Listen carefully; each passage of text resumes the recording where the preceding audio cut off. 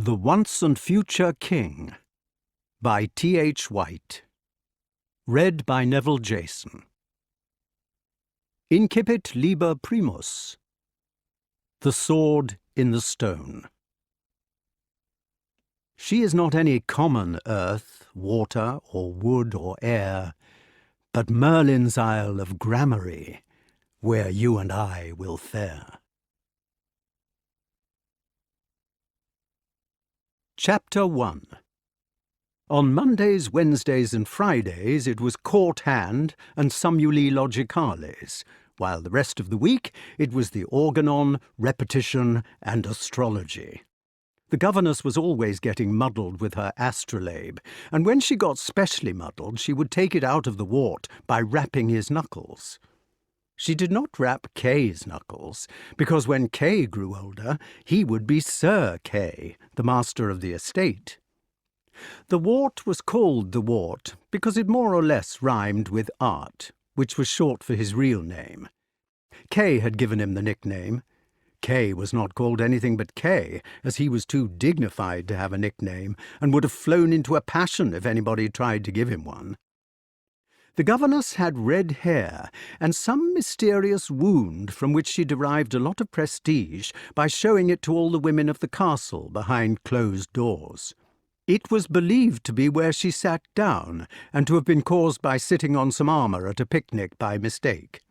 Eventually she offered to show it to Sir Ector, who was Kay's father, had hysterics and was sent away. They found out afterwards that she'd been in a lunatic hospital for 3 years. In the afternoons the programme was Mondays and Fridays, tilting and horsemanship, Tuesdays, hawking, Wednesday, fencing, Thursdays, archery, Saturdays, the theory of chivalry with the proper measures to be blown on all occasions, terminology of the chase, and hunting etiquette. If you did the wrong thing at the mort, or the undoing, for instance, you were bent over the body of the dead beast and smacked with the flat side of a sword. This was called being bladed. It was horseplay, a sort of joke like being shaved when crossing the line. Kay was not bladed, although he often went wrong. When they had got rid of the governess, Sir Ector said, "After all, damn it all, we can't have the boys running about all day like hooligans. After all, damn it all. Ought to be having a first-rate education at their age. When I was their age, I was doing all this Latin and stuff at 5 o'clock every morning. Happiest time of my life. Pass the port." Sir Grummore Grummersome, who was staying the night, because he had been benighted out questing after a specially long run, said that when he was their age he was swished every morning because he would go hawking instead of learning. He attributed to this weakness the fact that he could never get beyond the future simple of utor. It was a third of the way down the left-hand leaf, he said. He thought it was leaf 97. He passed the port. Sir Ector said, "Had a good quest today?" Sir Grummore said, "Oh, not so bad. Rattling good day, in fact. Found a chap called Sir Bruce Sans Pitié chopping off a maiden's head in weeden bushes. Ran him to Mixbury Plantation in the Bicester, where he doubled back and lost him in Wickham Wood. Must have been a good 25 miles as he ran." "A straight neck-ton," said Sir Ector. "But about these boys and all this Latin and that," added the old gentleman. "A mo a mass, you know, and running about like hooligans. What would you advise?" "Ah," said Sir Grummore, laying his finger by his nose and winking at the bottle. "That takes a deal of thinking about, if you don't mind my saying so." "Don't mind at all," said Sir Ector. "Very kind of you to say anything. Much obliged, I'm sure. Help yourself to port." "Good port, this. Get it from a friend of mine." "But about these boys," said Sir Grummore. "How many of them are there, do you know?" "2," said Sir Ector. "Counting them both, that is." "Couldn't send 'em to Eton, I suppose?" inquired Sir Grummore cautiously. "Long way and all that, we know." It was not really Eton that he mentioned, for the College of Blessed Mary was not founded until 1440, but it was a place of the same sort. Also they were drinking metheglin, not port, but by mentioning the modern wine it's easier to give you the feel. "Isn't so much the distance," said Sir Ector. "But that giant, what's-his-name, is in the way. Have to pass through his country, you understand." "What is his name?" "Can't recollect it at the moment, not for the life of me. Fellow that lives by the Burbly water." "Galapas," said Sir Grummore. "That's the very chap." "The only other thing," said Sir Grummore, "is to have a tutor." "You mean a fellow who teaches you?" "That's it," said Sir Grummore. "A tutor, you know, a fellow who teaches you." "Have some more port," said Sir Ector. "You need it after all this questing." "Splendid day," said Sir Grummore, "only they never seem to kill nowadays. Run 25 miles and then mark to ground, or lose him altogether. The worst is when you start a fresh quest." "We kill all our giants cubbing," said Sir Ector. "After that they give you a fine run, but get away." "Run out of scent," said Sir Grummore, "I dare say. It's always the same with these big giants in a big country. They run out of scent." "But even if you was to have a tutor," said Sir Ector, "I don't see how you would get him." "Advertise," said Sir Grummore. "I have advertised," said Sir Ector. "It was cried by the Humberland Newsman and the Cardoyle Advertiser." "The only other way," said Sir Grummore, "is to start a quest." "You mean a quest for a tutor?" explained Sir Ector. "That's it." "Hick, hike, hock," said Sir Ector. "Have some more of this drink, whatever it calls itself." "Hunk," said Sir Grummore. So it was decided. When Grummore Grummersome had gone home next day, Sir Ector tied a knot in his handkerchief to remember to start a quest for a tutor as soon as he had time to do so. And as he was not sure how to set about it, he told the boys what Sir Grummore had suggested, and warned them not to be hooligans meanwhile. Then they went haymaking. It was July, and every able-bodied man and woman on the estate worked during that month in the field, under Sir Ector's direction. In any case, the boys would have been excused from being educated just then. Sir Ector's castle stood in an enormous clearing in a still more enormous forest. It had a courtyard and a moat with pike in it. The moat was crossed by a fortified stone bridge, which ended halfway across it. The other half was covered by a wooden drawbridge, which was wound up every night. As soon as you crossed the drawbridge, you were at the top of the village street. It had only one street, and this extended for about half a mile, with thatched houses of wattle and daub on either side of it. The street divided the clearing into two huge fields, that on the left being cultivated in hundreds of long, narrow strips, while that on the right ran down to a river and was used as a pasture. Half of the right-hand field was fenced off for hay. It was July, and real July weather, such as they had in old England. Everybody went bright brown like Red Indians, with startling teeth and flashing eyes. The dogs moved about with their tongues hanging out, or lay panting in bits of shade, while the farm horses sweated through their coats and flicked their tails, and tried to kick the horseflies off their bellies with great hind hoofs. In the pasture field the cows were on the gad, and could be seen galloping about with their tails in the air, which made Sir Ector angry. Sir Ector stood on top of a rick, whence he could see what everybody was doing, and shouted commands all over the 200-acre field, and grew purple in the face. The best mowers mowed away in a line where the grass was still uncut, their scythes roaring in the strong sunlight. The women raked the dry hay together in long strips with wooden rakes, and the two boys with pitchforks followed up on either side of the strip, turning the hay inwards so that it lay well for picking up. Then the great carts followed, rumbling with their spiked wooden wheels, drawn by horses or slow white oxen. One man stood on top of the cart to receive the hay and direct operations, while one man walked on either side, picking up what the boys had prepared and throwing it to him with a fork. The cart was led down the lane between two lines of hay and was loaded in strict rotation from the front poles to the back, the man on top calling out in a stern voice where he wanted each fork to be pitched. The loaders grumbled at the boys for not having laid the hay properly, and threatened to tan them when they caught them if they got left behind. When the wagon was loaded, it was drawn to Sir Ector's rick and pitched to him.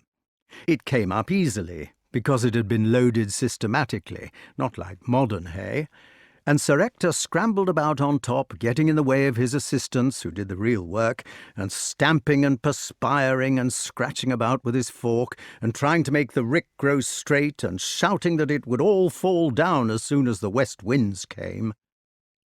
The wart loved haymaking, and was good at it. Kay, who was 2 years older, generally stood on the edge of the bundle which he was trying to pick up, with the result that he worked twice as hard as the wart for only half the result. But he hated to be beaten at anything, and used to fight away with the wretched hay, which he loathed like poison, until he was quite sick.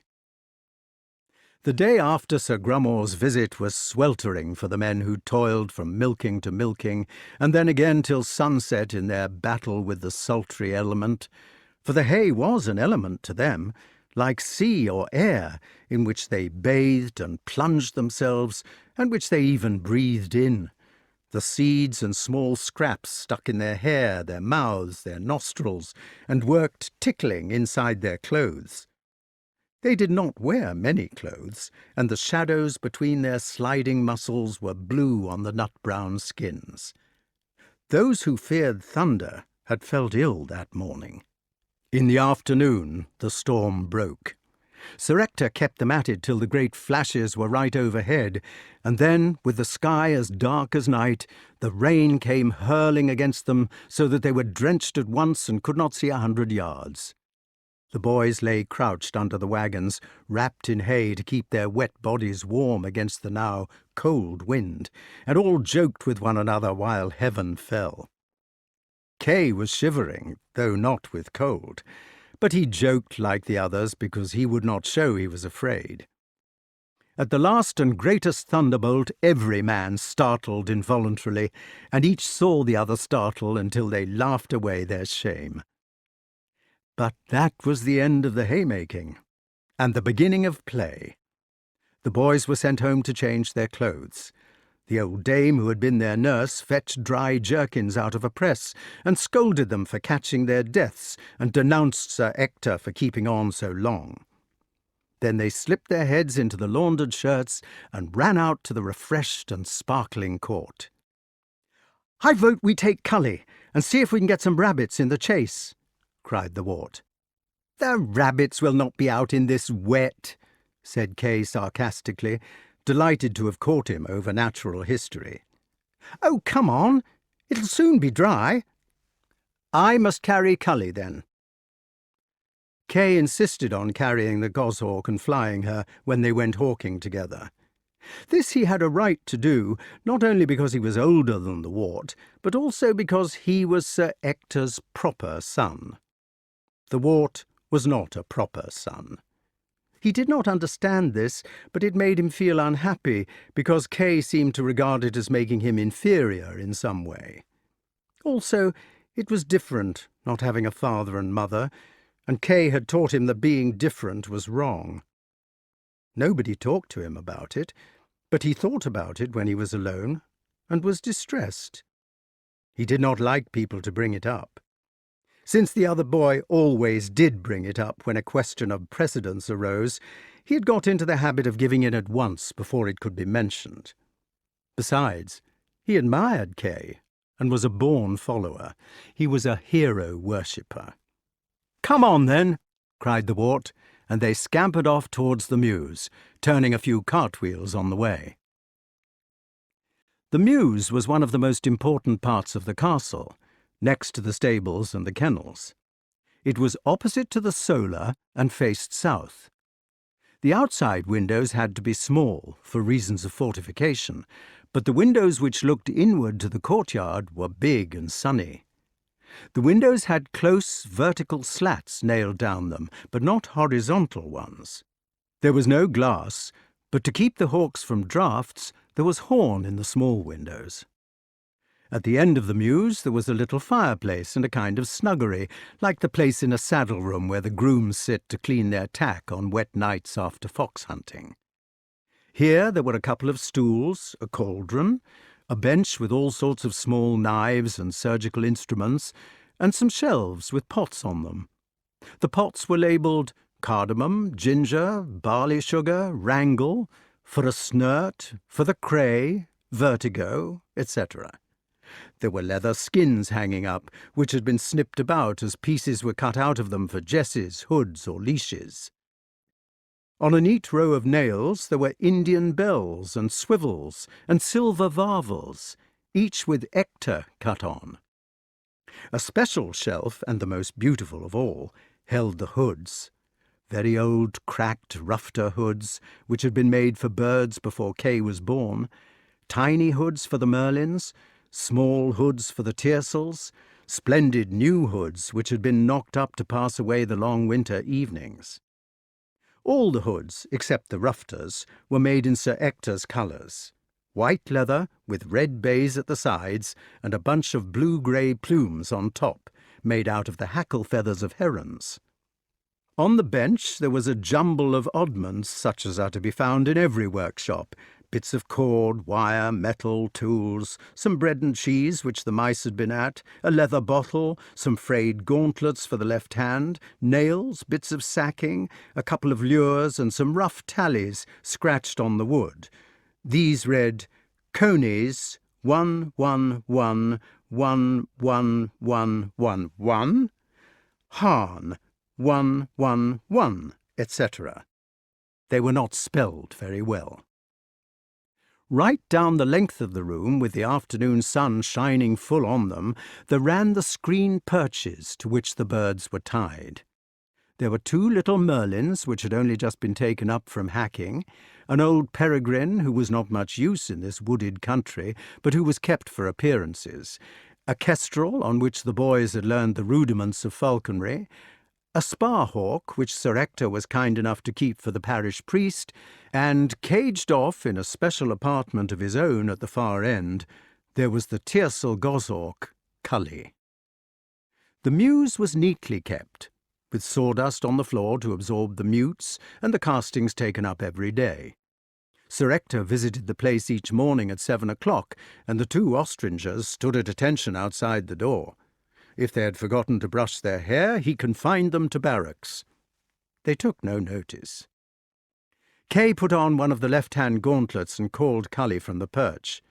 But Cully, with all his feathers close set and malevolent, glared at him with a mad marigold eye and refused to come. So Kay took him up. "Do you think we ought to fly him?" asked the wart doubtfully. "Deep in the moat like this?" "Of course we can fly him, you ninny," said Kay. "He only wants to be carried a bit, that's all." So they went out across the hayfield, noting how the carefully raked hay was now sodden again and losing its goodness, into the chase, where the trees began to grow far apart as yet and park-like, but gradually crowding into the forest shade. The conies had hundreds of burrows under these trees, so close together that the problem was not to find a rabbit, but to find a rabbit far enough away from its hole. "Hob says that we must not fly Cully till he is roused at least twice," said the wart. "Hob does not know anything about it. Nobody can tell whether a hawk is fit to fly except the man who is carrying it. Hob is only a villain anyway," added Kay, and began to undo the leash and swivel from the jesses. When he felt the trappings being taken off him so that he was in hunting order, Cully did make some movements as if to rouse. He raised his crest, his shoulder coverts, and the soft feathers of his thighs. But at the last moment he thought better, or worse, of it, and subsided without the rattle.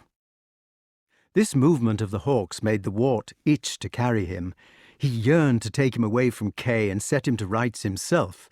He felt certain that he could get Cully into a good temper by scratching his feet and softly teasing his breast feathers upward, if only he were allowed to do it himself, instead of having to plod along behind with the stupid lure. but he knew how annoying it must be for the elder boy to be continually subjected to advice, and so he held his peace. Just as in modern shooting, you must never offer criticism to the man in command, so in hawking it was important that no outside advice should be allowed to disturb the judgment of the ostringer. "So ho!" cried Kay, throwing his arm upward to give the hawk a better take-off. And a rabbit was scooting across the close-nibbled turf in front of them, and Cully was in the air. The movement had surprised the wart, the rabbit, and the hawk, all three, and all three hung a moment in surprise. Then the great wings of the aerial assassin began to row the air, but reluctant and undecided. The rabbit vanished in a hidden hole. Up went the hawk, swooping like a child flung high in a swing, until the wings folded and he was sitting in a tree. Cully looked down at his masters, opened his beak in an angry pant of failure, and remained motionless. The two hearts stood still. Chapter 2. A good while later, when they'd been whistling and luring and following the disturbed and sulky hawk from tree to tree, Kay lost his temper. "Let him go, then," he said. "He's no use anyway." "Oh, we could not leave him," cried the wart. "What would Hobbs say?" "It's my hawk, not Hobbs," exclaimed Kay furiously. "What does it matter what Hobbs says? He is a servant." "But Hob made Cully. It is all right for us to lose him, because we did not have to sit up with him 3 nights and carry him all day and all that. But we can't lose Hobbs' hawk. It would be beastly." "Serve him right, then. He's a fool and it's a rotten hawk. Who wants a rotten, stupid hawk? You'd better stay yourself if you're so keen on it. I'm going home." "I will stay," said the wart sadly, "if you will send Hob when you get there."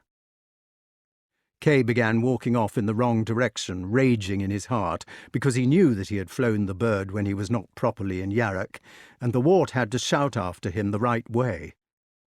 Then the latter sat down under the tree, and looked up at Cully like a cat watching a sparrow, with his heart beating fast.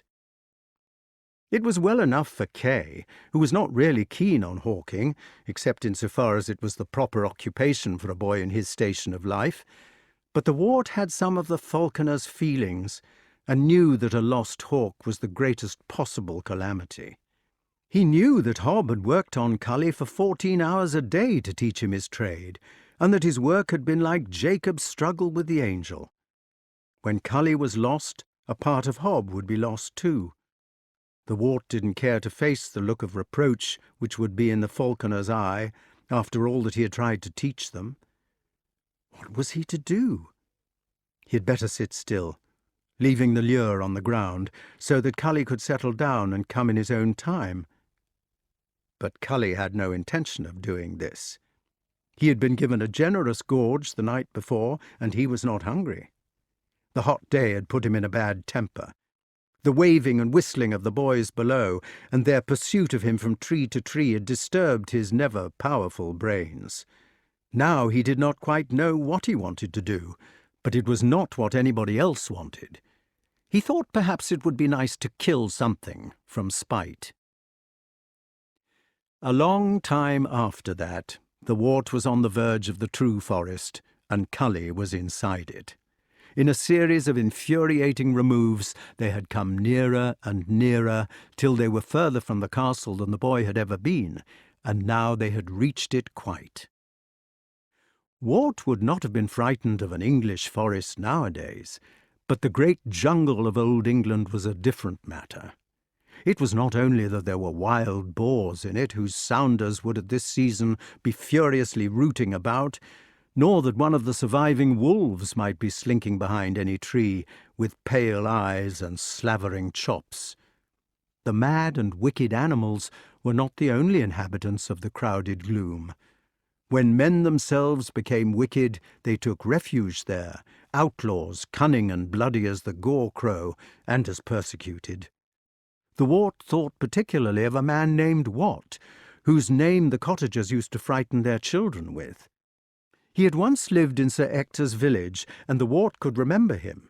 He squinted, had no nose, and was weak in his wits. The children threw stones at him. One day he turned on the children, and caught one, and made a snarly noise, and bit off his nose too. Then he ran into the forest. They threw stones at the child with no nose now, but Wat was supposed to be in the forest still, running on all fours and dressed in skins. There were magicians in the forest also in those legendary days, as well as strange animals not known to modern works of natural history. There were regular bands of Saxon outlaws, not like Wat, who lived together and wore green and shot with arrows which never missed. There were even a few dragons. These were small ones, which lived under stones and could hiss like a kettle. Added to this, there was the fact that it was getting dark. The forest was trackless, and nobody in the village knew what was on the other side. The evening hush had fallen, and the high trees stood looking at the wart without a sound.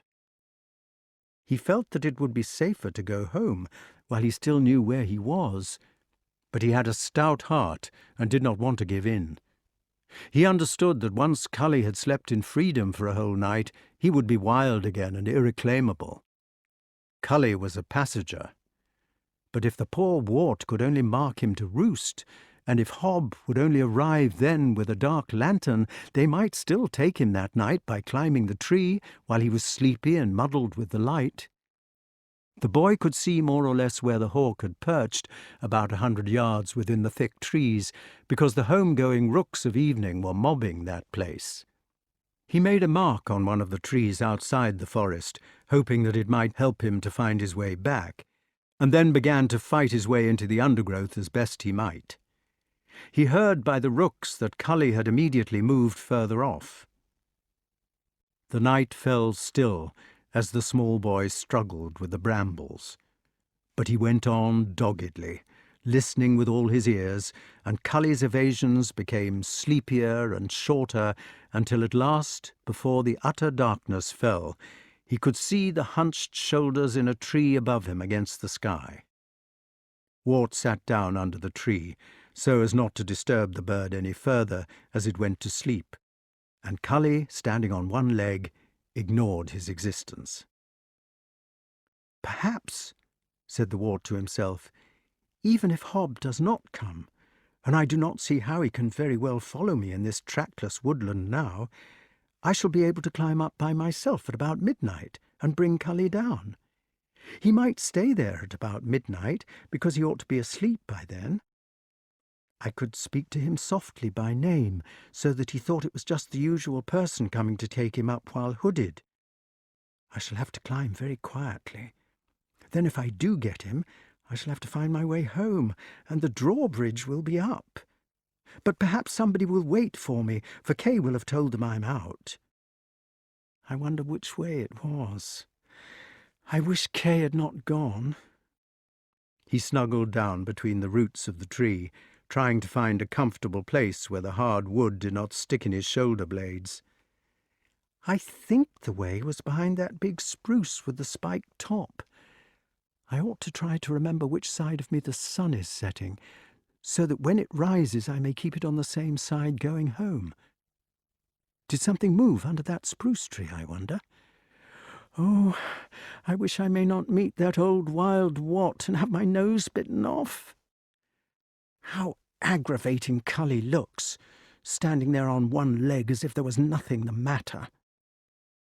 At this there was a quick whir and a smack, and the wart found an arrow sticking in the tree between the fingers of his right hand. He snatched his hand away, thinking he had been stung by something, before he noticed it was an arrow. Then everything went slow. He had time to notice quite carefully what sort of an arrow it was, and how it had driven 3 inches into the solid wood. It was a black arrow with yellow bands round it like a wasp, and its cock feather was yellow. The 2 others were black. They were dyed goose feathers. The wart found that although he was frightened of the danger of the forest before it happened, once he was in it he was not frightened any more.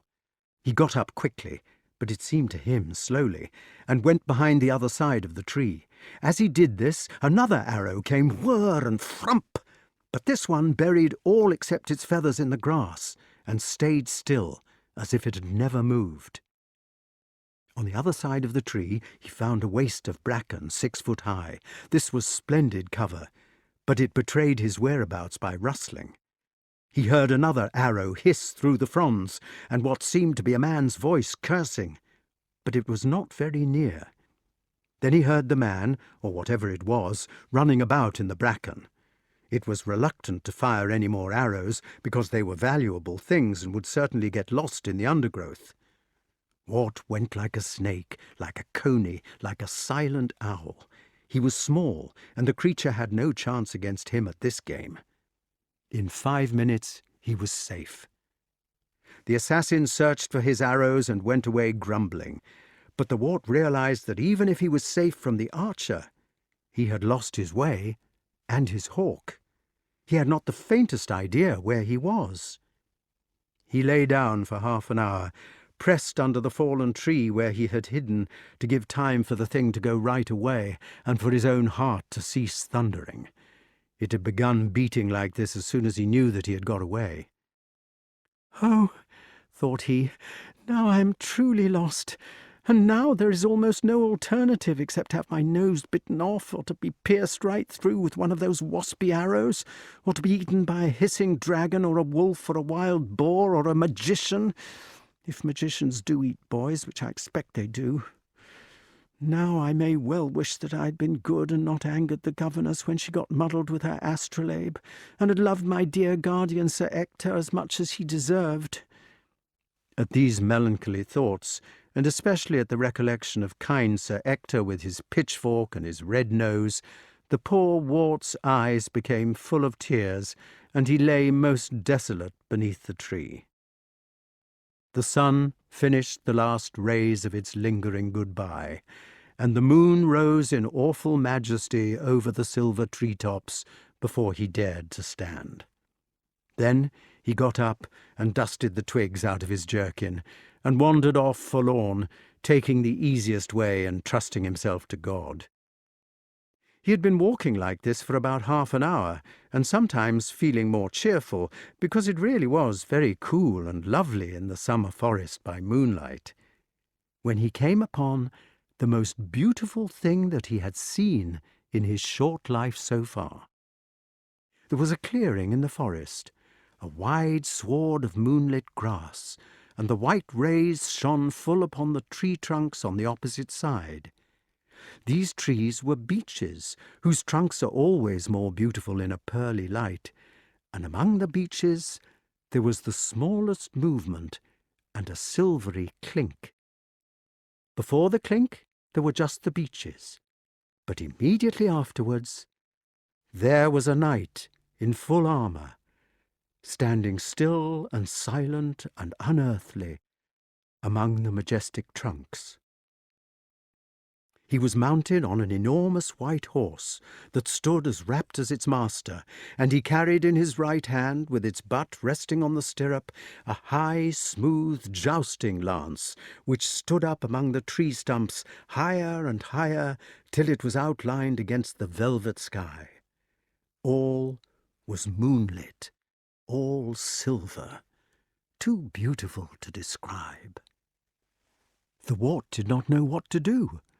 He did not know whether it would be safe to go up to this knight, for there were so many terrible things in the forest that even the knight might be a ghost. Most ghostly he looked, too, as he hoved meditating on the confines of the gloom. Eventually the boy made up his mind that even if it were a ghost, it would be the ghost of a knight, and knights were bound by their vows to help people in distress. "Excuse me," he said when he was right under the mysterious figure, "but can you tell me the way back to Sir Ector's castle?" At this the ghost jumped so that it nearly fell off its horse, and gave out a muffled "baa" through its visor like a sheep. "Excuse me," began the wart again, and stopped, terrified, in the middle of his speech, for the ghost lifted up its visor, revealing 2 enormous eyes frosted like ice, exclaimed in an anxious voice, What? Took off its eyes, which turned out to be horn-rimmed spectacles, fogged by being inside the helmet, tried to wipe them on the horse's mane, which only made them worse, lifted both hands above its head and tried to wipe them on its plume, dropped its lance, dropped the spectacles, got off the horse to search for them, the visor shutting in the process, lifted its visor, bent down for the spectacles, stood up again as the visor shut once more, and exclaimed in a plaintive voice, "Oh, dear!" The wart found the spectacles, wiped them, and gave them to the ghost, who immediately put them on. The visor shut at once, and began scrambling back on its horse for dear life. When it was there, it held out its hand for the lance, which the wart handed up, and feeling all secure, opened the visor with its left hand and held it open. It peered at the boy with one hand up, like a lost mariner searching for land, and exclaimed, "Aha! Whom have we here, what?" "Please," said the wart, "I am a boy whose guardian is Sir Ector." "Charming fella," said the knight. "Never met him in me life." "Can you tell me the way back to his castle?" "Faintest idea. Stranger in these parts myself." "I am lost," said the wart. "Funny thing, that. Now I have been lost for 17 years. Name of King Pellinore," continued the knight. "May have heard of me, what?" The visor shut with a pop, like an echo to the what, but was opened again immediately. 17 years ago come Michaelmas, and been after the questing beast ever since. Boring very." "I should think it would be," said the wart, who had never heard of King Pellinore, nor of the questing beast, but he felt that this was the safest thing to say in the circumstances. "It is the burden of the Pellinores," said the king proudly. "Only a Pellinore can catch it. That is, of course, or his next of kin. Train all the Pellinores with that idea in mind. Limited education, rather. Fumets and all that." "I know what fumets are," said the boy with interest. "They are the droppings of the beast pursued.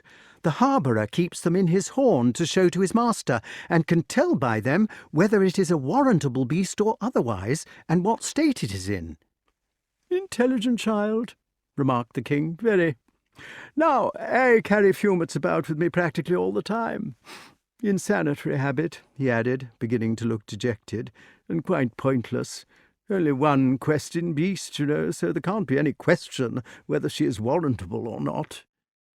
Here his visor began to droop so much that the wart decided he had better forget his own troubles and try to cheer his companion by asking questions on the one subject about which he seemed qualified to speak. Even talking to a lost royalty was better than being alone in the wood. "What does the questing beast look like?" "Ah, we call it the beast glatisant, you know," replied the monarch, assuming a learned air and beginning to speak quite volubly. "Now the beast glatisant, or as we say in English, the questing beast, you may call it either," he added graciously. "This beast has the head of a serpent, and the body of a leopard, the haunches of a lion, and he is footed like a hart. Wherever this beast goes, he makes a noise in his belly as it had been the noise of 30 couple of hounds questing. Except when he is drinking, of course," added the king. "It must be a dreadful kind of monster," said the wart, looking about him anxiously. "A dreadful monster," repeated the king. "It is the beast glatisant." "And how do you follow it?" This seemed to be the wrong question, for Pellinore began to look even more depressed. "I have a Bratchet," he said sadly. "There she is, over there." The wart looked in the direction which had been indicated with a despondent thumb, and saw a lot of rope wound round a tree. The other end of the rope was tied to King Pellinore's saddle. "I do not see her very well." "Wound herself round the other side, I dare say. She always goes the opposite way from me." The wart went over to the tree and found a large white dog scratching herself for fleas. As soon as she saw the wart, she began wagging her whole body, grinning vacuously, and panting in her efforts to lick his face in spite of the cord. She was too tangled up to move. "It is quite a good Bratchet," said King Pellinore, "only it pants so and gets wound round things and goes the opposite way. What with that and the visor, what? I sometimes don't know which way to turn." "Why don't you let her loose?" asked the wart. "She would follow the beast just as well like that." "She goes away then, you see, and I don't see her sometimes for a week. Gets a bit lonely without her," added the king. "Following the beast about and never knowing where one is. Makes a bit of company, you know." "She seems to have a friendly nature." "Too friendly. Sometimes I doubt whether she's really chasing the beast at all." "What does she do when she sees it?" "Nothing." "Oh, well," said the wart, "I dare say she will get to be interested in it after a time." "It is 8 months, anyway, since we saw the beast at all." The poor fellow's voice had grown sadder and sadder since the beginning of the conversation, and now he definitely began to snuffle. "It is the curse of the Pellinores," he exclaimed. "Always mollocking about after that beastly beast.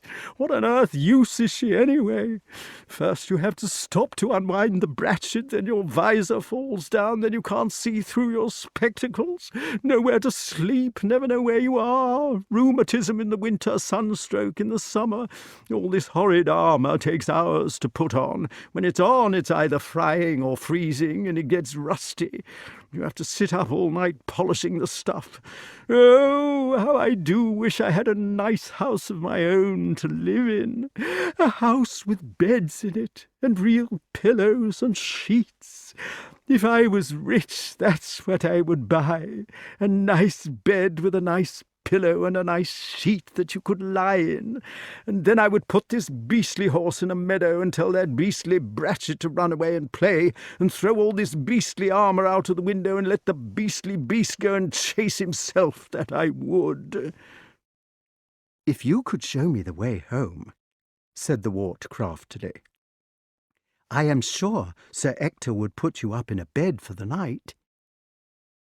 "Do you really mean it?" cried the king. "In a bed?" "A feather bed." King Pellinore's eyes grew round as saucers. "A feather bed," he repeated slowly. "Would it have pillows?" "Down pillows."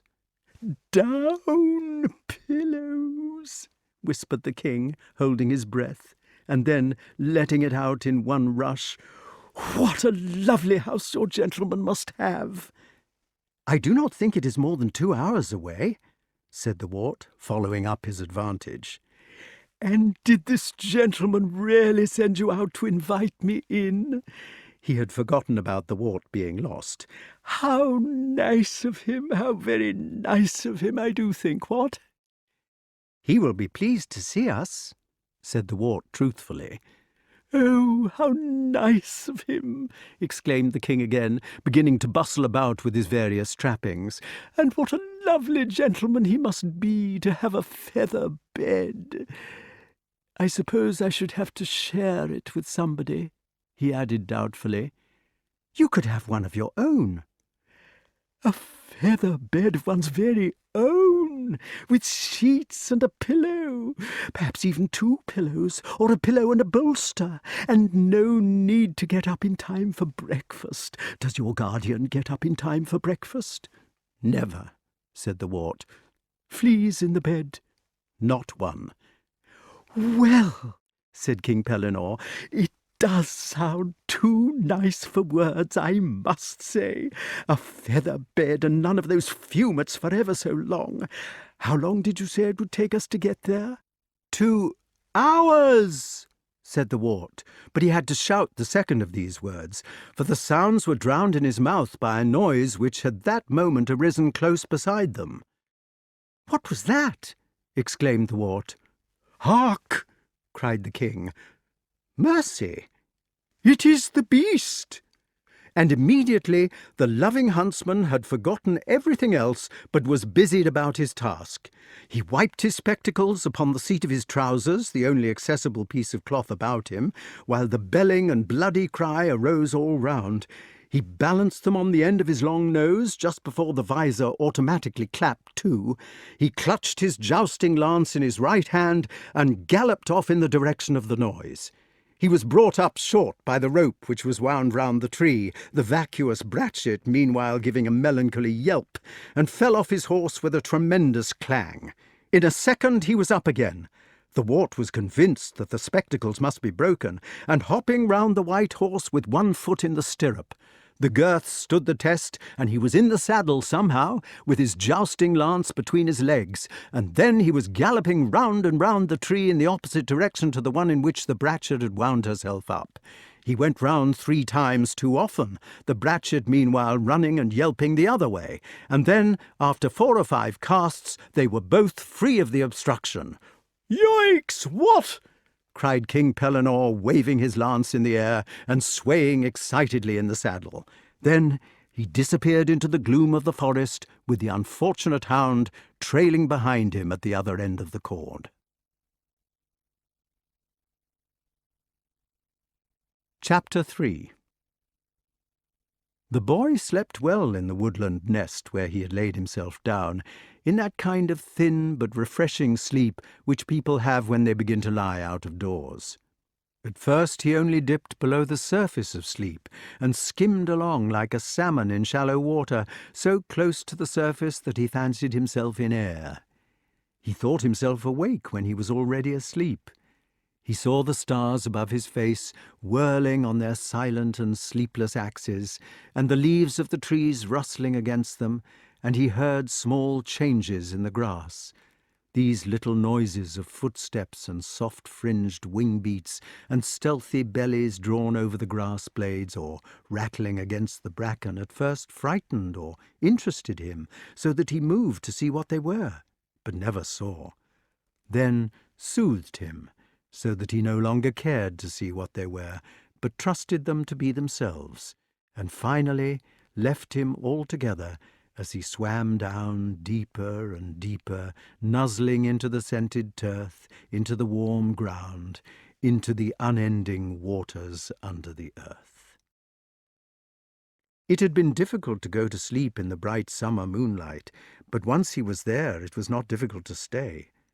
The sun came early, causing him to turn over in protest, but in going to sleep he had learned to vanquish light, and now the light could not re-wake him. It was 9 o'clock, 5 hours after daylight, before he rolled over, opened his eyes, and was awake at once. He was hungry. The wart had heard about people who lived on berries, but this did not seem practical at the moment because it was July and there were none. He found 2 wild strawberries and ate them greedily.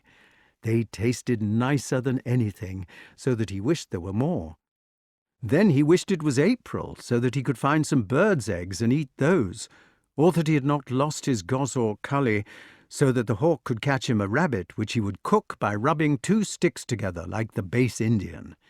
But he had lost cully, or he would not have lost himself, and probably the sticks would not have lighted in any case. He decided that he could not have gone more than 3 or 4 miles from home, and that the best thing he could do would be to sit still and listen. Then he might hear the noise of the haymakers, if he were lucky with the wind, and he could hearken his way to the castle by that. What he did hear was a faint clanking noise, which made him think that King Pellinore must be after the questing beast again close by. Only the noise was so regular and single in intention that it made him think of King Pellinore doing some special action with great patience and concentration, trying to scratch his back without taking off his armour, for instance. He went toward the noise. There was a clearing in the forest, and in this clearing there was a snug cottage built of stone.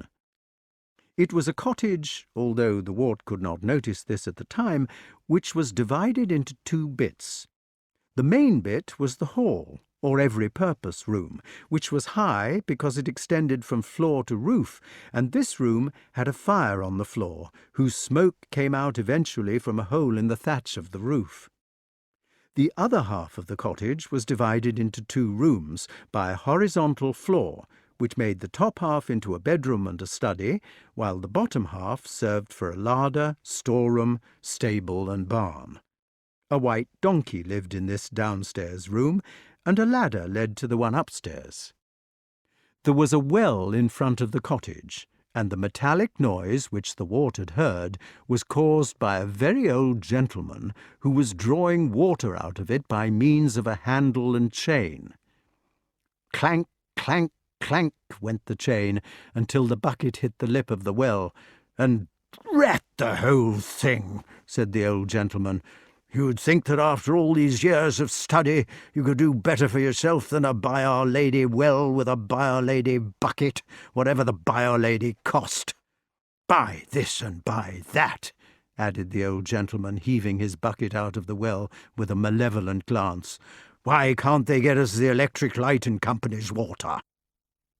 He was dressed in a flowing gown with fur tippets, which had the signs of the zodiac embroidered over it, with various cabalistic signs, such as triangles with eyes in them, queer crosses, leaves of trees, bones of birds and animals, and a planetarium whose stars shone like bits of looking-glass with the sun on them. He had a pointed hat like a dunce's cap, or like the headgear worn by ladies of that time, except that the ladies were accustomed to have a bit of veil floating from the top of it. He also had a wand of lignum vitae, which he had laid down in the grass beside him, and a pair of horn-rimmed spectacles like those of King Pellinore. They were unusual spectacles, being without earpieces, but shaped rather like scissors or like the antennae of the tarantula wasp. "Excuse me, sir," said the wart, "but can you tell me the way to Sir Ector's castle, if you don't mind?" The aged gentleman put down his bucket and looked at him. "Your name would be the what?" "Yes, sir, please, sir." "My name," said the old man, "is Merlyn." "How do you do?" "How do?" When these formalities had been concluded, the wart had leisure to look at him more closely. The magician was staring at him with a kind of unwinking and benevolent curiosity, which made him feel that it would not be at all rude to stare back. No ruder than it would be to stare at one of his guardian's cows, who happened to be thinking about his personality as she leaned her head over a gate. Merlyn had a long white beard and long white moustaches which hung down on either side of it. Close inspection showed that he was far from clean. It was not that he had dirty fingernails or anything like that, but some large bird seemed to have been nesting in his hair. The wart was familiar with the nests of sparhawk and goz, the crazy conglomerations of sticks and oddments which had been taken over from squirrels or crows, and he knew how the twigs and the tree foot were splashed with white newts, old bones, muddy feathers and castings. This was the impression which he got from Merlyn. The old man was streaked with the droppings over his shoulders among the stars and triangles of his gown, and a large spider was slowly lowering itself from the tip of his hat as he gazed and slowly blinked at the little boy in front of him. He had a worried expression, as though he were trying to remember some name which began with Chol, but which was pronounced in quite a different way, possibly Mingies, or was it Diel? His mild blue eyes, very big and round under the tarantula spectacles, gradually filmed and clouded over as he gazed at the boy, and then he turned his head away with a resigned expression, as though it was all too much for him after all. "Do you like peaches?" "Very much indeed," said the wart, and his mouth began to water so that it was full of sweet, soft liquid. "They're scarcely in season," said the old man reprovingly, and he walked off in the direction of the cottage. The wart followed after, since this was the simplest thing to do, and offered to carry the bucket, which seemed to please Merlyn, who gave it to him, and waited while he counted the keys, while he muttered and mislaid them and dropped them in the grass. Finally, when they'd got their way into the black and white home with as much trouble as if they were burgling it, he climbed up the ladder after his host and found himself in the upstairs room. It was the most marvellous room that he had ever been in. There was a real corking drill hanging from the rafters, very lifelike and horrible, with glass eyes and scaly tail stretched out behind it. When its master came into the room, it winked one eye in salutation, although it was stuffed. There were thousands of brown books in leather bindings, some chained to the bookshelves and others propped against each other as if they'd had too much to drink and they did not really trust themselves. These gave out a smell of must and solid brownness, which was most secure. Then there were stuffed birds, popinjays and maggot pies and kingfishers, and peacocks with all their feathers but two, and tiny birds like beetles, and a reputed phoenix, which smelt of incense and cinnamon. It could not have been a real phoenix, because there is only one of these at a time. Over by the mantelpiece there was a fox's mask, with Grafton, Buckingham to Daventry, 2 hours 20 minutes, written under it, and also a 40-pound salmon with Or, 43 min, Bulldog, written under it, and a very lifelike basilisk with Crowhurst otter hounds in Roman print. There were several boars' tusks, and the claws of tigers and leopards mounted in symmetrical patterns, and a big head of Ovis poli, 6 live grass snakes in a kind of aquarium, some nests of the solitary wasp nicely set up in a glass cylinder, an ordinary beehive whose inhabitants went in and out of the window unmolested, 2 young hedgehogs in cotton wool, a pair of badgers which immediately began to cry yick, yick, yick, yick in loud voices as soon as the magician appeared, 20 boxes which contained stick caterpillars and 6 of the puss moth, and even an oleander that was worth 6pence, all feeding on the appropriate leaves, a gun case with all sorts of weapons which would not be invented for 500 years, a rod box ditto, a chest of drawers full of salmon flies which had been tied by Merlin himself, another chest whose drawers were labelled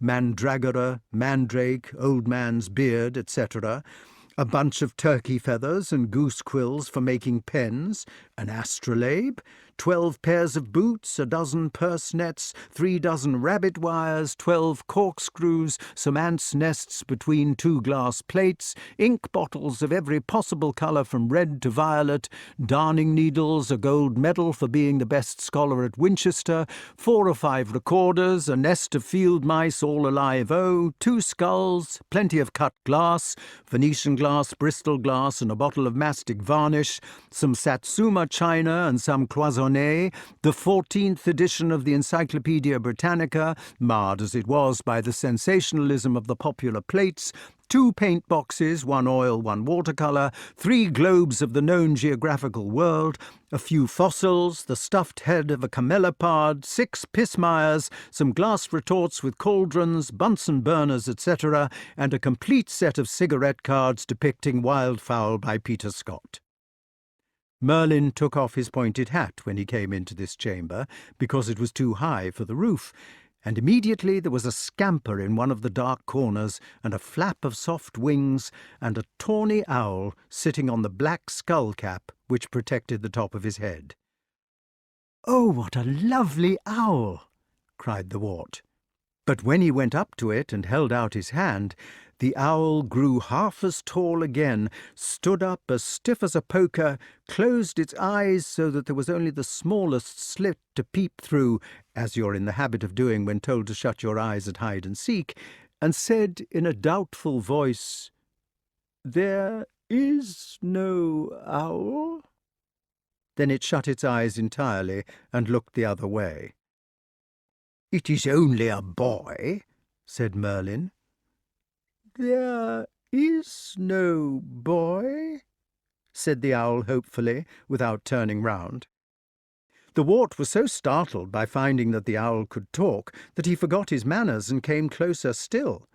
At this the bird became so nervous that it made a mess on Merlin's head, the whole room was quite white with droppings, and flew off to perch on the farthest tip of the corkindrill's tail out of reach. "We see so little company," explained the magician, wiping his head with half a worn-out pair of pyjamas which he kept for that purpose, "that Archimedes is a little shy of strangers. Come, Archimedes, I want you to meet a friend of mine called Wart." Here he held out his hand to the owl, who came waddling like a goose along the corkindrill's back. He waddled with this rolling gait so as to keep his tail from being damaged, and hopped down to Merlin's finger with every sign of reluctance. "Hold out your finger and put it behind his legs. No, lift it up under his train." When the Wart had done this, Merlin moved the owl gently backwards, so that the boy's finger pressed against its legs from behind, and it either had to step back on the finger or get pushed off its balance altogether. It stepped back. The Wart stood there delighted, while the furry feet held tight on his finger, and the sharp claws prickled his skin. "Say how d'you do properly," said Merlin.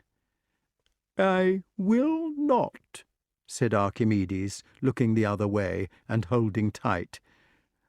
"Oh, he is lovely," said the Wart again. "Have you had him long?" "Archimedes has stayed with me since he was small. Indeed, since he had a tiny head like a chicken's." "I wish he would talk to me."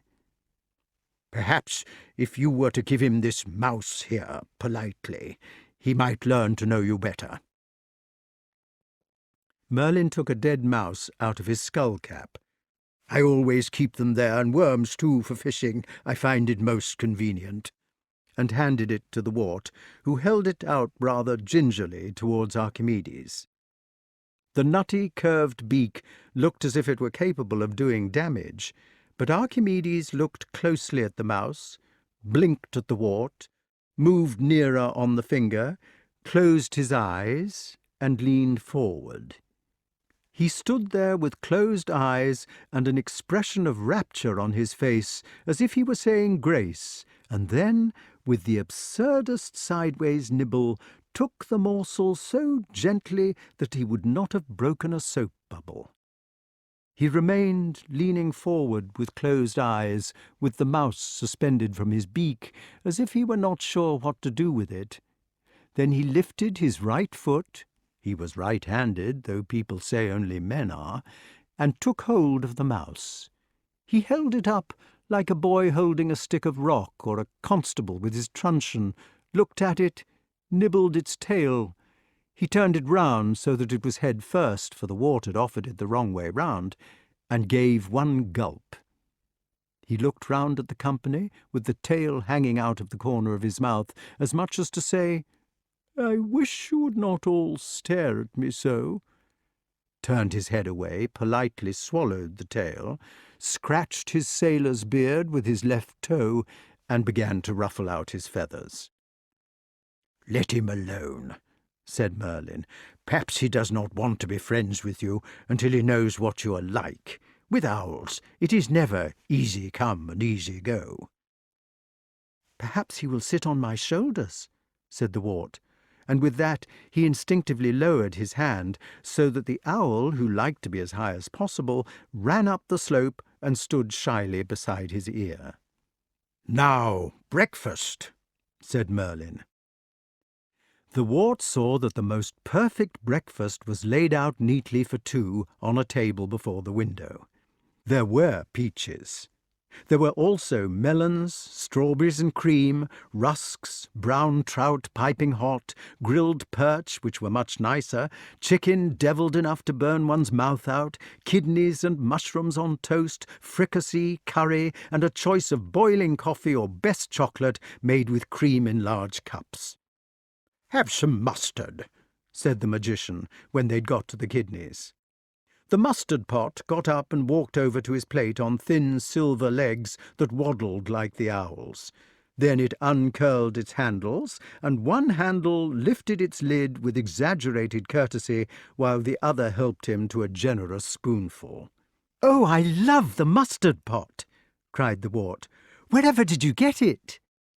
At this, the pot beamed all over its face and began to strut a bit, but Merlin rapped it on the head with a teaspoon so that it sat down and shut up at once.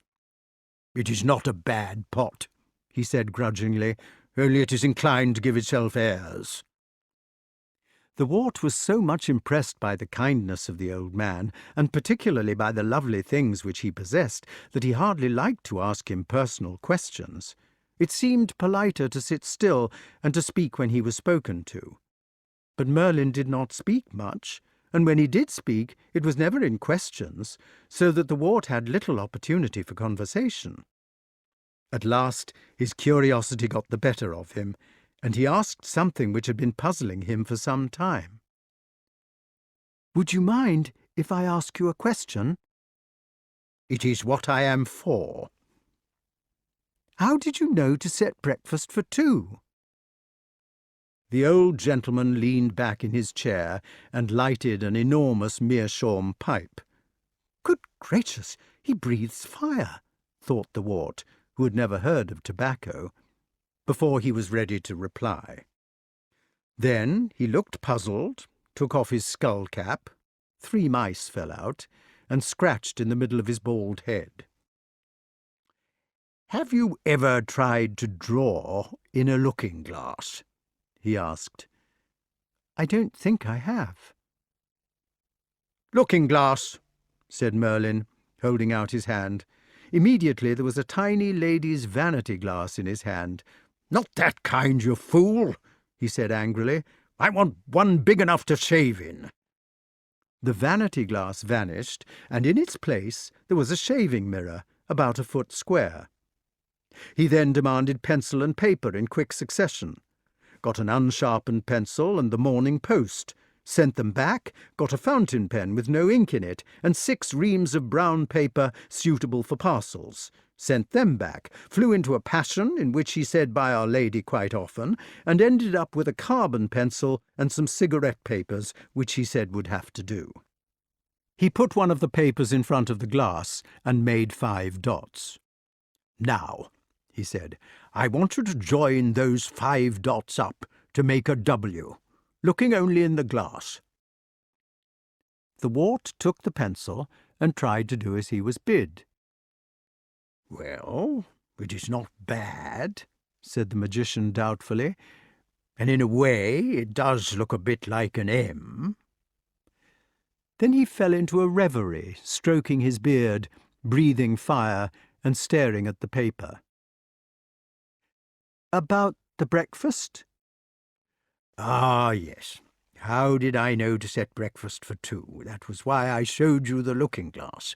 Now, ordinary people are born forwards in time, if you understand what I mean, and nearly everything in the world goes forward too. This makes it quite easy for the ordinary people to live, just as it would be easy to join those 5 dots into a W, if you were allowed to look at them forwards instead of backwards and inside out. But I, unfortunately, was born at the wrong end of time, and I have to live backwards from in front, while surrounded by a lot of people living forwards from behind. Some people call it having second sight." He stopped talking and looked at the wart in an anxious way. "Have I told you this before?" "No. We only met about half an hour ago." "So little time to pass," said Merlin, and a big tear ran down to the end of his nose. He wiped it off with his pyjamas and added anxiously, "Am I going to tell it you again?" "I do not know," said the wart, "unless you have not finished telling me yet." "You see, one gets confused with time when it is like that. All one's tenses get muddled, for one thing. If you know what is going to happen to people, and not what has happened to them, it makes it difficult to prevent it happening, if you don't want it to have happened, if you see what I mean. Like drawing in a mirror." The wart did not quite see, but was just going to say that he was sorry for Merlin if these things made him unhappy, when he felt a curious sensation at his ear. "Don't jump," said the old man, just as he was going to do so, and the wart sat still. Archimedes, who had been standing forgotten on his shoulder all this time, was gently touching himself against him. His beak was right against the lobe of the ear, which its bristles made to tickle, and suddenly a soft, hoarse voice whispered, "How do you do?" so that it sounded right inside his head. "Oh, Owl!" cried the wart, forgetting about Merlin's troubles instantly. "Look, he's decided to talk to me." The wart gently leaned his head against the smooth feathers, and the tawny owl, taking the rim of his ear in its beak, quickly nibbled right round it with the smallest nibbles. "I shall call him Archie." "I trust you will do nothing of the sort," exclaimed Merlin instantly, in a stern and angry voice, and the owl withdrew to the farthest corner of his shoulder. "Is it wrong?" "You might as well call me Wall or Ollie," said the owl sourly, "and have done with it. Or Bubbles," it muttered in a bitter voice. Merlin took the wart's hand and said kindly, "You are young and do not understand these things, but you will learn that owls are the most courteous, single-hearted, and faithful creatures living. You must never be familiar, rude, or vulgar with them, or make them look ridiculous. Their mother is Athene, the goddess of wisdom, and although they are often ready to play the buffoon to amuse you, such conduct is the prerogative of the truly wise.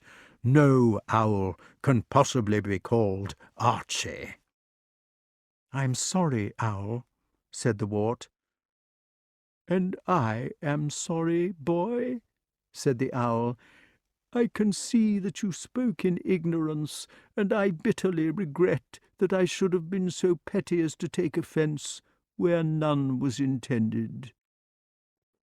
The owl really did regret it, and looked so remorseful that Merlin had to put on a cheerful manner and change the conversation.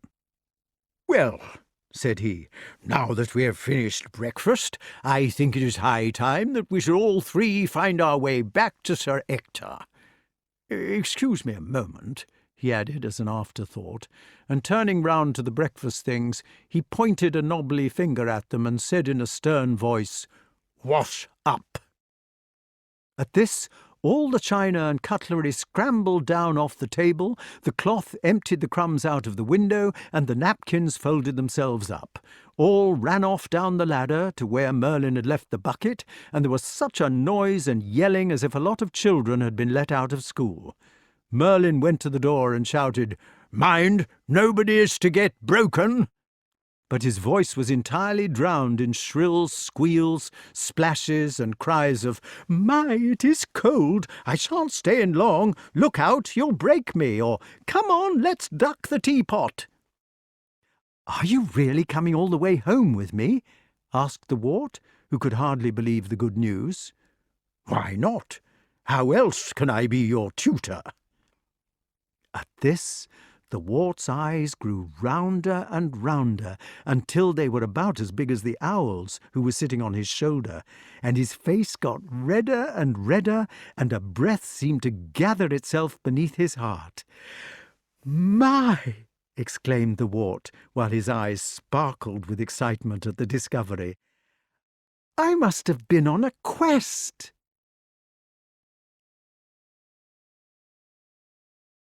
Chapter 4. The wart started talking before he was halfway over the drawbridge. "Look who I've brought," he said. "Look, I've been on a quest. I was shot at with 3 arrows. They had black and yellow stripes. The owl is called Archimedes. I saw King Pellinore. This is my tutor, Merlin. I went on a quest for him. He was after the questing beast. I mean King Pellinore. It was terrible in the forest. Merlin made the plates wash up. Hello, Hob. Look, we've got Cully." Hob just looked at the wart, but so proudly that the wart went quite red. It was such a pleasure to be back home again with all his friends and everything achieved. Hob said gruffly, "Ah, master, us'll make an ostringer of 'ee yet." He came for Cully, as if he could not keep his hands off him longer, but he patted the wart too, fondling them both because he was not sure which he was gladder to see back. He took Cully on his own fist, reassuming him like a lame man putting on his accustomed wooden leg after it had been lost. "Merlyn caught him," said the wart. "He sent Archimedes to look for him on the way home. Then Archimedes told us that he had been and killed a pigeon and was eating it. We went and frightened him off. After that, Merlyn stuck 6 of the tail feathers round the pigeon in a circle and made a loop in a long piece of string to go round the feathers. He tied one end to a stick in the ground, and we went away behind a bush with the other end. He said he would not use magic. He said you couldn't use magic in great arts, just as it would be unfair to make a great statue by magic. You have to cut it out with a chisel, you see. Then Cully came down to finish the pigeon, and we pulled the string, and the loop slipped over the feathers and caught him round the legs. He was angry, but we gave him the pigeon." Hob made a duty to Merlyn, who returned it courteously. They looked upon one another with grave affection, knowing each other to be masters of the same trade. When they could be alone together, they would talk about falconry, although Hob was naturally a silent man. Meanwhile, they must wait their time. "Oh, Kay!" cried the wart, as the latter appeared with their nurse and other delighted welcomers. "Look! I've got a magician for our tutor. He has a mustard pot that walks." "I'm glad you're back," said Kay. "Alas, where did you sleep, Master Art?" exclaimed the nurse. "Look at your clean jerkin, all muddied and torn. Such a turn as you gave us, I really don't know. But look at your poor hair with all them twigs in it. Oh, my own random, wicked little lamb." Sir Ector came bustling out with his greaves on back to front, and kissed the wart on both cheeks. "Well, well, well," he exclaimed moistly. "Here we are again, hey? What the devil have we been doing, hey? Setting the whole household upside down?" But inside himself he was proud of the wart for staying out after a hawk, and prouder still to see that he'd got it, for all the while Hob held the bird in the air for everybody to see. "Oh, sir," said the wart, "I've been on that quest you said for a tutor, and I've found him. Please, he's this gentleman here, and he's called Merlyn. He's got some badgers and hedgehogs and mice and ants and things on this white donkey here, because we couldn't leave them behind to starve. He's a great magician, and can make things come out of the air." "Ah, a magician," said Sir Ector, putting on his glasses and looking closely at Merlyn. "White magic, I hope?" "Assuredly," said Merlyn, who stood patiently among the throng, with his arms folded in his necromantic gown, while Archimedes sat very stiff and elongated on the top of his head. "Ought to have some testimonials," said Sir Ector doubtfully. "It's usual." "Testimonials," said Merlyn, holding out his hand. Instantly there were some heavy tablets in it, signed by Aristotle, a parchment signed by Hecate, and some typewritten duplicates signed by the Master of Trinity, who could not remember having met him. All these gave Merlyn an excellent character. "He had 'em up his sleeve," said Sir Ector wisely. "Can you do anything else?" "Tree," said Merlyn. At once there was an enormous mulberry growing in the middle of the courtyard, with its luscious blue fruits ready to patter down. This was all the more remarkable, since mulberries only became popular in the days of Cromwell. "They do it with mirrors," said Sir Ector. "Snow," said Merlyn. "And an umbrella," he added hastily. Before they could turn round, the copper sky of summer had assumed a cold and lowering bronze, while the biggest white flakes that ever were seen were floating about them and settling on the battlements. An inch of snow had fallen before they could speak, and all were trembling with the wintry blast.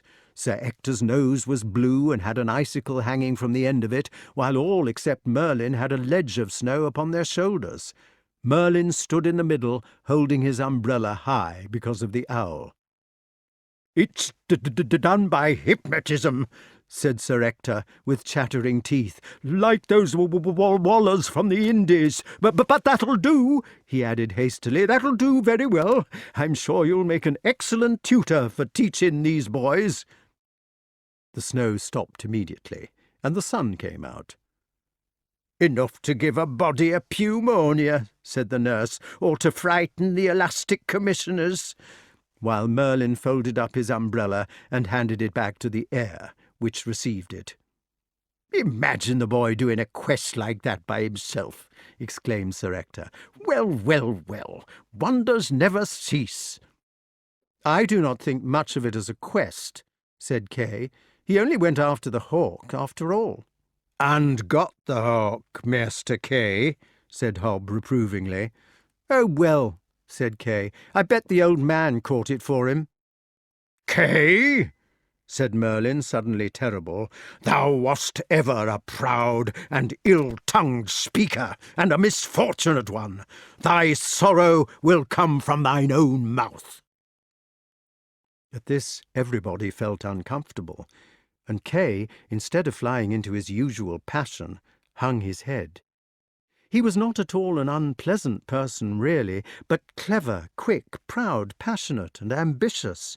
He was one of those people who would be neither a follower nor a leader, but only an aspiring heart, impatient in the failing body which imprisoned it. Merlyn repented of his rudeness at once. He made a little silver hunting knife come out of the air, which he gave him to put things right. The knob of the handle was made of the skull of a stoat, oiled and polished like ivory, and Kay loved it. Chapter 5. Sir Ector's home was called the Castle of the Forest Sauvage. It was more like a town or a village than any one man's home, and indeed it was the village during times of danger. For this part of the story is one which deals with troubled times. Whenever there was a raid or an invasion by some neighbouring tyrant, everybody on the estate hurried into the castle, driving the beasts before them into the courts, and there they remained until the danger was over. The wattle and daub cottages nearly always got burned and had to be rebuilt afterwards with much profanity. For this reason, it was not worth while to have a village church, as it would constantly be having to be replaced. The villagers went to church in the chapel of the castle. They wore their best clothes and trooped up the street with their most respectable gait on Sundays, looking with vague and dignified looks in all directions, as if reluctant to disclose their destination, and on weekdays they came to Mass and Vespers in their ordinary clothes, walking much more cheerfully. Everybody went to church in those days, and liked it. The castle of the Forest Sauvage is still standing, and you can see its lovely ruined walls with ivy on them, standing broached to the sun and wind. Some lizards live there now, and the starving sparrows keep warm on winter nights in the ivy, and a barn owl drives it methodically, hovering outside the frightened congregations and beating the ivy with its wings to make them fly out. Most of the curtain wall is down, though you can trace the foundations of the 12 round towers which guarded it. They were round and stuck out from the walls into the moat, so that the archers could shoot in all directions and command every part of the wall. Inside the towers there are circular stairs. These go round and round a central column, and this column is pierced with holes for shooting arrows. Even if the enemy had got inside the curtain wall and fought their way into the bottom of the towers, the defenders could retreat up the bends of the stairs and shoot at those who followed them up, inside, through these slits. The stone part of the drawbridge, with its barbican and the bartizans of the gatehouse, are in good repair. These have many ingenious arrangements. Even if enemies got over the wooden bridge, which was pulled up so that they could not, there was a portcullis weighted with an enormous log which would squash them flat and pin them down as well. There was a large hidden trapdoor in the floor of the barbican, which would let them into the moat after all. At the other end of the barbican there was another portcullis, so that they could be trapped between the two and annihilated from above, while the bartizans, or hanging turrets, had holes in their floors through which the defenders could drop things on their heads. Finally, inside the gatehouse, there was a neat little hole in the middle of the vaulted ceiling, which had painted tracery and bosses. This hole led to the room above, where there was a big cauldron for boiling lead or oil. So much for the outer defences. Once you were inside the curtain wall, you found yourself in a kind of wide alleyway, probably full of frightened sheep, with another complete castle in front of you. This was the inner shell keep, with its 8 enormous round towers which still stand. It is lovely to climb the highest of them, and to lie there looking out towards the marches, from which some of these old dangers came, with nothing but the sun above you and the little tourists trotting about below, quite regardless of arrows and boiling oil. Think for how many centuries that unconquerable tower has withstood. It has changed hands by secession often, by siege once, by treachery twice, but never by assault. On this tower the lookout hoved. From here he kept the guard over the blue woods towards Wales. His clean old bones lie beneath the floor of the chapel now, so you must keep it for him. If you look down, and are not frightened of heights, the Society for the Preservation of This and That have put up some excellent railings to preserve you from tumbling over. You can see the whole anatomy of the inner court laid out beneath you like a map. You can see the chapel, now quite open to its God, and the windows of the great hall with the solar over it. You can see the shafts of the huge chimneys and how cunningly the side flues were contrived to enter them, and the little private closets, now public, and the enormous kitchen. If you are a sensible person, you will spend days there, possibly weeks, working out for yourself by detection which were the stables, which the mews, where were the cow byres, the armoury, the lofts, the well, the smithy, the kennel, the soldiers' quarters, the priest's room, and my lords' and ladies' chambers. Then it will all grow about you again. The little people, they were smaller than we are, and it would be a job for most of us to get inside the few bits of armour and old gloves that remain, will hurry about in the sunshine, the sheep will baa as they always did, and perhaps from Wales there will come the phut of the triple-feathered arrow, which looks as if it had never moved. This place was, of course, a paradise for a boy to be in. The wart ran about it like a rabbit in its own complicated labyrinth. He knew everything, everywhere, all the special smells, good climbs, soft lairs, secret hiding places, jumps, slides, nooks, larders and blisses. For every season he had the best place like a cat, and he yelled and ran and fought and upset people and snoozled and daydreamed and pretended he was a knight without stopping. Just now he was in the kennel. People in those days had rather different ideas about the training of dogs to what we have today. They did it more by love than strictness.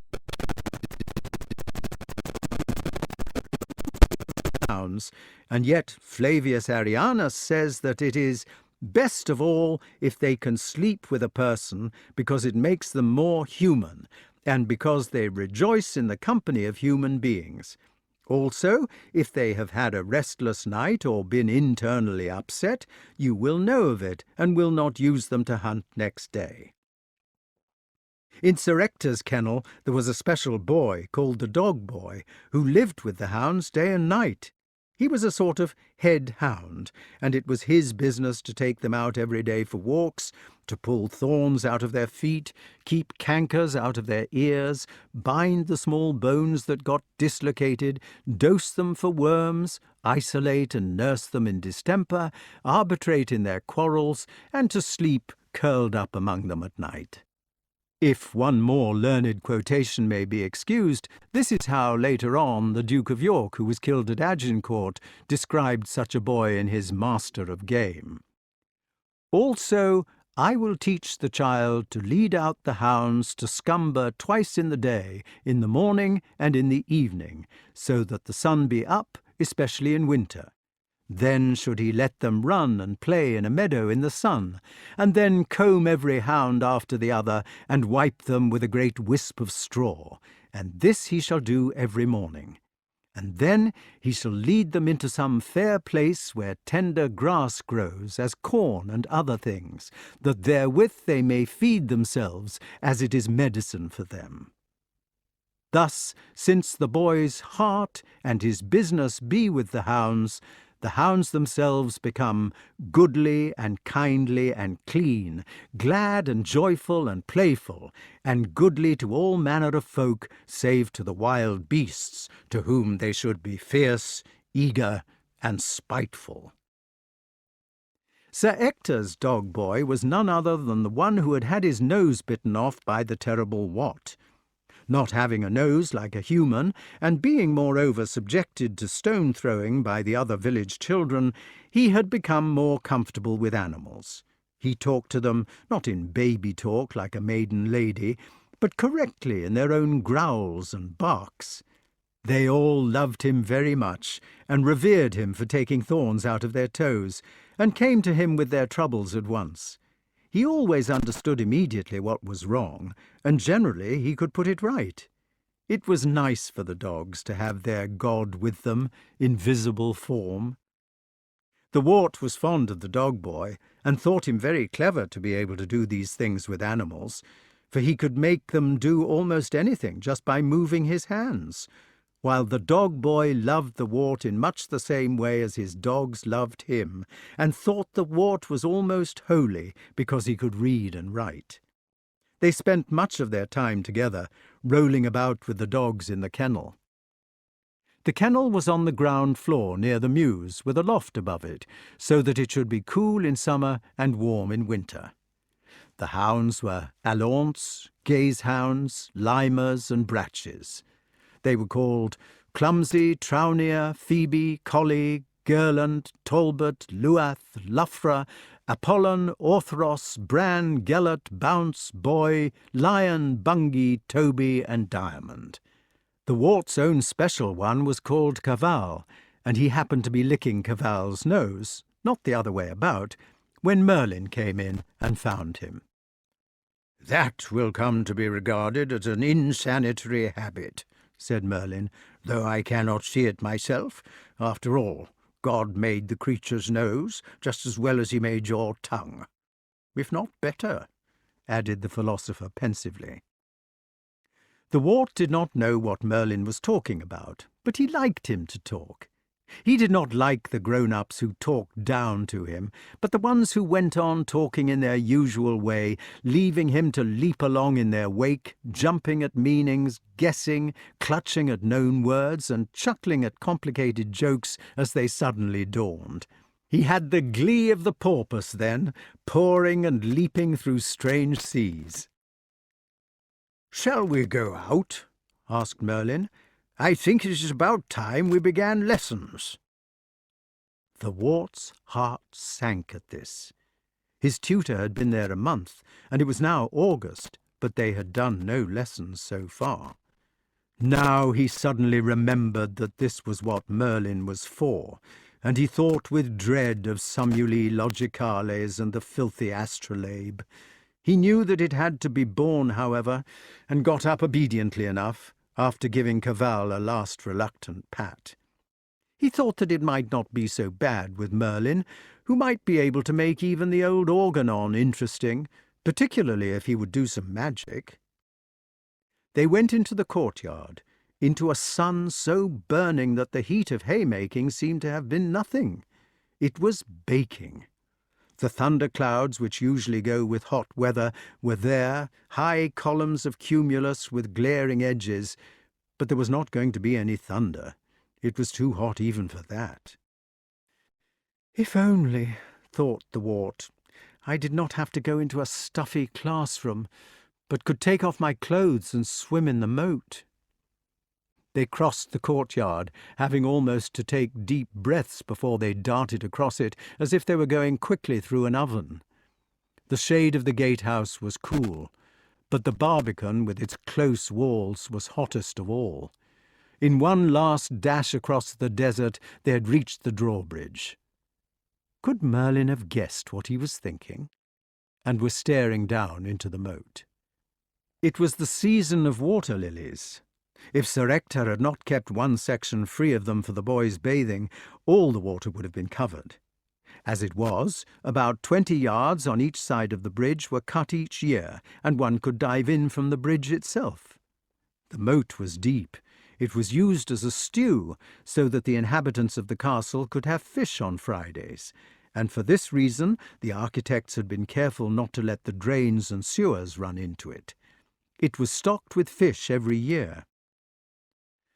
"I wish I was a fish," said the wart. "What sort of fish?"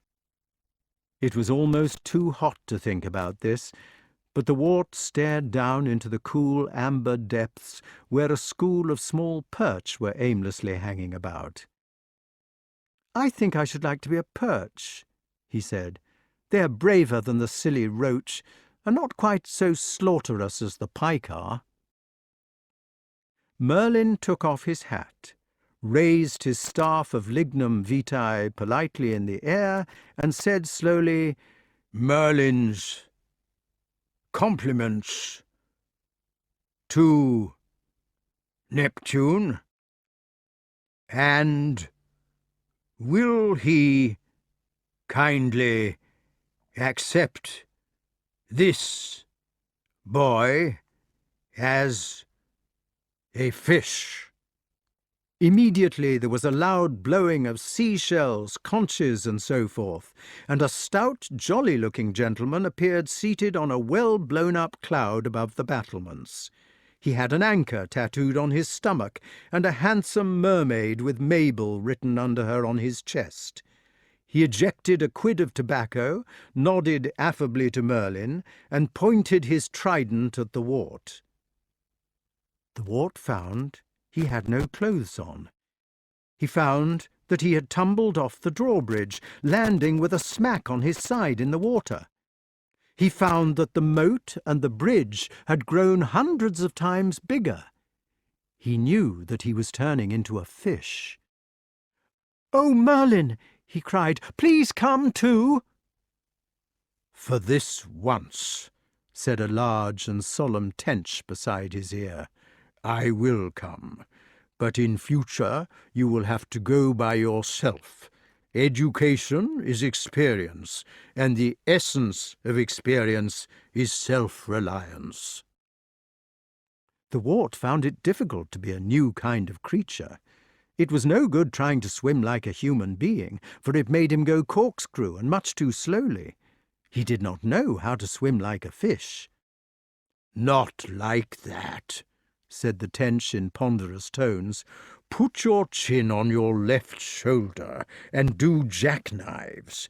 Never mind about the fins to begin with."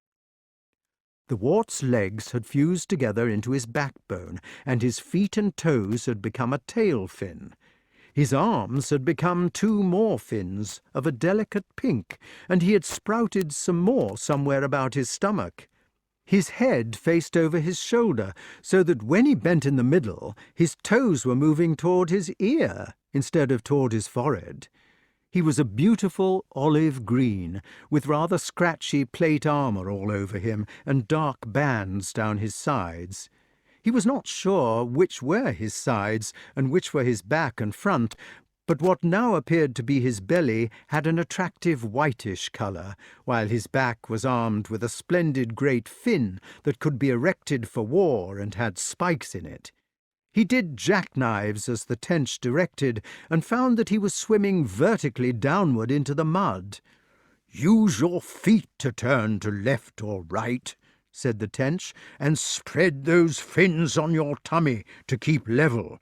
You are living in 2 planes now, not 1. The wart found that he could keep more or less level by altering the inclination of his arm fins and the ones on his stomach.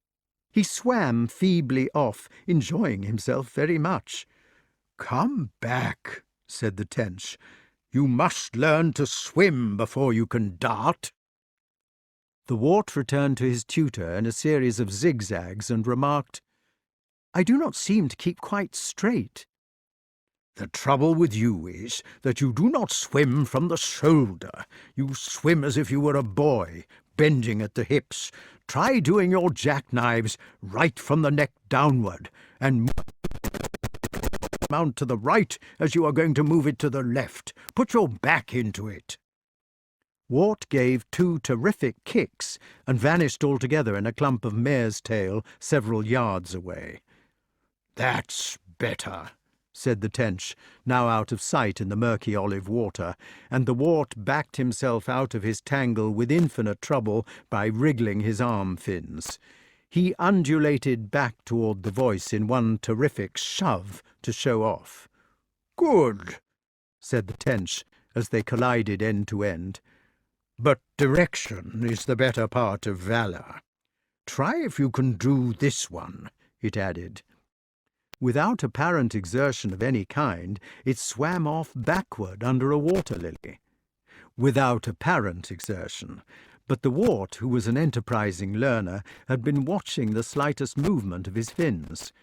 He moved his own fins anti-clockwise, gave the tip of his tail a cunning flick, and was lying alongside the tench. "Splendid," said Merlyn. "Let us go for a little swim." The Wart was on an even keel now, and reasonably able to move about. He had leisure to look at the extraordinary universe into which the tattooed gentleman's trident had plunged him. It was different from the universe to which he had been accustomed. For one thing, the heaven or sky above him was now a perfect circle. The horizon had closed to this. In order to imagine yourself into the Wart's position, you would have to picture a round horizon a few inches above your head, instead of the flat horizon which you usually see. Under this horizon of air, you would have to imagine another horizon of underwater, spherical and practically upside down, for the surface of the water acted partly as a mirror to what was below it. It is difficult to imagine. What makes it a great deal more difficult to imagine is that everything which human beings would consider to be above the water level was fringed with all the colours of the spectrum. For instance, if you had happened to be fishing for the Wart, he would have seen you, at the rim of the tea-saucer, which was the upper air to him, not as one person waving a fishing rod, but as 7 people, whose outlines were red, orange, yellow, green, blue, indigo, and violet, all waving the same rod whose colours were as varied. In fact, you would have been a rainbow man to him, a beacon of flashing and radiating colours which ran into one another and had rays all about. You would have burned upon the water like Cleopatra in the poem. The next most lovely thing was that the Wart had no weight. He was not earthbound any more, and did not have to plod along on a flat surface pressed down by gravity and the weight of the atmosphere. He could do what men have always wanted to do, that is, fly. There is practically no difference between flying in the water and flying in the air. The best of it was that he did not have to fly in a machine by pulling levers and sitting still, but could do it with his own body. It was like the dreams people have. Just as they were going to swim off on their tour of inspection, a timid young roach appeared from between 2 waving bottle bushes of mare's tail and hung about, looking pale with agitation. It looked at them with big, apprehensive eyes, and evidently wanted something, but could not make up its mind. "Approach," said Merlyn gravely. At this the roach rushed up like a hen, burst into tears, and began stammering its message. "If you please, doctor," stammered the poor creature, gabbling so that they could scarcely understand what it said. "We have such a dreadful case of something or other in our family, and we wondered if you could spare the time. It's our dear mamma, who will swim all the time upside down, and does look so horrible and speaks so strange that we really thought she ought to have a doctor, if it wouldn't be too much. Clara says so, sir, if you see what I mean." Here the poor roach began fizzing so much, what with its stammer and its tearful disposition, that it became quite inarticulate and could only stare at Merlin with mournful eyes. "Never mind, my little man," said Merlin. "There, there. Lead me to your dear mamma, and we shall see what we can do." They all three swam off into the murk under the drawbridge upon their errand of mercy. "Neurotic, these roach," whispered Merlin behind his fin. "It is probably a case of nervous hysteria, a matter for the psychologist rather than the physician." The roach's mamma was lying on her back as he had described. She was squinting, had folded her fins on her chest, and every now and then she blew a bubble. All her children were gathered round her in a circle, and every time she blew they nudged each other and gasped. She had a seraphic smile on her face. "Well, well, well," said Merlin, putting on his best bedside manner. "And how is Mrs. Roach to-day?" He patted the young roaches on the head and advanced with stately motions towards his patient. It should perhaps be mentioned that Merlin was a ponderous, deep-beamed fish of about 5 pounds, leather-coloured, with small scales, adipose in his fins, rather slimy, and having a bright marigold eye. A respectable figure. Mrs. Roach held out a languid fin, sighed emphatically, and said, "Ah, doctor, so you've come at last." "Hum," said the physician in his deepest tone. Then he told everybody to close their eyes. The wart peeped, and began to swim round the invalid in a slow and stately dance. As he danced, he sang. His song was this: "Therapeutic, elephantic diagnosis boom. Pancreatic, microstatic, antitoxic doom. With a normal catabolism, gabolism and babelism, snip, snap, snorum, cut out his abdonorum, dyspepsia, anemia, toxemia, 1, 2, 3, and out goes he, with a folderolderide for the 5-guinea fee." At the end of the song, he was swimming round his patient so close that he actually touched her, stroking his brown, smooth-scaled flanks against her more rattly pale ones. Perhaps he was healing her with his slime, for all the fishes are said to go to the Tench for medicine, or perhaps it was by touch or massage or hypnotism. In any case, Mrs. Roach suddenly stopped squinting, turned the right way up, and said, "Oh, doctor, dear doctor, I feel I could eat a little lobworm now." "No lobworm," said Merlin, "not for 2 days. I shall give you a prescription for a strong broth of algae every 2 hours, Mrs. Roach. We must build up your strength, you know. After all, Rome was not built in a day." Then he patted all the little roaches once more, told them to grow up into brave little fish, and swam off with an air of importance into the gloom. As he swam, he puffed his mouth in and out. "What did you mean by that about Rome?" asked the wart when they were out of earshot. "Heaven knows." They swam along, Merlin occasionally advising him to put his back into it when he forgot, and the strange underwater world began to dawn about them, deliciously cool after the heat of the upper air. The great forests of weed were delicately traced, and in them there hung motionless many schools of sticklebacks, learning to do their physical exercises in strict unison. On the word 1, they all lay still. At 2, they faced about. At 3, they all shot together into a cone, whose apex was a bit of something to eat. Water snails slowly ambled about on the stems of the lilies or under their leaves, while fresh water mussels lay on the bottom, doing nothing in particular. Their flesh was salmon pink, like a very good strawberry cream ice.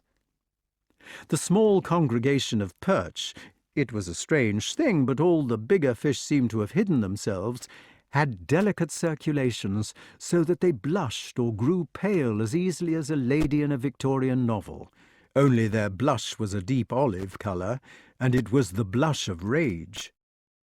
Whenever Merlin and his companions swam past them, they raised their spiky dorsal fins in menace and only lowered them when they saw that Merlin was a tench. The black bars on their sides made them look as if they had been grilled, and these also could become darker or lighter. Once the two travellers passed under a swan. The white creature floated above like a zeppelin, all indistinct except what was under the water. The latter part was quite clear, and showed that the swan was floating slightly on one side, with one leg cocked over its back. "Look," said the wart, "it is the poor swan with the deformed leg. It can only paddle with one leg, and the other side of it is hunched." "Nonsense," said the swan snappily, putting its head into the water and giving them a frown with its black nares. "Swans like to rest in this position, and you can keep your fishy sympathy to yourself, so there." It continued to glare at them from above, like a white snake suddenly let down through the ceiling, until they were out of sight. "You swim along," said the tench, "as if there was nothing to be afraid of in the world. Don't you see that this place is exactly like the forest which you had to come through to find me?" "Is it?" The wart looked, and at first saw nothing. Then he saw a small, translucent shape hanging motionless near the surface. It was just outside the shadow of a water lily, and was evidently enjoying the sun. It was a baby pike, absolutely rigid and probably asleep, and it looked like a pipe stem or a seahorse stretched out flat. It would be a brigand when it grew up. "I am taking you to see one of those," said the tench, "the emperor of these purlieus. As a doctor I have immunity, and I dare say he will respect you as my companion as well, but you had better keep your tail bent in case he is feeling tyrannical." "Is he the king of the moat?" "He is. Old Jack, they call him, and some call him Black Peter. But for the most part they do not mention him by name at all. They just call him Mr. P. You will see what it is to be a king." The wart began to hang behind his conductor a little, and perhaps it was as well that he did, for they were almost on top of their destination before he noticed it. When he did see the old despot, he started back in horror. For Mr. P was 4 feet long, his weight incalculable. The great body, shadowy and almost invisible among the stems, ended in a face which had been ravaged by all the passions of an absolute monarch, by cruelty, sorrow, age, pride, selfishness, loneliness, and thoughts too strong for individual brains. There he hung, or hoved, his vast, ironic mouth permanently drawn downward in a kind of melancholy, his lean, clean-shaven chops giving him an American expression, like that of Uncle Sam. He was remorseless, disillusioned, logical, predatory, fierce, pitiless. But his great jewel of an eye was that of a stricken deer, large, fearful, sensitive, and full of griefs. He made no movement, but looked upon them with his bitter eye. The wart thought to himself that he did not care for Mr. P. "Lord," said Merlin, not paying attention to his nervousness, "I have brought a young professor who would learn to profess." "To profess what?" asked the king of the moat slowly, hardly opening his jaws and speaking through his nose. "Power," said the tench. Let him speak for himself." "Please," said the wart, "I don't know what I ought to ask." "There is nothing," said the monarch, "except the power which you pretend to seek. Power to grind, and power to digest, power to seek, and power to find, power to await, and power to claim. All power and pitilessness springing from the nape of the neck." "Thank you." "Love is a trick played on us by the forces of evolution. Pleasure is the bait laid down by the same. There is only power. Power is of the individual mind, but the mind's power is not enough. Power of the body decides everything in the end, and only might is right.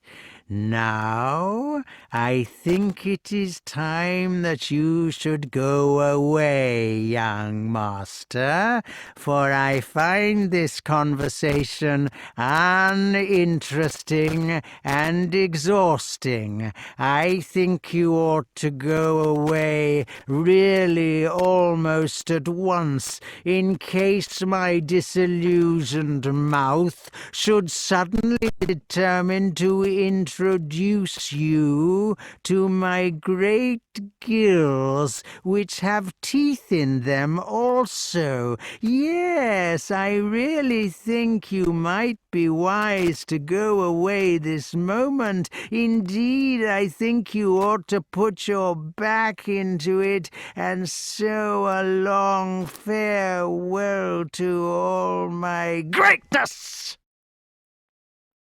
The wart had found himself almost hypnotized by the big words, and hardly noticed that the tight mouth was coming closer and closer to him. It came imperceptibly as the lecture distracted his attention, and suddenly it was looming within an inch of his nose. On the last sentence it opened, horrible and vast, the skin stretching ravenously from bone to bone and tooth to tooth. Inside there seemed to be nothing but teeth, sharp teeth like thorns in rows and ridges everywhere, like the nails in labourers' boots, and it was only at the last second that he was able to regain his own will, to put himself together, to recollect his instructions, and to escape. All those teeth clashed behind him at the tip of his tail, as he gave the heartiest jackknife he had ever given.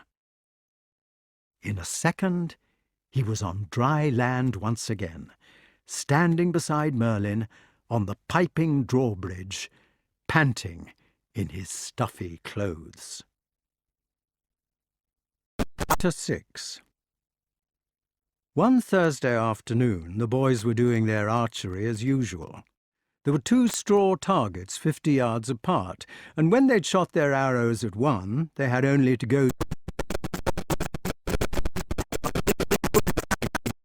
It was still the loveliest summer weather, and there'd been chicken for dinner, so that Merlyn had gone off to the edge of their shooting ground and sat down under a tree.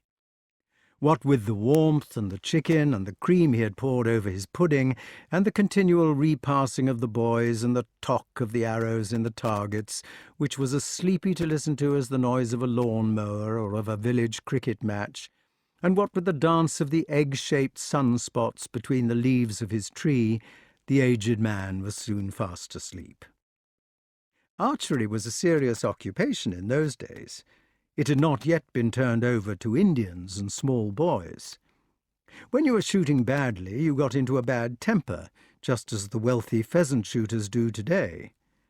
Kay was shooting badly. He was trying too hard and plucking on his loose instead of leaving it to the bow.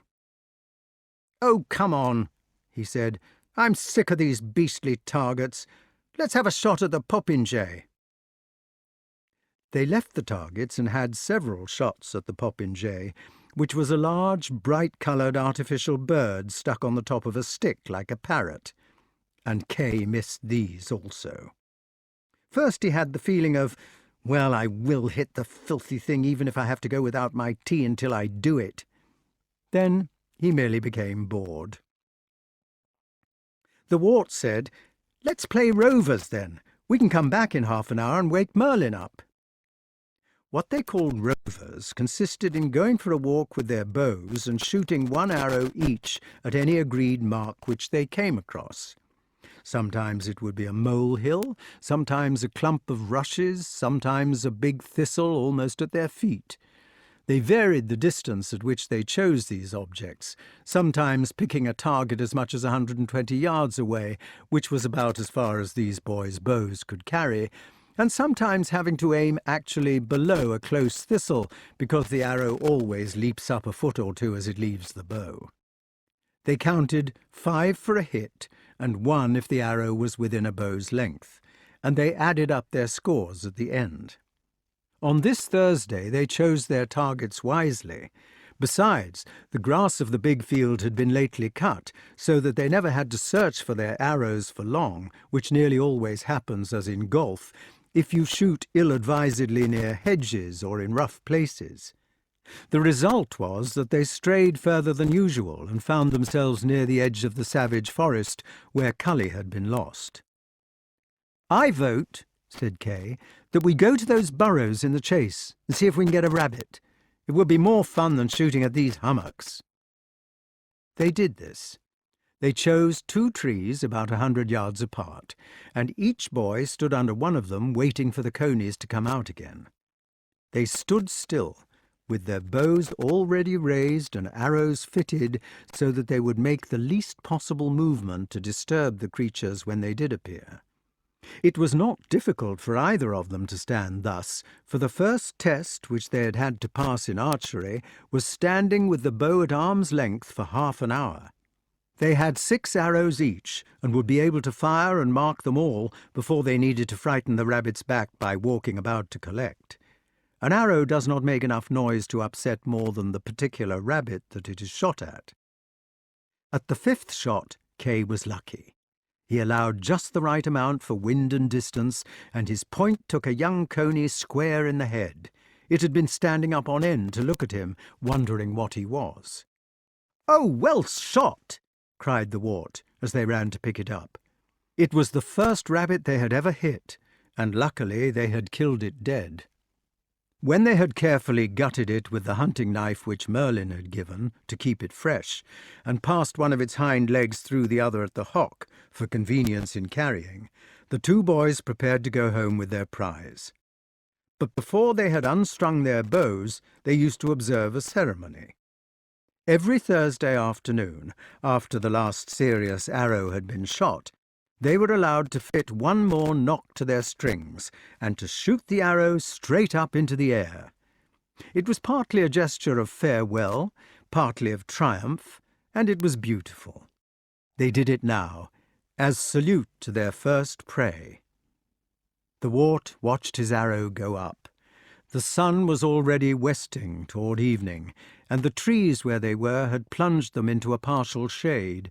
So, as the arrow topped the trees and climbed into sunlight, it began to burn against the evening like the sun itself.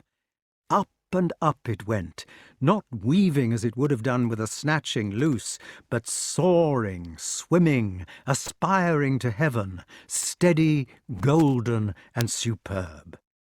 Just as it had spent its force, just as its ambition had been dimmed by destiny, and it was preparing to faint, to turn over, to pour back into the bosom of its mother earth, a portent happened. A gore-crow came flapping wearily before the approaching night. It came, it did not waver, it took the arrow. It flew away, heavy and hoisting, with the arrow in its beak. Kay was frightened by this, but the wart was furious. He had loved his arrow's movement, its burning ambition in the sunlight, and besides it was his best one. It was the only one which was perfectly balanced, sharp, tight-feathered, clean-nocked, and neither warped nor scraped.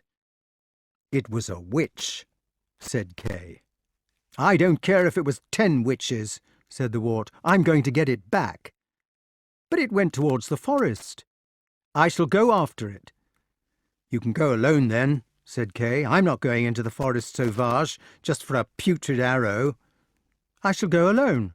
"Oh, well," said Kay, "I suppose I shall have to come too if you're so set on it. And I bet we shall get nobbled by what?" "Let him nobble," said the wart. "I want my arrow." They went in the forest at the place where they had last seen the bird of carrion. In less than 5 minutes they were in a clearing with a well and a cottage just like Merlyn's. "Goodness," said Kay. "I never knew there were any cottages so close. I say, let's go back." "I just want to look at this place," said the wart. "It's probably a wizard's." The cottage had a brass plate screwed on the garden gate. It said, "Madam Mim, B.A., Dom Daniel. Pianoforte, needlework, necromancy. No hawkers, circulars, or income tax. Beware of the dragon." The cottage had lace curtains. These stirred ever so slightly, for behind them there was a lady peeping. The gore-crow was standing on the chimney. "Come on," said Kay. "Oh, do come on. I tell you she'll never give it back." At this point the door of the cottage opened suddenly, and the witch was revealed standing in the passage. She was a strikingly beautiful woman of about 30, with coal-black hair so rich that it had the blue-black of the maggot-pies in it, sky-bright eyes, and a general soft air of butter wouldn't melt in my mouth. She was sly. "How do you do, my dears?" said Madam Mim. "And what can I do for you today?" The boys took off their leather caps, and Wart said, "Please, there is a crow sitting on your chimney, and I think it has stolen one of my arrows." "Precisely," said Madam Mim. "I have the arrow within." "Could I have it back?" "Inevitably," said Madam Mim. "The young gentleman shall have his arrow on the very instant, in 4 ticks, and ere the bat squeaks thrice."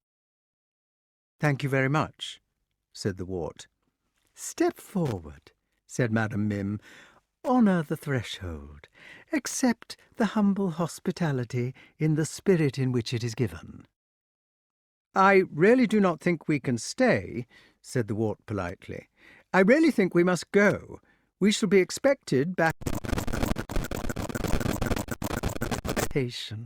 "Replied Madam Mim in devout tones. "Yet you would have thought," she added, "that the young gentleman could have found time out of politeness. Few can believe how we ignoble tenants of the lower classes value a visit from the landlord's sons." "We would like to come in," said the wart, "very much. But, you see, we shall be late already." The lady now began to give a sort of simpering whine. "The fare is lowly," she said. "No doubt it is not what you would be accustomed to eating, and so naturally such highly born ones would not care to partake." Kay's strongly developed feeling for good form gave way at this. He was an aristocratic boy always, and condescended to his inferiors so that they could admire him. Even at the risk of visiting a witch, he was not going to have it said that he had refused to eat a tenant's food because it was too humble. "Come on, Wart," he said. "We needn't be back before vespers." Madam Mim swept them a low curtsy as they crossed the threshold. Then she took them each by the scruff of the neck, lifted them right off the ground with her strong gypsy arms, and shot out of the back door with them almost before they had got in at the front. The wart caught a hurried glimpse of her parlour and kitchen, the lace curtains, the aspidistra, the lithograph called the Virgin's Choice, the printed text of the Lord's Prayer, written backwards and hung upside down, the seashell, the needle case in the shape of a heart with "A Present from Camelot" written on it, the broomsticks, the cauldrons and the bottles of dandelion wine. Then they were kicking and struggling in the backyard. "We thought that the growing sportsmen would care to examine our rabbits," said Madam Mim. There was indeed a row of large rabbit hutches in front of them, but they were empty of rabbits. In one hutch there was a poor ragged old eagle owl, evidently quite miserable and neglected. In another a small boy, unknown to them, a wittol who could only roll his eyes and burble when the witch came near. In the third there was a moulting black cock. A fourth had a mangy goat in it, also black, and two more stood empty. "Grizzle Greedyguts!" cried the witch. "Here, mother!" answered the carrion crow. With a flop and a squawk it was sitting beside them, its hairy black beak cocked on one side. It was the witch's familiar. "Open the doors," commanded Madam Mim, "and Greedyguts shall have eyes for supper, round and blue." The gore-crow hastened to obey, with every sign of satisfaction, and pulled back the heavy doors in its strong beak with 3 times 3. Then the two boys were thrust inside, one into each hutch, and Madam Mim regarded them with unmixed pleasure. The doors had magic locks on them, and the witch had made them to open by whispering in their keyholes. "As nice a brace of young gentlemen," said the witch, "as ever stewed or roasted, fattened on real butcher's meat, I dare say, with milk and all. Now we'll have the big one jugged for Sunday, if I can get a bit of wine to go in the pot, and the little one we'll have on the moon's morn, by Jing and by G. For how can I keep my sharp fork out of him a minute longer? It fair gives me the croup." "Let me out," said Kay hoarsely, "you old witch, or Sir Ector will come for you." At this Madam Mim could no longer contain her joy. "Hark to the little varmint!" she cried, snapping her fingers and doing a bouncing jig before the cages.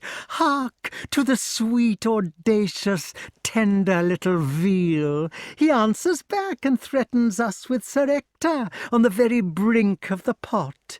That's how I faint to tooth them, I do declare, and that's how I will tooth them ere the week be out, by Scarmiglione, Belial, Pio, Ciriato, Sanuto, and Dr. D."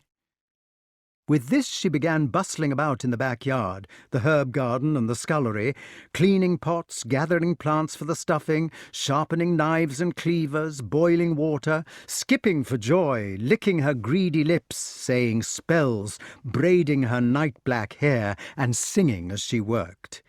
First she sang the old witch's song. "Black spirits and white, red spirits and grey, mingle, mingle, mingle, you that mingle may. Here's the blood of a bat, put in that, oh put in that, here's Libard's bane, put in again, mingle, mingle, mingle, you that mingle may." Then she sang her work song.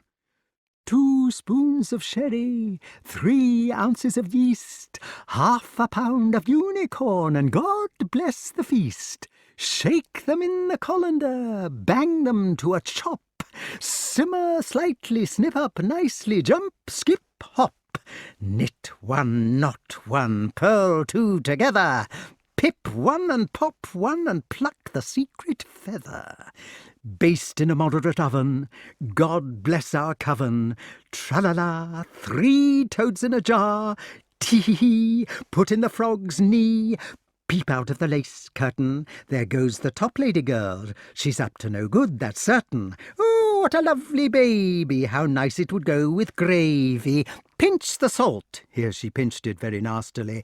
Turn the malt, here she began twiddling round widdershins in a vulgar way. With a hey nonny nonny, and I don't mean maybe. At the end of this song, Madam Mim took a sentimental turn and delivered herself of several hymns of a blasphemous nature and of a tender love lyric which she sang sotto voce with trills. It was, "My love is like a red, red rose, his tail is soft and tawny, and everywhere my lovely goes, I call him Nick or Horny." She vanished into the parlour to lay the table. Poor Kay was weeping in the corner of the end hutch, lying on his face and paying no attention to anything. Before Madam Mim had finally thrown him in, she had pinched him all over to see if he was fat. She had also slapped him to see, as the butchers put it, if he was hollow. On top of this, he did not in the least want to be eaten for Sunday dinner, and he was miserably furious with the wart for leading him into such a terrible doom on account of a mere arrow. He had forgotten that it was he who had insisted on entering the fatal cottage. The wart sat on his haunches, because the cage was too small for standing up, and examined his prison. The bars were of iron, and the gate was iron too. He shook all the bars, one after the other, but they were as firm as rock. There was an iron bowl for water, with no water in it, and some old straw in a corner for lying down. It was verminous. "Our mistress," said the mangy old goat suddenly from the next pen, "is not very careful of her pets." He spoke in a low voice, so that nobody could hear. But the carrion crow, which had been left on the chimney to spy on them, noticed that they were talking and moved nearer. "Whisper," said the goat, "if you want to talk." "Are you one of her familiars?" asked the wart suspiciously. The poor creature did not take offence at this, and tried not to look hurt. "No," he said, "I am not a familiar. I'm only a mangy old black goat, rather tattered, as you see, and kept for sacrifice." "Will she eat you too?" asked the wart, rather tremblingly. "Not she. I shall be too rank for her sweet tooth, you may be sure. No, she will use my blood for making patterns with on Walpurgis night. It's quite a long way off, you know," continued the goat without self-pity. "For myself, I don't mind very much, for I am old. But look at that poor owl there, that she keeps merely for a sense of possession and generally forgets to feed. That makes my blood boil, that does. It wants to fly, to stretch its wings. At night it just runs round and round and round like a big rat. It gets so restless. Look, it has broken all its soft feathers. For me it doesn't matter, for I'm naturally of a sedentary disposition now that youth has flown. But I call that owl a rare shame. Something ought to be done about it." The wart knew that he was probably going to be killed that night, the first to be released out of all that band, but yet he could not help feeling touched at the great-heartedness of this goat. Itself, under sentence of death, it could afford to feel strongly about the owl. He wished he were as brave as this. "If only I could get out," said the wart. "I know a magician who would soon settle her hash and rescue us." The goat thought about this for some time, nodding its gentle old head with the great Cairngorm eyes. Then it said, "As a matter of fact, I know how to get you out, only I did not like to mention it before. Put your ear near the bars. I know how to get you out, but not your poor friend there, who is crying. I didn't like to subject you to a temptation like that. You see, when she whispers to the lock, I have heard what she says, but only at the locks on either side of mine. When she gets a cage away, she is too soft to be heard. I know the words to release both you and me, and the black cock here too, but not your young friend yonder." "Why ever haven't you let yourself out before?" asked the wart, his heart beginning to bound. "I can't speak them in human speech, you see," said the goat sadly. "And this poor mad boy here, the Whittle, he can't speak them either." "On, tell me then." "You will be safe then, and so would I and the cock be too, if you stayed long enough to let us out.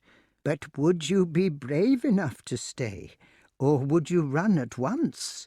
And what about your friend and the Whittle and the old owl?"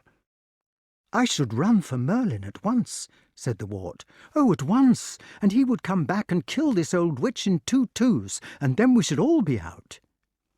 The goat looked at him deeply, his tired old eyes seeming to ask their way kindly into the bottom of his heart. "I shall tell you only the words for your own lock," said the goat at last. "The cock and I will stay here with your friend as hostages for your return." "Oh, goat," whispered the wart, "you could have made me say the words to get you out first and then gone your way. Or you could have got the 3 of us out, starting with yourself to make sure, and left Kay to be eaten. But you are staying with Kay. Oh, goat, I will never forget you, and if I do not get back in time, I shall not be able to bear my life."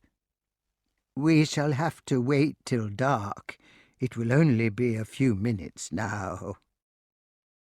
As the goat spoke, they could see Madam Mim lighting the oil lamp in the parlour. It had a pink glass shade with patterns on it. The crow, which could not see in the dark, came quietly closer, so that at least he ought to be able to hear.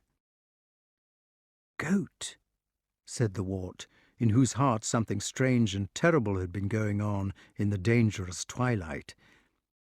"Put your head closer still. Please, goat. I'm not trying to be better than you are, but I have a plan. I think it is I who had better stay as hostage, and you who had better go. You are black and will not be seen in the night. You have 4 legs and can run much faster than I. Let you go with a message for Merlyn. I will whisper you out, and I will stay." He was hardly able to say the last sentence, for he knew that Madam Mim might come for him at any moment now, and if she came before Merlyn, it would be his death warrant. But he did say it, pushing the words out as if he were breathing against water, for he knew that if he himself were gone when Madam came for him, she would certainly eat Kay at once. "Master," said the goat without further words, and it put 1 leg out and laid its double-knobbed forehead on the ground in the salute which is given to royalty. Then it kissed his hand as a friend. "Quick," said the wart, "give me one of your hoofs through the bars, and I will scratch a message on it with one of my arrows." It was difficult to know what message to write on such a small space with such a clumsy implement. In the end, he just wrote K. He did not use his own name because he thought K more important, and that they would come quicker for him. "Do you know the way?" he asked. "My grandam used to live at the castle." "What are the words?" "Mine," said the goat, "are rather upsetting." "What are they?" "Well," said the goat, "you must say, 'Let good digestion wait on appetite.'" "Oh, goat," said the wart in a broken voice, "how horrible! But run quickly, goat, and come back safely, goat. And oh, goat, give me one more kiss for company before you go." The goat refused to kiss him. It gave him the emperor's salute of both feet, and bounded away into the darkness as soon as he had said the words. Unfortunately, although he had whispered too carefully for the crow to hear their speech, the release words had to be said rather loudly to reach the next door keyhole, and the door had creaked. "Mother!" "Mother!" screamed the crow. "The rabbits are escaping!" Instantly Madam Mim was framed in the lighted doorway of the kitchen. "What is it, my Grizzle?" she cried. "What ails us, my halcyon tit?" "The rabbits are escaping!" shrieked the crow again. The witch ran out, but too late to catch the goat or even to see him, and began examining the locks at once by the light of her fingers. She held these up in the air, and a blue flame burnt at the tip of each. "One little boy safe," counted Madam Mim, "and sobbing for his dinner. 2 little boys safe, and neither getting thinner. 1 mangy goat gone, and who cares a fiddle? For the owl and the cock are left, and the whittle in the middle." "Still," added Madam Mim, "it's a caution how he got out. A proper caution, that it is." "He was whispering to the little boy," sneaked the crow. "Whispering for the last half-hour together." "Indeed," said the witch, "whispering to the little dinner, hey? And much good may it do him? What about a sage stuffing, boy, hey? And what were you doing, my greedy guts, to let them carry on like that? No dinner for you, my little painted bird of paradise, so you may just flap off to any old tree and roost." "Oh, Mother!" whined the crow. "I was only a-doing of my duty." "Flap off!" cried Madam Mim. "Flap off, and go broody if you like." The poor crow hung its head and crept off to the other end of the roof, sneering to itself.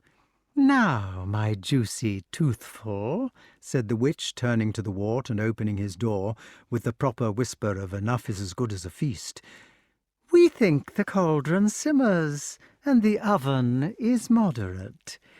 How will my tender sucking pig enjoy a little popping lard instead of the clandestine whisper?" The wart ran about in his cage as much as he could, and gave as much trouble as possible in being caught, in order to save even a little time for the coming of Merlyn. "Let go of me, you beast!" he cried. "Let go of me, you foul hag, or I'll bite your fingers." "How the creature scratches," said Madam Mim. "Bless us, how he wriggles and kicks just for being a pagan's dinner." "Don't you dare kill me!" cried the wart, now hanging by one leg. "Don't you dare lay a finger on me, or you'll be sorry for it." "The lamb," said Madam Mim, "the partridge with a plump breast, how he does squeak." "And then there's the cruel old custom," continued the witch, carrying him into the lamplight of the kitchen, where a new sheet was laid on the floor, "of plucking the poor chicken before it is dead. The feathers come out cleaner so. Nobody could be so cruel as to do it nowadays, by nothing or by never. But of course a little boy doesn't feel any pain. Their clothes come off nicer if you take them off alive. And who would dream of roasting a little boy in his clothes to spoil the feast?" "Murderess!" cried the wart. "You'll rue this ere the night is out." "Cubbling," said the witch. "It's a shame to kill him, that it is. Look how his little downy hair stares in the lamplight, and how his poor eyes pop out of his head. Greedy Guts will be sorry to miss those eyes, so she will. Sometimes one could almost be a vegetarian when one has to do a deed like this." The witch laid the wart over her lap, with his head between her knees, and carefully began to take his clothes off with a practised hand. He kicked and squirmed as much as he could, reckoning that every hindrance would put off the time when he would be actually knocked on the head, and thus increase the time in which the black goat could bring Merlyn to his rescue. During this time the witch sang her plucking song of Pull the feather with the skin, not against the grey, no. Pluck the soft one out from in, the great with might and main, no. Even if he wriggles, never heed his squiggles, for mercifully little boys are quite immune to pain, oh. She varied this song with the other kitchen song of the happy cook. Soft skin for crackling, oh, my lovely duckling, the skewers go here and the strings go there, and such is my scrumptious suckling. You will be sorry for this, cried the wart, even if you live to be 1,000. He has spoken enough, said Madam Mim. It is time we knocked him on the napper. Hold him by the legs, and, when up goes his head, clip him with the palm edge, and then he is dead. The dreadful witch now lifted the wart into the air, and prepared to have her will of him. But at that very moment there was a fizzle of summer lightning without any crash, and in the nick of time Merlyn was standing on the threshold. "Ha!" said Merlyn. "Now we shall see what a double first to Dom Daniel avails against the private education of my master Blaise." Madam Mim put the wart down without looking at him, rose from her chair, and drew herself to her full magnificent height. Her glorious hair began to crackle, and sparks shot out of her flashing eyes. She and Merlyn stood facing each other for fully 60 seconds without a word spoken, and then Madam Mim swept a royal curtsy, and Merlyn bowed a frigid bow. He stood aside to let her go first out of the doorway, and then followed her into the garden. It ought perhaps to be explained, before we go any further, that in those far-off days, when there was actually a college for witches and warlocks under the sea at Dom Daniel, and when all wizards were either black or white, there was a good deal of ill-feeling between the different creeds. Quarrels between white and black were settled ceremonially by means of duels. A wizard's duel was run like this. The two principals would stand opposite each other in some large space free from obstructions and await the signal to begin. When the signal was given, they were at liberty to turn themselves into things. It was rather like the game that can be played by two people with their fists. They say 1, 2, 3, and at 3 they either stick out 2 fingers for scissors, or the flat palm for paper, or the clenched fist for stone. If your hand becomes paper when your opponent's becomes scissors, then he cuts you and wins. But if yours are turned into stone, his scissors are blunted and the win is yours. The object of the wizard in the duel was to turn himself into some kind of animal, vegetable, or mineral which would destroy the particular animal, vegetable, or mineral which had been selected by his opponent. Sometimes it went on for hours. Merlyn had Archimedes for his second, Madam Mim had the Gore-Crow for hers, while Hecate, who always had to be present at these affairs in order to keep them regular, sat on the top of a step-ladder in the middle to umpire. She was a cold, shining, muscular lady, the colour of moonlight. Merlyn and Madam Mim rolled up their sleeves, gave their surcoats to Hecate to hold, and the latter put on a celluloid eye-shade to watch the battle. At the first gong, Madam Mim immediately turned herself into a dragon. It was the accepted opening move, and Merlyn ought to have replied by being a thunderstorm or something like that.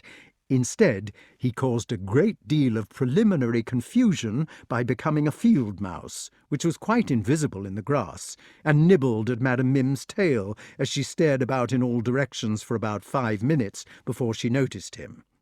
But when she did notice the nibbling, she was a furious cat in 2 flicks. Wart held his breath to see what the mouse would become next. He thought perhaps a tiger, which could kill the cat. But Merlyn merely became another cat. He stood opposite her and made faces. This most irregular procedure put Madam Mim quite out of her stride, and it took her more than a minute to regain her bearings and become a dog. Even as she became it, Merlyn was another dog, standing opposite her, of the same sort.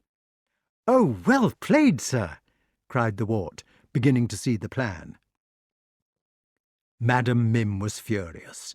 She felt herself out of her depth against these unusual stonewalling tactics, and experienced an internal struggle not to lose her temper.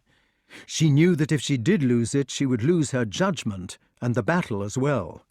She did some quick thinking. If, whenever she turned herself into a menacing animal, Merlyn was merely going to turn into the same kind, the thing would become either a mere dogfight or stalemate. She had better alter her own tactics and give Merlyn a surprise. At this moment the gong went for the end of the first round. The combatants retired into their respective corners, and their seconds cooled them by flapping their wings, while Archimedes gave Merlyn a little massage by nibbling with his beak. "Second round," commanded Hecate. "Seconds out of the ring. Time!" Clang went the gong, and the two desperate wizards stood face to face. Madam Mim had gone on plotting during her rest. She had decided to try a new tack by leaving the offensive to Merlyn, beginning by assuming a defensive shape herself. She turned into a spreading oak. Merlyn stood baffled under the oak for a few seconds. Then he most cheekily, and as it turned out rashly, became a powdery little blue tit, which flew up and sat perkily on Madam Mim's branches. You could see the oak boiling with indignation for a moment, but then its rage became icy cold, and the poor little blue tit was sitting not on an oak, but on a snake. The snake's mouth was open, and the bird was actually perching on its jaws. The jaws clashed together, but only in the nick of time the bird whizzed off as a gnat into the safe air. Madam Mim had got it on the run, however, and the speed of the contest now became bewildering. The quicker the attacker could assume a form, the less time the fugitive had to think of a form which would elude it, and now the changes were as quick as thought. The gnat was scarcely in the air when the snake had turned into a toad, whose curious tongue, rooted at the front instead of the back of the jaw, was already unrolling in the flick which would snap it in. The gnat, flustered by the sore pursuit, was bounced into an offensive roll, and the hard-pressed Merlyn now stood before the toad in the shape of a mollern, which could attack it. But Madam Mim was in her element. The game was going according to the normal rules now, and in less than an eye's blink the toad had turned into a peregrine falcon, which was diving at 250 miles an hour upon the heron's back. Poor Merlyn, beginning to lose his nerve, turned wildly into an elephant. This move usually won a little breathing space, but Madam Mim, relentless, changed from the falcon into an orlay on the instant. An orlay was as much bigger than an elephant as an elephant is larger than a sheep. It was a sort of horse with an elephant's trunk. Madam Mim raised this trunk into the air, gave a shriek like a railway engine, and rushed upon her panting foe. In a flick, Merlyn had disappeared. 1, said Hecate. 2, 3, 4, 5, 6, 7, 8, 9... But before the fatal 10, which would have counted him out, Merlyn reappeared in a bed of nettles, mopping his brow. He had been standing among them as a nettle. The orlay saw no reason to change its shape. It rushed upon the man before it with another piercing scream. Merlyn vanished again, just as the thrashing trunk descended, and all stood still a moment, looking about them, wondering where he would step out next. 1, began Hecate again, but even as she proceeded with her counting, strange things began to happen. The orlay got hiccups, turned red, swelled visibly, began whooping, came out in spots, staggered 3 times, rolled its eyes, fell rumbling to the ground. It groaned, kicked, and said farewell. The wart cheered, Archimedes hooted till he cried, the gore-crow fell down dead, and Hecate, on the top of her ladder, clapped so much that she nearly tumbled off. It was a master-stroke. The ingenious magician had turned himself successively into the microbes, not yet discovered, of hiccups, scarlet fever, mumps, whooping cough, measles and heat spots, and from a complication of all these complaints, the infamous Madam Mim had immediately expired. Chapter 7. Tilting and horsemanship had 2 afternoons a week, because they were the most important branches of a gentleman's education in those days. Merlyn grumbled about athletics, saying that nowadays people seemed to think that you were an educated man if you could knock another man off a horse, and that the craze for games was the ruin of scholarship. Nobody got scholarships like they used to do when he was a boy, and all the public schools had been forced to lower their standards. But Sir Ector, who was an old tilting blue, said that the Battle of Crécy had been won upon the playing fields of Camelot. This made Merlyn so furious that he gave Sir Ector rheumatism 2 nights running before he relented. Tilting was a great art, and needed practice. When 2 knights jousted, they held their lances in their right hands, but they directed their horses at one another so that each man had his opponent on his near side. The base of the lance, in fact, was held on the opposite side of the body to the side at which the enemy was charging. This seems rather inside out to anybody who is in the habit, say, of opening gates with a hunting crop, but it had its reasons.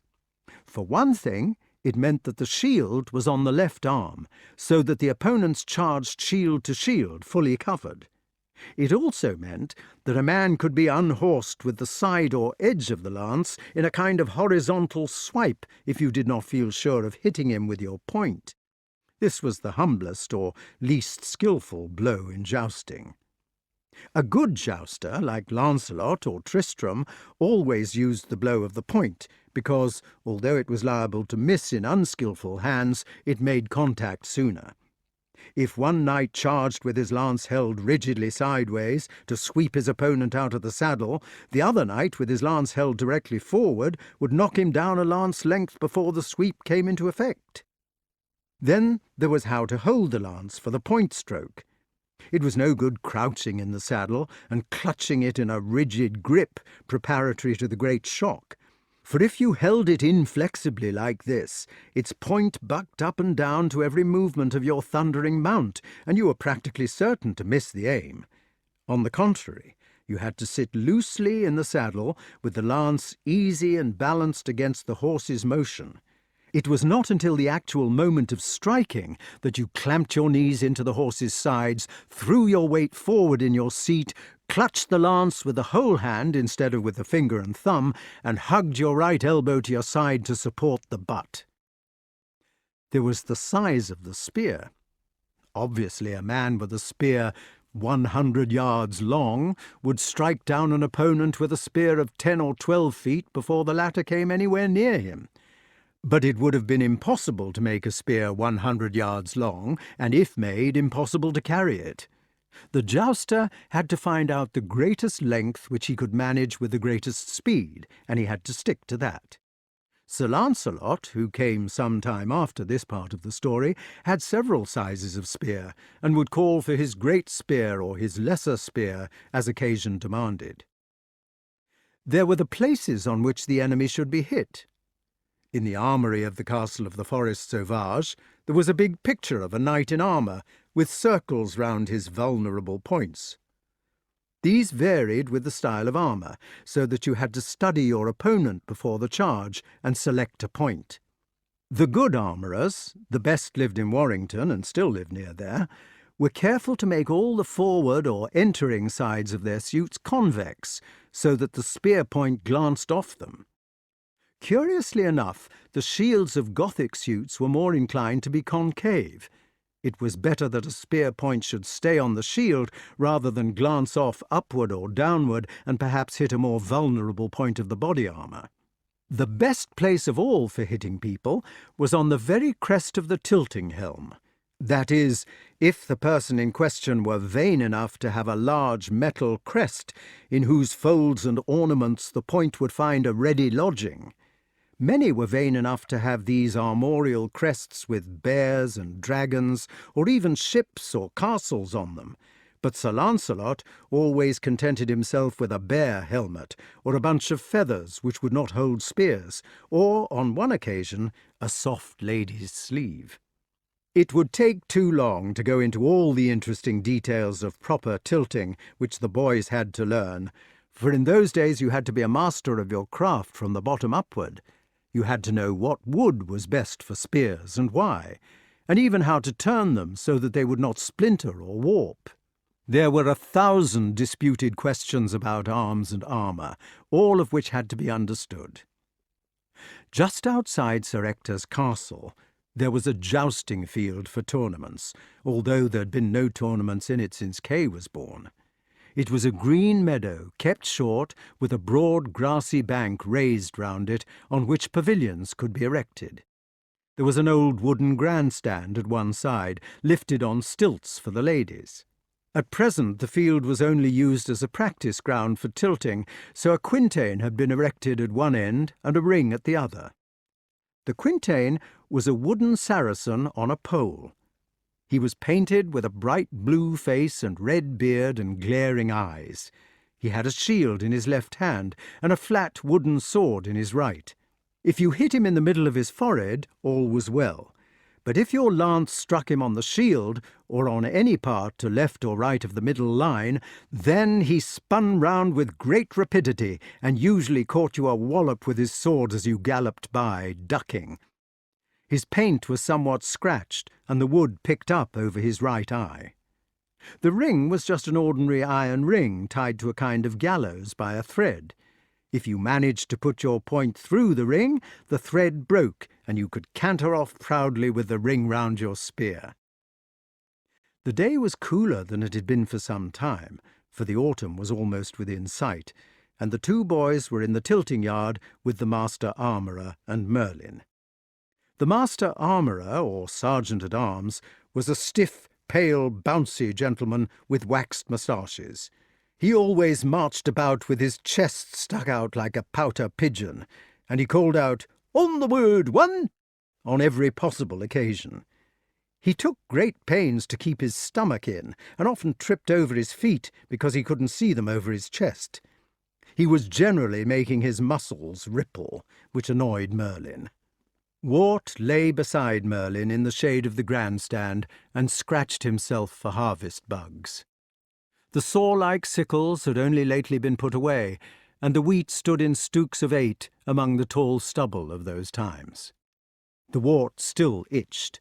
He was also sore about the shoulders and had a burning ear from making Boche shots at the quintain, for of course practice tilting was done without armour.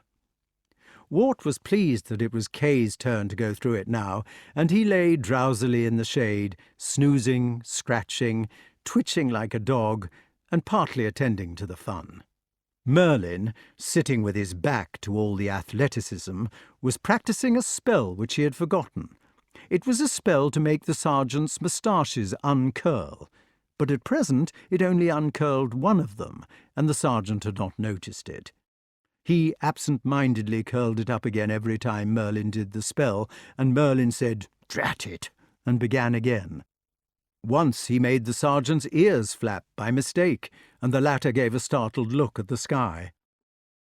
From far off at the other side of the tilting ground, the sergeant's voice came floating on the still air.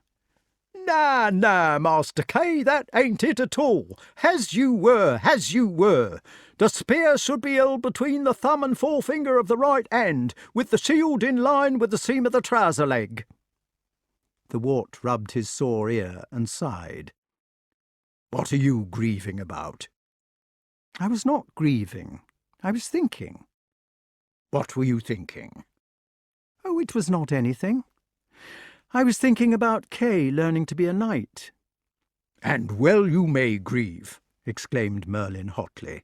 "A lot of brainless unicorns swaggering about and calling themselves educated just because they can push each other off a horse with a bit of stick. It makes me tired. Why, I believe Sir Ector would have been gladder to get a byre-lady tilting blue for your tutor, that swings himself along on his knuckles like an anthropoid ape, rather than a magician of known probity and international reputation, with first-class honours from every European university. The trouble with the Norman aristocracy is that they're games mad. That is what it is. Games mad." He broke off indignantly and deliberately made the sergeant's ears flap slowly twice in unison. "I was not thinking quite about that," said the wart. "As a matter of fact, I was thinking how nice it would be to be a knight, like Kay." "Well, you will be one soon enough, won't you?" asked the old man impatiently. Wart did not answer. "Won't you?" Merlyn turned round and looked closely at the boy through his spectacles. "What is the matter now?" he inquired nastily. His inspection had shown him that his pupil was trying not to cry, and if he spoke in a kind voice he would break down and do it. "I shall not be a knight," replied the wart coldly.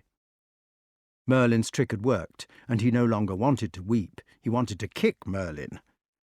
"I shall not be a knight because I am not a proper son of Sir Ector's. They will knight Kay, and I shall be his squire."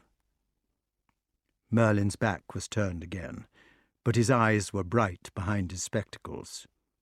"Too bad," he said without commiseration. The wart burst out with all his thoughts aloud. "Oh," he cried, "but I should have liked to be born with a proper father and mother, so that I could be a knight-errant." "What would you have done?" "I should have had a splendid suit of armour, and dozens of spears, and a black horse standing 18 hands, and I should have called myself the Black Knight, and I should have hoved at a well or a ford or something, and made all true knights that came that way to joust with me for the honour of their ladies, and I should have spared them all after I'd given them a great fall, and I should live out of doors all the year round in a pavilion, and never do anything but joust and go on quests and bear away the prize at tournaments, and I should not ever tell anybody my name." "Your wife will scarcely enjoy the life." "Oh, I'm not going to have a wife. I think they're stupid. I shall have to have a lady-love, though," added the future knight uncomfortably, "so that I can wear her favour in my helm and do deeds in her honour." A humble-bee came zooming between them, under the grandstand and out into the sunlight. "Would you like to see some real knights-errant?" asked the magician slowly. "Now, for the sake of your education." "Oh, I would. We've never even had a tournament since I was here." "I suppose it could be managed?" "Oh, please do. You could take me to some like you did to the fish." "I suppose it is educational in a way." "It is very educational," said the wart. "I can't think of anything more educational than to see some real knights fighting. Oh, won't you please do it?" "Do you prefer any particular knight?" "King Pellinore," he said immediately.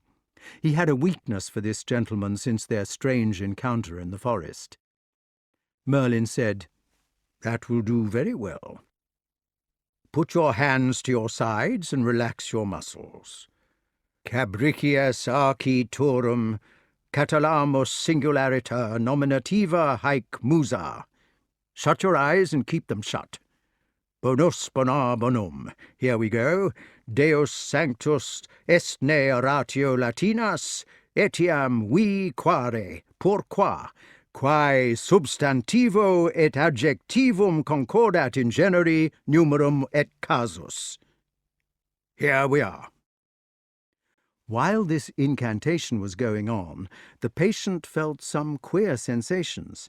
First he could hear the sergeant calling out to Kay, now then, keep the heel stand and swing the body from the hips." Then the words got smaller and smaller, as if he were looking at his feet through the wrong end of a telescope, and began to swirl around in a cone, as if they were at the pointed bottom end of a whirlpool which was sucking him into the air. Then there was nothing but a loud rotating, roaring and hissing noise, which rose to such a tornado that he felt that he could not stand it any more. Finally there was utter silence, and Merlyn saying, "Here we are." All this happened in about the time that it would take a sixpenny rocket to start off with its fiery swish, bend down from its climax, and disperse itself in thunder and coloured stars.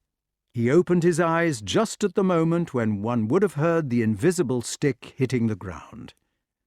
They were lying under a beech tree in the forest sauvage. "Here we are," said Merlin. "Get up and dust your clothes." "And there, I think," continued the magician, in a tone of satisfaction because his spells had worked for once without a hitch, "is your friend King Pellinore, pricking toward us o'er the plain." "Hello, hello!" cried King Pellinore, popping his visor up and down. "It's the young boy with the feather bed, isn't it, I say, what?" "Yes, it is," said the wart, "and I'm very glad to see you. Did you manage to catch the beast?" "No," said King Pellinore, "didn't catch the beast. Oh, do come here, you Bratchett, and leave that bush alone. Cha, cha, naughty, naughty. She runs riot, you know what. Very keen on rabbits. I tell you there's nothing in it, you beastly dog. Cha, cha, leave it, leave it. Oh, do come to heel, like I tell you. She never does come to heel," he added. At this the dog put a cock pheasant out of the bush, which rocketed off with a tremendous clatter, and the dog became so excited that it ran round its master 3 or 4 times at the end of its rope, panting hoarsely as if it had asthma. King Pellinore's horse stood patiently while the rope was wound round its legs, and Merlin and the wart had to catch the Bratchett and unwind it before the conversation could go on. "I say," said King Pellinore, "thank you very much, I must say. Won't you introduce me to your friend, what?" "This is my tutor, Merlin, a great magician." "Howdy-do," said the king. "Always like to meet magicians. In fact, I always like to meet anybody. It passes the time away, what, on a quest." "Hail," said Merlin, in his most mysterious manner. "Hail," replied the king, anxious to make a good impression. They shook hands. "Did you say hail?" inquired the king, looking about him nervously. "I thought it was going to be fine, myself." "He meant, how do you do?" explained the wart. "Ah, yes, howdy-do." They shook hands again. "Good afternoon," said King Pellinore. "What do you think the weather looks like now?" "I think it looks like an anticyclone." "Ah, yes," said the king. "An anti-cyclone. Well, I suppose I ought to be getting along." At this the king trembled very much, opened and shut his visor several times, coughed, wove his reins into a knot, exclaimed, "I beg your pardon," and showed signs of cantering away. "He is a white magician," said the wart. "You need not be afraid of him. He is my best friend, your majesty, and in any case he generally gets his spells muddled up." "Ah, yes," said King Pellinore. "A white magician, what? How small the world is it not? Howdy-do." "Hail," said Merlin. "Hail," said King Pellinore. They shook hands for the 3rd time. "I should not go away," said the wizard, "if I were you. Sir Grummore Grummersome is on the way to challenge you to a joust." "No, you don't say. Sir what-you-may-call-it come in here to challenge me to a joust?" "Assuredly." "Good handicap, man?" "I should think it would be an even match." "Well, I must say," exclaimed the king, "it never hails but it pours." "Hail," said Merlin. "Hail," said King Pellinore. "Hail," said the wart. "Now I really won't shake hands with anybody else," announced the monarch. "We must assume that we have all met before." "Is Sir Grummore really coming?" inquired the wart, hastily changing the subject, "to challenge King Pellinore to a battle?" "Look yonder," said Merlin, and both of them looked in the direction of his outstretched finger. Sir Grummore Grummersome was cantering up the clearing in full panoply of war. Instead of his ordinary helmet with a visor, he was wearing the proper tilting helm, which looked like a large coal scuttle, and as he cantered he clanged. He was singing his old school song. "We'll tilt together, steady from crupper to pole, and nothing in life shall sever our love for the dear old call. Follow up, follow up, follow up, follow up, follow up, till the shield ring again and again, with the clanks of the clanky true men. "Goodness!" exclaimed King Pellinore. "It's about 2 months since I had a proper tilt, and last winter they put me up to 18. That was when they had the new handicaps." Sir Grummore had arrived while he was speaking, and had recognised the wart. "Morning," said Sir Grummore. "You're Sir Ector's boy, ain't you? And who's that chap in the comic hat?" "That is my tutor," said the wart hurriedly. "Merlyn, the magician." Sir Grummore looked at Merlyn. Magicians were considered rather middle class by the true jousting set in those days, and said distantly, "Ah, a magician, how do you do?" "And this is King Pellinore," said the wart. "Sir Grummore Grummersome, King Pellinore." "How do you do?" inquired Sir Grummore. "Hail," said King Pellinore. "No, I mean it won't hail, will it?" "Nice day," said Sir Grummore. "Yes, it is nice, isn't it, what?" "Been questing today?" "Oh, yes, thank you. Always am questing, you know, after the questing beast." "Interesting job, that, very." "Yes, it is interesting. Would you like to see some fumets?" "By Jove, yes. Like to see some fumets." "I have some better ones at home, but these are quite good, really." "Bless my soul. So these are her fumets?" "Yes, these are her fumets." "Interesting fumets." "Yes, they are interesting, aren't they? Only you get tired of them," added King Pellinore. "Well, well. It's a fine day, isn't it?" "Yes, it is rather fine." "Suppose we better have a joust, eh, what?" "Yes, I suppose we had better," said King Pellinore. "Really." "What shall we have it for?" "Oh, the usual, I suppose. Would one of you kindly help me on with my helm?" They all three had to help him on eventually, for what with the unscrewing of screws and the easing of nuts and bolts, which the king had clumsily set on the wrong thread when getting up in a hurry that morning, it was quite a feat of engineering to get him out of his helmet and into his helm. The helm was an enormous thing, like an oil drum, padded inside with 2 thicknesses of leather and 3 inches of straw. As soon as they were ready, the 2 knights stationed themselves at each end of the clearing, and then advanced to meet in the middle. "Fair knight," said King Pellinore, "I pray tell me thy name." "That me regards," replied Sir Grummore, using the proper formula. "That is uncourteously said," said King Pellinore. "What? For no knight ne dreadeth for to speak his name openly, but for some reason of shame." "Be that as it may, I choose that thou shalt not know my name, as at this time for no asking." "Then you must stay and joust with me, false knight." "Haven't you got that wrong, Pellinore?" inquired Sir Grummore. "I believe it ought to be, thou shalt." "Oh, I'm sorry, Sir Grummore. Yes, so it should, of course. Then thou shalt stay and joust with me, false knight." Without further words, the gentlemen retreated to the opposite ends of the clearing, feutred their spears, and prepared to hurtle together in the preliminary charge. "I think we had better climb this tree," said Merlyn. "You never know what will happen in a joust like this."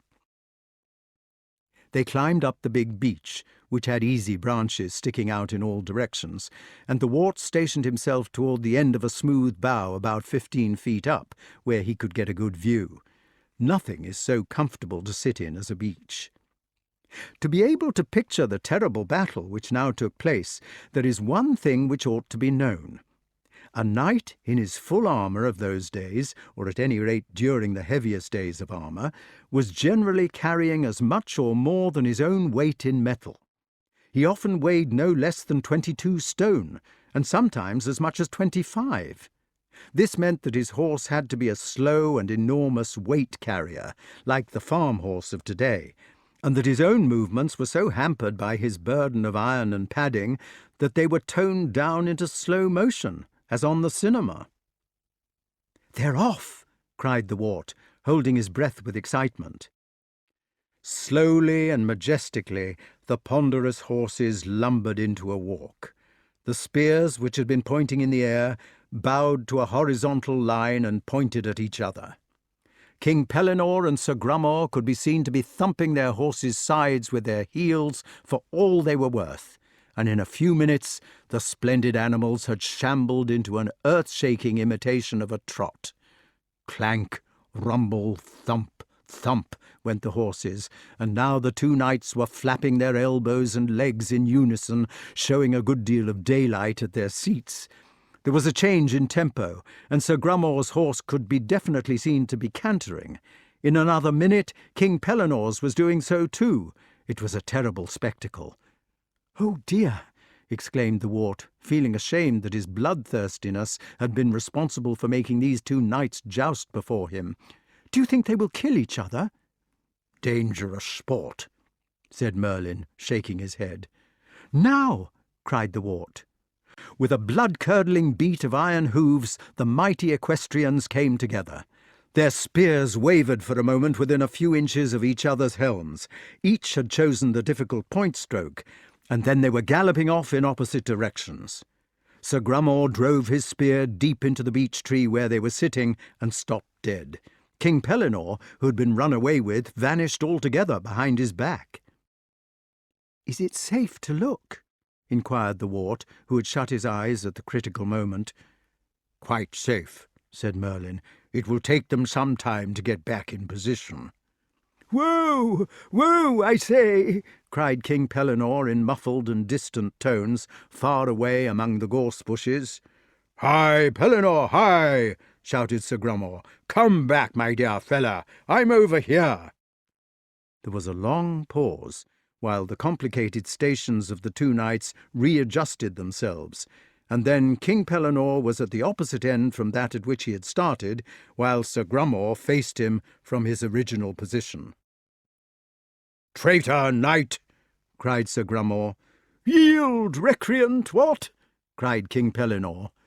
They feuted their spears again, and thundered into the charge.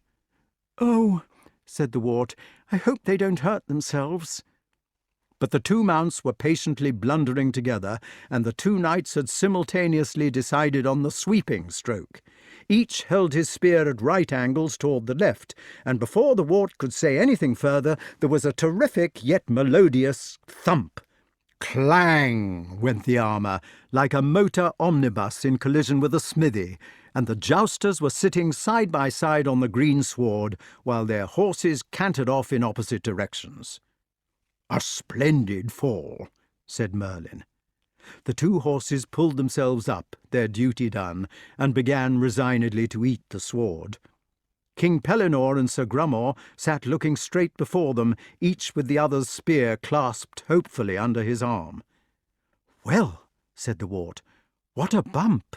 They both seem to be all right so far." Sir Grummore and King Pellinore laboriously got up. "Defend thee!" cried King Pellinore. "God save thee!" cried Sir Grummore. With this they drew their swords and rushed together with such ferocity that each, after dealing the other a dent on the helm, sat down suddenly backwards. "Bah!" cried King Pellinore. "Boo!" cried Sir Grummore, also sitting down. "Mercy!" exclaimed the wart. "What a combat!" The knights had now lost their tempers, and the battle was joined in earnest. It did not matter much, however, for they were so encased in metal that they could not do each other much damage. It took them so long to get up, and the dealing of a blow when you weighed the 1/8 part of a ton was such a cumbrous business that every stage of the contest could be marked and pondered.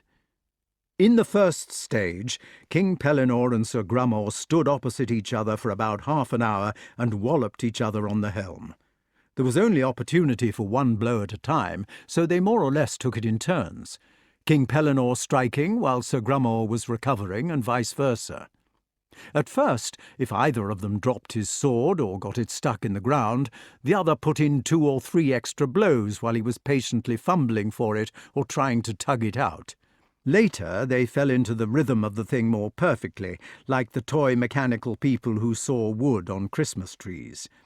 Eventually, the exercise and the monotony restored their good humour, and they began to get bored. The second stage was introduced as a change by common consent. Sir Grummore stumped off to one end of the clearing, while King Pellinore plodded off to the other. Then they turned round and swayed backward and forward once or twice in order to get their weight on their toes. When they leaned forward, they had to run forward to keep up with their weight, and if they leaned too far backward, they fell down. So even walking was complicated. When they'd got their weight properly distributed in front of them, so that they were just off their balance, each broke into a trot to keep up with himself. They hurtled together as it had been 2 boars. They met in the middle, breast to breast, with a noise of shipwreck and great bells tolling, and both, bouncing off, fell breathless on their backs. They lay thus for a few minutes panting. Then they slowly began to heave themselves to their feet, and it was obvious that they had lost their tempers once again.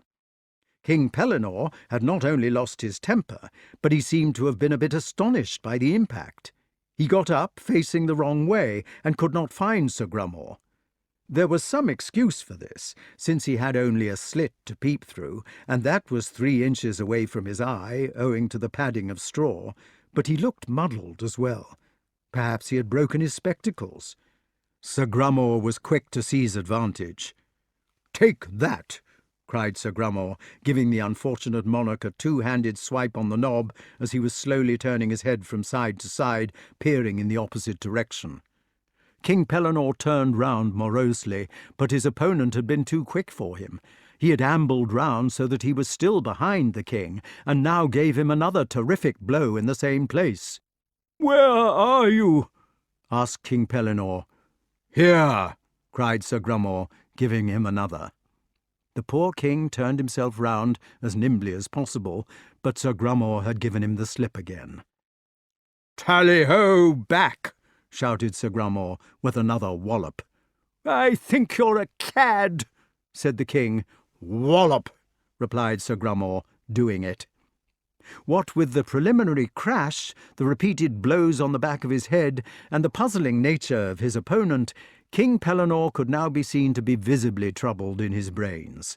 He swayed backward and forward under the hail of blows which were administered, and feebly wagged his arms. "Poor king," said the wart, "I wish he would not hit him so." As if in answer to his wish, Sir Grummore paused in his labours. "Do you want Pax?" asked Sir Grummore. King Pellinore made no answer. Sir Grummore favoured him with another whack and said, "If you don't say Pax, I shall cut your head off." "I won't," said the king. Whang went the sword on top of his head. Whang it went again. Whang for the 3rd time. "Pax," said King Pellinore, mumbling rather. Then, just as Sir Grummore was relaxing with the fruits of his victory, he swung round upon him, shouted "None!" at the top of his voice, and gave him a good push in the middle of the chest. Sir Grummore fell over backwards. "Well," exclaimed the wart, "what a cheat! I would not have thought it of him."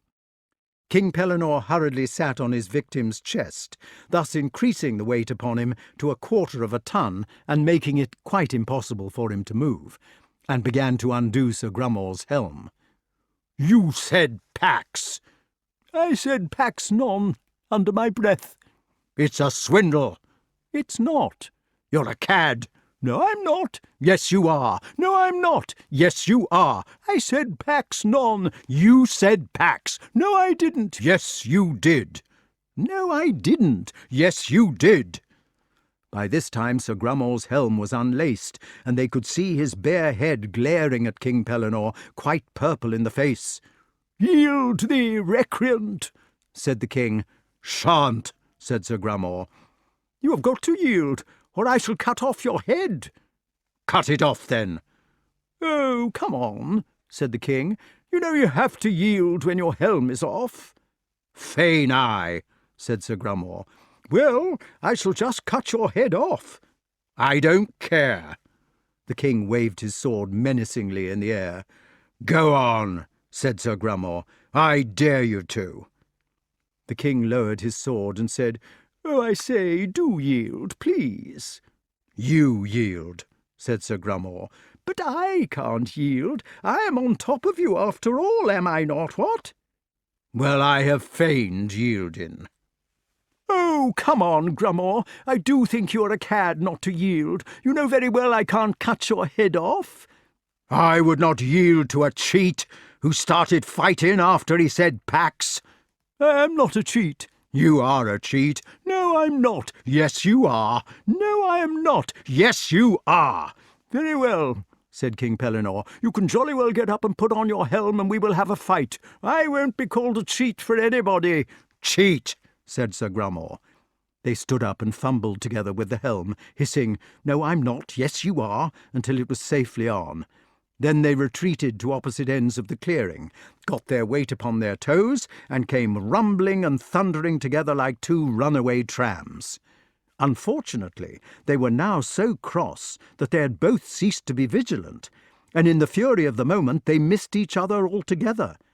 The momentum of their armour was too great for them to stop till they had passed each other handsomely, and then they manoeuvred about in such a manner that neither happened to come within the other's range of vision.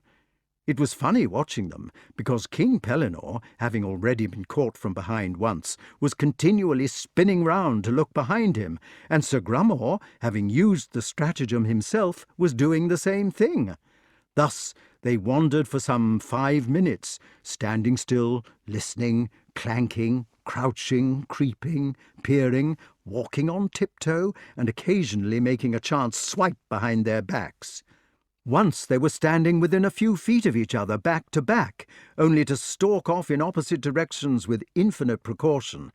And once King Pellinore did hit Sir Grummore with one of his backstrokes, but they both immediately spun round so often that they became giddy and mislaid each other afresh. After 5 minutes, Sir Grummore said, "All right, Pellinore, it's no use hiding. I can see where you are." "I am not hiding," exclaimed King Pellinore indignantly. "Where am I?" They discovered each other and went up close together, face to face. "Cad," said Sir Grummore. "Yah!" said King Pellinore. They turned round and marched off to their corners, seething with indignation. "Swindler!" shouted Sir Grummore. "Beastly bully!" shouted King Pellinore. With this they summoned all their energies together for one decisive encounter, leaned forward, lowered their heads like two billy-goats, and positively sprinted together for the final blow. Alas, their aim was poor. They missed each other by about 5 yards, passed at full steam, doing at least 8 knots, like ships that pass in the night but speak not to each other in passing, and hurtled onward to their doom. Both knights began waving their arms like windmills, anti-clockwise, in the vain effort to slow up. Both continued with undiminished speed. Then Sir Grummore rammed his head against the beech in which the wart was sitting, and King Pellinore collided with a chestnut at the other end of the clearing. The trees shook, the forest rang. Blackbirds and squirrels cursed, and wood-pigeons flew out of their leafy perches half a mile away. The 2 knights stood to attention while one could count 3, then, with a last unanimous melodious clang, they both fell prostrate on the fatal sward. "Stunned," said Merlyn, "I should think." "Oh dear," said the wart. "Ought we to get down and help them?"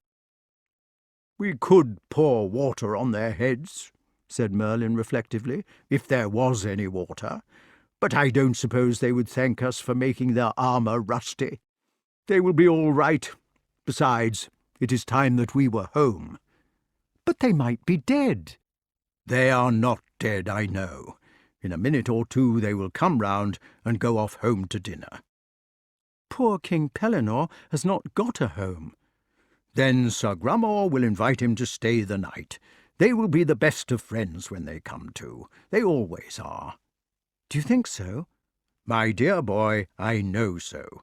Shut your eyes, and we will be off. The wart gave in to Merlin's superior knowledge. Do you think, he asked with his eyes shut, that Sir Grummore has a feather bed? Probably. Good, said the wart. That will be nice for King Pellinore, even if he was stunned. The Latin words were spoken and the secret passes made. The funnel of whistling noise and space received them. In 2 seconds they were lying under the grandstand, and the sergeant's voice was calling from the opposite side of the tilting ground. Now then, Master Art, now then, you've been a-snoozing there long enough. Come out into the sunlight here with Master K, 1, 2, 1, 2, and see some real tilting. Chapter 8. It was a cold, wet evening, such as may happen even toward the end of August, and the wart did not know how to bear himself indoors. He spent some time in the kennels talking to Cavall, then wandered off to help them turn the spit in the kitchen, but there it was too hot. He was forced to stay indoors because of the rain by his female supervisors, as happens too frequently to the unhappy children of our generation. But the mere wetness and dreariness in the open discouraged him from going out. He hated everybody. "Confound the boy," said Sir Ector. "For goodness' sake, stop moping by that window there. Go and find your tutor. When I was a boy, we always used to study on wet days, yes, and educate our minds." "Wart is stupid," said Kay. "Ah, run along, my duck," said their old nurse. "I ain't got time to attend to the mopsies now, what with all this sorbent washing." "Now then, my young master," said Hob, "let they run off to their quarters and stop confusing they fowls." "Nah," said the sergeant, "you hop off out of here. I got enough to do a polishing of this by-lady armour." Even the dog boy barked at him when he went back to the kennels. Wart dragged off to the tower room, where Merlyn was busy knitting himself a woolen nightcap for the winter. "I cast off now together at every other line," said the magician, "but for some reason it seems to end too sharply, like an onion. It's the turning of the heel that does one every time." "I think I ought to have some education," said the wart. "I can't think of anything to do." "You think that education is something which ought to be done when all else fails?" inquired Merlyn nastily, for he was in a bad mood too. "Well," said the wart, "some sorts of education." "Mine?" asked the magician with flashing eyes. "Oh, Merlyn," exclaimed the wart without answering, "please give me something to do, because I feel so miserable. Nobody wants me for anything today, and I just don't know how to be sensible. It rains so." "You should learn to knit." "Could I go out and be something? A fish or anything like that?" "You have been a fish," said Merlyn. "Nobody with any go needs to do their education twice." "Well, could I be a bird?" "If you knew anything at all," said Merlyn, "which you do not, you would know that a bird does not like to fly in the rain, because it wets its feathers and makes them stick together. They get bedraggled." "I could be a hawk in Hobbs' Mews," said the wart stoutly. "Then I should be indoors and not get wet." "That is pretty ambitious," said the old man, "to want to be a hawk." "You know you will turn me into a hawk when you want to," shouted the wart, "but you like to plague me because it is wet. I won't have it." "Hoity-toity." "Please," said the wart, "dear Merlyn, turn me into a hawk. If you don't do that, I shall do something. I don't know what." Merlyn put down his knitting and looked at his pupil over the top of his spectacles. "My boy," he said, "you shall be everything in the world. Animal, vegetable, mineral, protista, or virus, for all I care, before I've done with you. But you will have to trust to my superior backsight. The time is not yet ripe for you to be a hawk. For one thing, Hob is still in the mews feeding them. so you may as well sit down for the moment and learn to be a human being." "Very well," said the wart, "if that's a go." And he sat down. After several minutes he said, "Is one allowed to speak as a human being, or does the thing about being seen and not heard have to apply?" "Everybody can speak." "That's good, because I wanted to mention that you have been knitting your beard into the nightcap for 3 rows now." "Well, I'll be—" "I should think the best thing would be to cut off the end of your beard. Shall I fetch some scissors?" "Why didn't you tell me before?" "I wanted to see what would happen." "You run a grave risk, my boy," said the magician, "of being turned into a piece of bread and toasted." With this he slowly began to unpick his beard, muttering to himself meanwhile, and taking the greatest precaution not to drop a stitch. "Will it be as difficult to fly," asked the wart when he thought his tutor had calmed down, "as it was to swim?" "You will not need to fly. I don't mean to turn you into a loose hawk, but only to set you in the mews for the night, so that you can talk to the others. That is the way to learn, by listening to the experts." "Will they talk?" "They talk every night, deep into the darkness. They say about how they were taken, about what they can remember of their homes, about their lineage and the great deeds of their ancestors, about their training and what they've learned and will learn. It is military conversation, really, like you might have in the mess of a crack cavalry regiment. Tactics, small arms, maintenance, betting, famous hunts, wine, women, and song. Another subject they have," he continued, "is food. It is a depressing thought, but of course they're mainly trained by hunger. They're a hungry lot, poor chaps, thinking of the best restaurants where they used to go, and how they had champagne and caviar and gypsy music. Of course they all come of noble blood." "What a shame that they should be kept prisoners and be hungry." "They do not really understand that they are prisoners, any more than the cavalry officers do. They look on themselves as being dedicated to their profession, like an order of knighthood or something of that sort. You see, the membership of the Mews is, after all, restricted to the raptors, and that does help a lot. They know that none of the lower classes can get in. Their screen perches don't carry blackbirds or such trash as that. And then, as to the hungry part, they're far from starving or that kind of hunger. They are in training, you know, and like everybody in strict training, they think about food." "How soon can I begin?" "You can begin now, if you want to. My insight tells me that Hob has this minute finished for the night. But first of all, you must choose what kind of hawk you would prefer to be." "I should like to be a Merlyn," said the wart politely. This answer flattered the magician. "A very good choice," he said, "and if you please, we will proceed at once." The wart got up from his stool and stood in front of his tutor. Merlyn put down his knitting. "First you go small," said he, pressing him on the top of his head until he was a bit smaller than a pigeon. "Then you stand on the ball of your toes, bend at the knees, hold your elbows to your sides, lift your hands to the level of your shoulders, and press your first and second fingers together, and also your third and fourth. Look, it is like this." With these words the ancient nigromant stood upon tiptoe and did as he had explained. The wart copied him carefully, and wondered what would happen next. What did happen was that Merlyn, who had been saying the final spells under his breath, suddenly turned himself into a condor, leaving the wart standing on tiptoe unchanged. He stood there as if he were drying himself in the sun, with a wing spread of about 11 feet, a bright orange head, and a magenta carbuncle.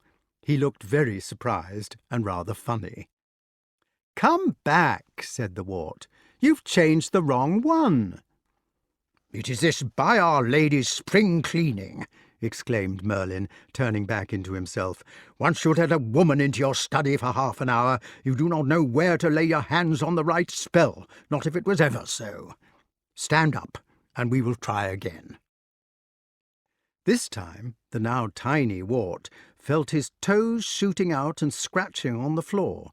He felt his heels rise and stick out behind, and his knees draw into his stomach.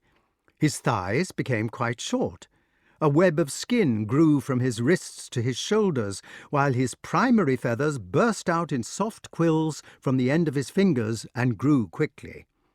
His secondaries sprouted along his forearm, and a charming little false primary sprang from the end of each thumb. The dozen feathers of his tail, with the double-deck feathers in the middle, grew out in the twinkling of an eye, and all the covert feathers of his back and breast and shoulders slipped out of the skin to hide the roots of the more important plumes. Wart looked quickly at Merlyn, ducked his head between his legs and had a look through there, rattled his feathers into place, and began to scratch his chin with the sharp talon of one toe. "Good," said Merlyn. "Now, hop on my hand. Be careful and don't gripe, and listen to what I have to tell you.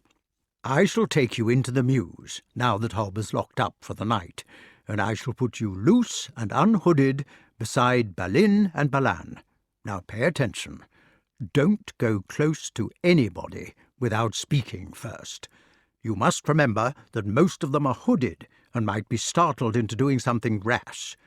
You can trust Balin and Balan, also the kestrel and the sparhawk. Don't go within reach of the falcon unless she invites you to. On no account must you stand beside Cully's special enclosure, for he is unhooded, and he will go for you through the mesh if he gets half a chance. He's not quite right in his brains, poor chap, and if he once grips you, you will never leave his grip alive. Remember that you are visiting a kind of Spartan military mess.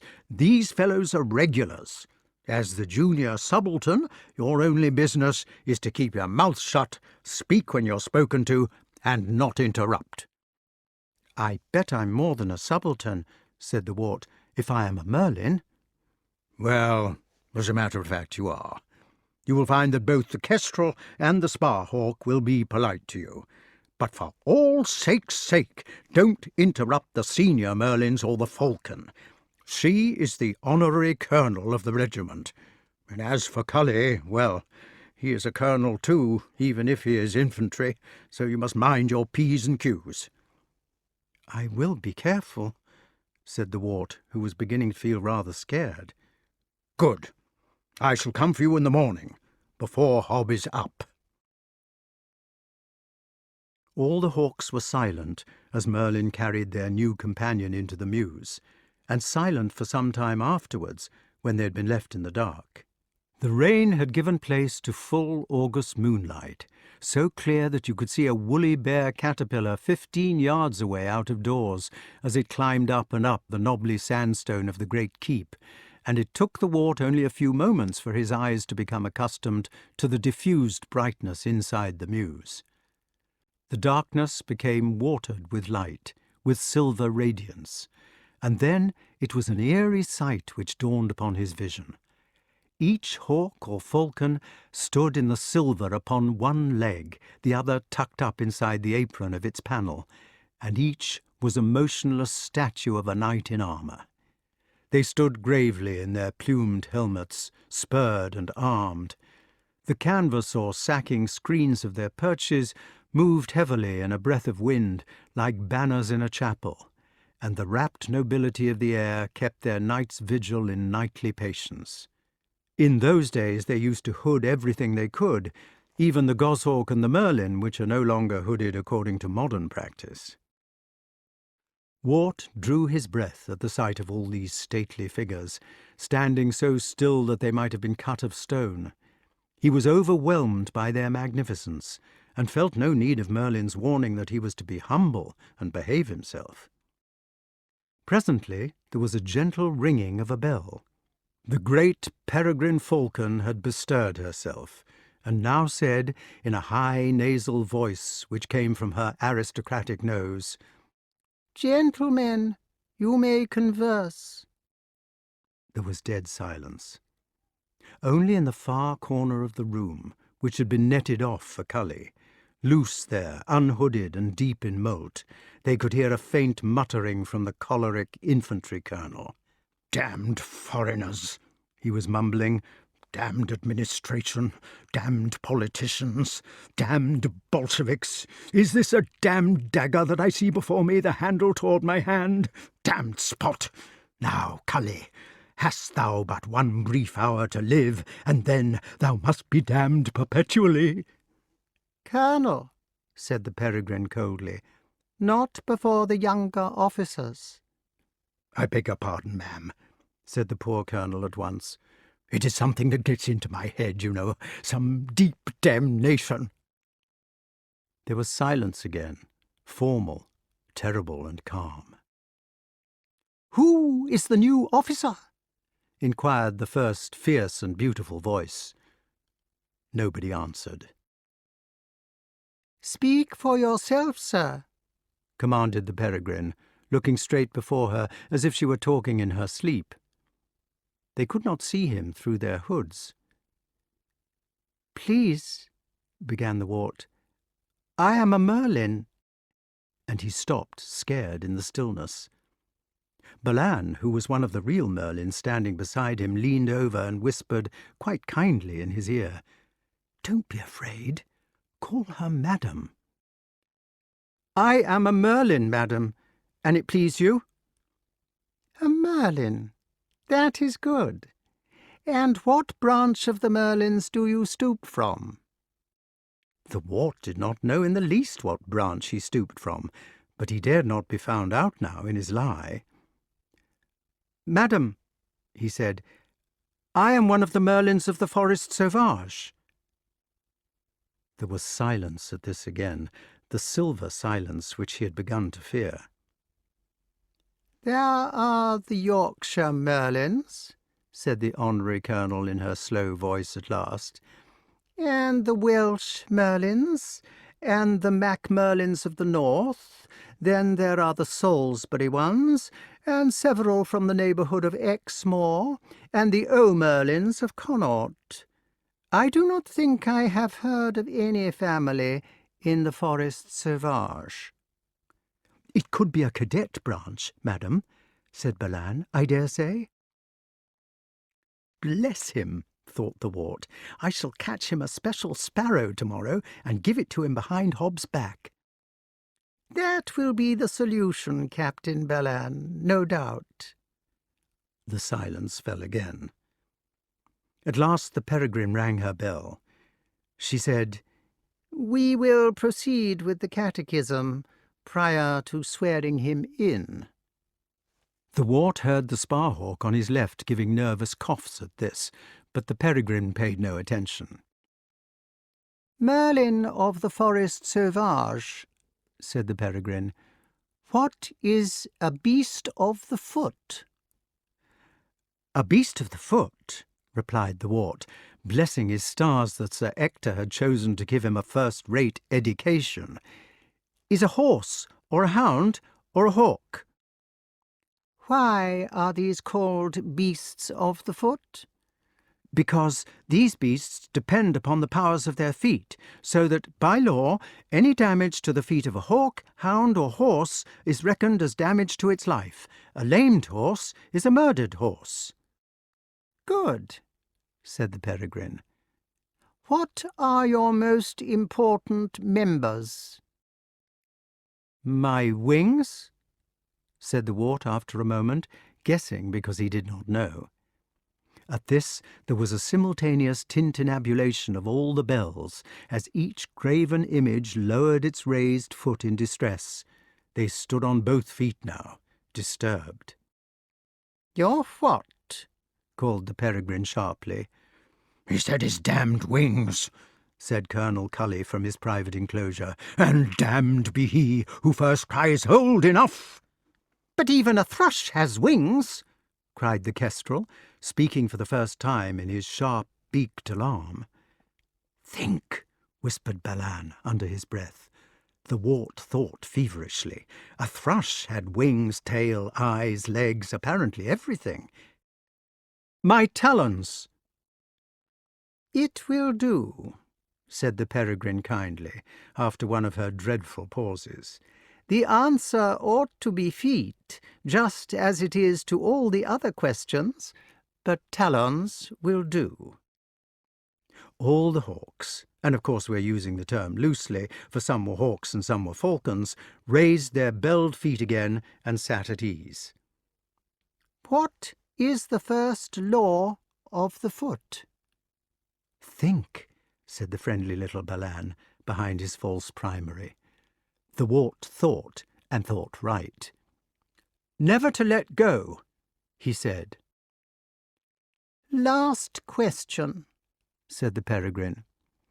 "How would you, as a Merlyn, kill a pigeon bigger than yourself?"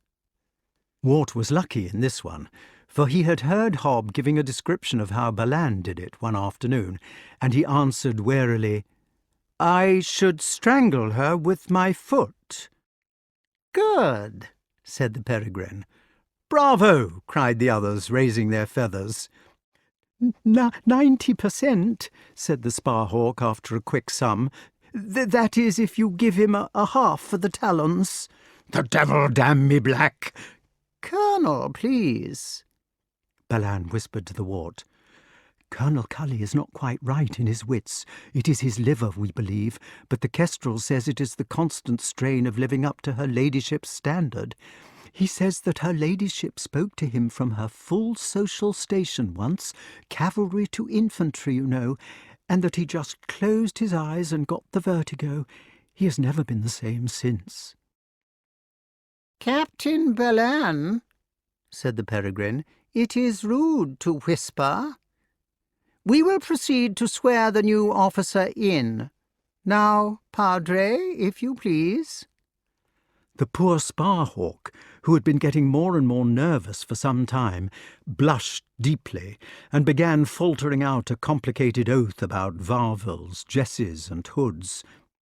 "With this varvel," the wart heard, "I thee endow, love, honour, and obey, till jest do us part." But before the Padre had got to the end of it, he broke down altogether and sobbed out, "Oh, please, your ladyship, I beg your pardon, but I have forgotten to keep my tirings." "Tirings are bones and things," explained Balan, "and of course you have to swear on bones." "Forgotten to keep any tirings? But it is your duty to keep tirings." I know." "What have you done with them?" The Sparhawk's voice broke at the enormity of his confession. I ate 'em," wept the unfortunate priest. Nobody said anything. The dereliction of duty was too terrible for words. All stood on 2 feet and turned their blind heads toward the culprit. Not a word of reproach was spoken. Only, during an utter silence of 5 minutes, they could hear the incontinent priest snivelling and hiccuping to himself. "Well," said the Peregrine at last, "the initiation will have to be put off till tomorrow." "If you will excuse me, madame," said Balin, "perhaps we could manage the ordeal tonight. I believe the candidate is loose, for I did not hear him being tied up." At the mention of an ordeal, the wart trembled within himself, and privately determined that Balin should have not one feather of Balan's sparrow next day. "Thank you, Captain Balin. I was reflecting upon that subject myself." Balin shut up. "Are you loose, candidate?" "Oh, madam, yes, I am, if you please, but I do not think I want an ordeal." "The ordeal is customary. Let me see," continued the honorary colonel reflectively. "What was the last ordeal we had? Can you remember, Captain Balan?" "The ordeal, ma'am," said the friendly Merlyn, "was to hang by my jesses during the 3rd watch." "If he is loose, he cannot do that." "You could strike him yourself, ma'am," said the kestrel, "judiciously, you know." "Send him over to stand by Colonel Cully while we ring 3 times," said the other Merlyn. "Oh, no!" cried the crazy colonel, in an agony out of his remoter darkness. "Oh, no, your ladyship! I beg of you not to do that. I am such a damned villain, your ladyship, that I do not answer for the consequences. Spare the poor boy, your ladyship, and lead us not into temptation." "Colonel, control yourself. That ordeal will do very well." "Oh, madam, I was warned not to stand by Colonel Cully." "Warned? And by whom?" The poor wart realized that now he must choose between confessing himself a human and learning no more of their secrets, or going through with this ordeal to earn his education. He did not want to be a coward. "I will stand by the colonel, madam," he said, immediately noticing that his voice sounded insulting. The peregrine falcon paid no attention to the tone. "It is well," she said. "But first we must have a hymn. Now, Padre, if you have not eaten your hymns as well as your tirings, will you be so kind as to lead us in ancient but not modern number 23, the Ordeal Hymn? And you, Mr. Key," she added to the kestrel, "you had better keep quiet, for you are always too high." The hawks stood still in the moonlight, while the spar-hawk counted 1, 2, 3. Then all those curved or toothed beaks opened in their hoods to a brazen unison, and this is what they chanted. Life is blood, shed and offered. The eagle's eye can face this dree. To beasts of chase the lie is proffered. Timor mortis conturbat me. The beast of foot sings hold fast only, for flesh is bruckle and foot is slee. Strength to the strong and the lordly and lonely. Timor mortis exultat me. Shame to the slothful and woe to the weak one, death to the dreadful who turn to flee, blood to the tearing, the taloned, the beaked one. Timor mortis are we.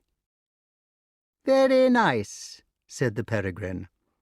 "Captain Balan, I think you are a little off on the top C. And now, candidate, you will go over and stand next to Colonel Cully's enclosure while we ring our bells thrice. On the third ring you may move as quickly as you like." "Very good, madam," said the wart, quite fearless with resentment. He flipped his wings and was sitting on the extreme end of the screen perch next to Cully's enclosure of string netting. "Boy," cried the colonel in an unearthly voice, "don't come near me, don't come near. Ah, tempt not the foul fiend to his damnation." "I do not fear you, sir," said the wart. "Do not vex yourself, for no harm will come to either of us." "No harm, quotha? Ah, go before it is too late. I feel eternal longings in me." "Never fear, sir. They have only to ring 3 times. At this, the knights lowered their raised legs and gave them a solemn shake. The first sweet tinkling filled the room. "Madam, madam," cried the colonel in torture, have pity on a damned man of blood. Ring out the old, ring in the new. I can't hold off much longer." "Be brave, sir," said the wart softly. "Be brave, sir? Why, but 2 nights since one met the Duke about midnight in a lane behind St. Mark's Church with the leg of a man upon his shoulder, and he howled fearfully." "It is nothing," said the wart. "Nothing! Said he was a wolf, only the difference was a wolf's skin was hairy on the outside, his on the inside. Rip up my flesh and try. For quietus with a bare bodkin." The bells rang for the 2nd time. The Wart's heart was thumping, and now the Colonel was sidling toward him along the perch. Stamp, stamp, he went, striking the wood he trod on with a convulsive grip at every pace. His poor, mad, brooding eyes glared in the moonlight, shone against the persecuted darkness of his scowling brow. There was nothing cruel about him, no ignoble passion. He was terrified of the Wart, not triumphing, and he must slay. "If it were done, when 'tis done," whispered the Colonel, "then 'twere well it were done quickly. Who would have thought the young man had so much blood in him?" "Colonel," said the Wart, but he held himself there. "Boy!" cried the Colonel. "Speak! Stop me! Mercy!" "There is a cat behind you," said the Wart calmly, "or a pine marten. Look!" The Colonel turned, swift as a wasp's sting, and menaced into the gloom. There was nothing. He swung his wild eyes again upon the Wart, guessing the trick. Then, in the cold voice of an adder, "The bell invites me. Hear it not, Merlyn, for it is a knell that summons thee to heaven or to hell." The third bells were indeed ringing as he spoke, and Honour was allowed to move. The ordeal was over, and the Wart might fly. But as he flew, quicker than any movement or flight in the world, the terrible sickles that shot out from the Colonel's planted legs, not flashed out, for they moved too quickly for sight, and with a thump, with a clutch, with an apprehension like being arrested by a big policeman, the great scimitars had fixed themselves in his retreating thumb. They fixed themselves, and fixed irrevocably. Gripe, gripe, the enormous thigh muscles tautened in two convulsions. Then the Wart was 2 yards further down the screen, and Colonel Cully was standing on one foot with a few meshes of string netting and the Wart's false primary, with its covert feathers vice-fisted in the other. 2 or 3 minor feathers drifted softly in a moonbeam toward the floor. "Well stood!" cried Balan delightedly. "A very gentlemanly exhibition," said the Peregrine, not minding that Captain Balan had spoken before her. "Amen," said the Sparhawk. "Brave heart," said the Kestrel. "Might we give him the triumph song?" asked Balin, relenting. "Certainly," said the Peregrine. And they all sang together, led by Colonel Cully at the top of his voice, all belling triumphantly in the terrible moonlight. "The mountain birds are sweeter, but the valley birds are fatter, and so we deemed it meeter to carry off the latter. We met a cowering coney, and struck him through the vitals. The coney was like honey, and squealed our requitals. Some struck the lark in feathers, whose puffing clouds were shed off. Some plucked the partridge's nethers, while others pulled his head off. But Wart, the king of Merlins, struck foot most far before us. His birds and beasts supply our feasts, and his feats our glorious chorus." "Mark my words," cried the beautiful Balan. "We shall have a regular king in that young candidate. Now, boys, chorus all together for the last time." But Wart, the king of Merlins, struck foot most far before us. His birds and beasts supply our feasts, and his feats our glorious chorus. Chapter 9. "Well," said the Wart, as he woke up in his own bed next morning, "what a horrible grand crew." Kay sat up in bed and began scolding like a squirrel. "Where were you last night?" he cried. "I believe you climbed out. I shall tell my father and get you tanned." "You know we're not allowed to go out after curfew. What have you been doing? I looked for you everywhere. I know you climbed out." The boys had a way of sliding down a rainwater pipe into the moat, which they could swim on secret occasions when it was necessary to be out at night, to wait for a badger, for instance, or to catch tench, which can only be taken just before dawn. "Oh, shut up," said the wart. "I'm sleepy." Kay said, wake up, you beast! Where have you been?" "I shan't tell you." He was sure that Kay would not believe the story, but only call him a liar and get angrier than ever. "If you don't tell me, I shall kill you." "You will not, then." "I will." The wart turned over on his other side. "Beast!" said Kay. He took a fold of the wart's arm between the nails of his first finger and thumb, and pinched for all he was worth. Wart kicked like a salmon which has been suddenly hooked, and hit him wildly in the eye. In a trice they were out of bed, pale and indignant, looking rather like skinned rabbits, for in those days nobody wore clothes in bed, and whirling their arms like windmills in the effort to do each other mischief. Kay was older and bigger than the wart, so that he was bound to win in the end, but he was more nervous and imaginative. He could imagine the effect of each blow that was aimed at him, and this weakened his defence. Wart was only an infuriated hurricane. "Leave me alone, can't you?" And all the while he did not leave Kay alone, but with his head down and swinging arms made it impossible for Kay to do as he was bid. They punched entirely at each other's faces. Kay had a longer reach and a heavier fist. He straightened his arm, more in self-defence than in anything else, and the wart smacked his own eye upon the end of it. The sky became a noisy and shocking black, streaked outward with a blaze of meteors. The wart began to sob and pant. He managed to get in a blow upon his opponent's nose, and this began to bleed. Kay lowered his defence, turned his back on the wart, and said in a cold, snuffling, reproachful voice, "Now it's bleeding." The battle was over. Kay lay on the stone floor, bubbling blood out of his nose, and the wart with a black eye fetched the enormous key out of the door to put under Kay's back. Neither of them spoke.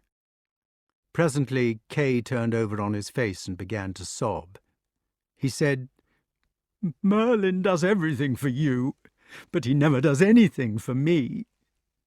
At this the wart felt he had been a beast. He dressed himself in silence and hurried off to find the magician. On the way he was caught by his nurse. "Ah, you little he-lot," exclaimed she, shaking him by the arm. "You've been a-battling again with that there Master Kay. Look at your poor eye, I do declare. It's enough to baffle the College of Sturgeons."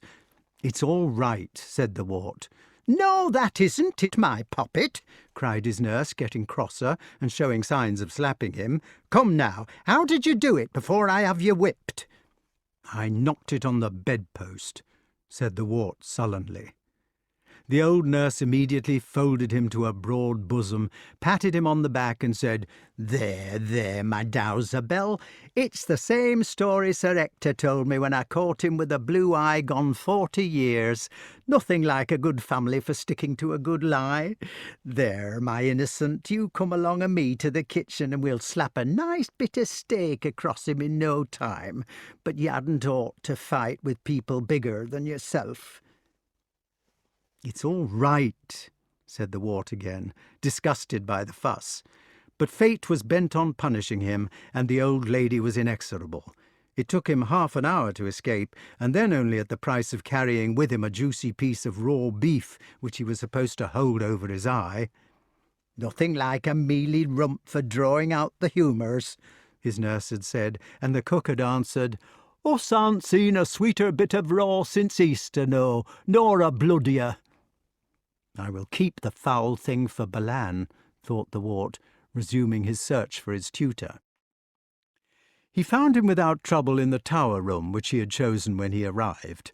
All philosophers prefer to live in towers, as may be seen by visiting the room which Erasmus chose in his college at Cambridge, but Merlyn's tower was even more beautiful than this. It was the highest room in the castle, directly below the lookout of the great keep, and from its window you could gaze across the open field with its rights of warren, across the park and the chase, until your eye finally wandered out over the distant blue tree-tops of the forest sauvage. This sea of leafy timber rolled away and away in knobs like the surface of porridge until it was finally lost in remote mountains, which nobody had ever visited, and the cloud-capped towers and gorgeous palaces of heaven. Merlin's comments upon this black eye were of a medical nature. "The discoloration," he said, "is caused by hemorrhage into the tissues, ecchymosis, and passes from dark purple through green to yellow before it disappears." There seemed to be no sensible reply to this. "I suppose you had it," continued Merlyn, "fighting with Kay?" "Yes. How did you know?" "Ah, well, there it is." "I came to ask you about Kay." "Speak, demand. I'll answer." "Well, Kay thinks it is unfair that you are always turning me into things and not him. I've not told him about it, but I think he guesses. I think it's unfair too." "It is unfair." "So, will you turn us both next time that we are turned?" Merlin had finished his breakfast and was puffing at the meerschaum pipe, which made his pupil believe that he breathed fire. Now he took a deep puff, looked at the wart, opened his mouth to speak, changed his mind, blew out the smoke, and drew another lungful. "Sometimes," he said, "life does seem to be unfair. Do you know the story of Elijah and the Rabbi Jachanan?" "No," said the wart. He sat down resignedly upon the most comfortable part of the floor, perceiving that he was in for something like the parable of the looking-glass. "This rabbi," said Merlin, "went on a journey with the prophet Elijah. They walked all day, and at nightfall they came to the humble cottage of a poor man, whose only treasure was a cow. The poor man ran out of his cottage, and his wife ran out too, to welcome the strangers for the night, and to offer them all the simple hospitality which they were able to give in straitened circumstances.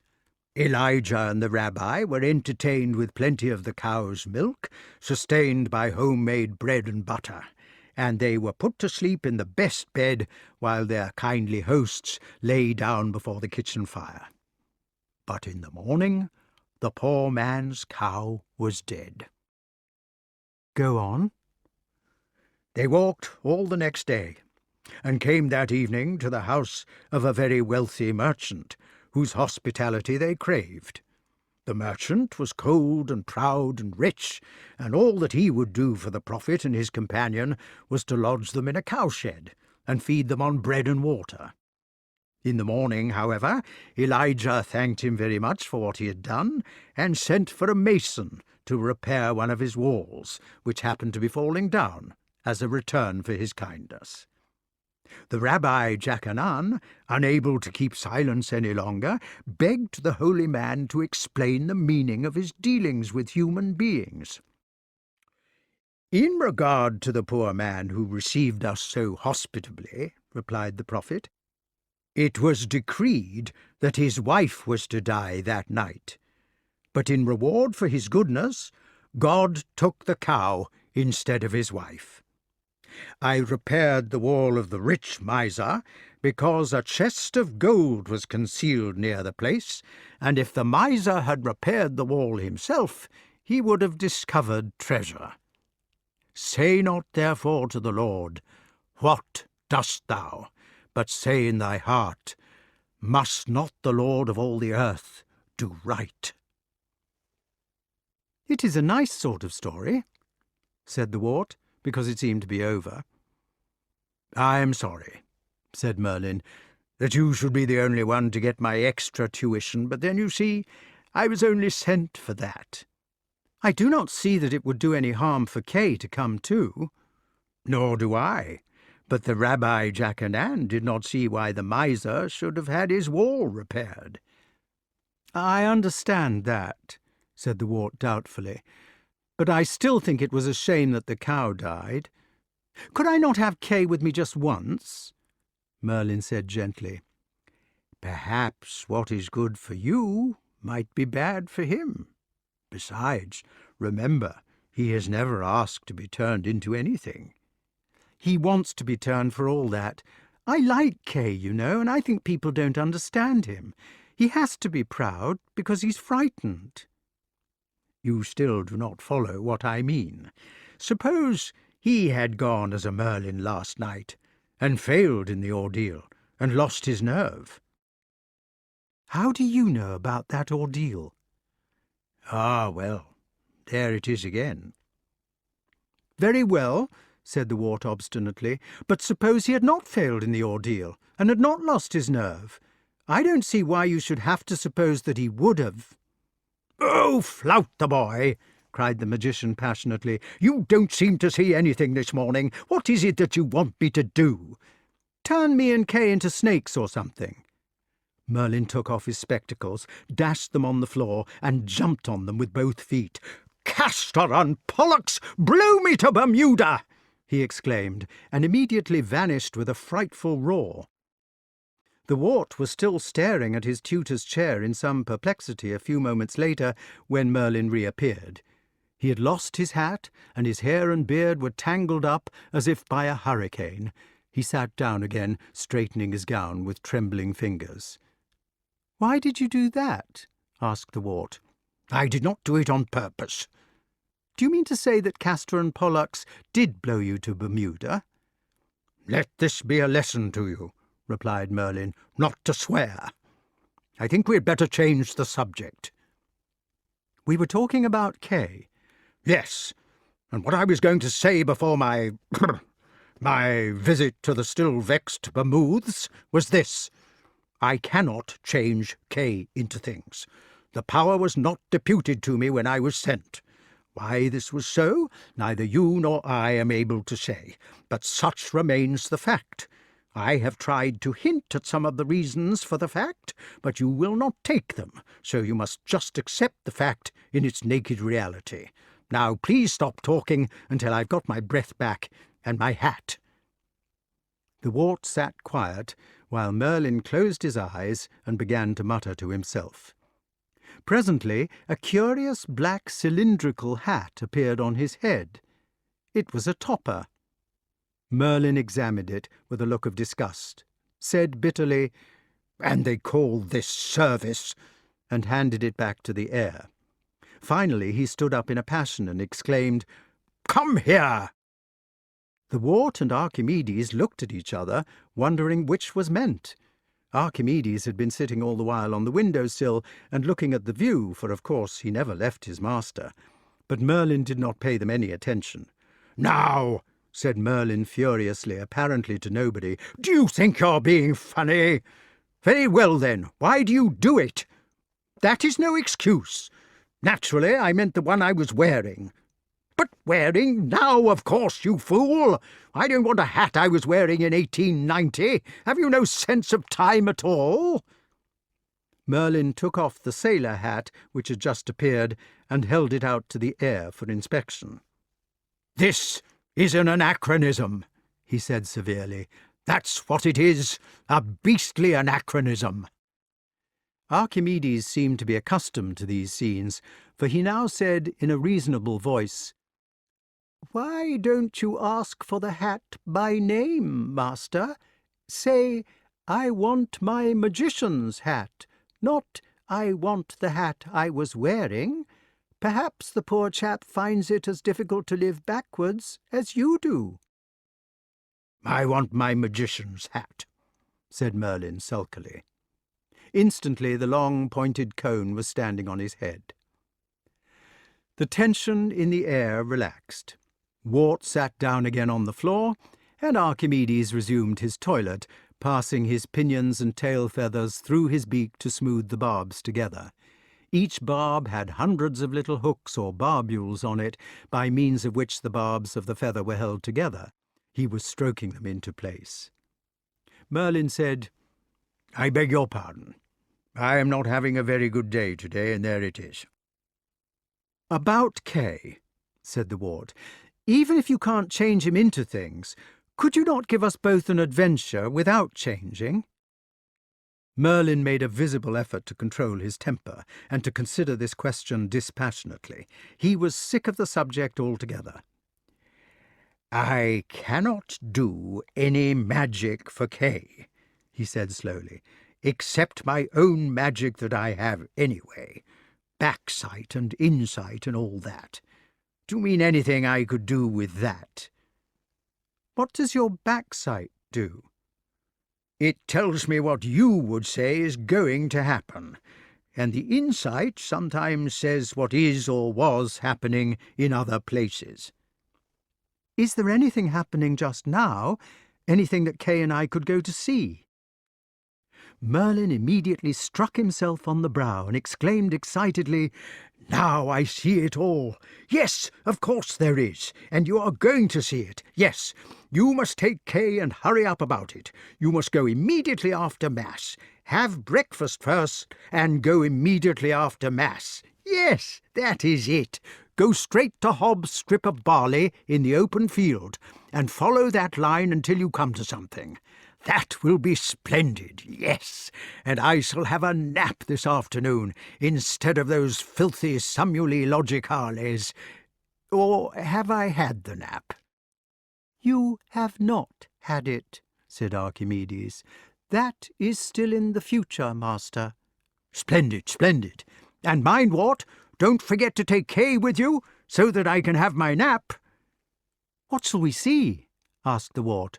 "Ah, don't plague me about a little thing like that. You run along now, there's a good boy, and mind you don't forget to take Kay with you. Why ever didn't you mention it before? Don't forget to follow beyond the strip of barley. Well, well, well. This is the first half-holiday I have had since I started this confounded tutorship.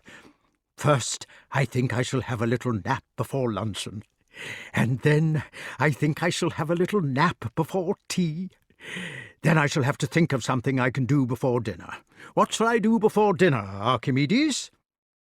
"Have a little nap, I expect," said the owl coldly, turning his back upon his master, because he, as well as the wart, enjoyed to see life. Chapter 10. Wart knew that if he told the elder boy about his conversation with Merlyn, Kay would refuse to be condescended to and would not come. So he said nothing. It was strange, but their battle had made them friends again, and each could look the other in the eye with a kind of confused affection. They went together unanimously, though shyly, without explanations, and found themselves standing at the end of Hobbs' barley strip after Mass. The wart had no need to use ingenuity. When they were there, it was easy. "Come on," he said. "Merlyn told me to tell you that there was something along here that was specially for you." "What sort of thing?" asked Kay. "An adventure." "How do we get to it?" "We ought to follow the line which this strip makes, and I suppose that would take us into the forest. We should have to keep the sun just there on our left, but allow for it moving." "All right," said Kay. "What is the adventure?" "I don't know." They went along the strip and followed its imaginary line over the park and over the chase, keeping their eyes skinned for some miraculous happening. They wondered whether half a dozen young pheasants they started had anything curious about them, and Kay was ready to swear that one of them was white.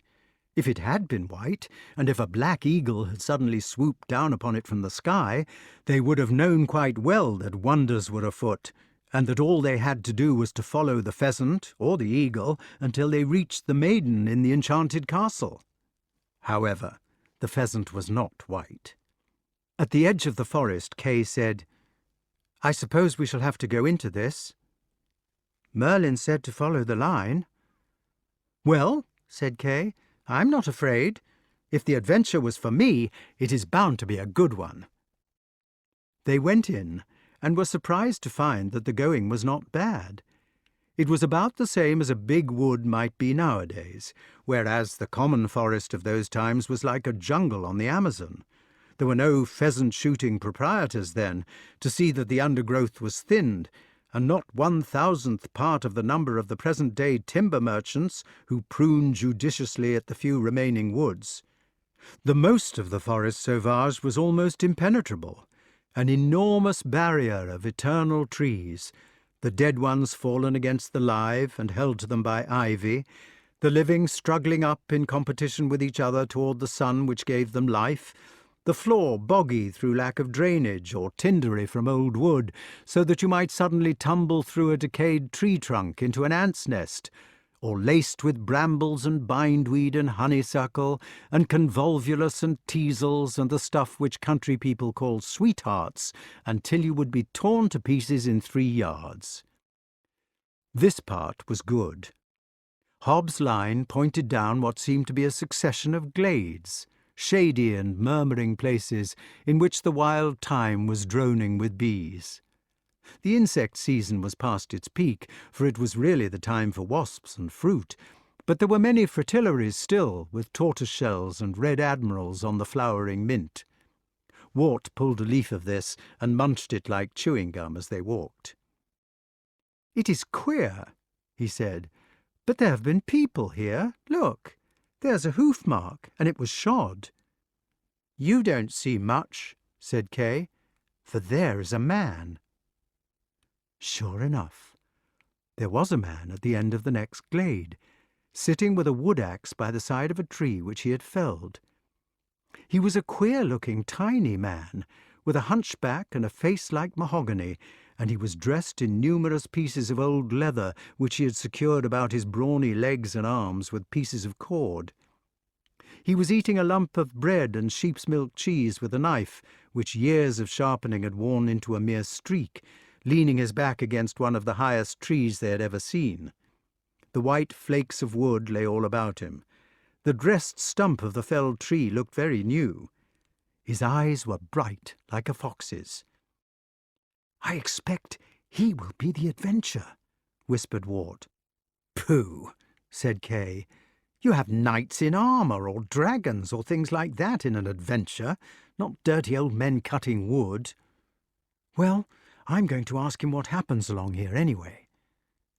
They went up to the small munching woodman, who did not seem to have seen them, and asked him where the glades were leading to. They asked 2 or 3 times before they discovered that the poor fellow was either deaf or mad or both. He neither answered nor moved. "Oh, come on," said Kay. "He's probably loopy like Wat, and does not know what he's at. Let's go on and leave the old fool." They went on for nearly a mile, and still the going was good. There were no paths exactly, and the glades were not continuous. Anybody who came there by chance would have thought that there was just the one glade which he was in, a couple of 100 yards long, unless he went to the end of it and discovered another one, screened by a few trees. Now and then they found a stump with the marks of an axe on it, but mostly these had been carefully covered with brambles or altogether grubbed up. The Wart considered that the glades must have been made. Kay caught the Wart by the arm at the edge of a clearing and pointed silently toward its further end. There was a grassy bank there, swelling gently to a gigantic sycamore upward of 90 feet high, which stood upon its top. On the bank there was an equally gigantic man lying at his ease, with a dog beside him. This man was as notable as the sycamore, for he stood, or lay, 7 feet without his shoes, and he was dressed in nothing but a kind of kilt made of Lincoln green worsted. He had a leather bracer on his left forearm. His enormous brown chest supported the dog's head. It had pricked its ears and was watching the boys, but had made no other movement, which the muscles gently lifted as they rose and fell. The man appeared to be asleep. There was a 7-foot bow beside him, with some arrows more than a cloth-yard long. He, like the woodman, was the colour of mahogany, and the curled hairs on his chest made a golden haze where the sun caught them. "He is it," whispered Kay excitedly. They went to the man cautiously for fear of the dog, but the dog only followed them with its eyes, keeping its chin pressed firmly to the chest of its beloved master, and giving them the least suspicion of a wag from its tail. It moved its tail without lifting it 2 inches sideways in the grass. The man opened his eyes. obviously he had not been asleep at all, smiled at the boys, and jerked his thumb in a direction which pointed further up the glade. Then he stopped smiling and shut his eyes. "Excuse me," said Kay, "what happens up there?" The man made no answer and kept his eyes closed, but he lifted his hand again and pointed onward with his thumb. "He means us to go on," said Kay. "It certainly is an adventure," said the wart. "I wonder if that dumb woodman could have climbed up the big tree he was leaning against and sent a message to this tree that we were coming. He certainly seems to have been expecting us." At this, the naked giant opened one eye and looked at Wart in some surprise. Then he opened both eyes, laughed all over his big twinkling face, sat up, patted the dog, picked up his bow and rose to his feet. "Very well then, young maisters," he said, still laughing. "Us'll come along of 'ee arter all. Young heads still make the sharpest, they do say." Kay looked at him in blank surprise. "Who are you?" he asked. "Naylor," said the giant, "John Naylor in the wide world it were, till us come to be a man of the wood. Then 'twere John Little for some time, in the wood, like, but mostly folk does put it backer now, and calls us Little John." "Oh," cried the wart in delight, "I have heard of you often, when they tell Saxon stories in the evenings, of you and Robin Hood." "Not Hood," said Little John reprovingly. "That bain't the way to name one, maester, not in the wood." "But it is Robin Hood in the stories," said Kay. "Ah, them book-learning chaps, they don't know all. However, 'tis time us do be stepping along." They fell in on either side of the enormous man, and had to run 1 step in 3 to keep up with him, for although he talked very slowly, he walked on his bare feet very fast. The dog trotted at heel. "Please," asked the wart, "where are you taking us?"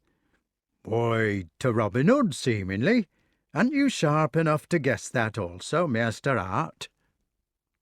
The giant gave him a sly peep out of the corner of his eye at this, for he knew that he had set the boys 2 problems at once.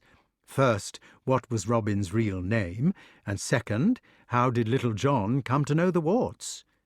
The wart fixed on the second question first. "How did you know my name?" "Ah," said Little John, "us knowed." "Does Robin Hood know we're coming?" "Nay, my duck, a young scholard like thee should speak his name scholarly." "Well, what is his name?" cried the boy, between exasperation and being out of breath from running to keep up. "You said Hood." "So it is Hood, my duck, Robin Hood, like the hoods you'm running through, and a grand fine name it is." "Robin Wood?" "Aye, Robin Hood. What else should un be, seeing as he rules 'em? They'm free places, the hoods, and fine places. Let thee sleep in 'em come summer, come winter, and hunt in 'em for thy commons lest thee starve, and smell to 'em as they brings forward their comely bright leaves according to order, or loses of 'em by the same order back'ard. Let thee stand in 'em that thou beest not seen, and move in 'em that thou beest not heard, and warm thee with 'em as thou fall'st on sleep. Ah, they'm proper fine places, the hoods, for a free man of hands and heart." Kay said, "But I thought all Robin Wood's men wore hose and jerkins of Lincoln green." "That us do in the winter, like, when us needs 'em, or with leather leggins at good work.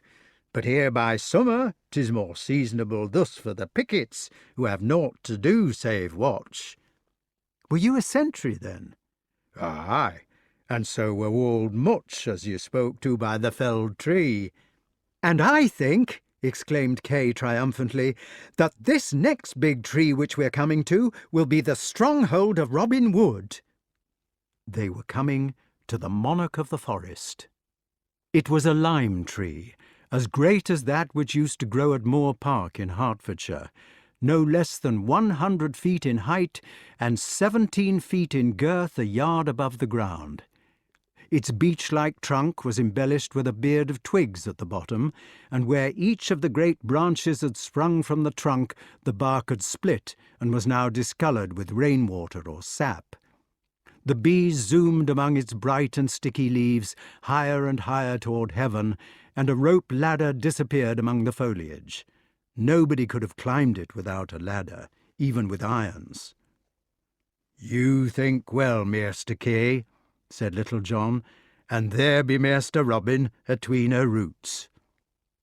The boys, who had been more interested in the lookout man perched in a crow's nest at the top of that swaying and whispering pride of the earth, lowered their eyes at once and clapped them on the great outlaw. He was not, as they had expected, a romantic man, or not at first, although he was nearly as tall as Little John.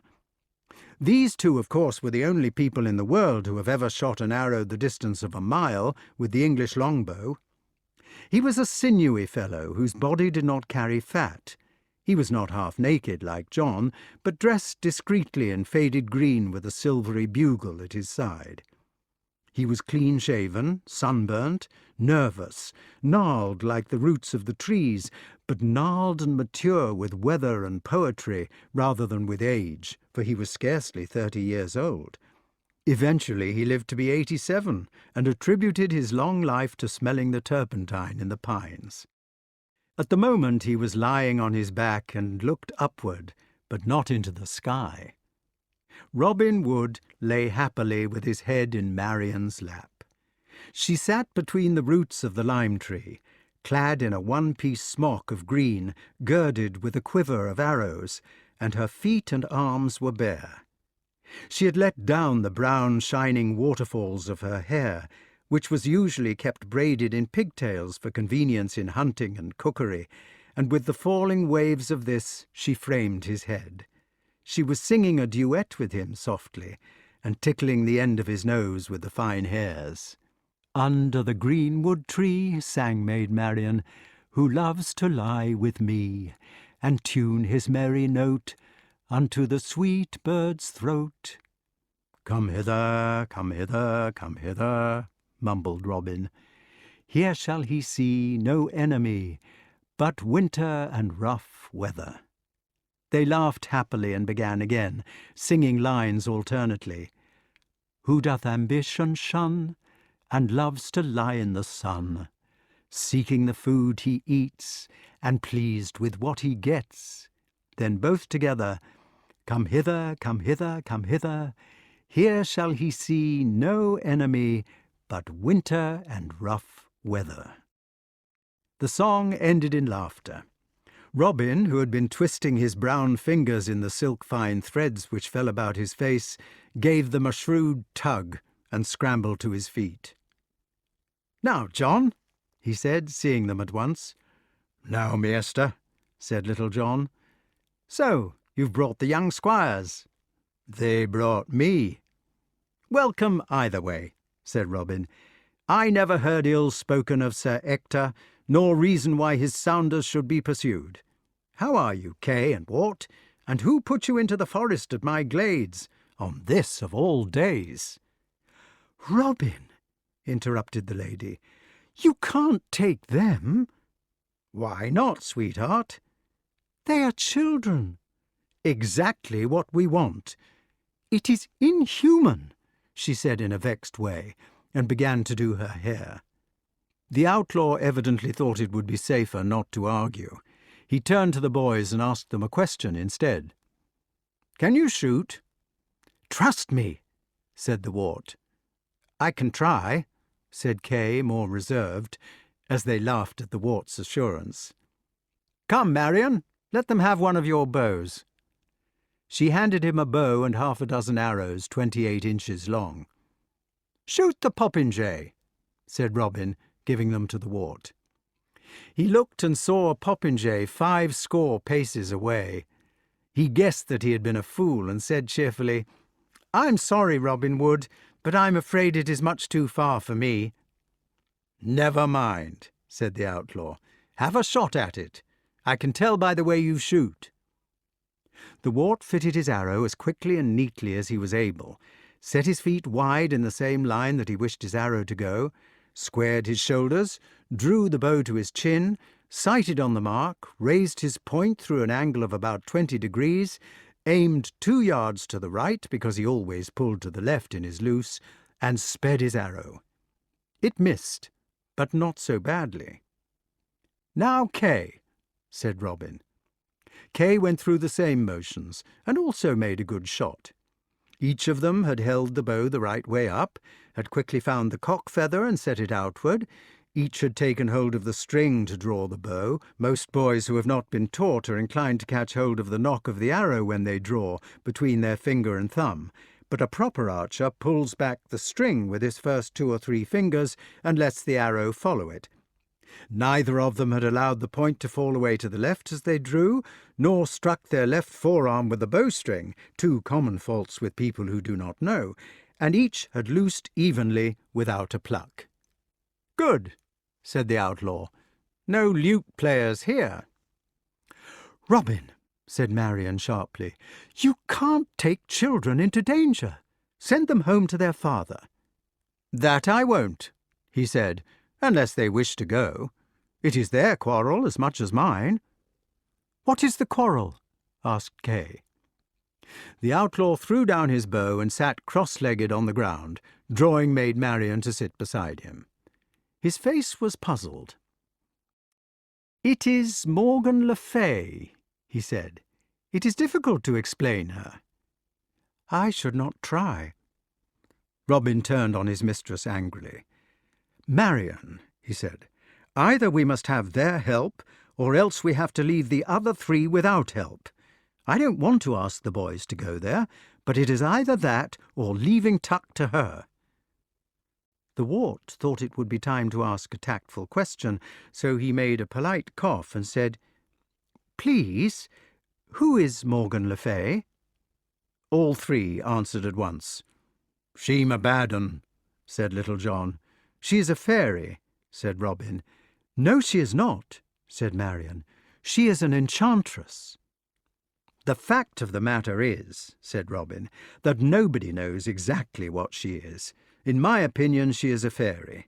And that opinion," he added, staring at his wife, "I still hold." Kay asked, "Do you mean she's one of those people with bluebells for hats, who spend the time sitting on toadstools?" There was a shout of laughter. "Certainly not. There are no such creatures. The Queen is a real one, and one of the worst of them." "If the boys have got to be in it," said Marian, "you'd better explain from the beginning." The outlaw took a deep breath, uncrossed his legs, and the puzzled look came back to his face. "Well," he said, "suppose that Morgan is the queen of the fairies, or at any rate has to do with them, and that fairies are not the kind of creatures your nurse has told you about. Some people say that they are the oldest ones of all, who lived in England before the Romans came here, before us Saxons, before the old ones themselves, and that they have been driven underground. Some say they look like humans, like dwarfs, and others that they look ordinary, and others that they don't look like anything at all, but put on various shapes as the fancy takes them. Whatever they look like, they have the knowledge of the ancient Gaels. They know things down there in their burrows which the human race has forgotten about, and quite a lot of these things are not good to hear." "Whisper," said the Golden Lady with a strange look, and the boys noticed that the little circle had drawn closer together. "Well now," said Robin, lowering his voice, "the thing about these creatures that I'm speaking of, and if you will excuse me I won't name them again, is that they have no hearts. It is not so much that they wish to do evil, but that if you were to catch one and cut it open, you would find no heart inside. They're cold-blooded like fishes. They are everywhere, even while people are talking." The boys looked about them. "Be quiet," Robin said. "I need not tell you any more. It is unlucky to talk about them. The point is that I believe this Morgan is the queen of of the good folk, and I know she sometimes lives in a castle to the north of our forest called the Castle Chariot. Marion says that the queen is not a fairy herself, but only a necromancer who is friendly with them. Other people say that she is a daughter of the Earl of Cornwall. Never mind about that. The thing is that this morning, by her enchantments, the oldest people of all have taken prisoner one of my servants, and one of yours. Not took, cried Little John, who knew nothing of recent developments because he had been on sentry duty. Robin nodded. The news came from the northern trees before your message arrived about the boys. Alas, poor friar. Tell how it happened, said Marion, but perhaps you'd better explain about the names. One of the few things we know, said Robin, about the Blessed Ones, is that they go by the names of animals. For instance, they may be called cow or goat or pig and so forth. So, if you happen to be calling one of your own cows, you must always point to it when you call. Otherwise, you may summon a fairy, a little person, I ought to have said, who goes by the same name. And once you have summoned it, it comes, and it can take you away. What seems to have happened, said Marion, taking up the story, is that your dog boy from the castle took his hounds to the edge of the forest when they were going to Scumber, and he happened to catch sight of Friar Tuck, who was chatting with an old man called Wat, that lives hereabouts. Excuse us, cried the two boys. Is that the old man who lived in our village before he lost his wits? He bit off the dog boy's nose, as a matter of fact, and now he lives in the forest, a sort of ogre? It is the same person, replied Robin, but poor thing, he is not much of an ogre. He lives on grass and roots and acorns and would not hurt a fly. I'm afraid you have got your story muddled. Fancy what? Living on acorns? What happened, said Marion patiently, was this. The three of them came together to pass the time of day, and one of the hounds, I think it was the one called Cavall, began jumping up at poor Wat to lick his face. This frightened the old man, and your dog boy called out, "Come here, dog," to make him stop. He did not point with his finger. You see, he ought to have pointed. What happened?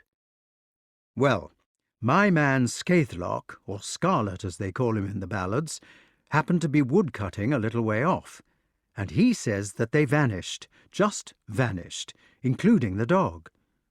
My poor Cavall! So the fairies have got them. You mean the people of peace. I'm sorry.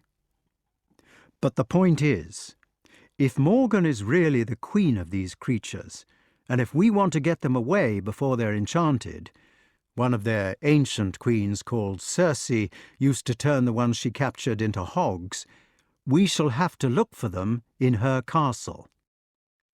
Then we must go there. Chapter 11. Robin smiled at the elder boy and patted him on the back, while the wart thought despairingly about his dog. Then the outlaw cleared his throat and began to speak again. You are right about going there, he said, but I ought to tell you the unpleasant part. Nobody can get into the castle chariot except a boy or girl. Do you mean you can't get in? You could get in. I suppose, explained the wart when he had thought this over, it is like the thing about unicorns. Right. A unicorn is a magic animal, and only a maiden can catch it. Fairies are magic too, and only innocent people can enter their castles. That is why they take away people's children out of cradles. Kay and Wart sat in silence for a moment. Then Kay said, Well, I'm game. It is my adventure after all. The Wart said, I want to go too. I'm fond of Cavall. Robin looked at Marion. Very well, he said. We won't make a fuss about it, but we will talk about plans. I think it is good of you two to go, without really knowing what you're in for, but it will not be so bad as you think." "We shall come with you," said Marion. "Our band will come with you to the castle. You will only have to do the going-in part at the end." "Yes, and the band will probably be attacked by that griffin of hers afterwards." "Is there a griffin?" "Indeed there is. The castle chariot is guarded by a fierce one like a watchdog. We shall have to get past it on the way there, or it will give the alarm and you won't be able to get in. It will be a terrific stalk." "We shall have to wait till night." The boys passed the morning pleasantly, getting accustomed to two of Maid Marian's bows. Robin had insisted on this. He said that no man could shoot with another's bow any more than he could cut with another's scythe. For their midday meal they had cold venison patty with mead, as did everybody else. The outlaws drifted in for the meal like a conjuring trick. At one moment there would be nobody at the edge of the clearing, at the next half a dozen right inside it, green or sunburnt men who had silently appeared out of the bracken or the trees. In the end there were about 100 of them, eating merrily and laughing. They were not outlaws because they were murderers or for any reason like that. They were Saxons who had revolted against Uther Pendragon's conquest and who refused to accept a foreign king. The fens and wild woods of England were alive with them. They were like soldiers of the resistance in later occupations. Their food was dished out from a leafy bower where Marian and her attendants cooked. The partisans usually posted a sentry to take the tree messages and slept during the afternoon, partly because so much of their hunting had to be done in the times when most workmen sleep, and partly because the wild beasts take a nap in the afternoon, and so should their hunters. This afternoon, however, Robin called the boys to a council. "Look," he said, "you'd better know what we're going to do. My band of 100 will march with you toward Queen Morgan's castle, in 4 parties. You two will be in Marian's party. When we get to an oak which was struck by lightning in the year of the great storm, we shall be within a mile of the Griffin Guard. We shall meet at a rendezvous there, and afterwards we shall have to move like shadows. We must get past the Griffin without an alarm. If we do get past it, and if all goes well, we shall halt at the castle at a distance of about 400 yards. We can't come nearer because of the iron in our arrowheads, and from that moment you will have to go alone. Now, Kay and Wart, I must explain about iron. If our friends have really been captured by the good people, and if Queen Morgan the Fay is really the queen of them, we have one advantage on our side. None of the good people can bear the closeness of iron. The reason is that the oldest ones of all began in the days of flint, before iron was ever invented, and all their troubles have come from the new metal. The people who conquered them had steel swords, which is even better than iron, and that is how they succeeded in driving the old ones underground. This is the reason why we must keep away tonight, for fear of giving them the uncomfortable feeling. But you too, with an iron knife blade hidden close in your hands, will be safe from the Queen, so long as you do not let go of it. A couple of small knives will not give them the feeling without being shown. All you will have to do is to walk the last distance, keeping a good grip of your iron. Enter the castle in safety, and make your way to the cell where the prisoners are. As soon as the prisoners are protected by your metal, they will be able to walk out with you. Do you understand this, Kay and Wart?" "Yes, please," they said. "We understand this perfectly." "There is one more thing. The most important is to hold your iron, but the next most important is not to eat. Anybody who eats in a you-know-what stronghold has to stay there forever, so for all sake's sake, don't eat anything whatever inside the castle, however tempting it may look. Will you remember?" "We will." After the staff lecture, Robin went to give his orders to the men. He made them a long speech, explaining about the griffin and the stork and what the boys were going to do. When he had finished his speech, which was listened to in perfect silence, an odd thing happened. He began it again, at the beginning, and spoke it from start to finish in the same words. On finishing it for the second time, he said, "Now, captains," and the 100 men split into groups of 20, which went to different parts of the clearing and stood round Marion, Little John, Much, Scarlet, and Robin. From each of these groups a humming noise rose to the sky. "What on earth are they doing?" "Listen," said the wart.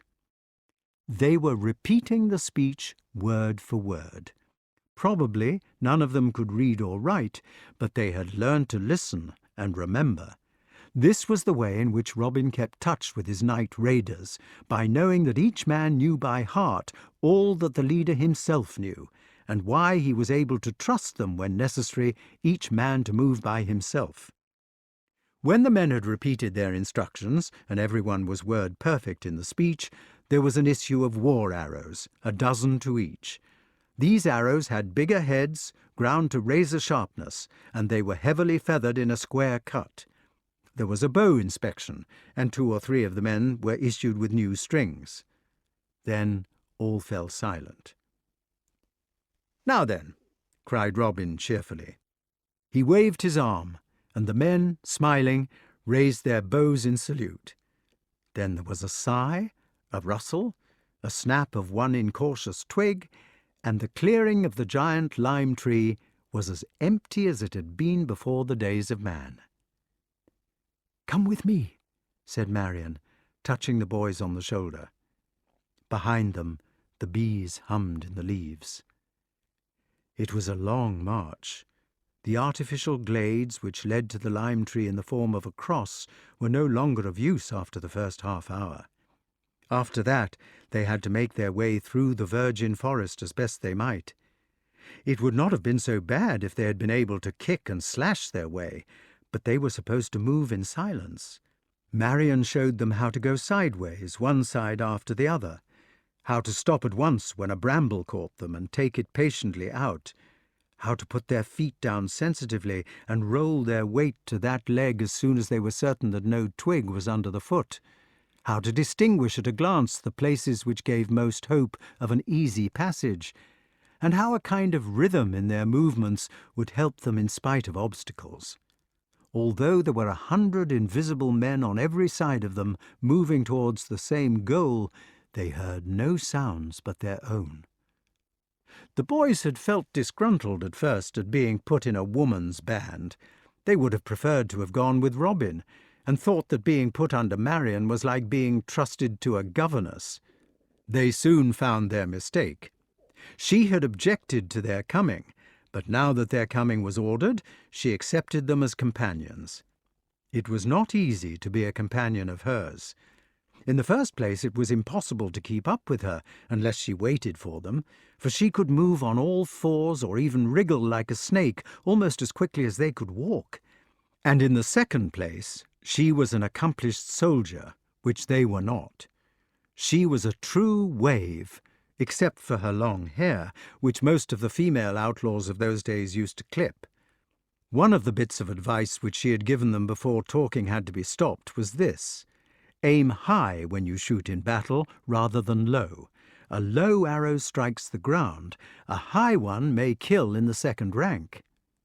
"If I am made to get married," thought the wart, who had doubts on the subject, "I will marry a girl like this, a kind of golden vixen."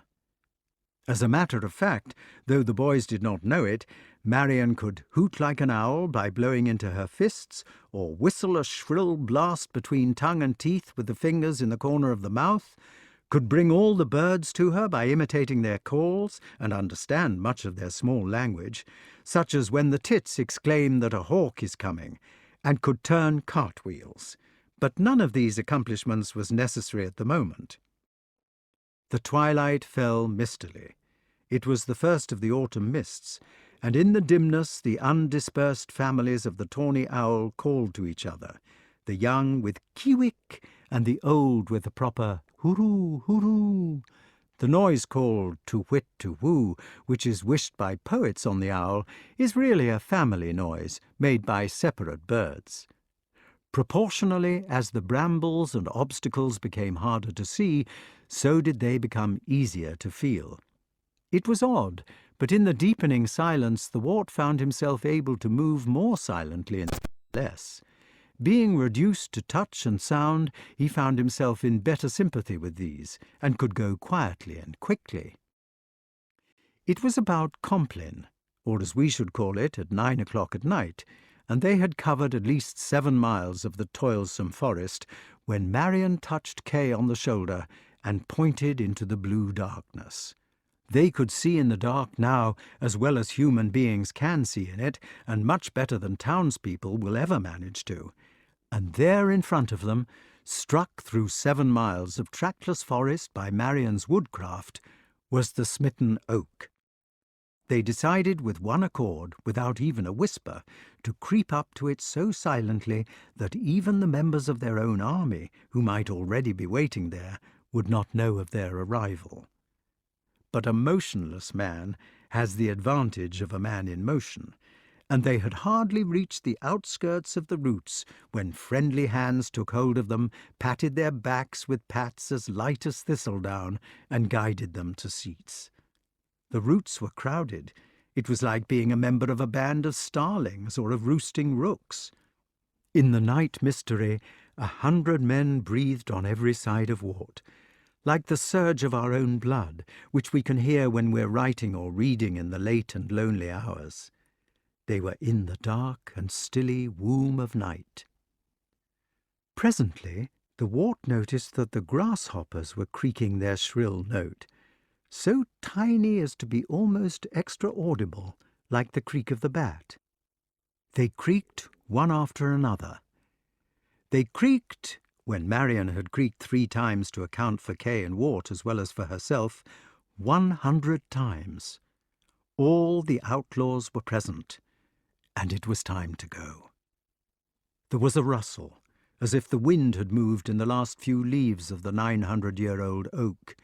Then an owl hooted softly, a field mouse screamed, a rabbit thumped, a dog-fox barked his deep, single lion's cough, and a bat twittered above their heads. The leaves rustled again more lengthily while you could count 100, and then Maid Marian, who had done the rabbit's thump, was surrounded by her band of 20 plus 2. The wart felt a man on either side of him take his hand as they stood in a circle, and then he noticed that the stridulation of the grasshoppers had begun again. It was going round in a circle towards him, and as the last grasshopper rubbed its legs together, the man on his right squeezed his hand. Wart stridulated. Instantly, the man on his left did the same, and pressed his hand also. There were 22 grasshoppers before Maid Marian's band was ready for its last stalk through the silence. The last stalk might have been a nightmare, but to the wart it was heavenly. Suddenly he found himself with an exaltation of night, and felt that he was bodiless, silent, transported. He felt that he could have walked upon a feeding rabbit and caught her up by the ears, furry and kicking, before she knew of his presence. He felt that he could have run between the legs of the men on either side of him, or taken their bright daggers from their sheaths while they still moved on undreaming. The passion of nocturnal secrecy was a wine in his blood. He really was small and young enough to move as secretly as the warriors. Their age and weight made them lumber in spite of all their woodcraft, and his youth and lightness made him mobile in spite of his lack of it. It was an easy stalk, except for its danger. The bushes thinned, and the sounding bracken grew rarely in the swampy earth, so that they could move 3 times as fast. They went in a dream, unguided by owl's hoot or bat's squeak, but only kept together by the necessary pace which the sleeping forest imposed upon them. Some of them were fearful, some revengeful for their comrade, some, as it were, disbodied in the sleepwalk of their stealth. They had hardly crept for 20 minutes when Maid Marian paused in her tracks. She pointed to the left. Neither of the boys had read the book of Sir John de Mandeville, so they did not know that a griffin was 8 times larger than a lion. Now, looking to the left in the silent gloom of night, they saw, cut out against the sky and against the stars, something which they would never have believed possible. It was a young male griffin in its first plumage. The front end, and down to the forelegs and shoulders, was like a huge falcon. The Persian beak, the long wings in which the first primary was the longest, and the mighty talons, all were the same, but, as Mandeville observed, the whole 8 times bigger than a lion. Behind the shoulders, a change began to take place. Where an ordinary falcon or eagle would content itself with the 12 feathers of its tail, Falco leonis serpentis began to grow the leonine body and the hind legs of the beast of Africa, and after that a snake's tail. The boys saw, 24 feet high in the mysterious nightlight of the moon, and with its sleeping head bowed upon its breast so that the wicked beak lay on the breast feathers, an authentic griffin that was better worth seeing than 100 condors. They drew their breath through their teeth, and for the moment hurried secretly on, storing the majestic vision of terror in the chambers of remembrance. They were close to the castle at last, and it was time for the outlaws to halt. The captain touched hands silently with Kay and Wart, and the two went forward through the thinning forest towards a faint glow which gleamed behind the trees. They found themselves in a wide clearing or plain. They stood stock-still with surprise at what they saw. It was a castle made entirely out of food, except that on the highest tower of all a carrion crow was sitting, with an arrow in its beak. The oldest ones of all were gluttons. Probably it was because they seldom had enough to eat. You can read even nowadays a poem written by one of them, which is known as the Vision of Maconglinna. In this vision there is a description of a castle made out of different kinds of food. The English for part of the poem goes like this. A lake of new milk I beheld, in the midst of a fair plain. I saw a well-appointed house thatched with butter, its 2 soft door-posts of custard, its dais of curds and butter, beds of glorious lard, many shields of thin-pressed cheese. Under the straps of those shields were men of soft, sweet, smooth cheese, men who knew not to wound a gale, spears of old butter had each of them. A huge cauldron full of meat, methought I'd try to tackle it, boiled, leafy kale, browny white, a brimming vessel full of milk. A bacon house of 2 ribs, a wattling of tripe, support of clans. Of every food pleasant to man, meseemed the whole was gathered there.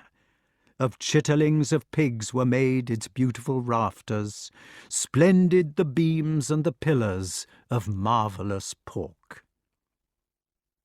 The boys stood there in wonder and nausea before just such a stronghold. It rose from its lake of milk in a mystic light of its own, in a greasy, buttery glow.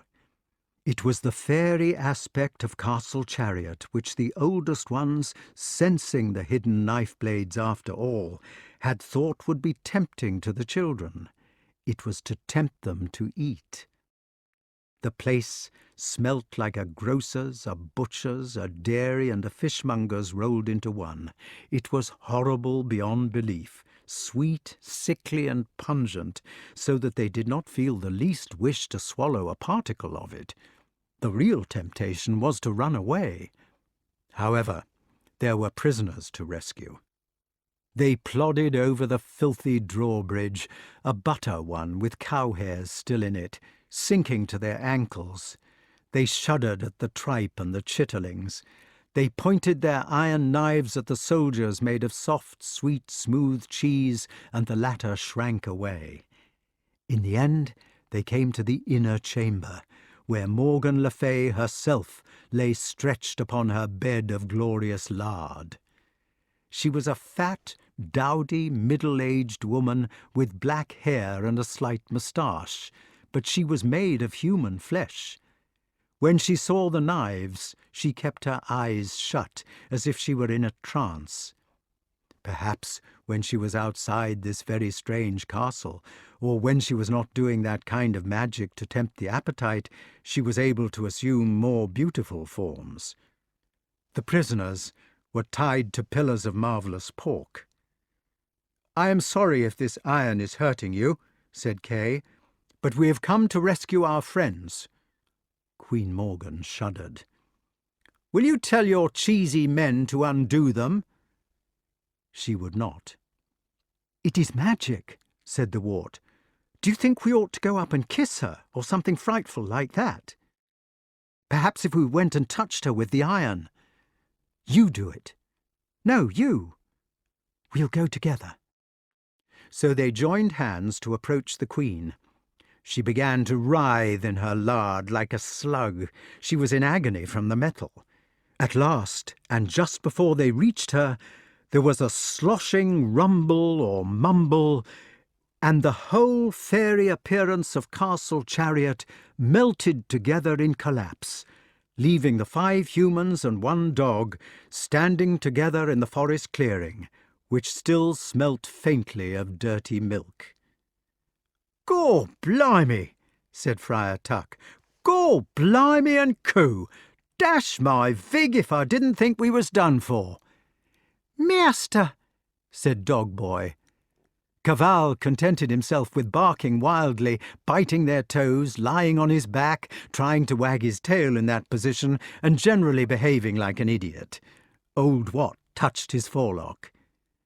"Now then," said Kay, "this is my adventure, and we must get home quick."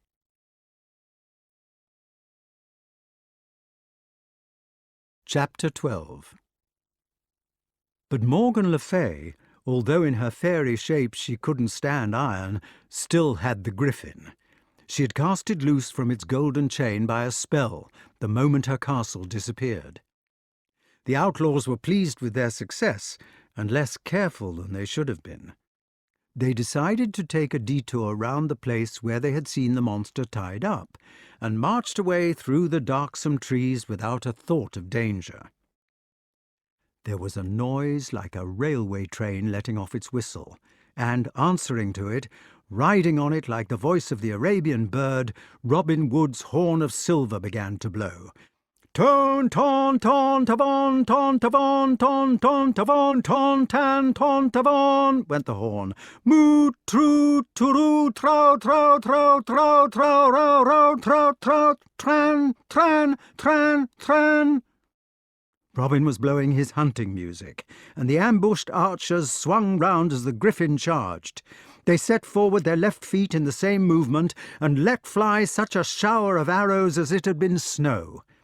The wart saw the creature stagger in its tracks, a cloth-yard shaft sprouting from between the shoulder blades.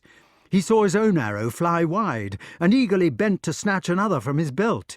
He saw the rank of his companion archers sway, as if by a preconcerted signal, when each man stooped for a second shaft.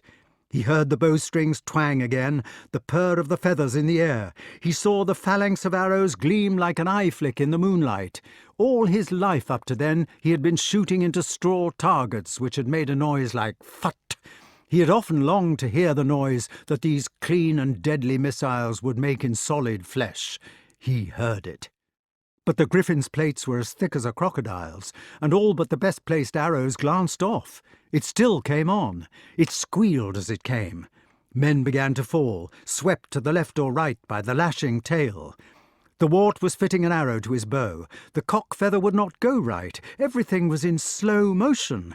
He saw the huge body coming blackly through the moon glare.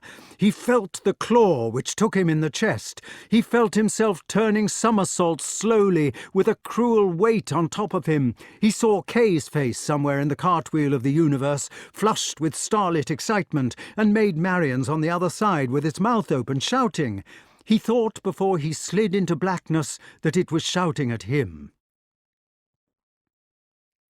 They dragged him from under the dead griffin and found Kay's arrow sticking in its eye. It had died in its leap. Then there was a time which made him feel sick, while Robin set his collarbone and made him a sling from the green cloth of his hood. And after that, the whole band lay down to sleep, dog-tired, beside the body. It was too late to return to Sir Ector's castle, or even to get back to the outlaws' camp by the big tree. The dangers of the expedition were over, and all that could be done that night was to make fires, post sentries, and sleep where they were. Wart did not sleep much. He sat propped against a tree, watching the red sentries passing to and fro in the firelight, hearing their quiet passwords and thinking about the excitements of the day. These went round and round in his head, sometimes losing their proper order and happening backwards or by bits. He saw the leaping griffin, heard Marian shouting, "Good shot!" listened to the humming of the bees muddled up with the stridulation of the grasshoppers, and shot hundreds and thousands of times at popinjays which turned into griffins.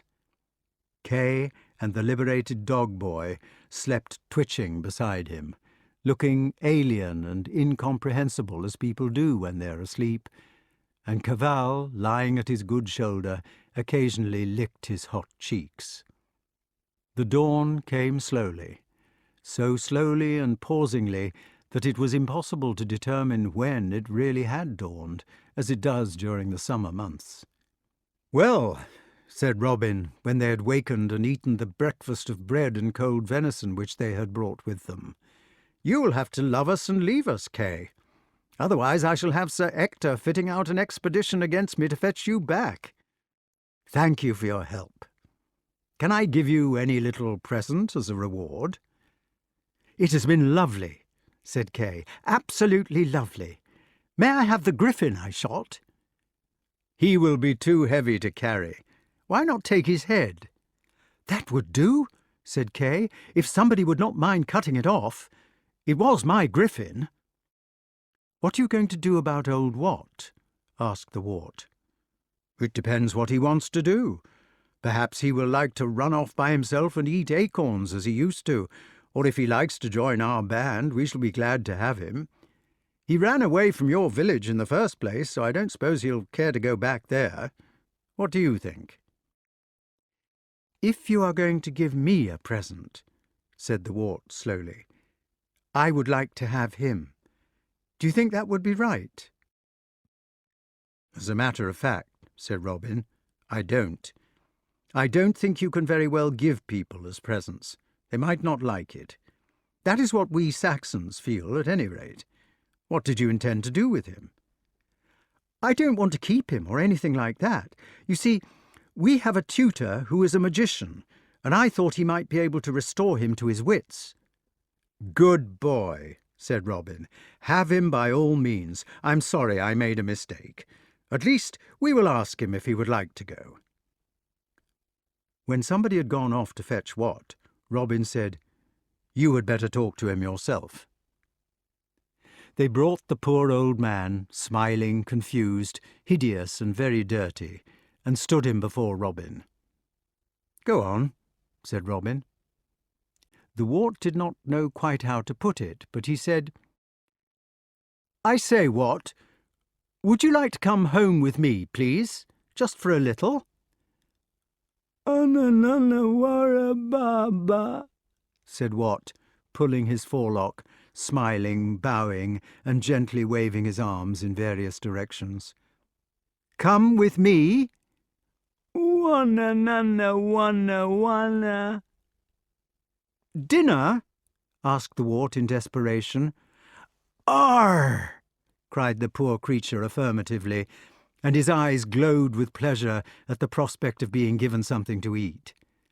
That way, said the wart, pointing in the direction which he knew by the sun to be that of his guardian's castle. Dinner! Come with! I take! Master, said Wat, suddenly remembering one word, the word which he had always been accustomed to offer to the great people who made him a present of food, his only livelihood. It was decided. Well, said Robin, it has been a good adventure, and I'm sorry you're going. I hope I shall see you again. Come any time, said Marian, if you're feeling bored. You only have to follow the glades. And you, Wart, be careful of that collarbone for a few days. I will send some men with you to the edge of the chase, said Robin. After that you must go by yourselves. I expect the dog boy can carry the griffin's head. Goodbye, said Kay. Goodbye, said Robin. Goodbye, said Wart. Goodbye, said Marian, smiling. Goodbye, cried all the outlaws, waving their bows. And Kay and the wart and the dog boy and Wat and Cavall and their escort set off on the long track home. They had an immense reception. The return on the previous day of all the hounds except Cavall and the dog boy, and in the evening the failure to return of Kay and Wart, had set the household in an uproar. Their nurse had gone into hysterics, Hob had stayed out till midnight scouring the purlieus of the forest, the cooks had burnt the joint for dinner, and the sergeant-at-arms had polished all the armour twice and sharpened all the swords and axes to a razor blade in case of invasion. At last somebody had thought of consulting Merlyn, whom they had found in the middle of his third nap. The magician, for the sake of peace and quietness to go on with his rest, had used his insight to tell Sir Ector exactly what the boys were doing, where they were, and when they might be expected back. He had prophesied their return to the minute. So, when the small procession of returning warriors came within sight of the drawbridge, they were greeted by the whole household. Sir Ector was standing in the middle with a thick walking stick, with which he proposed to whack them for going out of bounds and causing so much trouble. The nurse had insisted on bringing out a banner which used to be put up when Sir Ector came home for the holidays as a small boy, and this said, "Welcome home." Hob had forgotten about his beloved hawks, and was standing on one side, shading his eagle eyes to get the first view.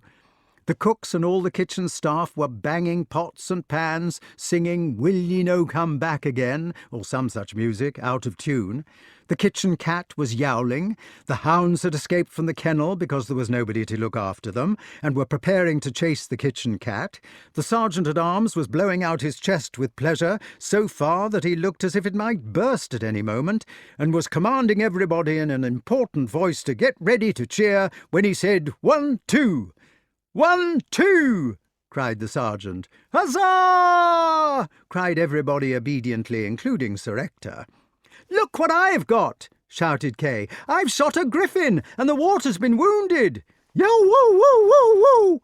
barked all the hounds, and poured over the dog boy, licking his face, scratching his chest, sniffing at him all over to see what he'd been up to, and looking hopefully at the griffin's head, which the dog boy held high in the air so that they could not eat it. "Bless my soul!" exclaimed Sir Ector. "Alas, the poor Philip Sparrow!" cried the nurse, dropping her banner. "Pity his poor arm all to brast in a green sling, God bless us!" "It's all right," said the wart. "Ah, don't catch hold of me, it hurts." "May I have it stuffed?" asked Kay. "Well, I be dommed," said Hob.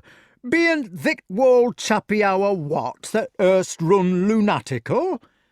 "My dear, dear boys," said Sir Ector, "I am so glad to see you back." "Wall, chucklehead," exclaimed the nurse triumphantly, "where be the girt cudgel now?" "Ahem," said Sir Ector. "How dare you go out of bounds and put us all to this anxiety?" "It is a real griffin," said Kay, who knew there was nothing to be afraid of. "I shot dozens of them. Wart broke his collarbone. We rescued the dog boy, and what?" "That comes of teaching the young high deer how to shoot," said the sergeant proudly. Sir Ector kissed both boys and commanded the griffin to be displayed before him. "Well," he exclaimed, "what a monster! We'll have him stuffed in the dining hall. What did you say his measurements were?" 82 inches from ear to ear. Robin said it might be a record. "We shall have to get it chronicled." "It is rather a good one, isn't it?" remarked Kay, with studied calm. "I shall have it set up by Sir Rowland Ward," Sir Ector went on in high delight, "with a little ivory card with Kay's First Griffin on it in black letters, and the date." "Ah, leave that childishness," exclaimed the nurse. "Now, Master Art, my innocence, be off with thee to thy bed upon the instant, and thou, Sir Ector, let thee think shame to be playing with the monsters' heads like a godwit, when the poor child stays upon the point of death. Now, Sergeant, leave puffing out of thy chest. Stir, man, and take horse to Cardoyle for the chirurgeon." She waved her apron at the sergeant, who collapsed his chest and retreated like a shooed chicken. "It's all right," said the wart. "I tell you, it's only a broken collarbone, and Robin set it for me last night. It does not hurt a bit." "Leave the boy, nurse," commanded Sir Ector, taking sides with the men against the women, anxious to re-establish his superiority after the matter of the cudgel. "Merlyn will see to him if he needs it, no doubt. Who is this Robin?" "Robin Wood," cried the boys together. "Never heard of him." "You call him Robin Hood," explained Kay in a superior tone, "but it is Wood, really, like the wood that he is the spirit of." "Well, well, well, so you've been foraging with that rascal. Come in to breakfast, boys, and tell me all about him." "We have had breakfast," said the wart, "hours ago. May I please take Wat with me to see Merlyn?" "Why, it's the old man who went wild and started rooting in the forest. Wherever did you get hold of him?" "The good people had captured him with the dog boy and Cavall." "But we shot the griffin," Kay put in. "I shot it myself." "So now I want to see if Merlyn can restore him to his wits." "Master Art," said the nurse sternly. She had been breathless up to now on account of Sir Ector's rebuke. "Master Art, thy room and thy bed is where thou art tending to, and that this instant. Wold fools may be wold fools, whether by yea or by nay, but I han't served the family for 50 year without a learning of my duty, a flippity-gibbeting about with a lot of want-wits when thy own arm may be dropping to the floor. Yes, thou walled turkey cock," she added, turning fiercely upon Sir Ector, "and thou canst keep thy magician away from the poor mite's room till he be rested, that thou canst. A wantoning with monsters and lunaticals," continued the victor, as she led her helpless captive from the stricken field. "I never heard the like." "Please, someone tell Merlyn to look after Wat," cried the victim over his shoulder in diminishing tones. He woke up in his cool bed, feeling better. The old fire-eater who looked after him had covered the windows with a curtain, so that the room was dark and comfortable, and he could tell by the one ray of golden sunlight which shot across the floor that it was late afternoon. He not only felt better, he felt very well, so well that it was not possible to stay in bed. He moved quickly to throw back the sheet, but stopped with a hiss at the creak or scratch of his shoulder, which he had forgotten in his sleep. Then he got out more carefully, by sliding down the bed and pushing himself upright with one hand, shoved his bare feet into a pair of slippers, and managed to wrap a dressing-gown round him more or less. He padded off through the stone passages, up the worn circular stairs to find Merlyn. When he reached the schoolroom, he found that Kay was continuing his first-rate education. He was doing dictation, for as Wart opened the door, he heard Merlyn pronouncing in measured tones the famous medieval mnemonic, "Barabara, celarent, darii, ferioqui prioris," and Kay saying, "Wait a bit, My pen has gone all squeegee." "You'll catch it," remarked Kay when they saw him. "You're supposed to be in bed dying of gangrene or something." "Merlin," said the wart, "what have you done with what?" "You should try to speak without assonances," said the wizard. "For instance, the beer is never clear near here, dear, is unfortunate even as an assonance. And then again, your sentence is ambiguous, to say the least of it. What, I might reply, taking it to be a conundrum, or if I were King Pellinore, what? Nobody can be too careful about their habits of speech." Kay had evidently been doing his dictation well, and the old gentleman was in a good humour. "You know what I mean," said the wart. "What have you done with the old man with no nose?" "He has cured him," said Kay. "Well," said Merlin, "you might call it that, and then again you might not. Of course, when one has lived in the world as long as I have, and backwards at that, one does learn to know a thing or two about pathology. The wonders of analytical psychology and plastic surgery are, I'm afraid, to this generation but a closed book." "What did you do to him?" "Oh, I just psychoanalyzed him," replied the magician grandly. "That, and of course I sewed on a new nose on both of them." "What kind of nose?" asked the wart. "It is too funny," said Kay.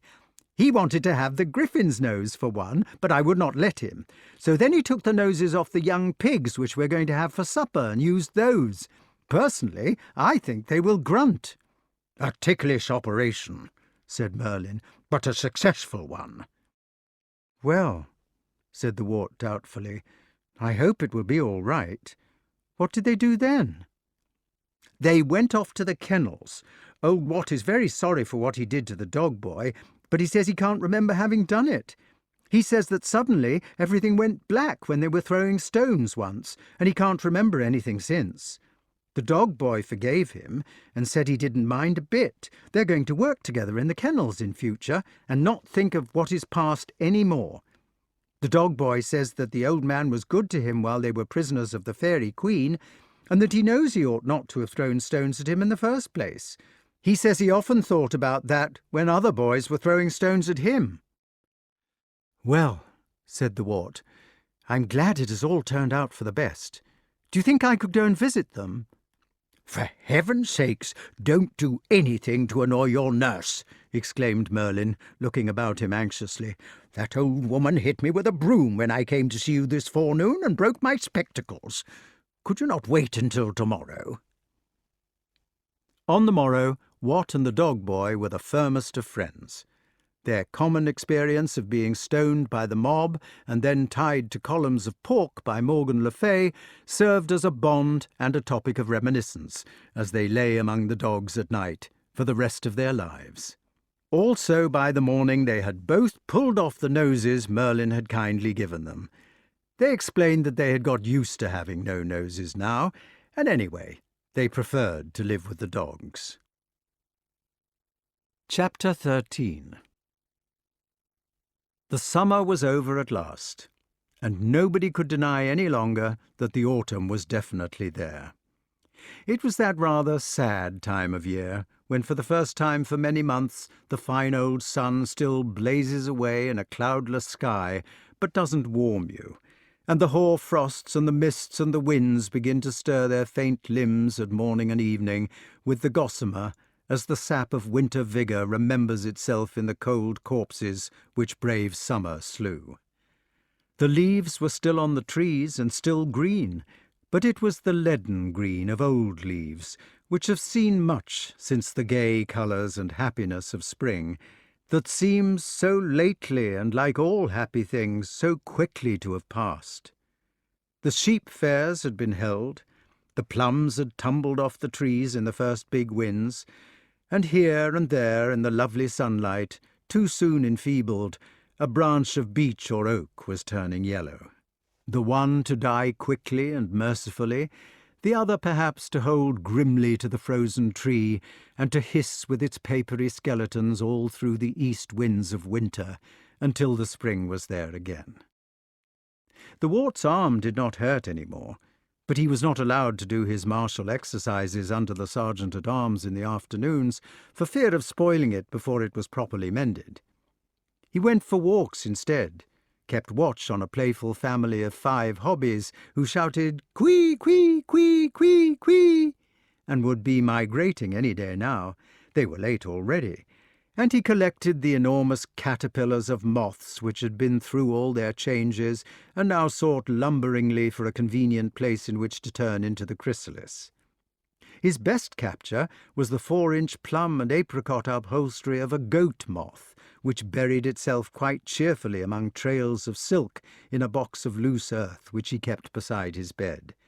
It had taken 3 years to reach its present size, and would lie perdue for another, before the big, dun moth crept out of its old armour and pumped the blood into the veins of its expanding wings. Merlyn caught a male grass snake on one of these walks. They met by chance, face to face, as each was turning the corner of a big bed of seeded nettles from opposite directions, and the magician pounced upon the reptile before it had time to flick its black tongue twice. He held it up, wriggling, hissing, and smelling strongly of acetylene, while the wart examined it in horror. "Don't be afraid of it," said Merlyn. "It is only a piece of olive lightning, with an ochre V behind its shining black head.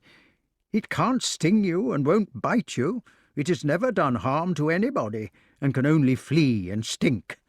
See," he said, and began stroking it from the head downwards, a touch which the poor creature tried to evade, but soon accepted in its ceaseless efforts to pour and pour away. "Everybody kills them," said Merlyn indignantly. "Some by Our Lady fool once said that you could tell an adder because it had a V on its head, which stood for viper. It would take you 5 minutes to find the mark on an adder's head anyway, but these helpless beauties with their bright yellow black-bordered V get bashed to death in consequence. Here, catch hold of him." The wart took the serpent gingerly into his hands, taking care to hold it well away from the vent from which the white smell came. He had thought that snakes were slimy as well as dangerous, but this was not. It was dry as a piece of living rope, and had, like rope, a pleasing texture to the fingers on account of its scales. Every ounce of it was muscle, every plate of its belly was a strong, moving foot. He had held toads before, and they, the fat, philosophical, warty creatures, had been a little clammy on account of their loose flesh. This creature, on the other hand, was dry and delicately rough and liquid power. It was the same temperature as the ground on which it basked. "You asked to be turned into a snake once," said Merlyn. "Do you still want that?" "Yes, please." "It isn't much of a life. I don't think you'll get anything very exciting to happen to you. This chap probably only eats about once a week or once a fortnight, and the rest of the time he dreams. Still, if I turn you into one, you might get him to talk. It won't be more than that." "I should like it all the same."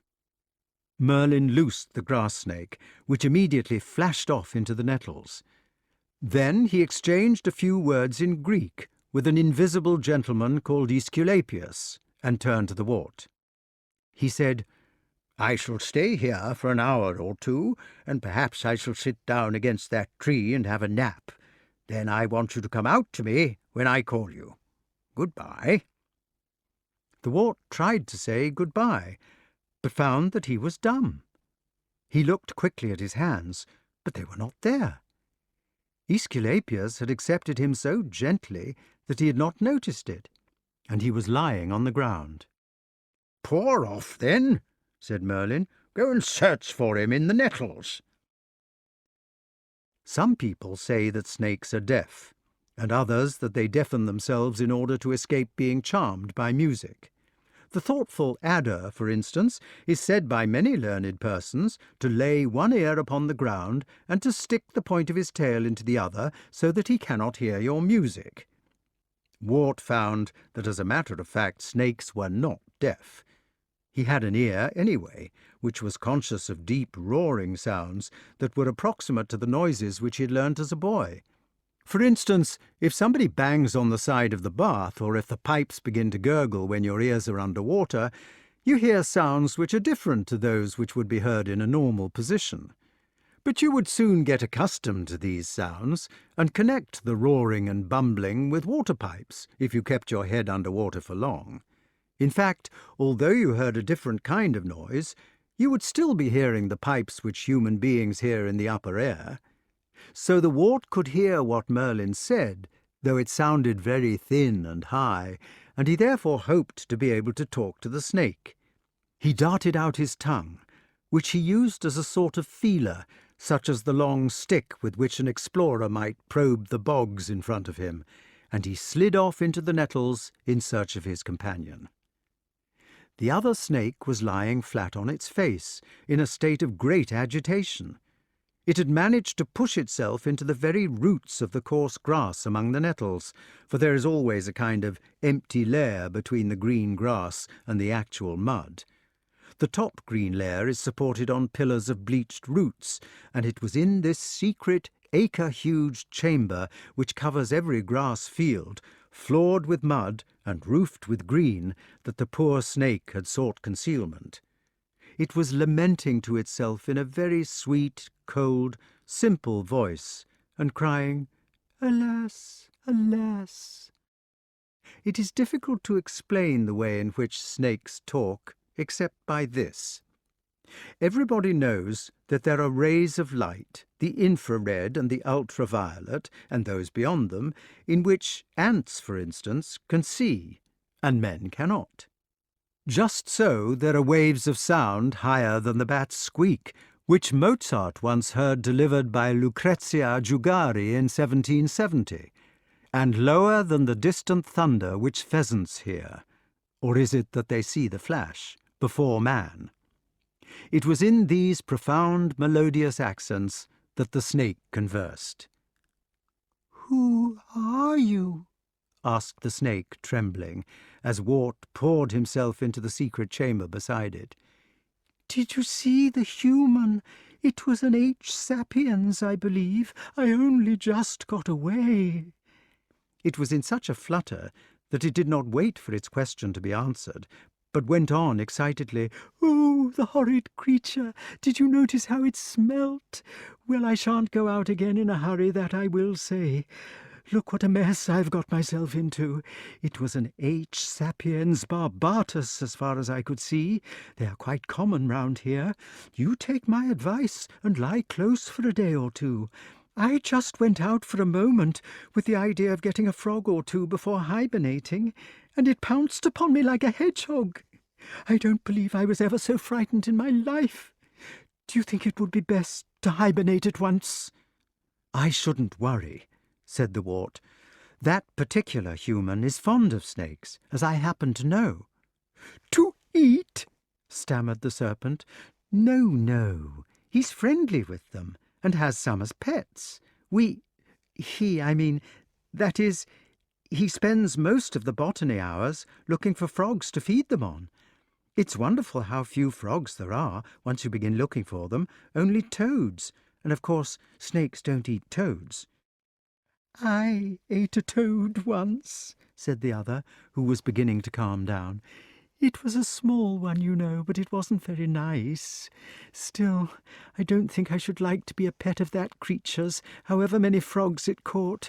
Do you happen to know its sex?" "It was a male," said the wart. "H. sapiens barbatus male," replied the snake, feeling safer now that he had got the subject classified. "And what is your name, my child?" The wart did not know what to answer, so he simply told the truth. "It's a funny sort of name," said the snake doubtfully. "What is yours?" asked the wart. "T. natrix." "Does the T stand for anything?" "Well, not Tommy," said the snake rather coolly, "if that's what you mean. It's Tropidonotus in my family always." "I'm sorry." "If you don't mind my saying so," remarked the snake, "it seems to me that your education has been neglected. First you have a mother who calls you Wart, just as if you were one of those vulgar buffonidae, and then you can't distinguish a T-natrix when you see him. Did you never have a mother?" As a matter of fact, I didn't. "Oh, I am sorry," exclaimed the snake. "I hope I haven't hurt your feelings. Do you mean to say you never had anybody to teach you the legends and dreams and that?" Never. "You poor newt! What do you do then when you hibernate?" I suppose I just go to sleep. "And not dream?" No, said the wart. I don't think so. Not much. It turned out that T-natrix was an affectionate and tender-hearted creature, for it now shed a small, clear tear through its nose, and exclaimed indignantly, "What a shame! Fancy the poor little reptile crawling into its lonely hole for all those months, with not a mother to remember, and not a single dream to keep it company. I suppose they haven't even taught you history?" I know some history, said the wart doubtfully, about Alexander the Great and that. "Some trashy modern stuff, no doubt," said the snake. "How in earth do you get through the winter, I don't know. Did anybody tell you about Atlantosaurus immanis and Ceratosaurus nasicornis?" I don't think so. "Well, I don't know what to say." Couldn't you tell me about them yourself? "It certainly seems the kindest thing to do," replied the snake. "And by Aesculapius, I will do it too, if it takes me all the afternoon. Why, I should hardly be able to sleep the whole winter, thinking of you shivering in that hole with nothing to muse about." It would be very kind of you if you would. "And I will," said the gentle reptile. "I will teach you the sort of thing that all snakes revolve in their small, slow winter brains, what time the snow shuffles down outside, or for that matter in the summer too, as they snooze beside warm stones. Would you rather have history or legends?" I think history, said the wart. "History," murmured the snake, drawing a film over its eyes because it could not close them. "History," it repeated softly. "Ah." "I wonder," said the snake after a minute. Then it gave a gentle sigh and gave it up. "You must forget about us," it said absently. "There is no history in me or you. We are individuals too small for our great sea to care for. That is why I don't have any special name, but only T-natrix, like all my forefathers before me. There is a little history in T-natrix, but none in me." It stopped, baffled by its own feelings, and then began again in its slow voice. "There is one thing which all we snakes remember, child. Except for two people, we are the oldest in the world. Look at that ridiculous H. sapiens barbatus, which gave me such a fright just now. It was born when? 10 or 20,000 years ago. What do the 10s and 20s matter? The earth cooled. The sea covered it. It was 100 million years ago that life came to the great sea, and the fishes bred within it. They were the oldest people, the fish. Their children climbed out of it and stood upon the bosky shores, and they were the amphibia, like our friends the newts. The third people, who sprang from them, were the reptiles, of which we are one. Think of those old faces of the world upon which T-natrix moved in the slime, and of the millions of years. Why, the birds which you see every day are our descendants. We are their parents, but can persist to live along with them." "Do you mean that when you were born, there were no birds or men?" "No birds or men, no monkeys or reindeer or elephants or any such animals. Only the amphibia and the reptiles and the fishes and the Mesozoic world." "That's history," added the snake thoughtfully. "One of those H. sapiens barbatus male might think of that next time he murders T. natrix for being a viper. There is something strange about the will of the sea. It is bound up with the history of my family. Did you ever hear the story of H. sapiens armatus Georgius Sanctus?" "I don't think I did," said the wart.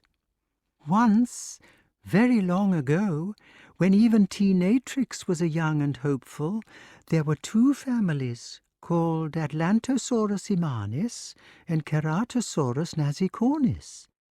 Atlantosaurus was 115 feet long. He had not many brains, although I did hear once that he had something like an extra brain at the other end of him to take care of his tail, and he lived by browsing on the trees.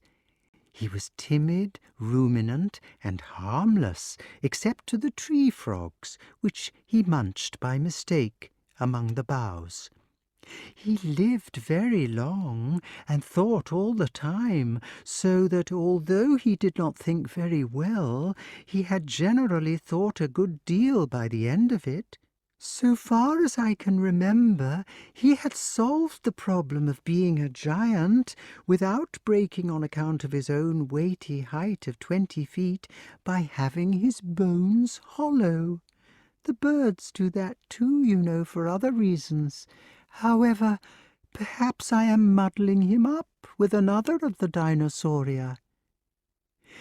Ceratosaurus nasicornis was quite small. He was only 17 feet long, but he had teeth, great crushing and tearing teeth, which fitted into each other so badly that he leapt always with his slaughterous mouth half open in a grin of terror. He leapt like a kangaroo, a death-dealing kangaroo, and he generally leapt upon poor Atlantosaurus imanis. He had a horn upon his nose like a rhinoceros, with which he could rip an opening in that big trundling old body, and his clashing teeth could meet in the flesh as in ripe fruit, and tear it out in mouthfuls by the action of his muscular neck. What is more terrible, he leapt in packs. Ceratosaurus nasicornis was at war with Atlantosaurus imanis, in that strange war which the spirit of the waters wills, the war of competition and evolution which makes the trees fight upwards for the sun on the Amazon, and in the course of which, for the boon of life, many of my cousins have been content to sacrifice the benefits of limbs and teeth and eyesight. Ceratosaurus was savage and aggressive, Atlantosaurus timid and old. Their combat lasted for as many centuries as will be needed by H. sapiens also, in which to destroy himself. At the end of that time, it was the defender who triumphed. The ferocious kangaroo had dealt death on every side, had decimated his adversaries and fed upon their carcasses. But carcasses cannot continue their species, and in the end the kangaroos had consumed the very flesh on which they lived. Too remorseless for the spirit of the waters, too bloodthirsty for the hierarchy of progressive victims, the last Ceratosaurus roamed the thick-leaved jungles in a vain search for the food which could satisfy his gnashing jaws, then died and slept with his fathers. The last Atlantosaurus thrust her 40-foot neck out of the jungle in which she had been hiding and surveyed the emaciated corpse of her starved persecutor. She had preserved her life, as the sensible wood-pigeon does, by specializing in escape. She had learned to flee, to hide, to stand still, to control her scent, to conceal herself in waters. By humility she had survived her enemy, who had slain her own husband, and now she carried the children of the latter inside her, the last of the victorious race. They would be born in a few years. H. sapiens had come meanwhile. He also had suffered from the terror of the kangaroo. In order to protect himself from its rapine, he had developed a subclass called H. sapiens armatus, a class which was concealed in metal scales and carried a lance, by means of which it defended itself against the dinosauria. This subclass had perfected an order called H. sapiens armatus Georgius sanctus, which was sufficiently unobservant to classify all the dinosaurs together as its enemies. Atlantosaurus thrust out her neck and thought with triumph of her unborn children. She had never killed in her life, and these, the future, would perpetuate a vegetarian race. She heard the clank of H. sapiens armatus Georgius sanctus, and turned the comely reptile head towards him in her kindly curiosity. "Go on," said the wart. "He killed her, of course," concluded the serpent with sudden brevity, turning its own head away. "She was a reptile of my race." "I am sorry," said the wart. "I don't know what to say." "There is nothing, dear," said the patient serpent, "that you can say. Perhaps I had better tell you a legend or dream to change the subject." The wart said, "I don't think I want to hear it, if it is sad." "There is nothing sad," said the other, "except history. All these things are only something to muse upon while you are hibernating." "Is it a good thing to muse?" "Well, it passes the time. Even H. sapiens has museums, you know, and as far as that goes, he has put the chalky bones of Atlantosaurus in many of them, along with the scales of Georgius sanctus." "If you knew a fairly cheerful legend," said the wart, "I think I could bear to hear that." "Ridiculous newt," said T. Natrix affectionately, for newt seemed to be one of his pet words. "I suppose I shall have to tell you a legend of my dangerous cousins for whom I suffer." "Is it cheerful?" "Well, it just goes on to the end, you know, and then stops, as legends do." "Tell it," said the wart. "This legend," said the snake in its sing-song voice, after a preparatory cough, "comes from Burma, a place of which you have probably never heard. Once upon a time there was only one poisonous serpent in the world, and this was the python. As you know, he is no longer venomous, and the story of how he lost his venom is an interesting one. In those days he was perfectly white. He happened to make the acquaintance of the wife of a human being whose name was Aunt Ewe, and in course of time they fell in love with each other. Aunt Ewe left her husband and went off to live with the python, whose name was P. reticulatus.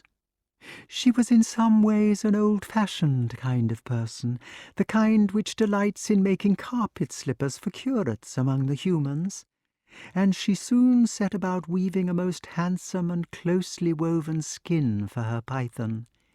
It was an ornamental affair, what with black lozenges and yellow dots, and here and there at regular intervals cubes and cross-stitches of amber, such as the humans use in rug-making or working samplers. P. reticulatus was pleased with it, and wears it always, so that now he is not white any more. At this time the python was interested in making experiments with his unique venom. Since he was the only poisonous snake, he naturally contained within himself all the poison which is nowadays spread out among the snakes.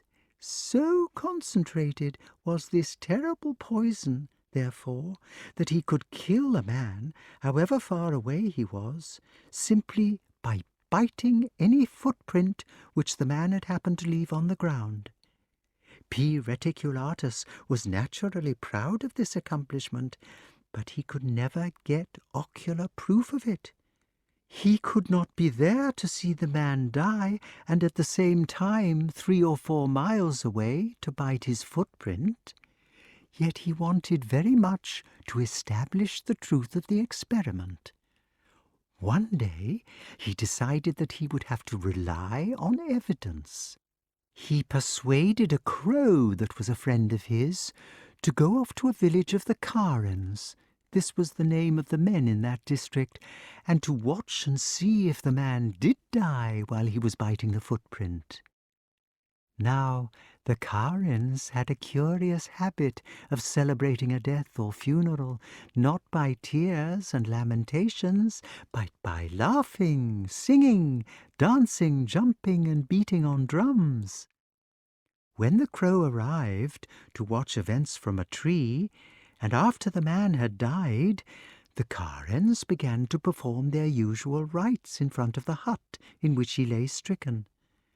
So the crow, after looking on for some time, returned to the python, and reported that so far from slaying by the venom of his bite, it had only the effect of causing extreme joy to human beings, and of transporting them into the 7th heaven.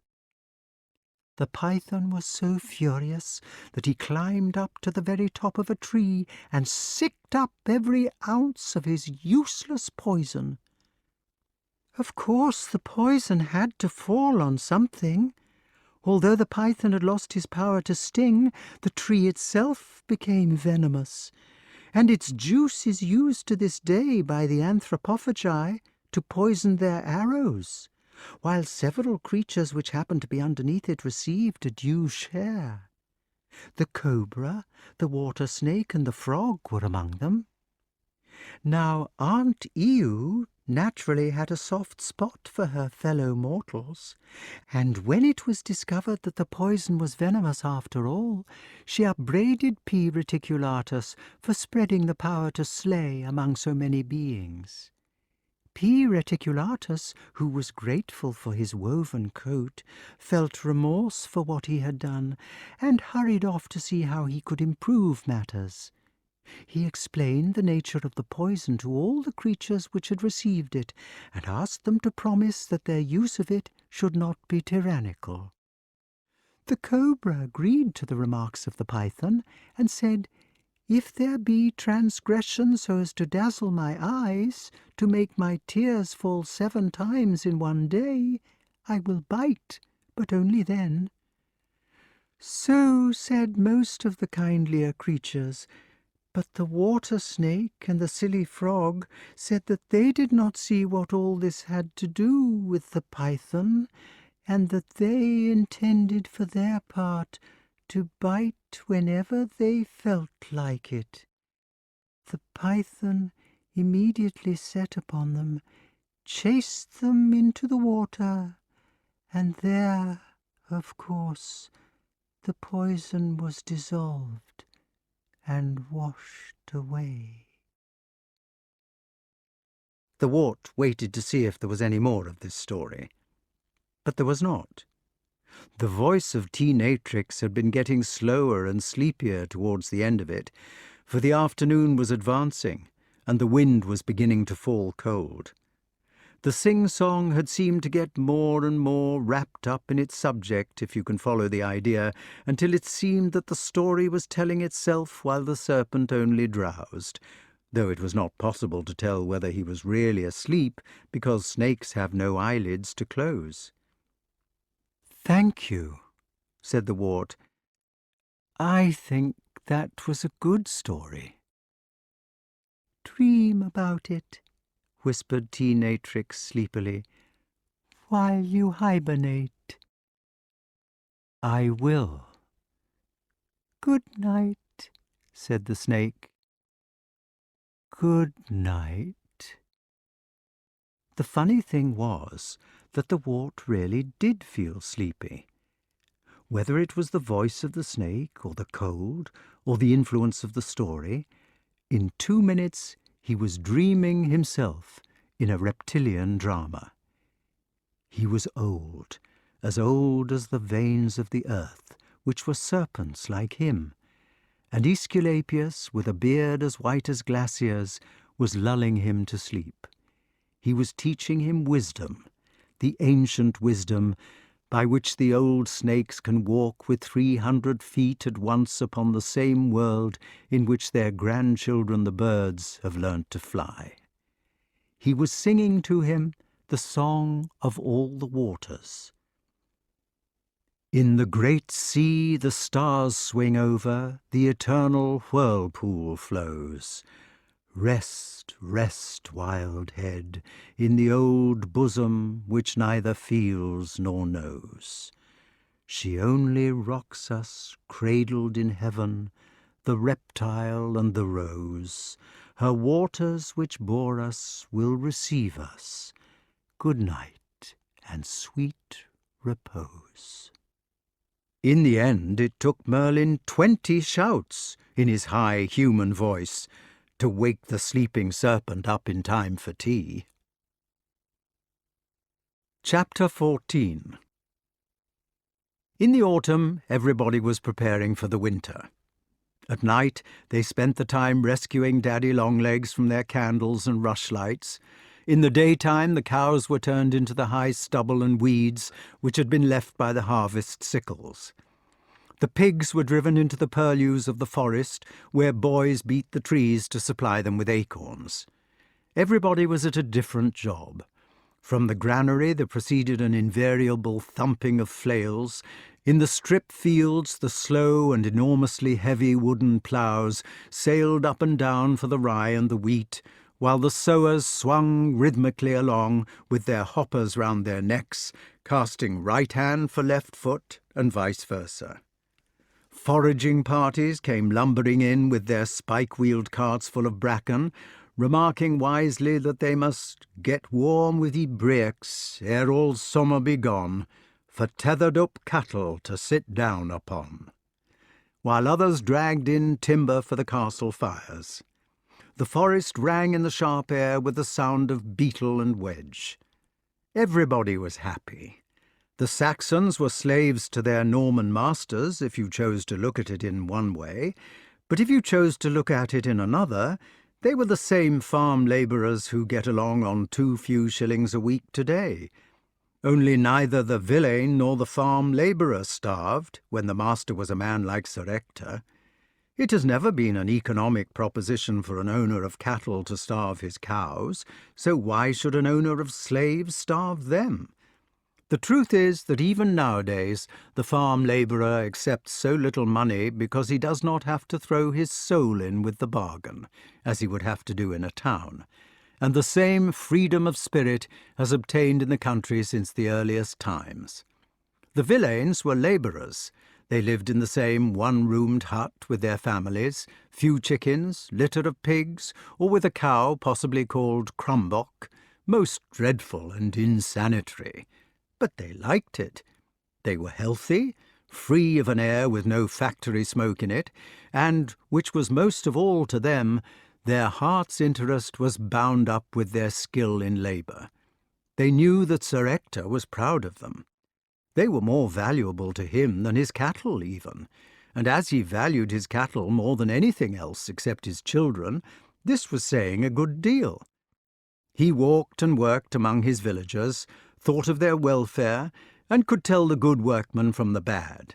He was the eternal farmer, in fact, one of those people who seem to be employing labour at so many shillings a week, but who were actually paying half as much again in voluntary overtime, providing a cottage free, and possibly making an extra present of milk and eggs and home-brewed beer into the bargain.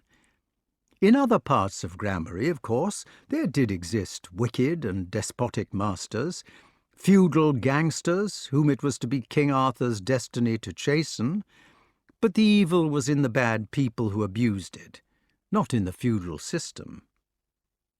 Sir Ector was moving through these activities with a brow of thunder, when an old lady who was sitting in a hedge by one of the strips of wheat to scare away the rooks and pigeons suddenly rose up beside him with an unearthly screech. He jumped nearly a foot in the air. He was in a nervous condition. "Dang it," said Sir Ector. Then, considering the subject more attentively, he added in a loud, indignant voice, "Splendour of God!" He took the letter out of his pocket and read it again. The overlord of the castle of Forest Sauvage was more than a farmer. He was a military captain who was ready to organise and lead the defence of his estate against the gangsters, and he was a sportsman who sometimes took a day's jousting when he could spare the time. But he was not only these. Sir Ector was a master of foxhounds, or rather a master of stag and other hounds, and he hunted his own pack himself. Clumsy, Trownier, Phoebe, Colley, Gerland, Talbot, Luath, Luffra, Apollon, Orthros, Bran, Gelert, Bounce, Boy, Lion, Bungay, Toby, Diamond, and Cavall were not pet dogs. They were the Forest Sauvage hounds. No subscription, 2 days a week, huntsman the master. This is what the letter said, if we translate it from the Latin. The King to Sir Ector, etc. We send you William Twitey, our huntsman, and his fellows, to hunt in the Forest Sauvage with our boarhounds, Canibus nostris porcoricis, in order that they may capture 2 or 3 boars. You are to cause the flesh they capture to be salted and kept in good condition, but the skins you are to cause to be bleached, which they give you, as the said William shall tell you. And we command you to provide necessaries for them as long as they shall be with you by our command, and the cost, etc., shall be accounted, etc. Witnessed at the Tower of London, 20th of November, in the 12th year of our reign. Uther Pendragon. 12 Uther. Now the forest belonged to the king, and he had every right to send his hounds to hunt in it. Also, he maintained a number of hungry mouths, what with his court and his army, so that it was natural that he should want as many dead boars, bucks, roes, etc., to be salted down as possible. He was in the right. This did not take away the fact that Sir Ector regarded the forest as his forest, and resented the intrusion of the royal hounds, as if his own would not do just as well. The king had only to send for a couple of boars, and he would have been delighted to supply them himself. He feared that his coverts would be disturbed by a lot of wild royal retainers, never know what these city chaps will be up to next, and that the king's huntsman, this fellow Twitey, would sneer at his humble hunting establishment, unsettle the hunt servants, and perhaps even try to interfere with his own kennel management. In fact, Sir Ector was shy. Then there was another thing. Where the devil were the royal hounds to be kept? Was he, Sir Ector, to turn his own hounds into the street, so as to put the king's hounds in his kennels? Splendour of God! Repeated the unhappy master. It was as bad as paying tithes. Sir Ector put the accursed letter in his pocket and stumped off the ploughing. The villeins, seeing him go, remarked cheerfully, "Our walled meester be on the gad again, seemingly." It was a confounded piece of tyranny, that was what it was. It happened every year, but it was still that. He always solved the kennel problem in the same way, but it still worried him. He would have to invite his neighbours to the meet specially, to look as impressive as possible under the royal huntsman's eye, and this would mean sending messengers through the forest to Sir Grummore, etc. Then he would have to show sport. The king had written early, so that evidently he intended to send the fellow at the very beginning of the season. The season did not begin till the 25th of December. Probably the chap would insist on one of these damned Boxing Day meets, all show-off and no business, with hundreds of foot people all hollering and heading the boar and tramping down the seeds and spoiling sport generally. How the devil was he to know in November where the best boars would be on Boxing Day? What with sounders and gorgents and hog-steers, you never knew where you were. And another thing, a hound that was going to be used next summer for the proper hart hunting was always entered at Christmas to the boar. It was the very beginning of his education, which led up through hares and what-nots to its real quarry, and this meant that the fellow Twitey would be bringing down a lot of raw puppies, which would be nothing but a plague to everybody. "Dang it," said Sir Ector, and stamped upon a piece of mud. He stood gloomily for a moment, watching his two boys trying to catch the last leaves in the chase. They had not gone out with that intention, and did not really, even in those distant days, believe that every leaf you caught would mean a happy month next year.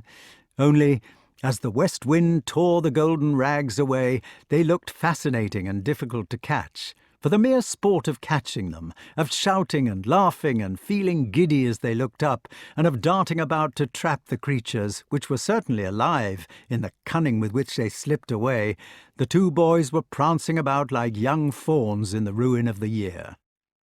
Wart's shoulder was well again. The only chap, reflected Sir Ector, who could be really useful in showing the king's huntsman proper sport was that fellow Robin Hood. Robin Wood, they seem to be calling him now, some new-fangled idea, no doubt. But Wood or Hood, he was the chap to know where a fine tush was to be found. Been feasting on the creatures for months now, he wouldn't be surprised, even if they were out of season. But you could hardly ask a fellow to hunt up a few beasts of venery for you, and then not invite him to the meet. While if you did invite him to the meet, what would the king's huntsman and the neighbours say at having a partisan for a fellow guest? Not that this Robin Wood was not a good fellow. He was a good chap, and a good neighbour, too. He had often tipped Sir Ector the wink when a raiding party was on its way from the marches, and he never molested the knight or his farming in any way. What did it matter if he did chase himself a bit of venison now and then?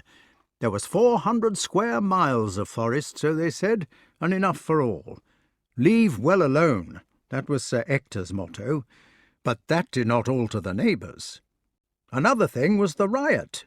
It was all very well for the crack hunts in practically artificial forests like those at Windsor, where the king hunted, but it was a different thing in the forest sauvage. Suppose His Majesty's famous hounds were to go running riot after a unicorn or something.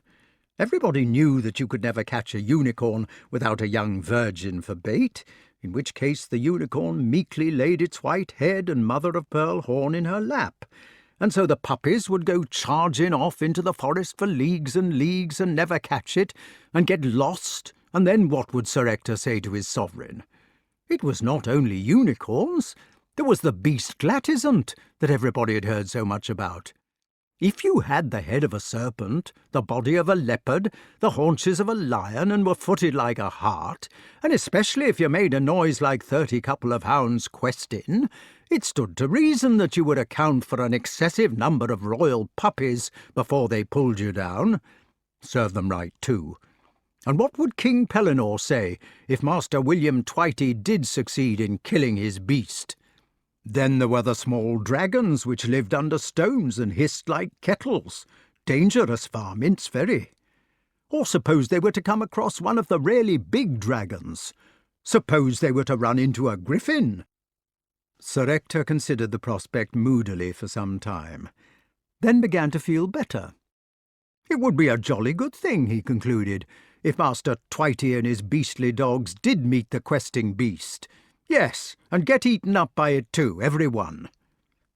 Cheered by this vision, he turned round at the edge of the ploughing and stumped off home. At the hedge where the old lady lay in wait to scare rooks, he was lucky enough to spot some approaching pigeons before she was aware of him or them, which gave him a chance to let out such a screech that he felt amply repaid for his own jump by seeing hers. It was going to be a good evening after all. "Good night to you," said Sir Ector affably, when the old lady recovered herself enough to drop him a curtsy. He felt so much restored by this that he called on the parish priest halfway up the village street and invited him to dinner. Then he climbed to the solar, which was his special chamber, and sat down heavily to write a submissive message to King Uther in the 2 or 3 hours which remained to him before the meal.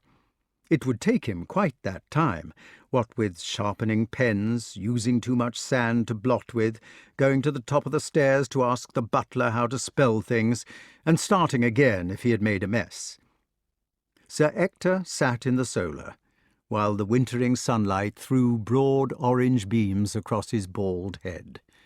He scratched and spluttered away, and laboriously bit the end of his pen, and the castle room darkened about him. It was a room as big as the main hall over which it stood, and it could afford to have large southern windows because it was on the 2nd story. There were 2 fireplaces, in which the ashy logs of wood turned from grey to red as the sunlight retreated. Round these, some favourite hounds lay snuffling in their dreams, or scratching themselves for fleas, or gnawing mutton bones which they had scrounged from the kitchens. The peregrine falcon stood hooded on a perch in the corner, a motionless idol, dreaming of other skies. If you were to go now to view the solar of Castle Sauvage, you would find it empty of furniture. But the sun would still stream in at those stone windows 2 feet thick, and as it barred the mullions, it would catch a warmth of sandstone from them, the amber light of age. If you went to the nearest curiosity shop, you might find some clever copies of the furniture which it was supposed to contain. These would be oak chests and cupboards, with Gothic panelling and strange faces of men or angels, or devils, carved darkly upon them, black, beeswaxed, worm-eaten and shiny, gloomy testimonies to the old life in their coffin-like solidity. But the furniture in the solar was not like that. The devil's heads were there, and the linen-fold panelling, but the wood was 6 or 7 or 8 centuries younger. So in the warm-looking light of sunset, it was not only the mullions which had an amber glow. All the spare, strong chests in the room, they were converted for sitting by laying bright carpets on them, were their young, the golden oak, and the cheeks of the devils and cherubim shone as if they had been given a good soaping.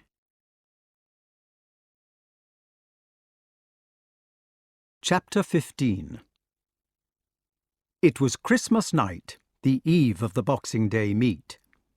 You must remember that this was in the old merry England of gramarye, when the rosy barons ate with their fingers and had peacocks served before them with all their tail feathers streaming, or boars' heads with the tusks stuck in again, when there was no unemployment because there were too few people to be employed, when the forests rang with knights walloping each other on the helm, and the unicorns in the wintry moonlight stamped with their silver feet and snorted their noble breaths of blue upon the frozen air.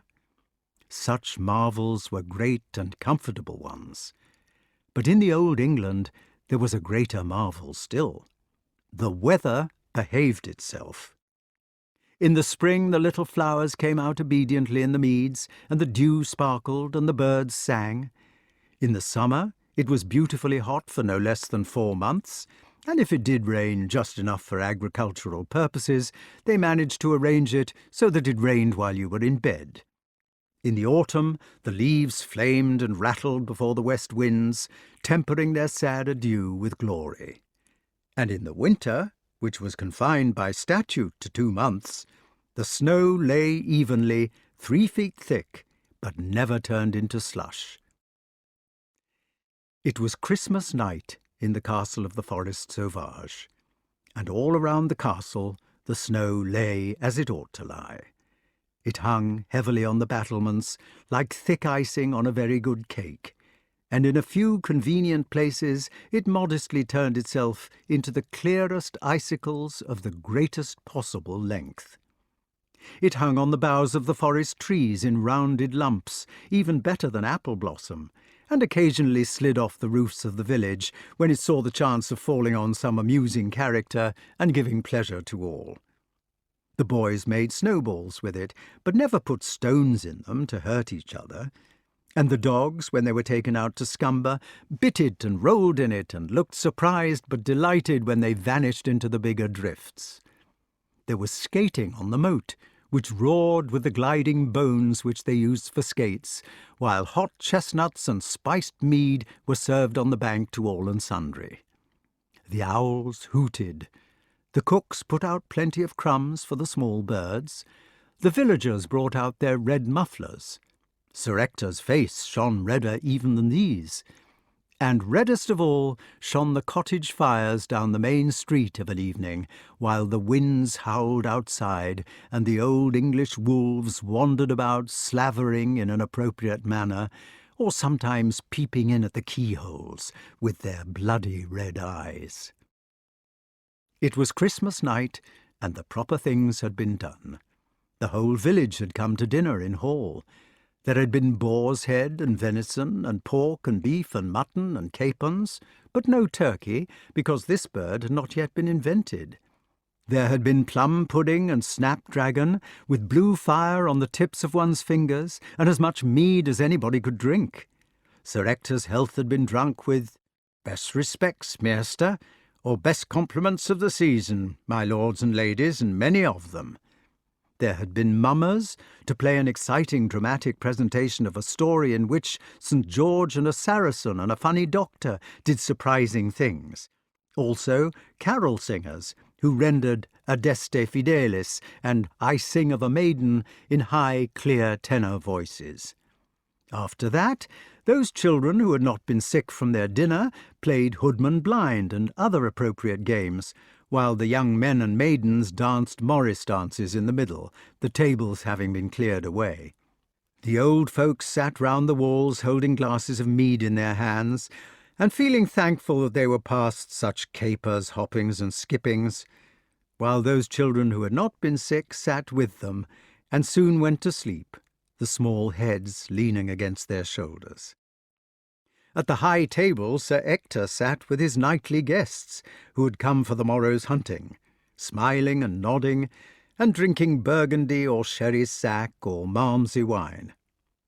After a bit, silence was prayed for Sir Grummore. He stood up and sang his old school song, amid great applause, but forgot most of it and had to make a humming noise in his moustache.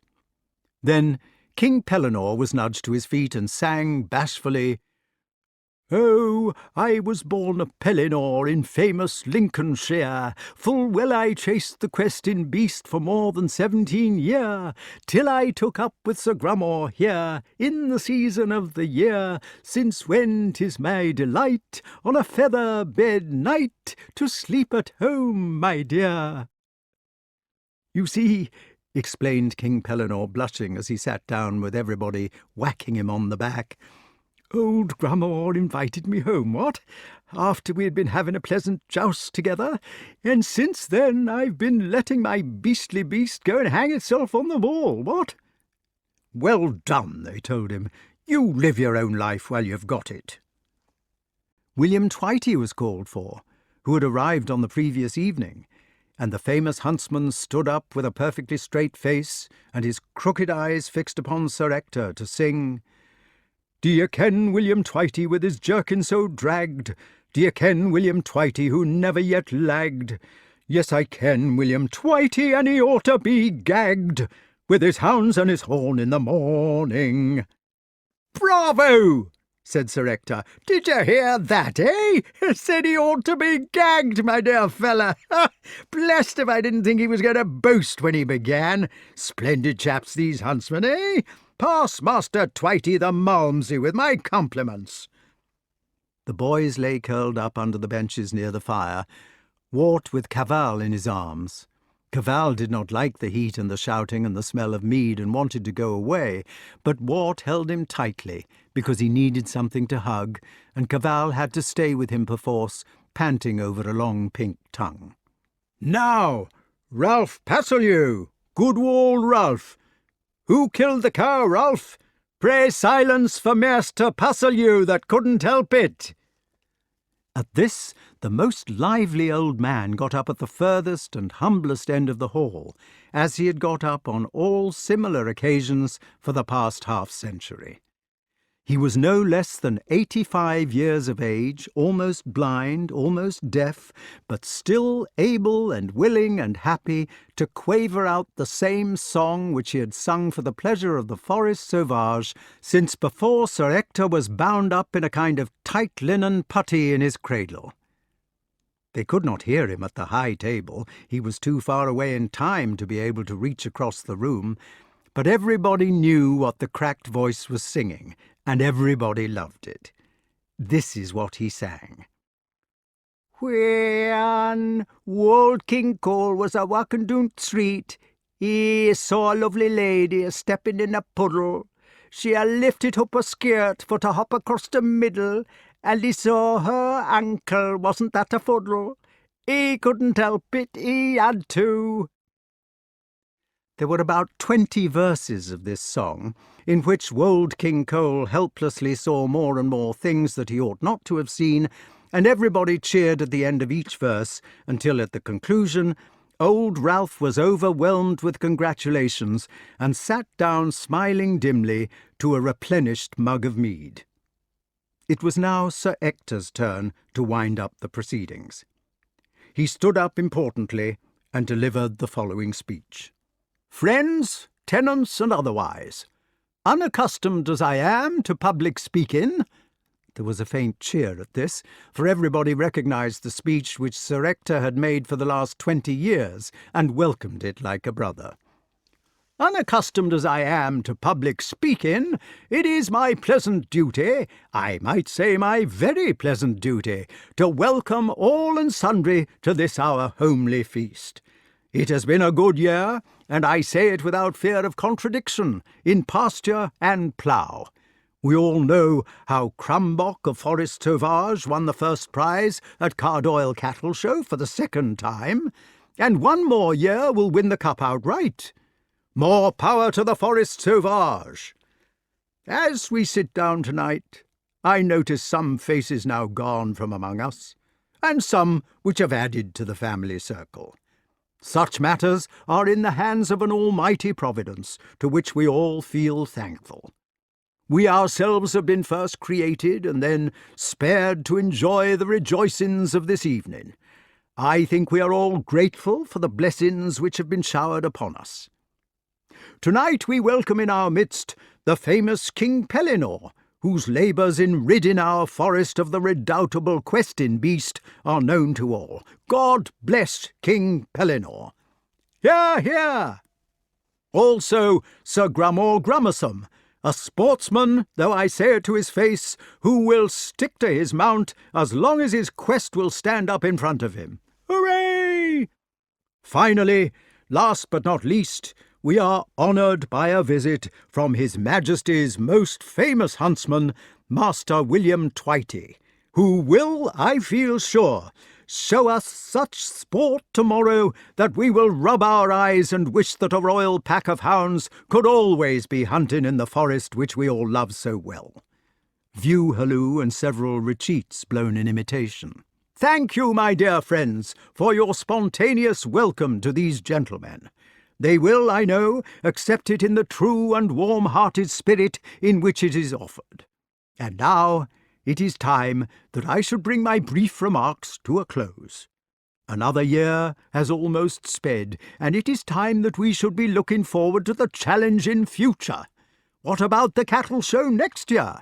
Friends, I can only wish you a very Merry Christmas, and after Father Sidebottom has said our grace for us, we shall conclude with a singing of the national anthem."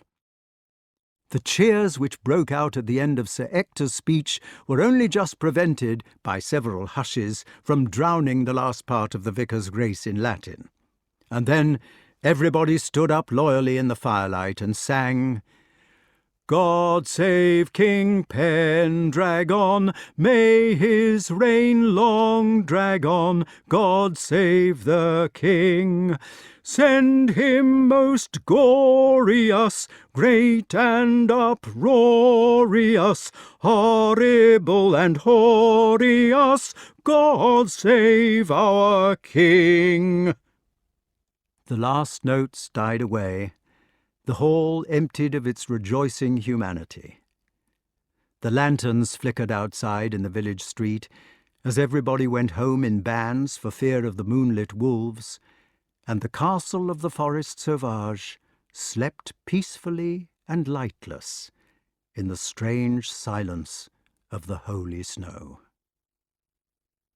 Chapter 16.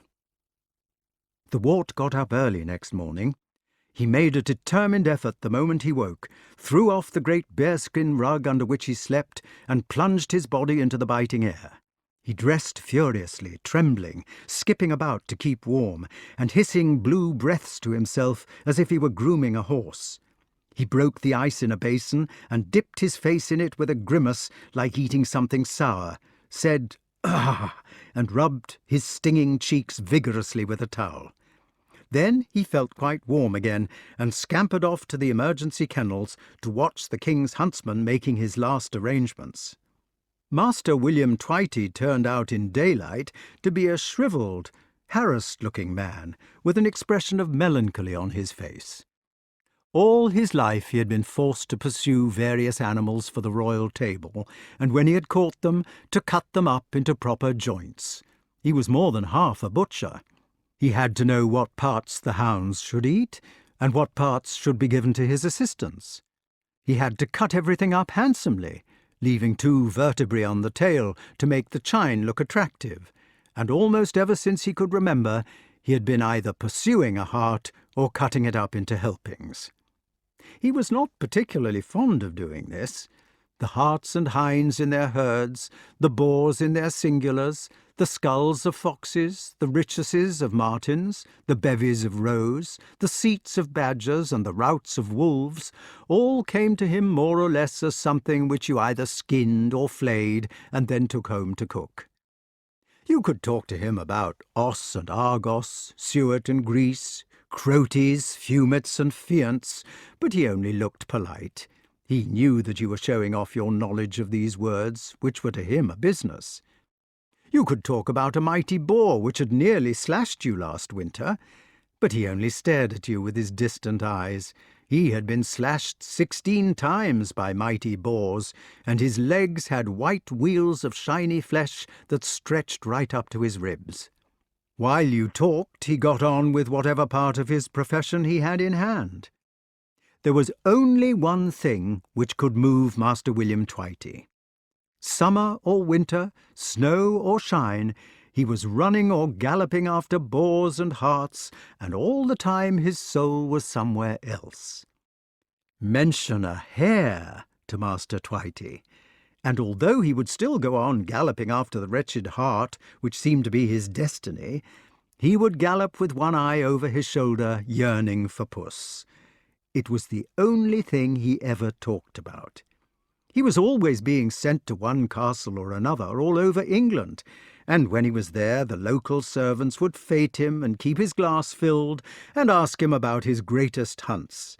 He would answer distractedly in monosyllables, but if anybody mentioned a husk of hares, he was all attention, and then he would thump his glass upon the table and discourse upon the marvels of this astonishing beast, declaring that you could never blow a minute for it, because the same hare could at one time be male and another time female, while it carried grease and croted and gnawed, which things no beast in the earth did, except it. Wart watched the great man in silence for some time. then went indoors to see if there was any hope of breakfast. He found that there was, for the whole castle was suffering from the same sort of nervous excitement which had got him out of bed so early, and even Merlyn had dressed himself in a pair of breeches which had been fashionable some centuries later with the university beagles. Boar hunting was fun. It was nothing like badger digging or covert shooting or fox hunting today. Perhaps the nearest thing to it would be ferreting for rabbits, except that you used dogs instead of ferrets, had a boar that might easily kill you instead of a rabbit, and carried a boar spear upon which your life depended instead of a gun. They did not usually hunt the boar on horseback. Perhaps the reason for this was that the boar season happened in the 2 winter months, when the old English snow would be liable to ball in your horse's hoofs and render galloping too dangerous. The result was that you were yourself on foot, armed only with steel, against an adversary who weighed a good deal more than you did, and who could unseam you from the nave to the chaps and set your head upon his battlements. There was only one rule in boar hunting. It was, hold on. If the boar charged, you had to drop on one knee and present your boar spear in his direction. You held the butt of it with your right hand on the ground to take the shock, while you stretched your left arm to its fullest extent and kept the point toward the charging boar. The spear was as sharp as a razor, and it had a crosspiece about 18 inches away from the point.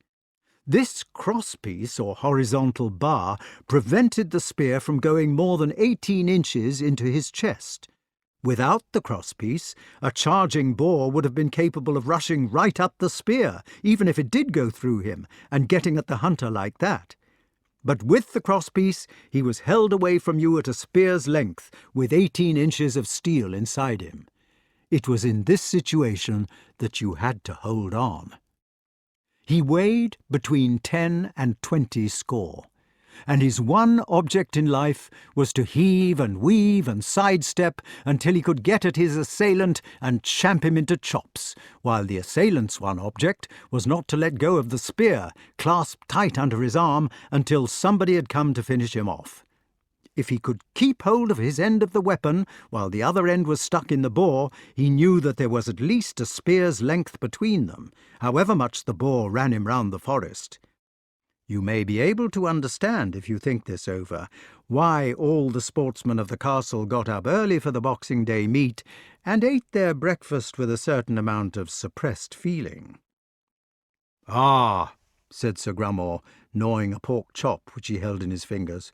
"Down in time for breakfast, hey?" "Yes, I am," said the wart.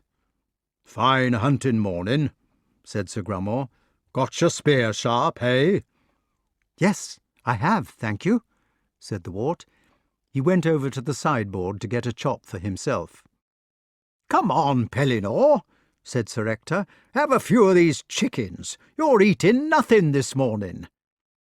King Pellinore said, "I don't think I will, thank you all the same. I don't think I feel quite the thing this morning, what?" Sir Grummore took his nose out of his chop and inquired sharply, "Nerves?" "Oh, no," cried King Pellinore. "Oh, no, really not that, what? I think I must have taken something last night that disagreed with me." "Nonsense, my dear fella," said Sir Ector. "Here you are. Just you have a few chickens to keep your strength up." He helped the unfortunate king to 2 or 3 capons, and the latter sat down miserably at the end of the table, trying to swallow a few bits of them. "Need them," said Sir Grummore meaningly, "by the end of the day, I dare say." "Do you think so?" "Know so," said Sir Grummore, and winked at his host. The wart noticed that Sir Ector and Sir Grummore were eating with rather exaggerated gusto. He did not feel that he could manage more than 1 chop himself, and as for Kay, he had stayed away from the breakfast-room altogether. When breakfast was over and Master Twitey had been consulted, the Boxing Day cavalcade moved off to the meet. Perhaps the hounds would have seemed rather a mixed pack to a master of hounds today. There were 6 black and white alliances, which looked like greyhounds with the heads of bull-terriers or worse. These, which were the proper hounds for boars, wore muzzles because of their ferocity. The gaze hounds, of which there were 2 taken just in case, were in reality nothing but greyhounds according to modern language, while the limers were a sort of mixture between the bloodhound and the red setter of today. The latter had collars on and were led with straps. The Bratchets were like beagles, and trotted along with the master in the way that beagles always have trotted, and a charming way it is. With the hounds went the foot people. Merlyn, in his running breeches, looked rather like Lord Baden-Powell, except, of course, that the latter did not wear a beard. Sir Ector was dressed in sensible leather clothes. It was not considered sporting to hunt in armour, and he walked beside Master Twitey with that bothered and important expression which has always been worn by masters of hounds. Sir Grummore, just behind, was puffing and asking everybody whether they had sharpened their spears. King Pellinore had dropped back among the villagers, feeling that there was safety in numbers. All the villagers were there, every male soul on the estate, from Hob the Ostringer down to old Wat with no nose, every man carrying a spear or a pitchfork or a worn scythe-blade on a stout pole. Even some of the young women who were courting had come out, with baskets of provisions for the men. It was a regular Boxing Day meet. At the edge of the forest, the last follower joined up. He was a tall, distinguished-looking person, dressed in green, and he carried a 7-foot bow. "Good morning, master," he said pleasantly to Sir Ector. "Ah, yes," said Sir Ector. Yes, good morning, eh? Yes, good morning." He led the gentleman in green aside, and said in a loud whisper that could be heard by everybody, "For heaven's sake, my dear fellow, do be careful. This is the King's own huntsman, and those 2 other chaps are King Pellinore and Sir Grummore. Now do be a good chap, my dear fellow, and don't say anything controversial, will you, old boy? There's a good chap."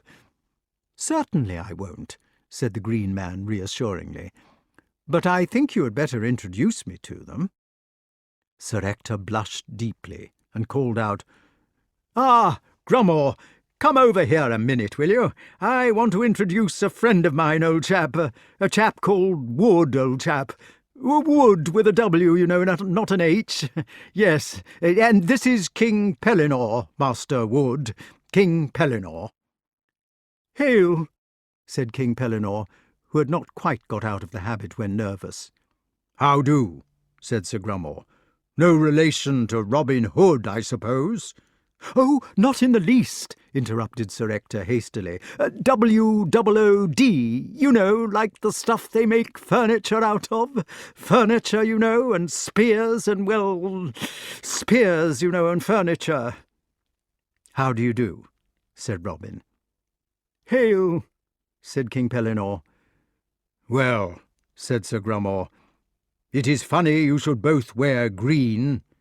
"Yes, it is funny, isn't it?" said Sir Ector anxiously. "He wears it in mourning for an aunt of his who died by falling out of a tree." "Beg pardon, I'm sure," said Sir Grummore, grieved at having touched upon this tender subject, and all was well. "Now then, Mr. Wood," said Sir Ector when he had recovered, "where shall we go for our first draw?" As soon as this question had been put, Master Twitey was fetched into the conversation, and a brief confabulation followed in which all sorts of technical terms like lesses were bandied about. Then there was a long walk in the wintry forest, and the fun began. Wart had lost the panicky feeling which had taken hold of his stomach when he was breaking his fast. The exercise and the snow wind had breathed him, so that his eyes sparkled almost as brilliantly as the frost crystals in the white winter sunlight, and his blood raced with the excitement of the chase.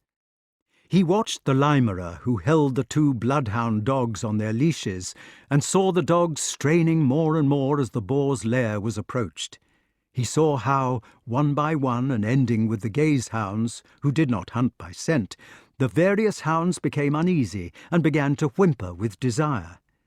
He noticed Robin pause and pick up some lesses, which he handed to Master Twitey, and then the whole cavalcade came to a halt. They had reached the dangerous spot. Boar hunting was like cub hunting to this extent, that the boar was attempted to be held up.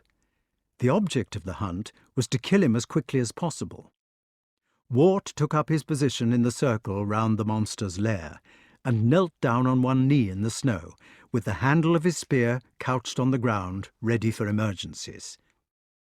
He felt the hush which fell upon the company, and saw Master Twitey wave silently to the limerer to uncouple his hounds. The two limers plunged immediately into the covert which the hunters surrounded. They ran mute. There were 5 long minutes during which nothing happened. The hearts beat thunderously in the circle, and a small vein on the side of each neck throbbed in harmony with each heart.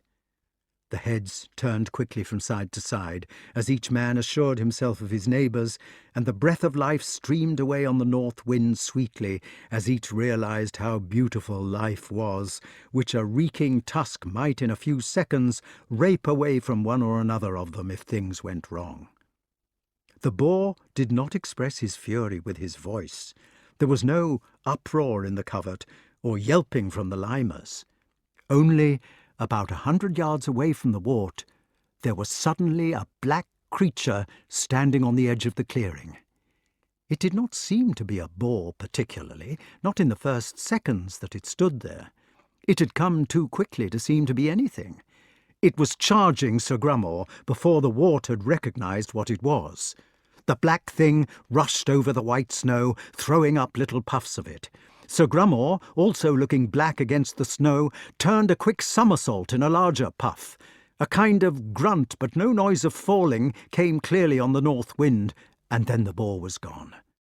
When it was gone, but not before, the wart knew certain things about it, things which he had not had time to notice while the boar was there. He remembered the rank mane of bristles standing upright on its razor back, one flash of a sour tush, the staring ribs, the head held low, and the red flame from a piggy eye. Sir Grummore got up, dusting snow out of himself, unhurt, blaming his spear. A few drops of blood were to be seen frothing on the white earth. Master Twitey put his horn to his lips. The alaunts were uncoupled as the exciting notes of the menet began to ring through the forest, and then the whole scene began to move. The limers which had reared the boar, the proper word for dislodging, were allowed to pursue him to make them keen on their work. The Bratchets gave musical tongue. The alaunts galloped baying through the drifts. Everybody began to shout and run. "Avoy! Avoy!" cried the foot people. "Shahoo! Shahoo! Avaunt, sire! Avaunt!" "Swef! Swef!" cried Master Twitey anxiously. "Now, now, gentlemen, give the hounds room, if you please." I say, cried King Pellinore. "Did anybody see which way he went? What an exciting day, what? Sa, say, avaunt! Say, sa, avaunt! Sa, say, avaunt!" "Hold hard, Pellinore!" cried Sir Ector. "We're hounds, man, we're hounds! Can't catch him yourself, you know! Il est ho! Il est ho!" And "Tilly-ho!" echoed the foot people. "Tilly-ho!" sang the trees. "Tally-ho!" murmured the distant snowdrifts, as the heavy branches, disturbed by the vibrations, slid noiseless puffs of sparkling powder to the muffled earth. The wart found himself running with Master Twitey. It was like beagling in a way, except that it was beagling in a forest where it was sometimes difficult even to move. Everything depended on the music of the hounds and the various notes which the huntsman could blow to tell where he was and what he was doing. Without these, the whole field would have been lost in 2 minutes, and even with them, about half of it was lost in 3. Wart stuck to Twitey like a burr. He could move as quickly as the huntsman, because although the latter had the experience of a lifetime, he himself was smaller to get through obstacles and had, moreover, been taught by Maid Marian. He noticed that Robin kept up too, but soon the grunting of Sir Ector and the baaing of King Pellinore were left behind. Sir Grummore had given in early, having had most of the breath knocked out of him by the boar, and stood far in the rear declaring that his spear could no longer be quite sharp. Kay had stayed with him so that he should not get lost. The foot people had been early mislaid because they did not understand the notes of the horn. Merlyn had torn his breeches and stopped to mend them up by magic. The sergeant had thrown out his chest so far in crying tally-ho and telling everybody which way they ought to run that he had lost all sense of place and was leading a disconsolate party of villagers in Indian file at the double with knees up in the wrong direction. Hob was still in the running. "Swef! Swef!" panted the huntsman, addressing the wart as if he had been a hound. "Not so fast, master. They are going off the line." Even as he spoke, Wart noticed that the hound music was weaker and more querulous. "Stop," said Robin, "or we may tumble over him." The music died away. "Swef! Swef!" shouted Master Twitey at the top of his voice. "Stow a rear! So-ho! So-ho!" He swung his baldric in front of him, and lifting the horn to his lips, began to blow a retreat. There was a single note from one of the limers. "Hoo-a-rear!" cried the huntsman. The limer's note grew in confidence, faltered, then rose to the full bay. "Hoo-a-rear! Hear how a me! Hark to Beaumont the Valiant! Ho moy! Ho moy! Hole! Hole! Hole! Hole!" The limer was taken up by the tenor bells of the brachets. The noises grew to a crescendo of excitement as the bloodthirsty thunder of the alaunts pealed through the lesser notes. "They have him," said Twitey briefly, and the three humans began to run again, while the huntsman blew encouragement with "True-roo-root." In a small bushment, the grim boar stood at bay. He had got his hindquarters into the nook of a tree blown down by a gale, in an impregnable position. He stood on the defensive, with his upper lip writhed back in a snarl. The blood of Sir Grummore's gash welled fatly among the bristles of his shoulder and down his leg, while the foam of his chops dropped on the blushing snow and melted it. His small eyes darted in every direction. The hound stood round, yelling at his mask, and Beaumont, with his back broken, writhed at his feet. He paid no further attention to the living hound, which could do him no harm. He was black, flaming, and bloody. "So-ho!" said the huntsman. He advanced with his spear held in front of him, and the hounds, encouraged by their master, stepped forward with him pace by pace. The scene changed as suddenly as a house of cards falling down.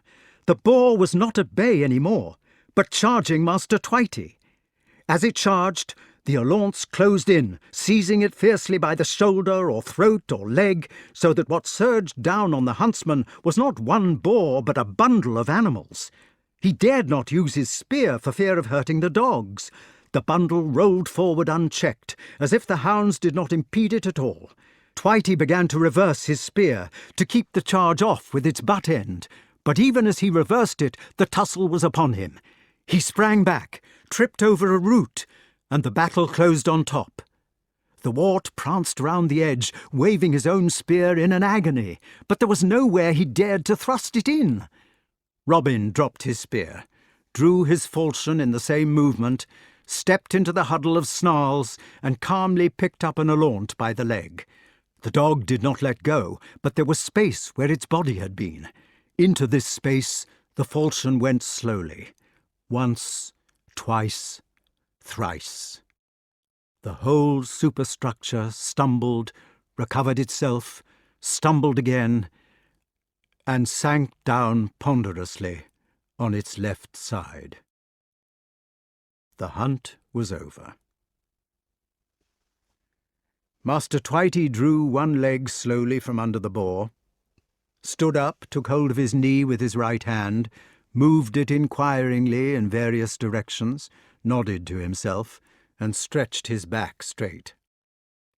Then he picked up his spear without saying anything, and limped over to Beaumont. He knelt down beside him, and took his head on his lap.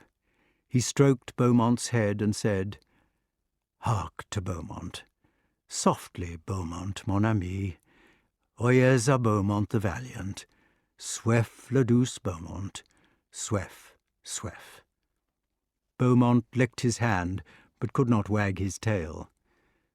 The huntsman nodded to Robin, who was standing behind, and held the hound's eyes with his own. He said, "Good dog, Beaumont, the valiant. Sleep now, old friend Beaumont. Good old dog."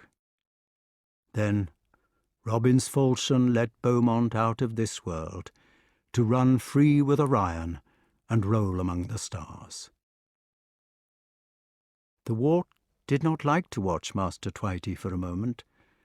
The strange, leathery man stood up without saying anything, and whipped the hounds off the corpse of the boar as he was accustomed to do.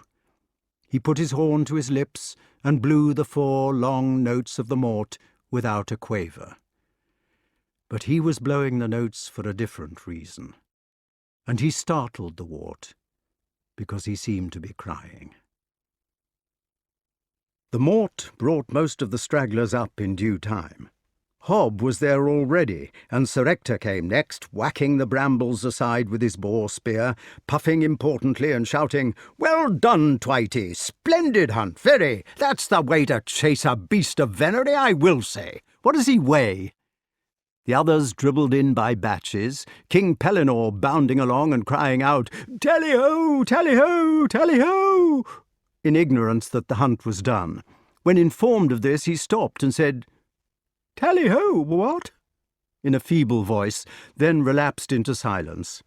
Even the sergeant's Indian file arrived in the end, still doubling with knees up, and were halted in the clearing while the sergeant explained to them with great satisfaction that if it had not been for him, all would have been lost. Merlyn appeared, holding up his running shorts, having failed in his magic. Sir Grummore came stumping along with Kay, saying that it had been one of the finest points he had ever seen run, although he had not seen it, and then the butcher's business of the undoing was proceeded with apace. Over this there was a bit of excitement. King Pellinore, who had really been scarcely himself all day, made the fatal mistake of asking when the hounds were going to be given their quarry. Now, as everybody knows, a quarry is a reward of entrails, etc., which is given to the hounds on the hide of the dead beast, sur le cuir. And, as everybody else knows, a slain boar is not skinned. It is disembowelled without the hide being taken off, and since there can be no hide, there can be no quarry. We all know that the hounds are rewarded with a fouile, or mixture of bowels and bread cooked over a fire, and of course poor King Pellinore had used the wrong word. So King Pellinore was bent over the dead beast amid loud huzzas, and the protesting monarch was given a hearty smack with a sword blade by Sir Ector. The king then said, "I think you are all a lot of beastly cads," and wandered off, mumbling into the forest. The boar was undone, the hounds rewarded, and the foot people standing about in chattering groups, because they would have got wet if they'd sat down in the snow, ate the provisions which the young women had brought in baskets. A small barrel of wine, which had been thoughtfully provided by Sir Ector, was broached, and a good drink was had by all. The boar's feet were tied together, a pole was slipped between his legs, and 2 men hoisted it upon their shoulders. William Twitey stood back and courteously blew the prees. It was at this moment that King Pellinore reappeared. Even before he came into view, they could hear him crashing in the undergrowth and calling out, I say, come here at once! A most dreadful thing has happened!" He appeared dramatically upon the edge of the clearing, just as a disturbed branch, whose burden was too heavy, emptied a couple of hundredweight of snow on his head. King Pellinore paid no attention. He climbed out of the snow heap as if he had not noticed it, still calling out, I say! "What is it, Pellinore?" shouted Sir Ector. "Oh, come quick!" cried the king, and turning round, distracted, he vanished again into the forest. "Is he all right?" inquired Sir Ector. "Do you suppose?" "Excitable character," said Sir Grummore, "very." "Better follow up and see what he's doing." The procession moved off sedately in King Pelinor's direction, following his erratic course by the fresh tracks in the snow.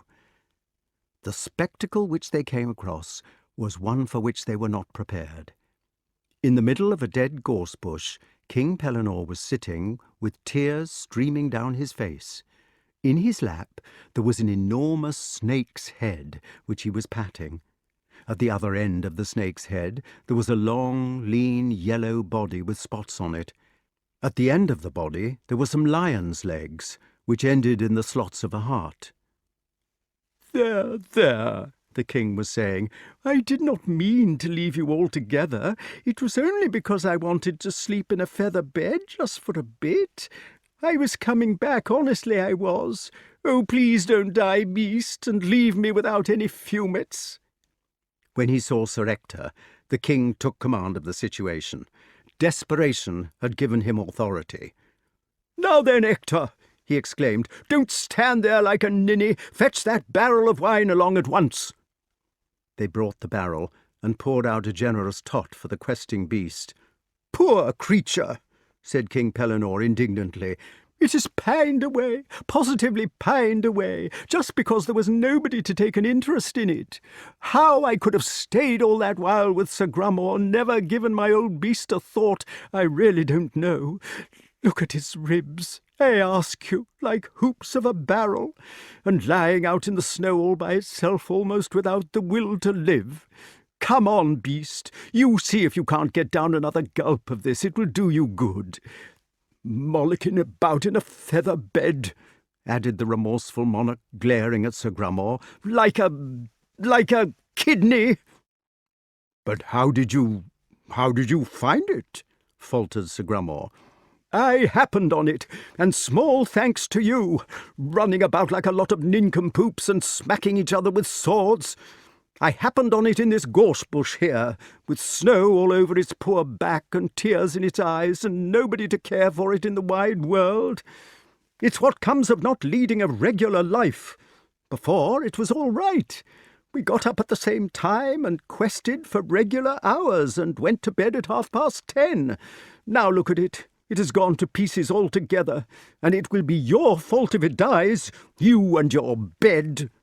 "But Pellinor," said Sir Grummore. "Shut your mouth," replied the king at once. "Don't stand there bleating like a fool, man. Do something. Fetch another pole so that we can carry old Glatizant home. Now then, Ector, haven't you got any sense? We must just carry him home and put him in front of the kitchen fire. Send somebody on to make some bread and milk. And you, Twitey, or whatever you choose to call yourself, stop fiddling with that trumpet of yours and run ahead to get some blankets warmed. When we get home," concluded King Pellinor, "the first thing will be to give it a nourishing meal, and then, if it is all right in the morning, I will give it a couple of hours' start, and then, hey-ho for the old life once again. What about that, Glatizant, eh? You'll tack the high road, and I'll tack the low road, what?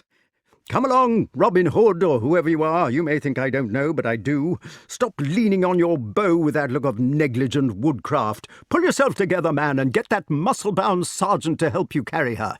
Now then, lift her easy. Come along, you chuckleheads, and mind you don't trip. Feather beds and quarry, indeed. A lot of childish nonsense. Go on, advance, proceed, step forward, march. Feather brains, I call it, that's what I do. But as for you, Grummore," added the king, even after he had concluded, "you could just roll yourself up in your bed and stifle in it." Chapter 17.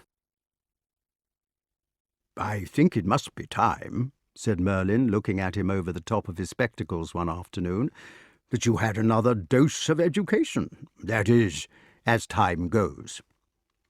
It was an afternoon in early spring, and everything outside the window looked beautiful. The winter mantle had gone, taking with it Sir Grummore, Master Twitey, King Pellinor, and the questing beast, the latter having revived under the influence of kindliness and bread and milk. It had bounded off into the snow with every sign of gratitude, to be followed 2 hours later by the excited king, and the watchers from the battlements had observed it confusing its snowy footprints most ingeniously as it reached the edge of the chase. It was running backward, bounding 20 foot sideways, rubbing out its marks with its tail, climbing along horizontal branches, and performing many other tricks with evident enjoyment. They had also seen King Pellinore, who had dutifully kept his eyes shut and counted 10,000 while this was going on, becoming quite confused when he arrived at the difficult spot, and finally galloping off in the wrong direction with his bratchet trailing behind him. It was a lovely afternoon. Outside the schoolroom window, the larches of the distant forest had already taken on the fullness of their dazzling green. The earth twinkled and swelled with 1,000,000 drops, and every bird in the world had come home to court and sing. The village folk were forth in their gardens every evening, planting garden beans, and it seemed that what with these emergencies and those of the slugs, coincidentally with the beans, the buds, the lambs, and the birds, every living thing, had conspired to come out. "What would you like to be?" asked Merlyn. Wart looked out of the window, listening to the thrush's twice-done song of dew. He said, "I've been a bird once, but it was only in the mews at night, and I never got a chance to fly. Even if one ought not to do one's education twice, do you think I could be a bird so as to learn about that?" He had been bitten with the craze for birds which bites all sensible people in the spring, and which sometimes even leads to excesses like birds' nesting. "I can see no reason why you should not," said the magician. "Why not try it at night?" "But they will all be asleep at night." "All the better chance of seeing them without their flying away. You could go with Archimedes this evening, and he would tell you about them." "Would you do that, Archimedes?" "I should love to," said the owl. "I was feeling like a little saunter myself." "Do you know," asked the wart, thinking of the thrush, "why birds sing, or how? Is it a language?" "Of course it's a language. It is not a big language like human speech, but it is large." "Gilbert White," said Merlyn, "remarks, or will remark, however you like to put it, that the language of birds is very ancient, and like other ancient modes of speech, little is said, but much is intended. He also says somewhere that the rooks in the breeding season attempt sometimes in the gaiety of their hearts to sing, but with no great success." "I love rooks," said the wart. "It's funny, but I think they're my favourite birds." "Why?" asked Archimedes. "Well, I like them. I like their sauce." "Neglectful parents," quoted Merlyn, who was in a scholarly mood, "and saucy, perverse children." "It is true," said Archimedes reflectively, "that all the corvidee have a distorted sense of humour." Wart explained. "I love the way they enjoy flying. They don't just fly like other birds, but they fly for fun. It is lovely when they hoist home to bed in a flock at night, all cheering and making rude remarks and pouncing on each other in a vulgar way. They turn over on their backs sometimes and tumble out of the air just to be ridiculous, or else because they've forgotten they're flying and have coarsely begun to scratch themselves for fleas without thinking about it." "They are intelligent birds," said Archimedes, "in spite of their low humour.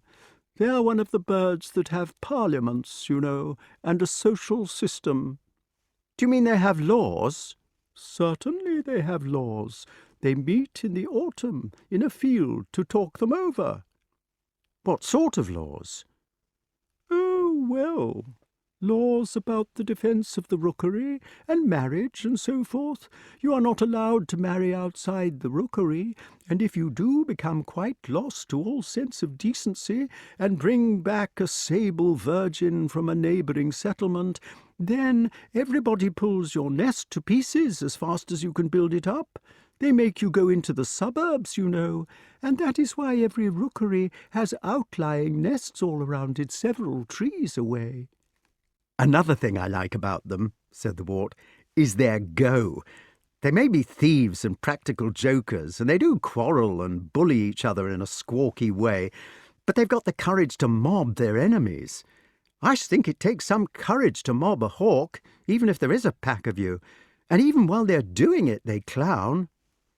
"They are mobs," said Archimedes loftily. "You have said the word." "Well, they're larky mobs anyway," said the wart, "and I like them." "What is your favourite bird?" asked Merlin politely, to keep the peace.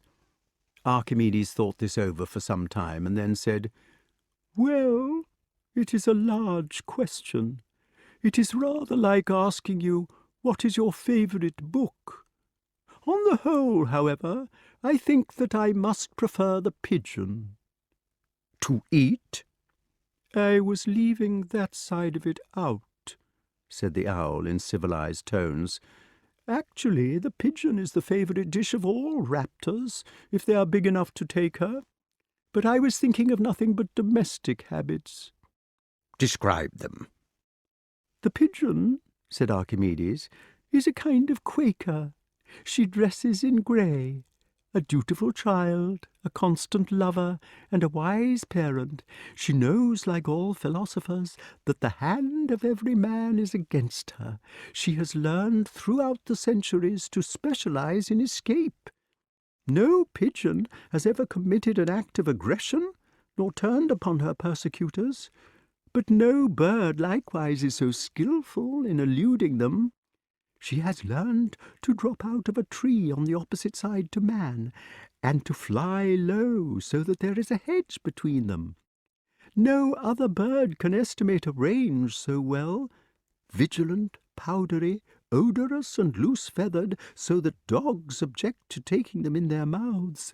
Armoured against pellets by the padding of these feathers, the pigeons coo to one another with true love, nourish their cunningly hidden children with true solicitude, and flee from the aggressor with true philosophy. A race of peace-lovers, continually caravanning away from the destructive Indian in covered wagons. They are loving individualists, surviving against the forces of massacre only by wisdom in escape. Did you know," added Archimedes, "that a pair of pigeons always roosts head to tail, so that they can keep a lookout in both directions?" "I know our tame pigeons do," said the wart. "I suppose the reason why people are always trying to kill them is because they're so greedy. What I like about wood pigeons is the clap of their wings, and how they soar up and close their wings and sink during their courting flights, so that they fly rather like woodpeckers." "It is not very like woodpeckers," said Merlin.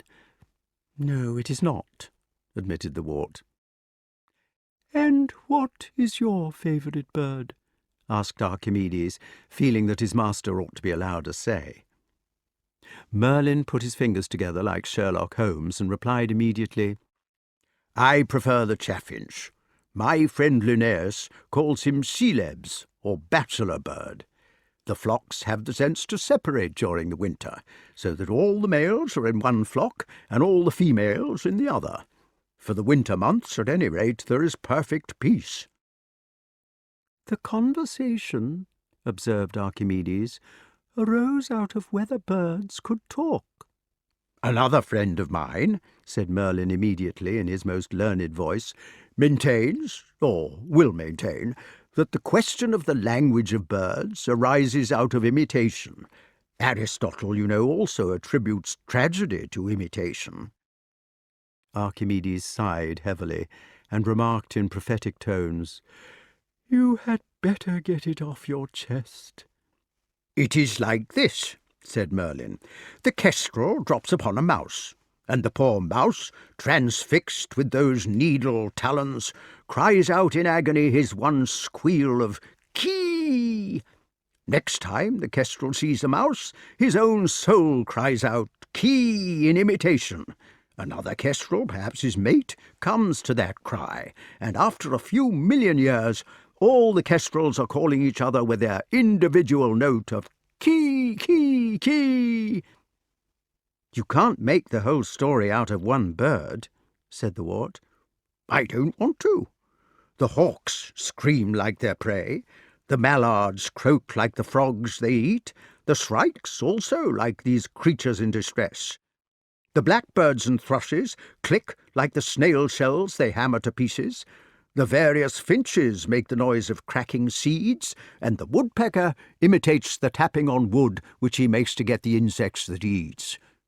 But all birds don't give a single note. No, of course not.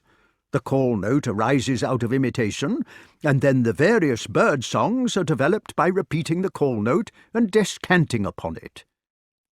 I see, said Archimedes coldly. And what about me? Well, you know quite well, said Merlin, that the shrew mouse you pounce upon squeals out, "Queek!" That is why the young of your species call "Kee-wick." And the old? Inquired Archimedes sarcastically. "Hooroo! Hooroo!" cried Merlin, refusing to be damped. "It is obvious, my dear fellow. After their first winter, that is the wind in the hollow trees where they prefer to sleep." I see, said Archimedes more coolly than ever. This time, we note, it is not a question of prey at all. "Oh, come along," replied Merlin. "There are other things besides the things you eat. Even a bird drinks sometimes, for instance, or bathes itself in water. It is the liquid notes of a river that we hear in a robin's song."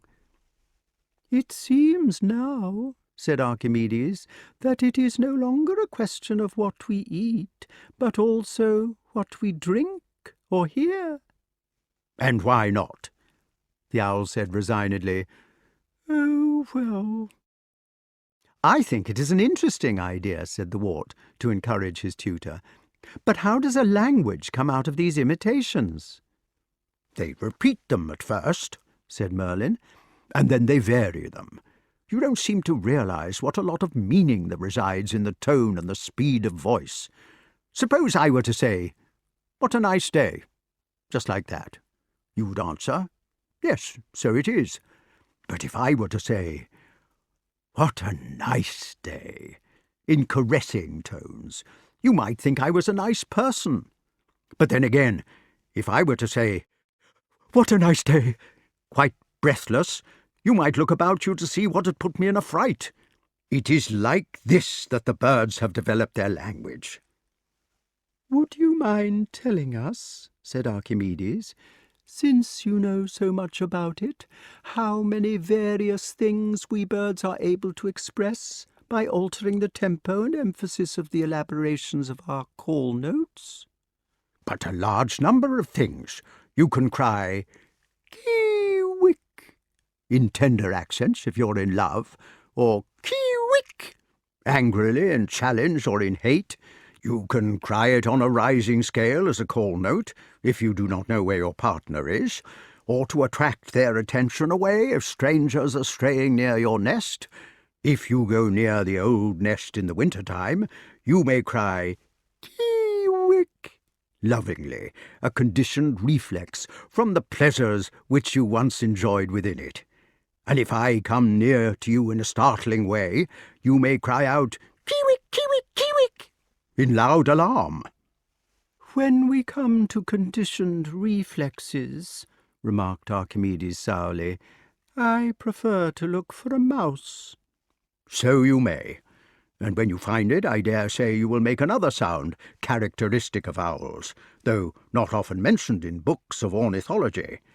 I refer to the sound tok, or tk, which human beings call a smacking of the lips." "And what sound is that supposed to imitate?" "Obviously, the breaking of mousy bones." "You are a cunning master," said Archimedes, "and as far as a poor owl is concerned, you will just have to get away with it. All I can tell you from my personal experience is that it is not like that at all. A tit can tell you not only that it is in danger, but what kind of danger it is in.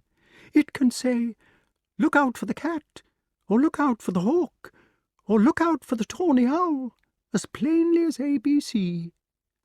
"I don't deny it," said Merlyn. "I am only telling you the beginnings of the language. Suppose you try to tell me the song of any single bird which I can't attribute originally to imitation." "The nightjar," said the wart.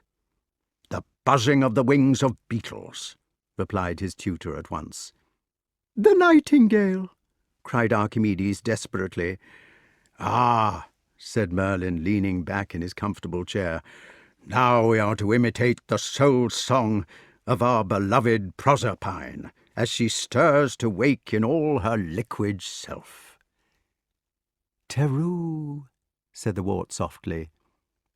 "Pew," added the owl quietly. "Music," concluded the necromancer in ecstasy, unable to make the smallest beginnings of an imitation. "Hello," said Kay, opening the door of the afternoon schoolroom. "I'm sorry I'm late for the geography lesson. I was trying to get a few small birds with my crossbow. Look, I've killed a thrush." Chapter 18. The wart lay awake as he had been told to do. He was to wait until Kay was asleep, and then Archimedes would come for him with Merlin's magic.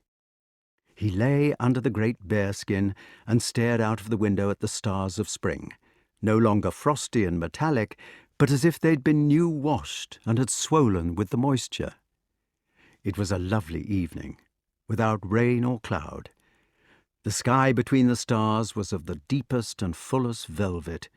Framed in the thick western window, Aldebaran and Betelgeuse were racing Sirius over the horizon, the hunting dog star looking back to his master Orion, who had not yet heaved himself above the rim. In at the window came also the unfolding scent of benighted flowers, for the currants, the wild cherries, the plums and the hawthorn were already in bloom, and no less than 5 nightingales within earshot were holding a contest of beauty among the bowery, the looming trees. Wart lay on his back with his bearskin half off him, and his hands clasped behind his head. It was too beautiful to sleep, too temperate for the rug. He watched out at the stars in a kind of trance. Soon it would be the summer again, when he could sleep on the battlements and watch these stars hovering as close as moths above his face, and in the Milky Way at least, with something of the mothy pollen. They would be at the same time so distant that unutterable thoughts of space and eternity would baffle themselves in his sighing breast, and he would imagine to himself how he was falling upward, higher and higher among them, never reaching, never ending, leaving and losing everything in the tranquil speed of space. He was fast asleep when Archimedes came for him. "Eat this," said the owl, and handed him a dead mouse. The wart felt so strange that he took the furry atom without protest, and popped it into his mouth without any feelings that it was going to be nasty. So he was not surprised when it turned out to be excellent, with a fruity taste, like eating a peach with the skin on, though naturally the skin was not so nice as the mouse. "Now we had better fly," said the owl. "Just flip to the window-sill here, to get accustomed to yourself before we take off." Wart jumped for the sill and automatically gave himself an extra kick with his wings, just as a high jumper swings his arms. He landed on the sill with a thump, as owls are apt to do, did not stop himself in time, and toppled straight out of the window. "This," he thought to himself cheerfully, "is where I break my neck." It was curious, but he was not taking life seriously. He felt the castle walls streaking past him, and the ground and the moat swimming up. He kicked with his wings, and the ground sank again, like water in a leaking well. In a second, that kick of his wings had lost its effect, and the ground was welling up. He kicked again. It was strange, going forward with the earth ebbing and flowing beneath him, in the utter silence of his down-fringed feathers. "For heaven's sake," panted Archimedes, bobbing in the dark air beside him, "stop flying like a woodpecker. Anybody would take you for a little owl if the creatures had been imported. What you are doing is to give yourself flying speed with one flick of your wings. You then rise on that flick until you have lost flying speed and begin to stall. Then you give another just as you're beginning to drop out of the air and do a switchback. It is confusing to keep up with you." "Well," said the wart recklessly, "if I stop doing this, I shall go bump altogether." "Idiot," said the owl, "waver your wings all the time like me, instead of doing these jumps with them." The wart did what he was told, and was surprised to find that the earth became stable and moved underneath him without tilting in a regular pour. He did not feel himself to be moving at all. "That's better." "How curious everything looks," observed the boy with some wonder, now that he had time to look about him. And indeed the world did look curious. In some ways the best description of it would be to say that it looked like a photographer's negative, for he was seeing one ray beyond the spectrum which is visible to human beings. An infrared camera will take photographs in the dark, when we cannot see, and it will also take photographs in daylight. The owls are the same, for it is untrue that they can only see at night. They see in the day just as well, only they happen to possess the advantage of seeing pretty well at night also. So naturally they prefer to do their hunting then, when other creatures are more at their mercy. To the wart, the green trees would have looked whitish in the daytime, as if they were covered with apple blossom, and now at night everything had the same kind of different look. It was like flying in a twilight which had reduced everything to shades of the same colour, and as in the twilight there was a considerable amount of gloom. "Do you like it?" asked the owl. "I like it very much. Do you know, when I was a fish, there were parts of the water which were colder or warmer than the other parts, and now it is the same in the air." "The temperature," said Archimedes, "depends on the vegetation of the bottom. Woods or weeds, they make it warm above them." "Well," said the wart, "I can see why the reptiles, who had given up being fishes, decided to become birds. It certainly is fun."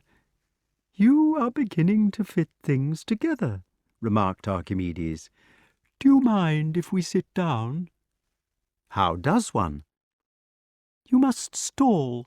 That means you must drive yourself up until you lose flying speed, and then, just as you feel yourself beginning to tumble, you sit down. Have you never noticed how birds fly upward to perch? They don't come straight down on the branch, but dive below it and then rise. At the top of their rise, they stall and sit down." "But birds land on the ground, too. And what about mallards on the water? They can't rise to sit on that." "Well, it is perfectly possible to land on flat things, but more difficult. You have to glide in at stalling speed all the way, and then increase your wind resistance by cupping your wings, dropping your feet, tail, etc. You may have noticed that few birds do it gracefully. Look how a crow thumps down, and how the mallard splashes. The spoon-winged birds, like heron and plover, seem to do it best. As a matter of fact, we owls are not so bad at it ourselves." "And the long-winged birds, like swifts, I suppose they're the worst, for they can't rise from a flat surface at all." "The reasons are different," said Archimedes, "yet the fact is true. But need we talk on the wing? I am getting tired." "So am I." "Owls usually prefer to sit down every 100 yards. The wart copied Archimedes in zooming up toward the branch which they had chosen. He began to fall just as they were above it, clutched it with his furry feet at the last moment, swayed backward and forward twice, and found that he had landed successfully. He folded up his wings. While the wart sat still and admired the view, his friend proceeded to give him a lecture about flight in birds. He told how, although the swift was so fine a flyer that he could sleep on the wing all night, and although the wart himself had claimed to admire the way in which rooks enjoyed their flights, the real aeronaut of the lower strata, which cut out the swift, was the plover. He explained how plovers indulged in aerobatics and would actually do such stunts as spins, stall turns, and even rolls for the mere grace of the thing. They were the only birds which made a practice of slipping off height to land, except occasionally the oldest, gayest, and most beautiful of all the conscious aeronauts, the raven. Wart paid little or no attention to the lecture, but got his eyes accustomed to the strange tones of light instead, and watched Archimedes from the corner of one of them. For Archimedes, while he was talking, was absent-mindedly spying for his dinner.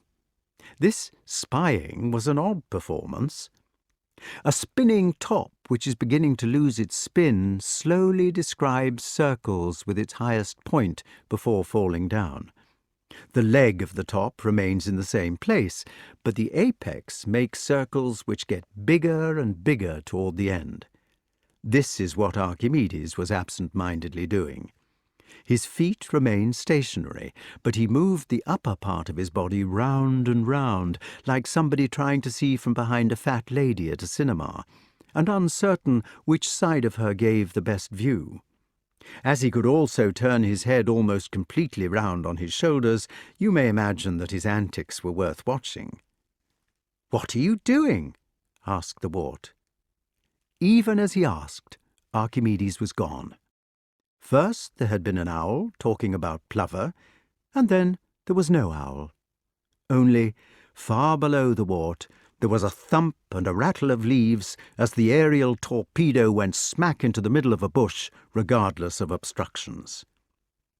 In a minute, the owl was sitting beside him again on the branch, thoughtfully breaking up a dead sparrow.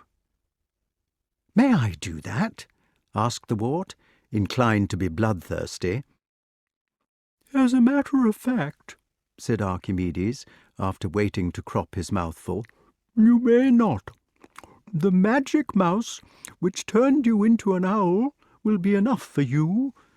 After all, you have been eating as a human all day, and no owl kills for pleasure. Besides, I am supposed to be taking you for education, and as soon as I have finished my snack here, that is what we shall have to do." "Where are you going to take me?" Archimedes finished his sparrow, wiped his beak politely on the bough, and turned his tender eyes full upon the wart. These great round eyes had, as a famous writer has expressed it, a bloom of light upon them like the purple bloom of powder on a grape. "I am going to take you," said he slowly, "where no human being has ever been, to see my dear mother Athene, the goddess of wisdom."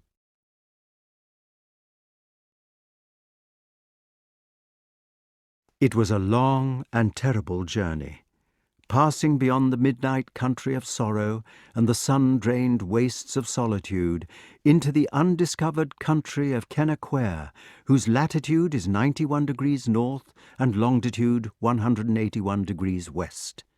Here, in the luminous hollow of a tree stump that had been blasted by lightning and whittled clean by the winds of knowledge, they alighted on the outstretched hands of the goddess. Athene was invisible, or at least the wart never remembered having seen her afterwards. At the time he did not notice that she was invisible. It only struck him when he woke up next morning, because he was aware of her without seeing her. He was aware that her unthinkable beauty was neither that of age nor of youth, that her eyes were the only things you thought of looking at, and that to be her was terrible, whereas to be with her was the only joy. If you can understand this, she was in herself so unhappy that words only melt in such temperatures, but towards other people she was the spirit of invincible mercy and protection. She lived, of course, beyond sorrow and solitude, and if you follow me, the suffering which had brought her there had left her with a kind of supernatural good manners. She was the conqueror. Archimedes kissed her tenderly. He was not overawed by her, but saluted her almost with pity, as if he were a man of the world visiting his sister, a nun, who did not understand how to get on in his world, or perhaps a prosperous banker who had always tried to be reasonably decent, meeting the man whose destiny it was to be nailed up and left to die of sunstroke, agony, and exhaustion in order to save the prosperous bankers. Even Archimedes did not understand her. She knew this. "Hail, mother," said Archimedes. "I have brought you a young human who is to learn things by decree." When the wart came to think about it afterwards, he realized that he had not only never seen the goddess, but that he had also never heard her speak. The owl spoke, and he spoke, but the words of Athene did not come out of a mouth. "This part," said Archimedes with a sort of purr, "is at the rate of 30 years in a minute. It is one of our owl's dreams, you know, such as we gain our wisdom from in the sighing of the night." Athene did not speak, but she held the wart in the hollow of her kind hand, and he knew that he was to look in front of him. He saw the world with his own eyes now, no longer using the strange spectrum which he had experienced since he came out with Archimedes, and no doubt this was done in order to make things easier for him. They needed to be made easier, for it was now his business to watch a world in which a year passed in 2 seconds. It was a world of trees. "We dream of this," explained Archimedes, "when we perch on a tree in the winds of winter, or sleep in its hollow in the rains of spring." Sometimes nowadays you can see a cinema film of a flower, for instance, in which one exposure has been taken every hour. In it you see the petals expand and throb open, or shut for a day or night, until the whole story is over and the seeds have been thrown out upon the wind. There was a woodland now in front of the wart, and in it an oak sapling which grew, flourished, and shed its leaves into nakedness, all in the time during which you could slowly count 3. A whole year had passed in that time, with all its human joys and sorrows. "This," said Athene, or at any rate it is what she seemed to be saying, in the most glorious of voices, "is called the dream of the trees." People don't think of trees as alive. We never see them moving unless the wind disturbs them, and then it is not their movement but the wind's. The wart saw now that trees are living and do move. He saw all the forest like seaweed on the ocean's floor, how the branches rose and groped about and waved, how they panted forth their leaves like breathing, and indeed they were breathing, and what is still more extraordinary, how they talked. If you should be at a cinema when the talking apparatus breaks down, you may have the experience of hearing it start again too slowly. Then you will hear the words which would be real words at a proper speed, now droning out unintelligibly in long roars and sighs, which give no meaning to the human brain. The same thing happens with a gramophone whose disc is not revolving fast. So it is with humans. We cannot hear the trees talking, except as a vague noise of roaring and hushing which we attribute to the wind in the leaves, because they talk too slowly for us. These noises are really the syllables and vowels of the trees. "You may speak for yourselves," said Athene. Oak spoke first, as became the noblest of all. He stood throbbing his leaves in the twilight, to which time had mixed down day and night, stretching out his great muscular branches, yawning as if it were, like a noble giant of the earth who cracks his limbs in the morning when he wakes. "Ah," said the oak. "It's good to be alive. Look at my biceps, will you? Do you see how the other trees are afraid of gravity, afraid that he will break their branches off?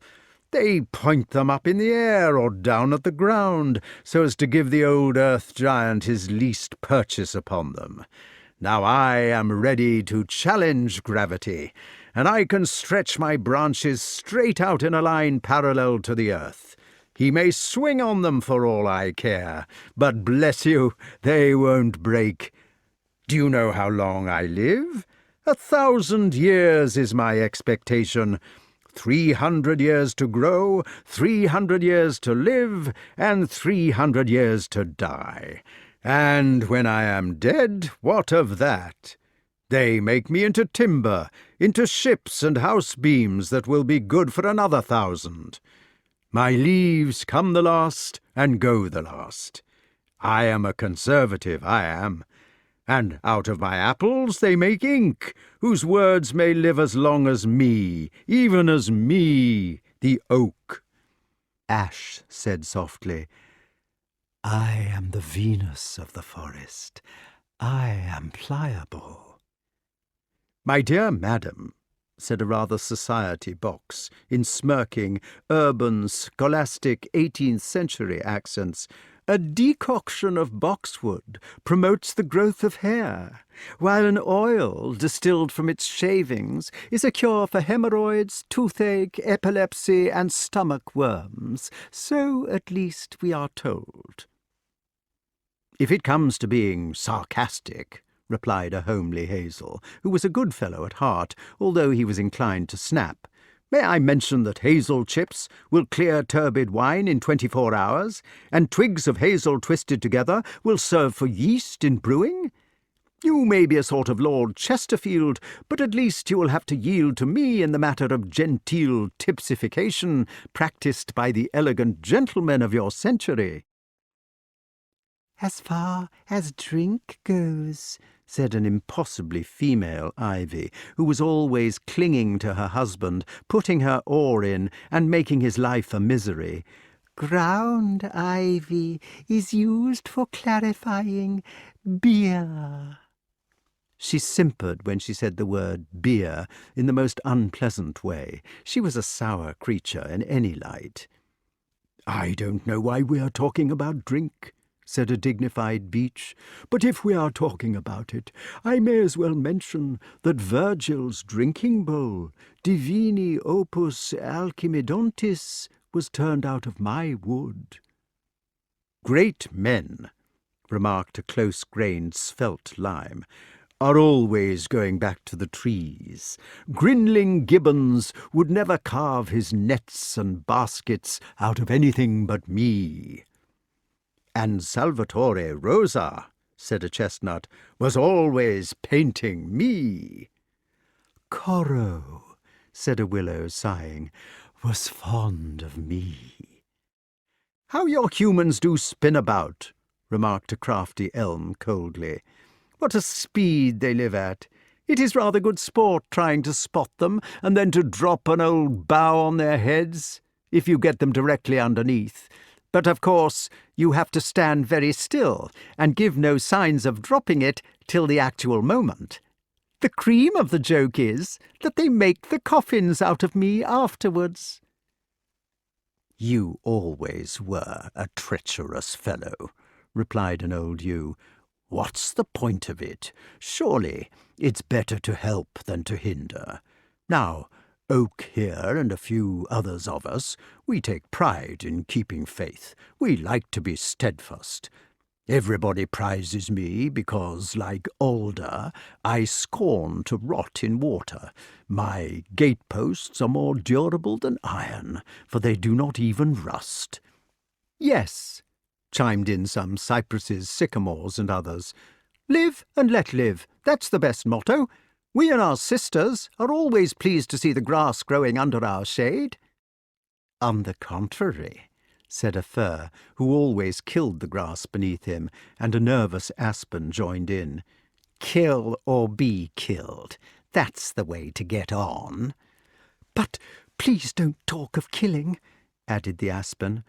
"The cross was made out of me, and I have trembled ever since. I only kill, you know, because I am frightened. It is a terrible thing, always to be afraid." A cedar decided to cheer her up. "Oh, come," he remarked, twinkling his dusky spines. "What's the point of all this argument and boasting about your powers? It seems to me that you all take life too seriously.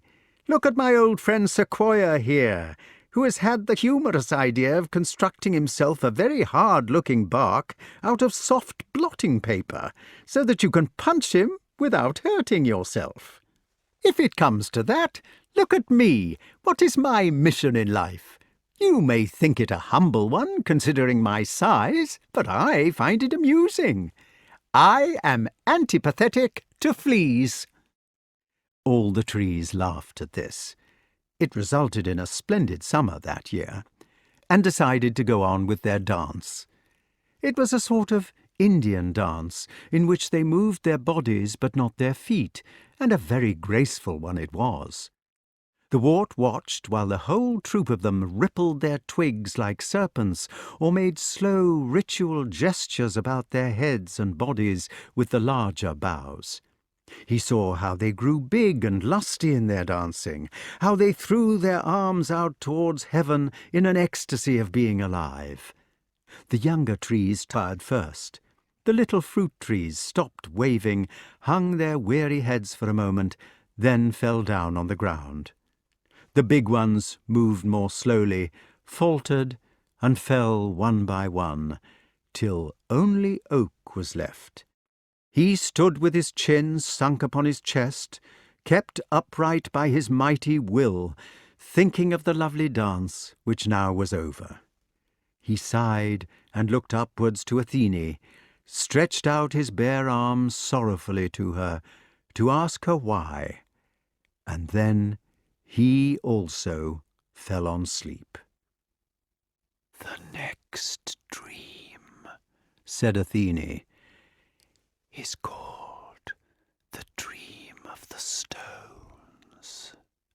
"It is the last dream she will give you," added Archimedes, "and this one goes at 2,000,000 years a second. You will have to keep your eyes skinned." Wart saw a darkness in front of him, with lights in it. The dark was so dark that it was like lamp-black, and the lights so light that the coldest blue fire of diamonds could not touch them. The harsh contrast between them made his eyes ache. He was looking at Sirius, actually, just as he had been looking at him a few hours before, but it took him quite a time before he realized that he was looking at a star at all. There was none of the mellow velvet which he had been accustomed to see through the earth's atmosphere, but only this fierce emptiness of black and white, and beside this fact, the constellations were in different positions. It was a few 1,000,000,000 years ago, and all the shapes of the evening have altered since then. The nearest star, which looked the biggest for that reason, burnt with a roar of terrible gases, and another star was coming towards it.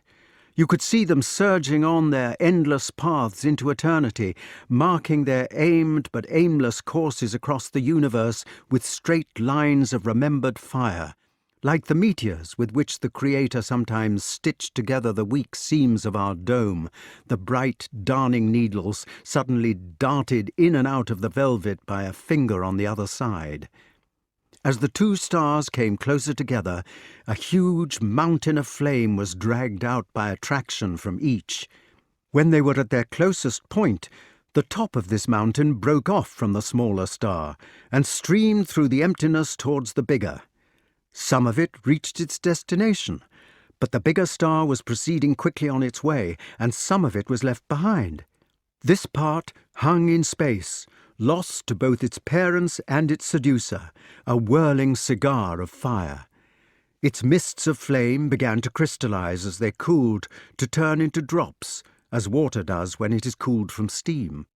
The drops took up a circular path of their own, spinning round the star from which they had been dragged. The wart found himself closer to the third drop. Its haze of incandescent worms crawled in and out of it, formed into funnels and whirlpools, crept over its round surface, sometimes leapt out into space, curled over and rained back. They were flames. The light died down from far beyond white to blue to red to a dim brown. It became a ball of steam. Out of this steam a smaller ball shot out. The first ball shrank and was a globe of boiling water. The water began to cool, but the fires still burnt inside it. They convulsed the surface of the water, threw up great continents and islands of the interior rock. The centuries were passing so quickly that even these continents seemed to bubble like porridge as the volcanoes and mountains and earthquakes came and went. The unbridled furnace within was still unstable, and till quite late in the dream the globe did not always spin on the same axis, but lurched over sideways as some stress gave way inside. The lurches destroyed continents and made more. The wart found himself closer still. He was actually on the globe and facing an enormous cliff. At 2 million years a second, the cliff's mountain moved. It was alive, as the trees had been, and roared most dreadfully.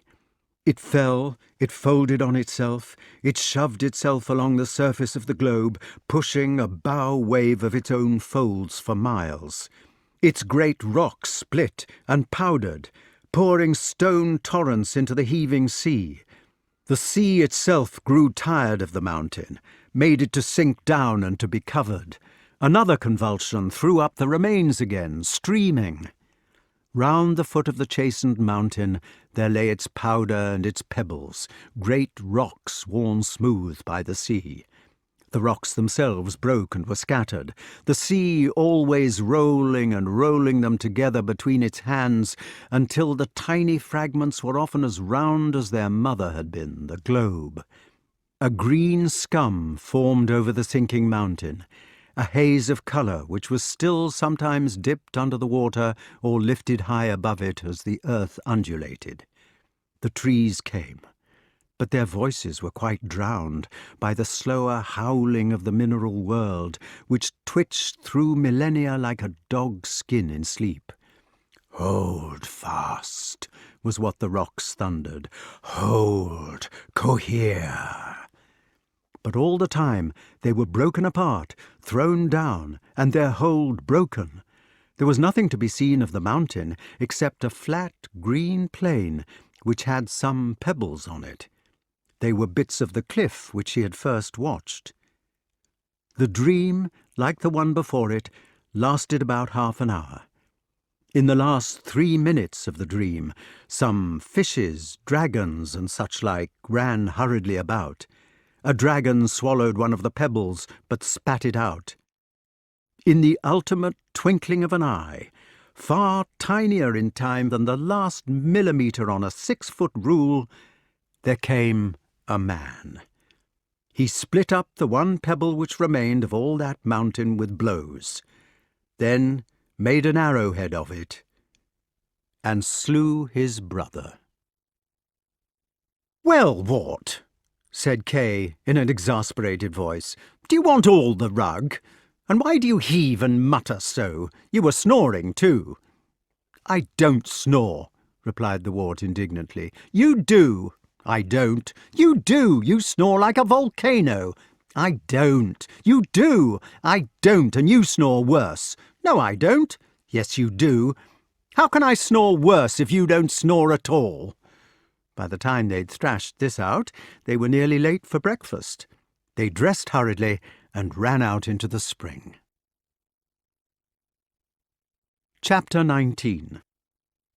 In the evenings, except in the very height of summer, they used to meet in the solar after the last meal of the day. There the parson, Reverend Sidebottom, or if he were busy over his sermon, then Merlyn himself, would read to them out of some learned book of tales to calm their spirits. It was glorious in the winter, while the big logs roared in the fire, the beech blue flamy and relentless, the elms showy and soon gone, the holly bright or the pine with his smoking scents, while the dogs dreamed of conquest, or the boys imagined those sweet maidens letting down their golden hair so that their rescuers might save them out of towers. But almost at any time of the year it was as good. The book they usually used was Gesta Romanorum, whose fascinating tales began with such provoking sentences as, "There was a certain king who had a singular partiality for little dogs that barked loudly," or "A certain nobleman had a white cow to which he was extremely partial. He assigned 2 reasons for this, first because she was spotlessly white, and next because—" The boys, and for that matter the men, would sit as quiet as church mice while the marvels of the story were unfolded, and when the unpredictable narrative had come to an end, they would look towards Reverend Sidebottom, or Merlyn, who was not so good at it, to have the story explained. Reverend Sidebottom would draw a deep breath and plunge into his task, explaining how the certain king was really Christ, and the barking dogs zealous preachers, or how the white cow was the soul, and her milk represented prayer and supplication. Sometimes, indeed generally, the unfortunate vicar was hard put to it to find a moral, but nobody ever doubted that his explanations were the right ones, and anyway, most of his listeners were soon asleep. It was a fine summer night, the last night which would give any excuse for fires, and Reverend Sidebottom was reading out his tale. Wart lay snoozing among the lean ribs of the gaze-hounds. Sir Ector sipped his wine with his eyes brooding on the logs which lit the evening. Kay played chess with himself rather badly, and Merlyn, with his long beard saffron in the firelight, sat cross-legged knitting beside the Wart. "There was once discovered at Rome," read Reverend Sidebottom through his nose, "an uncorrupted body, taller than the wall of the city, on which the following words were inscribed: Pallas, the son of Evander, whom the lance of a crooked soldier slew, is interred here.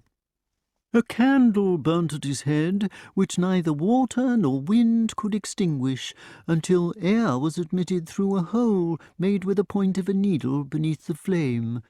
The wound of which this giant had died was 4.5 feet long. Having been killed after the overthrow of Troy, he remained in his tomb 2,240 years. "Have you ever seen a giant?" asked Merlyn softly, so as not to interrupt the reading. "No, I remember you haven't. Just catch hold of my hand a moment, and shut your eyes." The vicar was droning on about the gigantic son of Evander. Sir Ector was staring into the fire, and Kay was making a slight click as he moved one of the chessmen. But the Wart and Merlyn were immediately standing hand in hand in an unknown forest. "This is the forest of the Burbly Water," said Merlyn, "and we are going to visit the giant Galapas. Now listen. You are invisible at the moment because you are holding my hand. I am able to keep myself invisible by an exercise of willpower, an exceedingly exhausting job it is, and I can keep you invisible so long as you hold on to me. It takes twice as much willpower, but there. If, however, you let go of me even for a moment, during that moment you will become visible, and if you do it in the presence of Galapas, he will munch you up in 2 bites. So hold on." "Very well," said the Wart. "Don't say very well. It isn't very well at all. On the contrary, it is very ill indeed. And another thing, the whole of this beastly wood is dotted with pitfalls, and I shall be grateful if you will look where you are going." "What sort of pitfalls?" "He digs a lot of pits, about 10 feet deep, with smooth clay walls, and covers them over with dead branches, pine needles, and such like. Then, if people walk about, they tumble into them, and he goes round with his bow every morning to finish them off. When he has shot them dead, he climbs in and collects them for dinner. He can hoist himself out of a 10-foot pit quite easily." "Very well," said the wart again, and corrected himself to, "I will be careful." Being invisible is not so pleasant as it sounds. After a few minutes of it, you forget where you last left your hands and legs, or at least you can only guess to within 3 or 4 inches, and the result is that it is by no means easy to make your way through a brambly wood. You can see the brambles all right, but where exactly you are in relation to them becomes more confusing. The only guide to your legs, for the feeling in them soon becomes complicated, is by looking for your footprints. These you can see in the neatly flattened grass below you. And as for your arms and hands, it becomes hopeless unless you concentrate your mind to remember where you put them last. You can generally tell where your body is, either by the unnatural bend of a thorn branch, or by the pain of one of its thorns, or by the strange feeling of centralness which all human beings have, because we keep our souls in the region of our liver. "Hold on," said Merlin, "and for glory's sake don't trip up."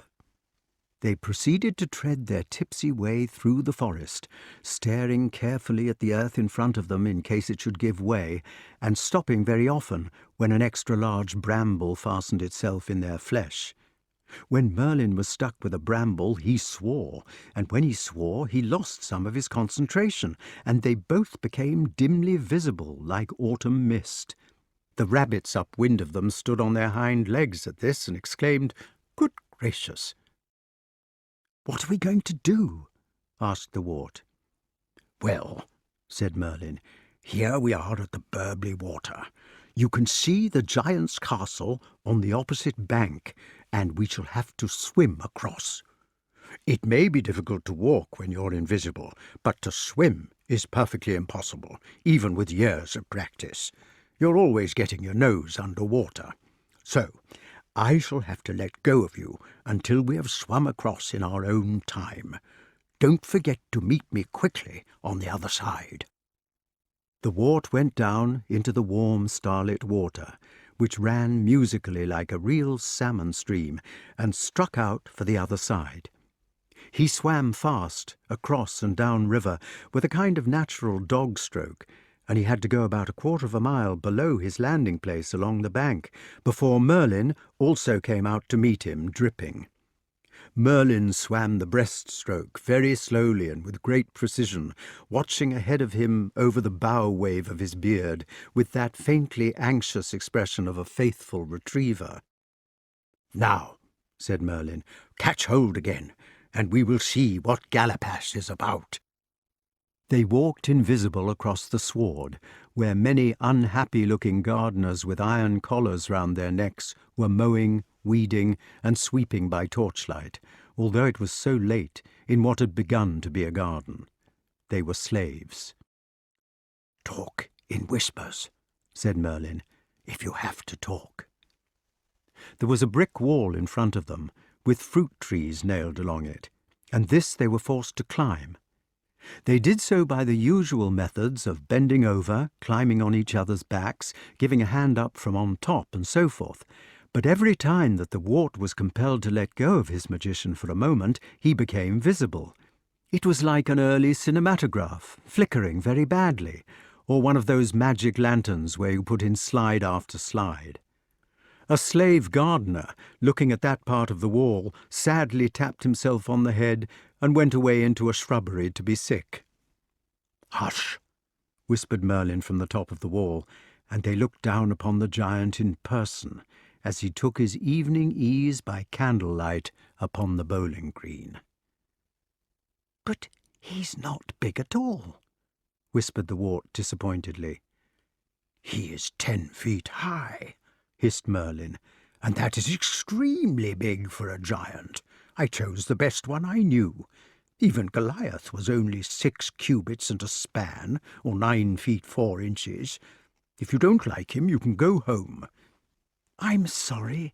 I didn't mean to be ungrateful, Merlin. Only I thought they were 60 feet long." and that sort of thing." 60 feet, sniffed the necromancer. The giant had heard something at the top of the wall, and looked up towards them, remarking in a rumbling tone, "How the bats squeak at night." Then he poured himself out another hornful of Madeira and tossed it off in one draught. Merlin lowered his voice and explained, "People find the teeth and bones of creatures like your friend Atlantosaurus, and then they tell stories about human giants. One of them found a tooth weighing 200 ounces. It's dragons, not giants, that grow really big." "But can't humans grow big too?" "I don't understand it myself, but it is something about the composition of their bones. If a human was to grow 60 feet high, he would simply snap his bones with the weight of their own gravity. The biggest real giant was Eleazar, and he was only 10 feet and a half. "Well," said the wart, "I must say it is rather a disappointment.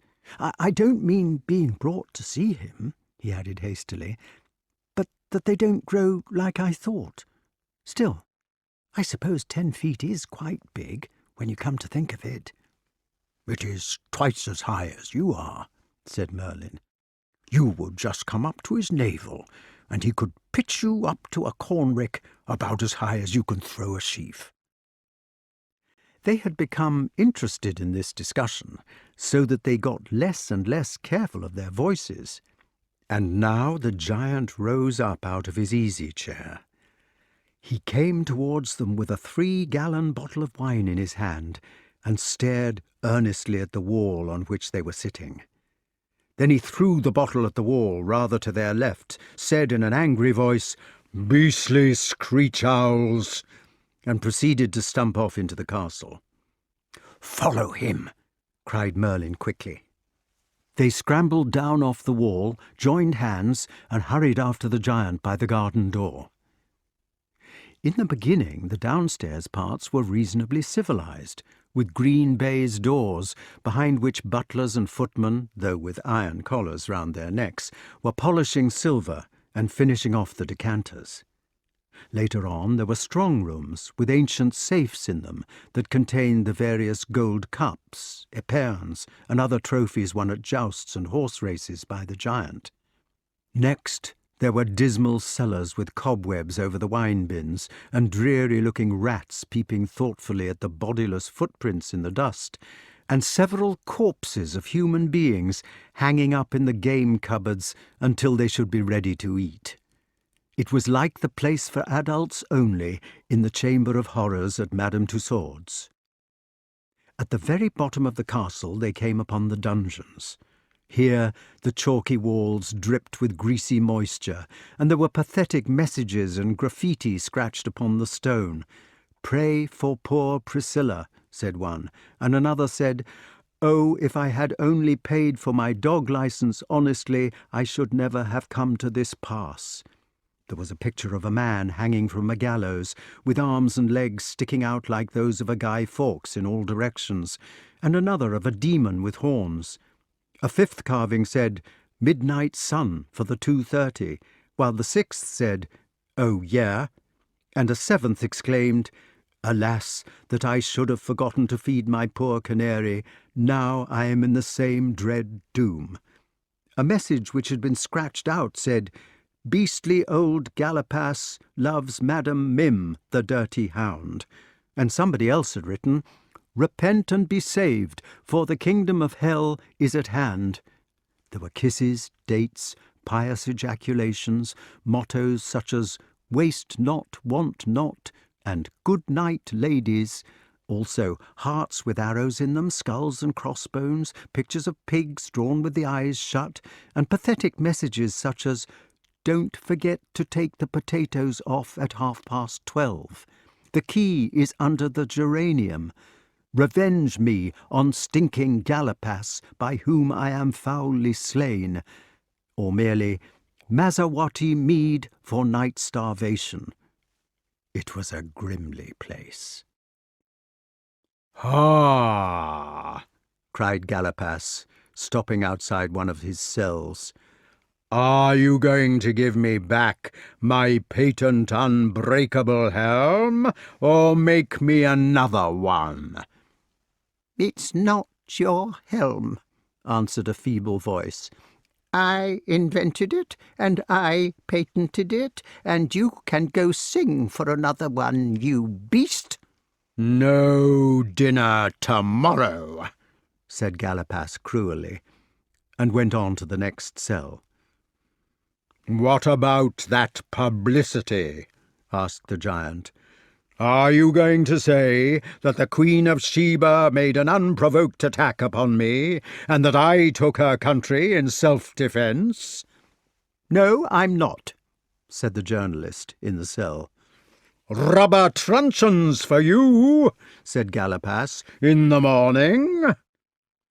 "Where have you hidden my elastic stays?" thundered the giant at the third cell.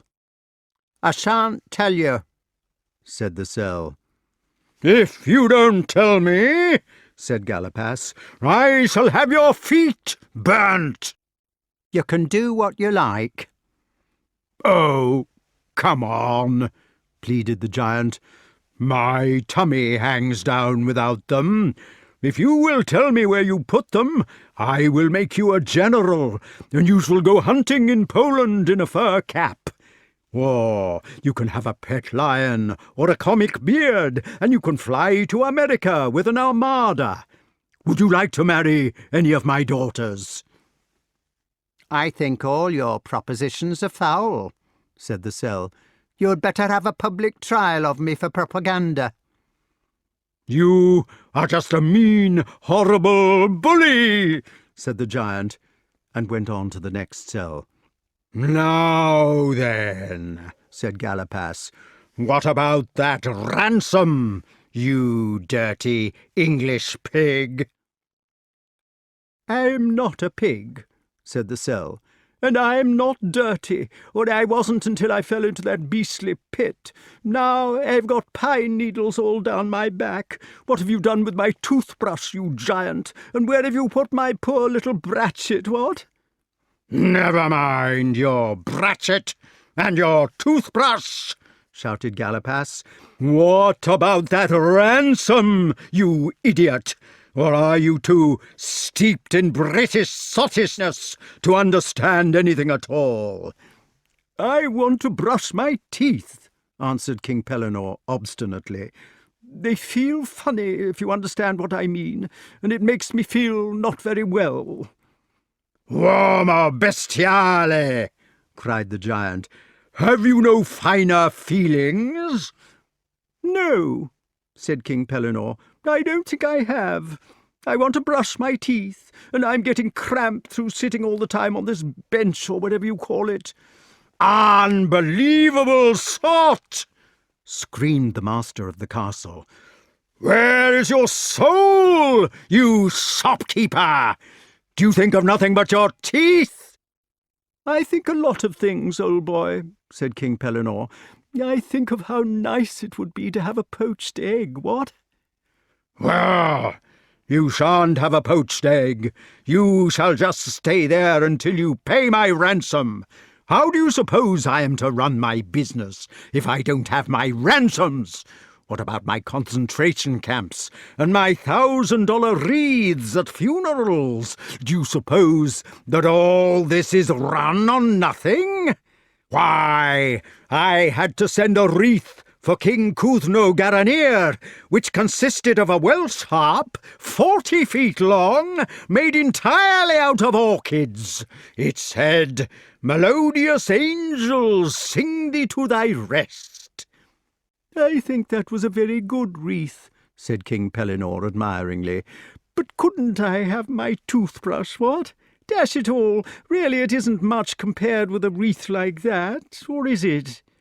"Imbecile!" exclaimed the giant, and moved on to the next cell. "We shall have to rescue him," whispered the wart. "It is poor old King Pellinore, and he must have fallen into one of those traps you were telling me about while he was after the questing beast." "Let him stay," said Merlyn. A chap who doesn't know enough to keep himself out of the clutches of one of these giants isn't worth troubling about." "Perhaps he was thinking about something else," whispered the wart. "Well, he shouldn't have been," hissed the magician. "Giants like this do absolutely no harm in the long run, and you can keep them quite quiet by the smallest considerations, such as giving them back their stays. Anybody knows that. If he has got himself into trouble with Galapash, let him stay in it. Let him pay the ransom." "I know for a fact," said the wart, "that he hasn't got the money. He can't even afford to buy himself a feather bed." "Then he should be polite," said Merlyn doubtfully. "He is trying to be," said the wart. "He doesn't understand very much. Oh, please, King Pellinore is a friend of mine, and I don't like to see him in these forbidding cells without a single helper." "Whatever can we do?" cried Merlyn angrily. "These cells are firmly locked." There was really nothing to do, but the magician's louder cry had altered matters into a crisis. Forgetting to be silent as well as invisible, Merlyn had spoken too loudly for the safety of his expedition. "Who's there?" shrieked Galapass, wheeling round at the fifth cell. "It's nothing," cried Merlyn. "Only a mouse." The giant Galapass whipped out his mighty sword and stared backwards down the narrow passage with his torch held high above his head. "Nonsense," he pronounced. "Mouses don't talk in human speech." "Eek," said Merlyn, hoping that this would do. "You can't fool me," said Galapass. "Now I shall come for you with my shining blade, and I shall see what you are, by yea or by nay." He came down towards them, holding the blue glittering edge in front of him, and his fat eyes were brutal and piggish in the torchlight. You can imagine that it was not very pleasant having a person who weighed 35 stone looking for you in a narrow passage with a sword as long as yourself in the hopes of sticking it in your liver. "Don't be silly," said Merlyn. "It is only a mouse or 2 mice. You ought to know better." "It is an invisible magician," said Galapass. "And as for invisible magicians, I slit them up, see? I shed their bowels upon the earth, see? I rip them and tear them, see? So that their invisible guts fall out upon the earth. Now, where are you, magician, so that I may slice and zip?" "We are behind you," said Merlyn anxiously. "Look in that further corner, behind your back." "Yes," said Galapass grimly, "except for your voice." "Hold on!" cried Merlyn, but the wart in the confusion had slipped his hand. "A visible magician," remarked the giant, "this time, but only a small one. We shall see whether the sword goes in with a slide." "Catch hold, you idiot!" cried Merlyn frantically, and with several fumblings they were hand in hand. "Gone again," said Galapass, and swiped with his sword towards where they had been. It struck blue sparks from the stones. Merlyn put his invisible mouth right up to the wart's invisible ear and whispered, "Lie flat in the passage. We will press ourselves one to each side and hope that he will go beyond us." This worked, but the wart, in wriggling along the floor, lost contact with his protector once again. He groped everywhere but could not find him, and of course he was now visible again like any other person. "Ah!" cried Galapass. "The same small one, equally visible." He made a swipe into the darkness, but Merlyn had snatched his pupil's hand again and just dragged him out of danger. "Mysterious chaps," said the giant. "The best thing would be to go snip-snap along the floor." That's the way they cut up spinach, you know," added the giant, "or anything you have to chop small." Merlin and the wart crouched hand in hand at the furthest corner of the corridor, while the horrible giant Galapas slowly minced his way towards them, laughing from the bottom of his thunderous belly, and not sparing a single inch of the ground. Click, click, went his razor sword upon the brutal stones, and there seemed to be no hope of rescue. He was behind them now, and had cut them off. "Goodbye," whispered the wart. "It was worth it." "Goodbye," said Merlin. "I don't think it was at all." "You may well say goodbye," sneered the giant, "for soon this choppy blade will rip you." "My dear friends," shouted King Pellinore out of his cell, "don't you say goodbye at all. I think I can hear something coming, and while there is life, there is hope." "Yeah," cried the imprisoned inventor, also coming to their help. He feebly rattled the bars of his cell. "You leave those persons alone, you grincing giant, or I won't make you an unbreakable helmet ever." "What about your stays?" exclaimed the next cell fiercely to distract his attention. "Fatty!" "I am not fat," shouted Galapas, stopping halfway down the passage. "Yes, you are," replied the cell. "Fatty!" "Fatty!" shouted all the prisoners together. "Fat old Galapas! Fat old Galapas cried for his mummy. He couldn't find his stays, and down fell his tummy." "All right," said the giant, looking perfectly blue in the face. "All right, my beauties. I'll just finish these two off, and then it will be truncheons for supper." "Truncheons yourself," they answered. "You leave those two alone." "Truncheons," was all the giant said. "Truncheons, and a few little thumbscrews to finish up with. Now then, where are we?" There was a distant noise, a kind of barking, and King Pellinore, who had been listening at his barred window while this was going on, began to jump and hop. "It's it!" he shouted in high delight. "It's it!" "What's it?" they asked him. "It!" explained the king. "It itself!"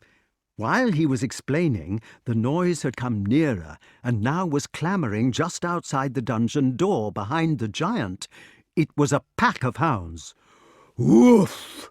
cried the door, while the giant and all his victims stood transfixed. "Woof!" cried the door again, and the hinges creaked. "Woof!" cried the door for the third time, and the hinges broke. "Wow!" cried the giant Galapas, as the door crashed to the stone flags with a tremendous slap, and the beast Glatisant bounded into the corridor. "Let go of me, you awful animal!" cried the giant, as the questing beast fixed its teeth into the seat of his pants. "Help! Help!" squealed the giant, as the monster ran him out of the broken door. "Good old beast!" yelled King Pellinore from behind his bars. "Look at that, I ask you! Good old beast! Liu, liu, liu, liu! Fetch him along then, old lady! Bring him on then, bring him on! Good old girl, bring him on then, bring him on! Dead, dead!" added King Pellinore rather prematurely. "Bring him on dead, then! Bring him on dead! There you are, then, good old girl! High lost! High lost! Loo, loo, loo! What do you know about that for a retriever entirely self-trained?" "Hurrah!" barked the questing beast in the far distance. "Hurrah! Hurrah!" And they could just hear the giant Galapas running round and round the circular stairs towards the highest turret in his castle. Merlin and Wart hurriedly opened all the cell doors with the keys which the giant had dropped, though the beast would no doubt have been able to break them down if he had not, and the pathetic prisoners came out blinking in the torchlight. They were thin and bleached like mushrooms, but their spirits were not broken. "Well," they said, "isn't this a bit of all right? No more thumbscrews for supper. No more dungeons, no more stench," said the inventor. "No more sitting on this hard bench. I wonder where he can have put my toothbrush. That's a splendid animal of yours, Pellinore. We owe her all our lives. 3 cheers for Glatisant! And the Bratchet must be somewhere about. Oh, come along, my dear fellow. You can clean your teeth some other time with a stick or something when we get out. The thing to do is to set free all the slaves and to run away before the beast lets him out of the tower. As far as that goes, we can pinch the eperons on the way out.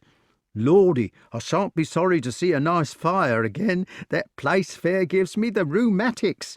Let's burn all his truncheons and write what we think of him on the walls. Good old Glatisant! 3 cheers for Pellinore! 3 cheers for everybody else! Huzzah! Huzzah! Huzzah! Merlin and the wart slipped away invisibly from the rejoicings.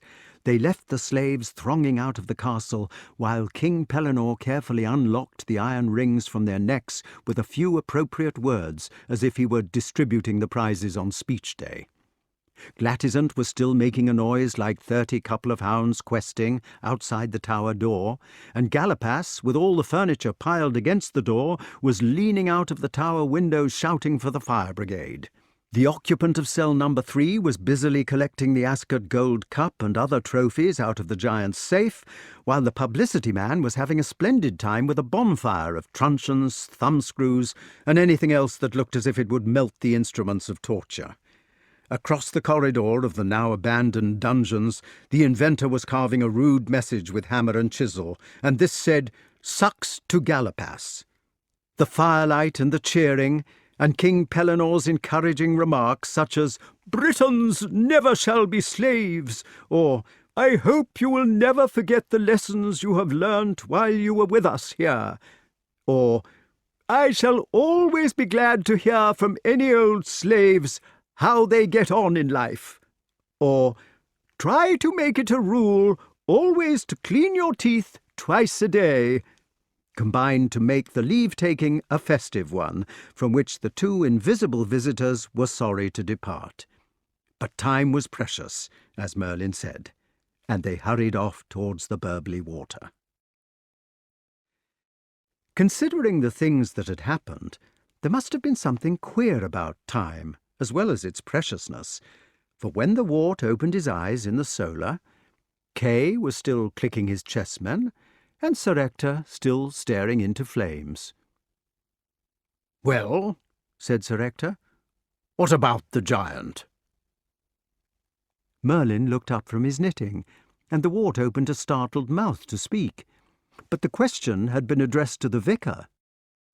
Reverend Sidebottom closed his book about Pallas, the son of Evander, rolled his eyeballs wildly, clutched his thin beard, gasped for breath, shut his eyes, and exclaimed hurriedly, "My beloved, the giant is Adam, who was formed free from all corruption. The wound from which he died is transgression of the divine command." Then he blew out his cheeks, let go of his beard, and glanced triumphantly at Merlin. "Very good," said Merlin, "especially that bit about remaining uncorrupted. But what about the candle and the needle?" The vicar closed his eyes again, as if in pain, and all waited in silence for the explanation. After they had waited for several minutes, Wart said, "If I were a knight in armour and met a giant, I should smite off both his legs by the knees, saying, 'Now art thou better of a size to deal with an thou were,' and after that I should swish off his head." "Hush," said Sir Ector, "never mind about that." "The candle," said the vicar wanly, "is eternal punishment, extinguished by means of a needle, that is, by the passion of Christ." "Very good indeed," said Merlin, patting him on the back. The fire burned merrily, as if it were a bonfire which some slaves were dancing round, and one of the gaze-hounds next to the wart now went, "Hurruff, "Ruff," in its sleep, so that it sounded like a pack of 30 couple of hounds questing in the distance, very far away, beyond the night-lit woods. Chapter 20. It was haymaking again, and Merlyn had been with them a year. The wind had visited them, and the snow and the rain, and the sun once more. The boys looked longer in the leg, but otherwise everything was the same.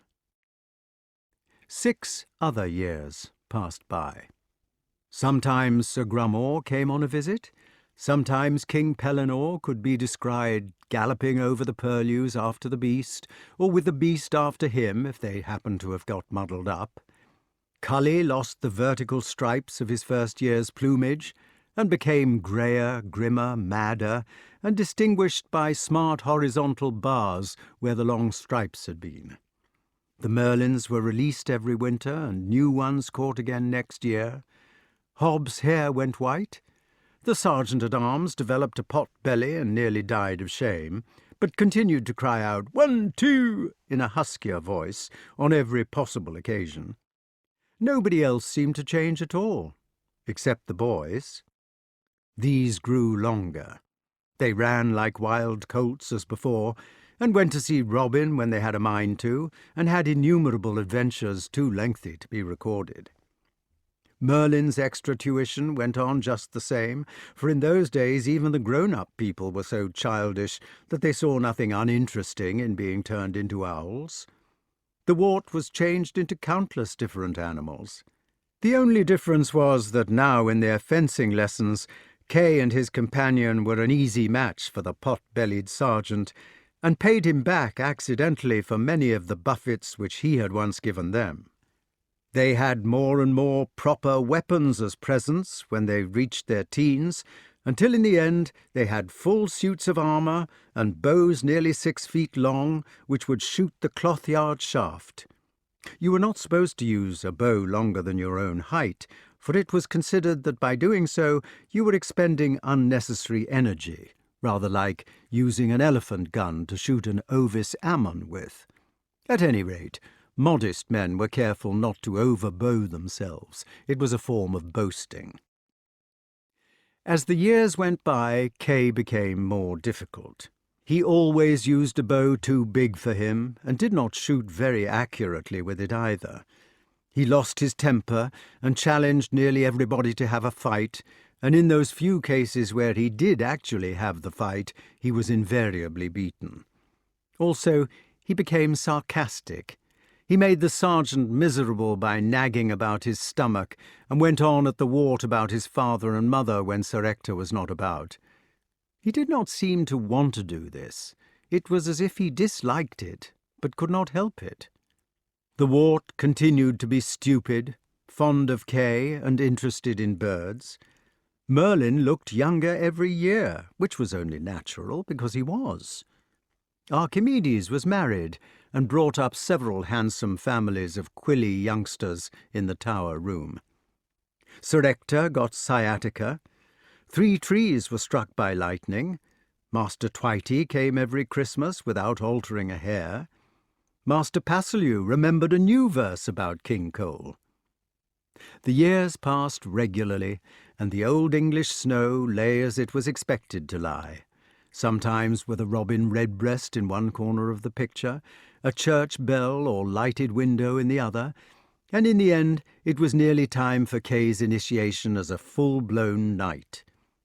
Proportionately as the day became nearer, the 2 boys drifted apart, for Kay did not care to associate with the wart any longer on the same terms, because he would need to be more dignified as a knight, and could not afford to have his squire on intimate terms with him. The wart, who would have to be the squire, followed him about disconsolately as long as he was allowed to do so, and then went off full miserably to amuse himself alone as best he might. He went to the kitchen. "Well, I am a Cinderella now," he said to himself. "Even if I have had the best of it for some mysterious reason up to the present time in our education, Now I must pay for my pleasures and for seeing all those delightful dragons, witches, fishes, camelopards, pismires, wild geese, and such like, by being a second-rate squire and holding Kay's extra spears for him, while he hoves by some well or other and jousts with all comers. Never mind. I've had a good time while it lasted, and it's not such bad fun being a Cinderella, when you can do it in a kitchen which has a fireplace big enough to roast an ox.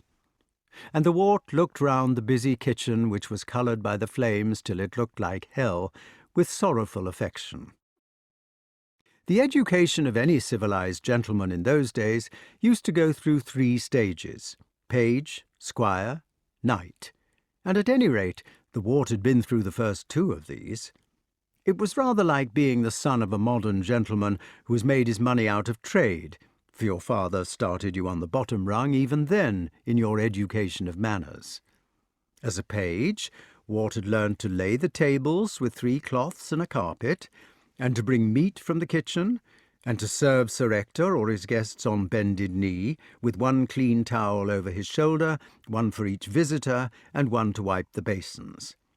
He had been taught all the noble arts of servility, and from the earliest time that he could remember, there had lain pleasantly in the end of his nose the various scents of mint, used to freshen the water in the ewers, or of basil, chamomile, fennel, hyssop, and lavender, which he had been taught to strew on the rushy floors, or of the angelica, saffron, aniseed, and tarragon, which were used to spice the savouries which he had to carry. So he was accustomed to the kitchen, quite apart from the fact that everybody who lived in the castle was a friend of his, who might be visited on any occasion. Wart sat in the enormous firelight and looked about him with pleasure. He looked upon the long spits, which he had often turned when he was smaller, sitting behind an old straw target soaked in water so that he would not be roasted himself, and upon the ladles and spoons whose handles could be measured in yards, with which he had been accustomed to baste the meat. He watched, with water in his mouth, the arrangements for the evening meal: a boar's head with a lemon in its jaws and split almond whiskers, which would be served with a fanfare of trumpets, a kind of pork pie with sour apple juice, peppered custard, and several birds' legs or spiced leaves sticking out of the top to show what was in it, and a most luscious-looking frumenty. He said to himself with a sigh, "It is not so bad being a servant after all." "Still sighing?"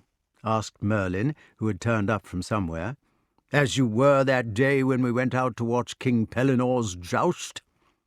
"Oh, no," said the wart. "Or rather, oh, yes, and for the same reason. But I don't really mind. I'm sure I shall make a better squire than old Kay would. Look at the saffron going into that frumenty. It just matches the firelight on the hams in the chimney." "It is lovely," said the magician. "Only fools want to be great." "Kay won't tell me," said the wart, "what happens when you are made a knight. He says it is too sacred. What does happen?" "Only a lot of fuss. You will have to undress him and put him into a bath hung with rich hangings, and then 2 experienced knights will turn up.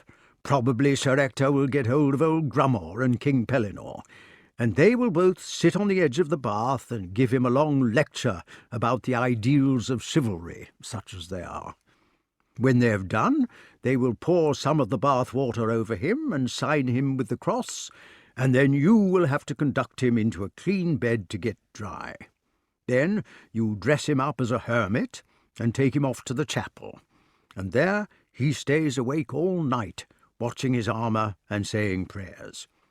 People say it is lonely and terrible for him in this vigil, but it is not at all lonely, really, because the vicar and the man who sees to the candles, and an armed guard, and probably you as well as his esquire, will have to sit up with him at the same time. In the morning you lead him off to bed to have a good sleep. As soon as he has confessed and heard mass and offered a candle with a piece of money stuck into it as near the lighted end as possible. And then, when all are rested, You dress him up again in his very best clothes for dinner. Before dinner, you lead him into the hall with his spurs and his sword all ready, and King Pellinore puts on the first spur, and Sir Grummore puts on the second, and then Sir Ector girds on the sword, and kisses him and smacks him on the shoulder, and says, 'Be thou a good knight.'" "Is that all?" "No.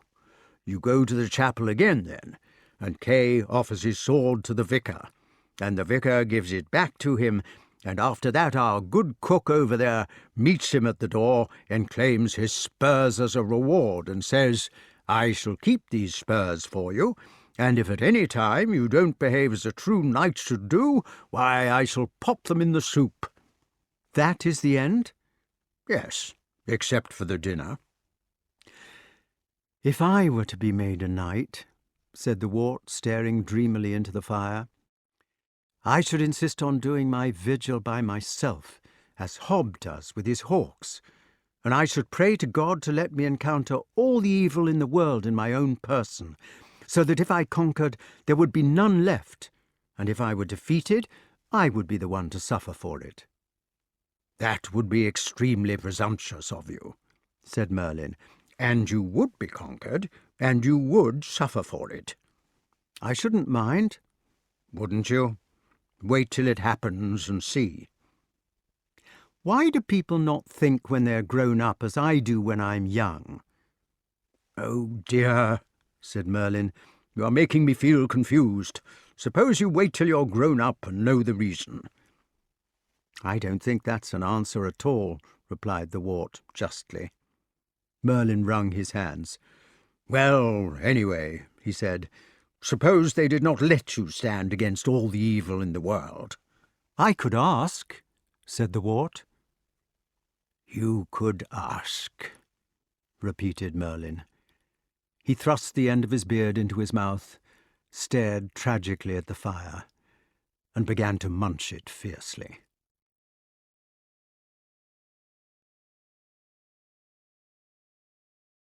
Chapter 21.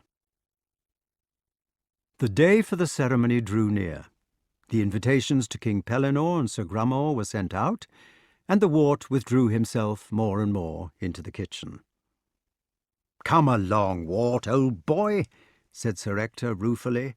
"I didn't think you would take it so bad. It doesn't become you to do this sulking." "I'm not sulking," said the wart.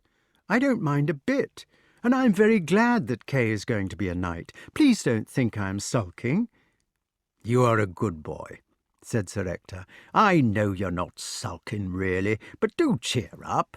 Kay isn't such a bad stick, you know, in his way." "Kay is a splendid chap," said the wart. "Only I was not happy because he did not want to go hawking or anything with me any more." "It is his youthfulness," said Sir Ector. "It will all clear up." "I'm sure it will," said the wart. "It's only that he does not want me to go with him just at the moment, and so, of course, I don't go. But I will go," added the wart. "As soon as he commands me, I will do exactly what he says. Honestly, I think Kay is a good person, and I was not sulking a bit." "You have a glass of this canary," said Sir Ector, "and go and see if old Merlin can't cheer you up." "Sir Ector has given me a glass of canary," said the wart, "and sent me to see if you can't cheer me up." "Sir Ector," said Merlin, "is a wise man." "Well," said the wart, "what about it?" "The best thing for being sad," replied Merlin, beginning to puff and blow, "is to learn something. That is the only thing that never fails. You may grow old and trembling in your anatomies. You may lie awake at night listening to the disorder of your veins. You may miss your only love. You may see the world about you devastated by evil lunatics, or know your honour trampled in the sewers of baser minds. There is only one thing for it, then, to learn. Learn why the world wags and what wags it. That is the only thing which the mind can never exhaust, never alienate, never be tortured by, never fear or distrust, and never dream of regretting. Learning is the thing for you. Look at what a lot of things there are to learn. Pure science, the only purity there is.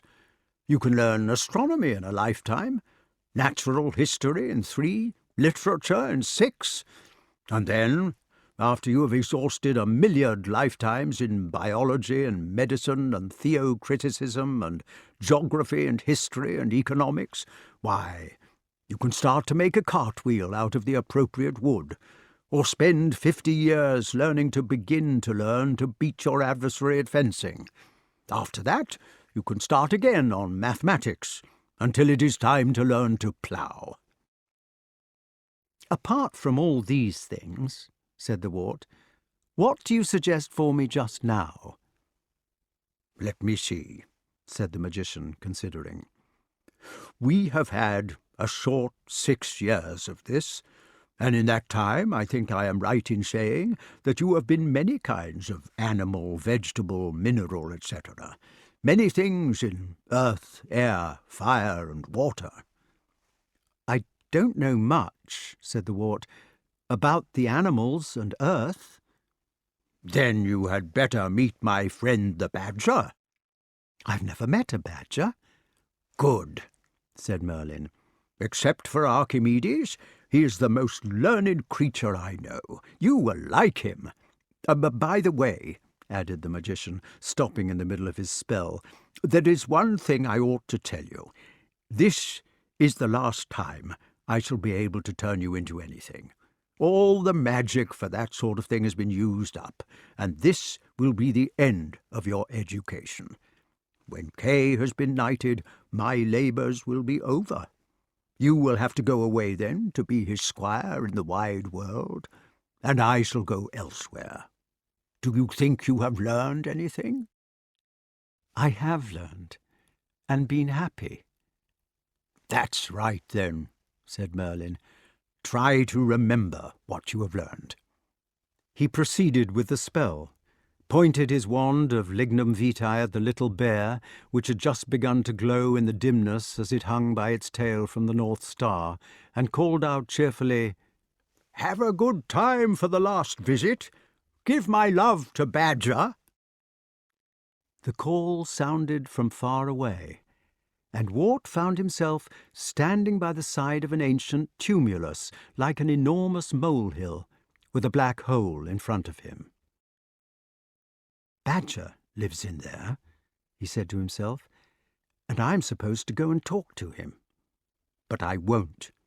It was bad enough never to be a knight, but now my own dear tutor that I found on the only quest I shall ever have is to be taken from me also, and there will be no more natural history.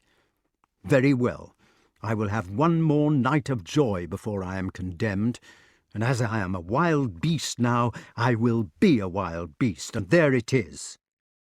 So he trundled off fiercely over the twilight snow, for it was winter. If you are feeling desperate, a badger is a good thing to be. A relation of the bears, otters, and weasels, you are the nearest thing to a bear now left in England, and your skin is so thick that it makes no difference who bites you. So far as your own bite is concerned, there is something about the formation of your jaw which makes it almost impossible to be dislocated, and so, however much the thing you are biting twists about, there is no reason why you should ever let go. Badgers are one of the few creatures which can munch up hedgehogs unconcernedly, just as they can munch up everything else, from wasps' nests and roots to baby rabbits. It so happened that a sleeping hedgehog was the first thing which came in the wart's way. "Hedge pig," said the wart, peering at his victim with blurred, short-sighted eyes. "I'm going to munch you up." The hedgehog, which had hidden its bright little eye-buttons and long sensitive nose inside its curl, and which had ornamented its spikes with a not very tasteful arrangement of dead leaves before going to bed for the winter in its grassy nest, woke up at this and squealed most lamentably. "The more you squeal," said the wart, "the more I shall gnash. It makes my blood boil within me." "Ah, Master Brock," cried the hedgehog, holding himself tight shut, "good Master Brock, show mercy to a poor urchin, and don't he be tyrannical. Us bain't no common tiggy, master, for to be munched and mumbled. Have mercy, sir, on a harmless, flea-bitten crofter, which can't tell his left hand nor his right." "Hedgehog," said the wart remorselessly, "forbear to whine, neither thrice nor once." "Alas, me poor wife and childer!" "I bet you have not got any. Come out of that, thou tramp. Prepare to meet thy doom." "Master Brock," implored the unfortunate pig, "come now, don't he be awkward, sweet Master Brock, my duck. Hearken to an urchin's prayer. Grant the dear boon of life to this most uncommon tiggy, lordly master, and he shall sing to thee in numbers sweet, or teach ye how to suck cow's milk in the pearly dew." "Sing?" cried the wart, quite taken aback. "Aye, sing," cried the hedgehog, and it began hurriedly to sing in a very placating way, but rather muffled, because it dared not uncurl. "O Genevieve," it sang most mournfully into its stomach, "sweet Genevieve, the days may come, the days may go, but still the light of a memory weaves those gentle dreams of long ago." It also sang, without pausing for a moment between the songs, "Home, Sweet Home," and "The Old Rustic Bridge by the Mill." Then, because it had finished its repertoire, it drew a hurried but quavering breath and began again on Genevieve. After that, it sang "Home, Sweet Home," and "The Old Rustic Bridge by the Mill." "Come," said the wart, "you can stop that. I won't bite you." "Clementious master," whispered the hedge-pig humbly, "us shall bless the saints and board of governors for thee, and for thy most kindly chops, so long as fleas skip nor urchins climb up chimblies." Then, for fear that its brief relapse into prose might have hardened the tyrant's heart, it launched out breathlessly into Genevieve for the third time. "Stop singing," said the wart, "for heaven's sake. Uncurl. I won't do you any harm. Come, you silly little urchin, and tell me where you learnt these songs." "Uncurl is one word," answered the porpentine tremblingly. It did not feel in the least fretful at the moment. "But curling up is still another. If he was to see my little naked nose, master, at this despicious moment, he might feel a twitching in thy white toothsomes, and all's fear in love and war, that we do know. Let us sing to 'ee again, sweet Master Brock, concerning thick there rustic mill." "I don't want to hear it any more. You sing it very well, but I don't want it again. Uncurl, you idiot, and tell me where you learnt to sing." "Us bain't no common urchin," quavered the poor creature, staying curled up as tight as ever. "Us were a took when little by one of them there gentry like, as it might be from the mother's breast.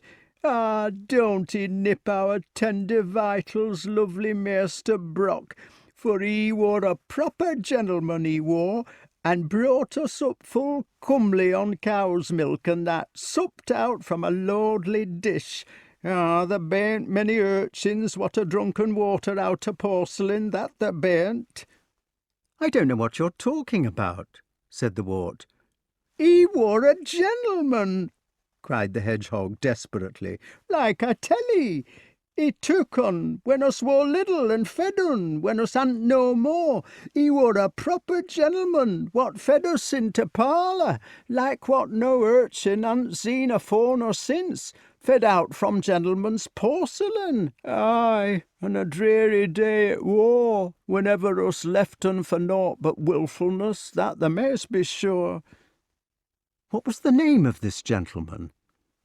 "He were a gentleman, he were. He hadn't no proper name, not like you may remember, but he were a gentleman, that he were, and fed un out of porcelain." "Was he called Merlyn? Asked the wart curiously. Ah, that wor his name, a proper fine name it wor, but us never lay tongue to it by nary means. Ah, Mearn, he called to itself, and fed un out of porcelain like a proper fine gentleman. Oh, do uncurl, exclaimed the wart. I know the man who kept you, and I think I saw you yourself when you were a baby in cotton wool at his cottage. Come on, urchin, I'm sorry I frightened you. We're friends here, and I want to see your little grey, wet, twitching nose, just for old time's sake. Twitching nose be one name, answered the hedgehog obstinately, and a twitching of that nose be another, maester. Now you move along, kind Maester Brock, and leave a poor crofter to take his winter drowse. Let you think of beetles or honey, sweet baron, and flights of angels sing thee to thy rest. Nonsense, exclaimed the wart. I won't do you any harm, because I knew you when you were little. Ah, them badgers, said the poor thing to its stomach. They go a-barrowing about with no harm in their hearts, Lord bless 'em, but don't they fair give you a nip without a noticing of it? And Lord bless 'ee, what is a retired man to do? It's that there skin of theirs, that's what it be. From earliest childer they've been a-nipping of among each other, and also of their mars, without a feeling of anything among themselves, so naturally their nips elsewhere like the same.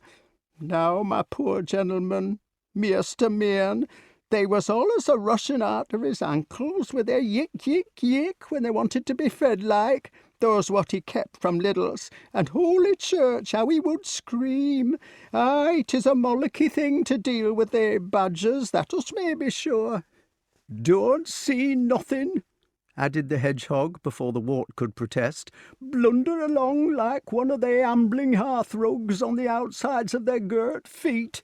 Get in the way for a moment, just out of fortune like, without nary wicked intention, and 'tis snip-snap, just like that, out of self-defence for the hungry blind, and then where are you? Only place us can do for un, continued the urchin, is to hit un to nose. Achilles' heel they name un onto scriptures, hit one of their girt trollers onto nose, bim-bam, like that here, and the sharp life is fair out of him ere he can snuffle. 'Tis a fair knock-out, that is. But how can a poor urchin dump un onto nose, when he ain't got nothing to dump with, nor where to hold un? And then they comes about here and asks he for to uncurl. You need not uncurl, said the wart resignedly. I'm sorry I woke you up, chap, and I'm sorry I frightened you. I think you are a charming hedgehog, and meeting you has made me feel more cheerful again. You just go off to sleep, like you were when I met you, and I shall go to look for my friend Badger, as I was told to do. Good night, urchin, and good luck in the snow. Good night it may be, muttered the pig grumpily, and then again it mayn't. First it's uncurl, and then it's curl. One thing one moment, and another thing to next. Hey-ho, 'tis a turvy world. But good night, ladies, is my motto, come hail, come snow, and so shall be continued in our next. With these words, the humble animal curled himself up still more snugly than ever before, gave several squeaky grunts, and was far away in a dream world, so much deeper than our human dreams, as a whole winter's sleep is longer than the quiet of a single night. Well, thought the wart, he certainly gets over his troubles pretty quickly. Fancy going to sleep again as quick as that. I dare say he was never more than half awake all the time, and will think it was only a dream when he gets up properly in the spring. He watched the dirty little ball of leaves and grass and fleas for a moment, curled up tightly inside its hole, then grunted and moved off towards the badger's set, following his own oblong footmarks backward in the snow. So Merlyn sent you to me, said the badger, to finish your education. Well, I can only teach you two things, to dig and love your home. These are the true ends of philosophy. Would you show me your home? "Certainly," said the Badger, "though of course I don't use it all. It's a rambling old place, much too big for a single man. I suppose some parts of it may be 1,000 years old. There are about 4 families of us in it, here and there, take it by and large, from cellar to attics, and sometimes we don't meet for months. A crazy old place, I suppose it must seem to you modern people, but there, it's cosy." He went ambling down the corridors of the enchanted set, rolling from leg to leg with the queer badger paddle, his white mask with its black stripes looking ghostly in the gloom. "It's along that passage," he said, "if you want to wash your hands." Badgers are not like foxes. They have a special midden where they put out their used bones and rubbish, proper earth closets, and bedrooms whose bedding they turn out frequently to keep it clean. The wart was charmed with what he saw. He admired the great hall most, for this was the central room of the tumulus. It was difficult to know whether to think of it as a college or as a castle, and the various suites and bolt-holes radiated outward from it. It was a bit cobwebby, owing to being a sort of common room instead of being looked after by one particular family, but it was decidedly solemn. Badger called it the combination room. All round the panelled walls there were ancient paintings of departed badgers, famous in their day for scholarship or godliness, lit from above by shaded glowworms. There were stately chairs with the badger arms stamped in gold on their Spanish leather seats — the leather was coming off — and a portrait of the founder over the fireplace. The chairs were arranged in a semicircle round the fire, and there were mahogany fans with which everybody could shield their faces from the flames, and a kind of tilting board by means of which the decanters could be slid back from the bottom of the semicircle to the top. Some black gowns hung in the passage outside, and all was extreme ancient. "I am a bachelor at the moment," said the Badger apologetically, when they got back to his own snug room with the flowered wallpaper, "so I am afraid there is only one chair. You will have to sit on the bed. Make yourself at home, my dear, while I brew some punch, and tell me how things are going in the wide world." "Oh, they go on much the same. Merlyn is well, and Kay is to be made a knight next week." "An interesting ceremony."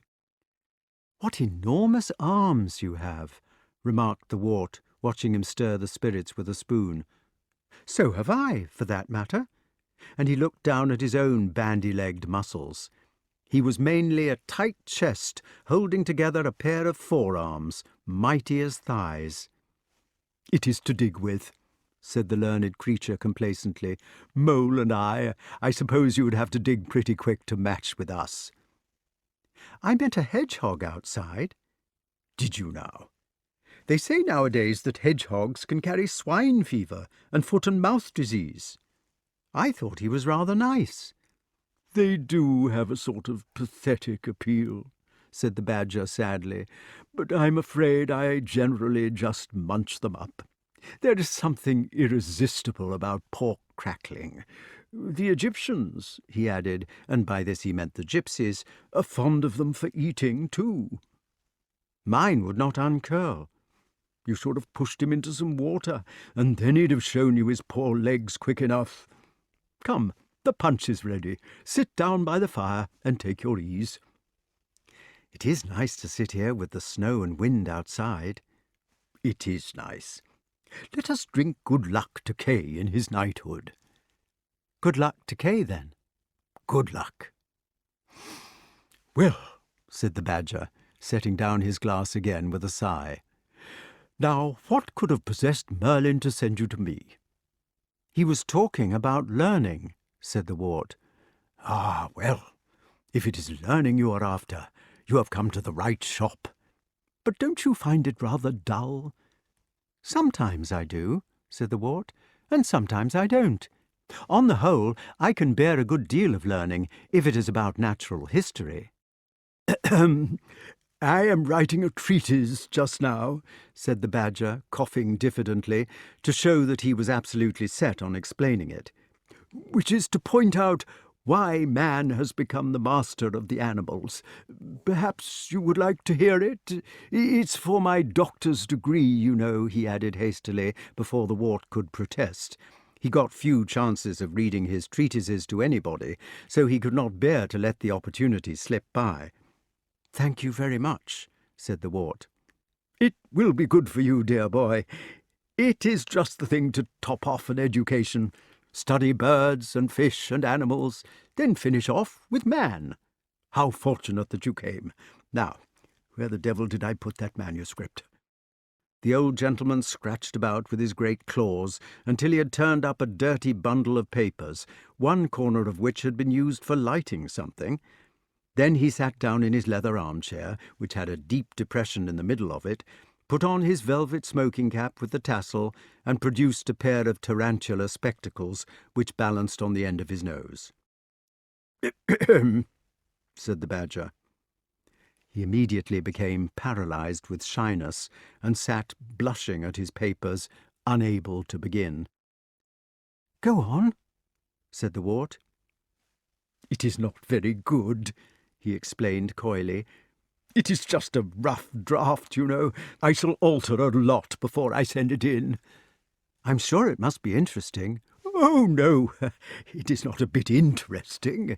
It is just an odd thing I threw off in an odd half-hour just to pass the time, but still, this is how it begins," said the badger. Then he put on an impossibly high falsetto voice and began to read as fast as possible. "People often ask as an idle question whether the process of evolution began with the chicken or the egg. Was there an egg out of which the first chicken came, or did a chicken lay the first egg? I am in a position to say that the first thing created was the egg. When God had manufactured all the eggs, out of which the fishes and the serpents and the birds and the animals and even the duck-billed platypus would eventually emerge, he called the embryos before him and saw that they were good." "Perhaps I ought to explain," added the badger, lowering his papers nervously and looking at the wart over the top of them, "that all embryos look very much the same. They are what you are before you are born, and whether you are going to be a tadpole or a peacock or a camelopard or a man, when you are an embryo you just look like a peculiarly repulsive and helpless human being." I continue as follows. "The embryos stood in front of God, with their feeble hands clasped politely over their stomachs, and their heavy heads hanging down respectfully, and God addressed them. He said, 'Now, you embryos, here you are, all looking exactly the same, and we are going to give you the choice of what you want to be. When you grow up, you will get bigger anyway, but we are pleased to grant you another gift as well. You may alter any parts of yourselves into anything which you think would be useful to you in later life. For instance, at the moment you cannot dig. Anybody who would like to turn his hands into a pair of spades or garden forks is allowed to do so. Or, to put it another way, at present you can only use your mouths for eating. Anybody who would like to use his mouth as an offensive weapon can change it by asking, and be a corkindrill or a saber-toothed tiger. Now then, step up and choose your tools, but remember that what you choose you will grow into, and will have to stick to." All the embryos thought the matter over politely, and then, one by one, they stepped up before the eternal throne. They were allowed 2 or 3 specializations, so that some chose to use their arms as flying machines, and their mouths as weapons, or crackers, or drillers, or spoons, while others selected to use their bodies as boats and their hands as oars. We badgers thought very hard, and decided to ask 3 boons.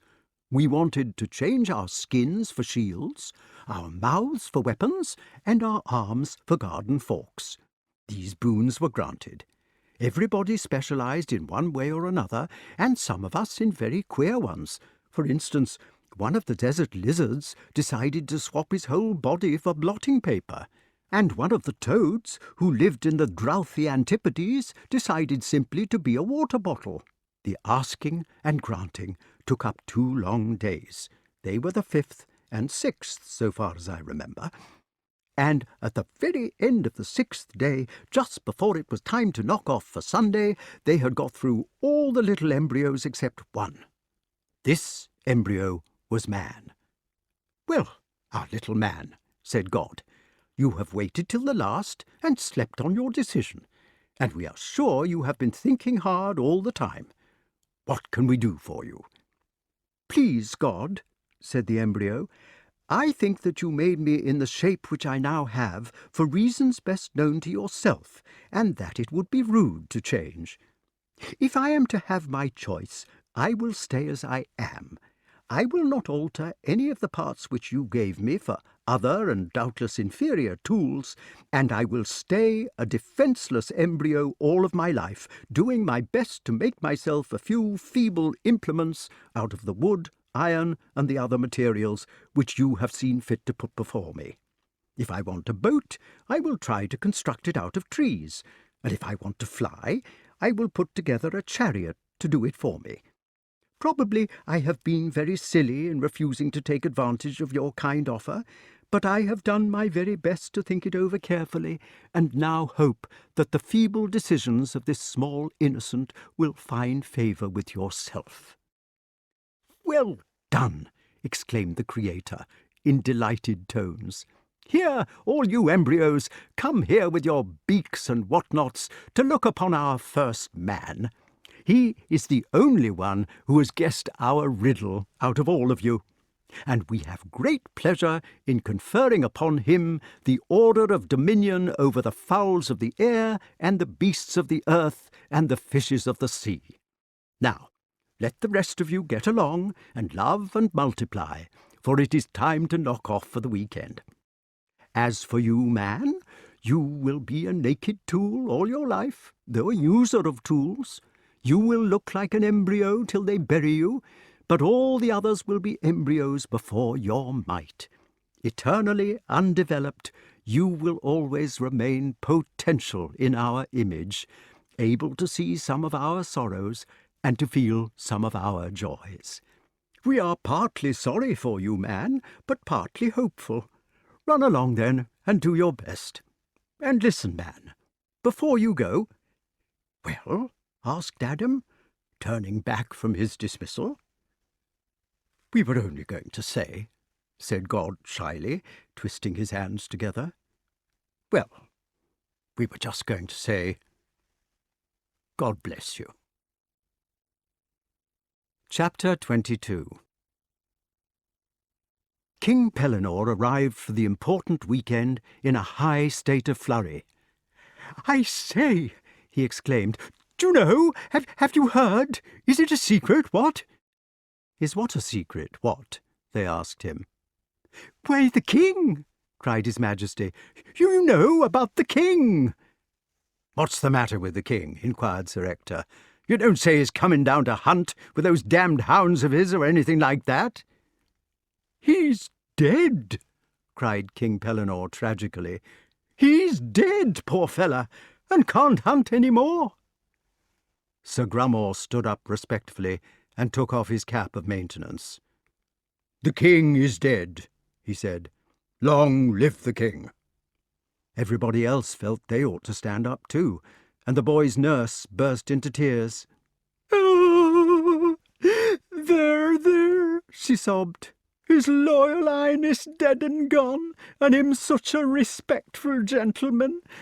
Many's the illuminated picture I've cut out of him from the illustrated missals, aye, and stuck up over the mantel, from the time when he was in swaddling bands, right through them world towers till he was a-visiting the dispersed areas as the world's Prince Charming. There wasn't a picture of him but I had it out, aye, and give him a last thought o' nights." "Compose yourself, Nanny," said Sir Ector. "It is solemn, isn't it?" said King Pellinore. "What? Uther the Conqueror, 1066 to 1216. "A solemn moment," said Sir Grummore. "The king is dead. Long live the king." "We ought to pull down the curtains," said Kay, who was always a stickler for good form, "or half-mast the banners." "That's right," said Sir Ector. "Somebody go and tell the sergeant-at-arms." It was obviously the Wart's duty to execute this command, for he was now the junior nobleman present, so he ran out cheerfully to find the sergeant. Soon those who were left in the solar could hear a voice crying out, "Now then, 1, 2, special mourning for his late majesty! Lower away on the command 2!" And then the flapping of all the standards, banners, pennons, pennoncelles, banderols, guidons, streamers and cognizances, which made gay the snowy turrets of the forest sauvage. "How did you hear?" asked Sir Ector. "I was pricking through the purlieus of the forest, after that beast, you know, when I met with a solemn friar of orders grey, and he told me it's the very latest news." "Poor old Pendragon," said Sir Ector. "The king is dead," said Sir Grummore solemnly. "Long live the king." "It is all very well for you to keep on mentioning that, my dear Grummore," exclaimed King Pellinore petulantly. "But who is this king, what, that is to live so long, what, according to you?" "Well, his heir," said Sir Grummore, rather taken aback. "Our blessed monarch," said the nurse tearfully, "never had no hair. Anybody that studied the loyal family know that." "Good gracious!" exclaimed Sir Ector. "But he must have had a next of kin." "That's just it!" cried King Pellinore in high excitement. "That's the exciting part of it, what? No heir and no next of kin, and who's to succeed to the throne? That's what my friar was so excited about, what? And why he was asking who could succeed to what? What? "Do you mean to tell me," exclaimed Sir Grummore indignantly, "that there ain't no king of Gramarye?" "Not a scrap of one," cried King Pellinore, feeling important, "and there have been signs and wonders of no mean might." "I think it's a scandal," said Sir Grummore. "God knows what the dear old country is coming to, due to these Lollards and communists, no doubt." "What sort of signs and wonders?" asked Sir Ector. "Well, there has appeared a sort of sword in a stone, what? In a sort of church. Not in the church, if you see what I mean, and not in the stone, but that sort of thing, what? Like you might say—" "I don't know what the church is coming to," said Sir Grummore. "It's in an anvil," explained the king. "The church?" "No, the sword." "But I thought you said the sword was in the stone." "No," said King Pellinore, "the stone is outside the church." "Look here, Pellinore," said Sir Ector.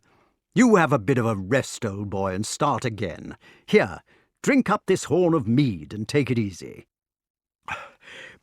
"The sword," said King Pellinore, "is stuck through an anvil which stands on a stone. It goes right through the anvil and into the stone. The anvil is stuck to the stone. The stone stands outside a church. Give me some more mead." "I don't think that's much of a wonder," remarked Sir Grummore. "What I wonder is that they should allow such things to happen. But you can't tell nowadays, what with all these Saxon agitators." "My dear fella," cried Pellinore, getting excited again, "it's not where the stone is, what, that I'm trying to tell you, but what is written on it, what, where it is." "What?" "Why, on its pommel." "Come on, Pellinore," said Sir Ector.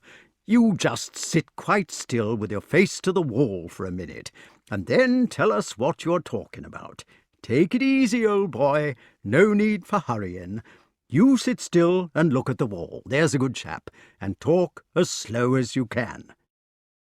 "There are words written on this sword in this stone outside this church," cried King Pellinore piteously, "and these words are as follows. Oh, do try to listen to me, you two, instead of interrupting all the time about nothing, for it makes a man's head go ever so."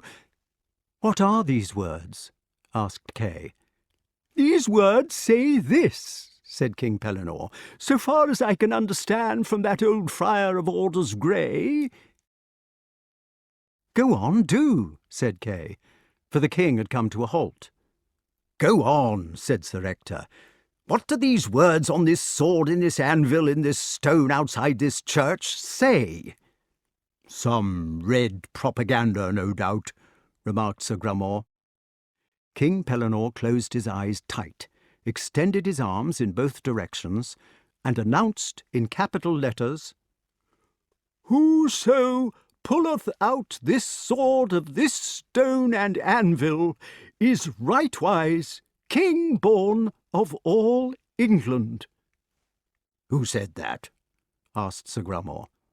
"But the sword said it, like I tell you." "Talkative weapon," remarked Sir Grummore sceptically.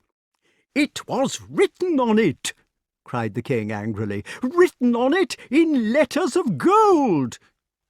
"Why didn't you pull it out, then?" asked Sir Grummore. "But I tell you that I wasn't there. All this that I am telling you was told to me by that friar I was telling you of, like I tell you." "Has this sword with this inscription been pulled out?" inquired Sir Ector. "No," whispered King Pellinore dramatically. "That's where the whole excitement comes in. They can't pull this sword out at all, although they've all been trying like fun. And so they have had to proclaim a tournament all over England for New Year's Day, so that the man who comes to the tournament and pulls out the sword can be king of all England forever. What, I say?"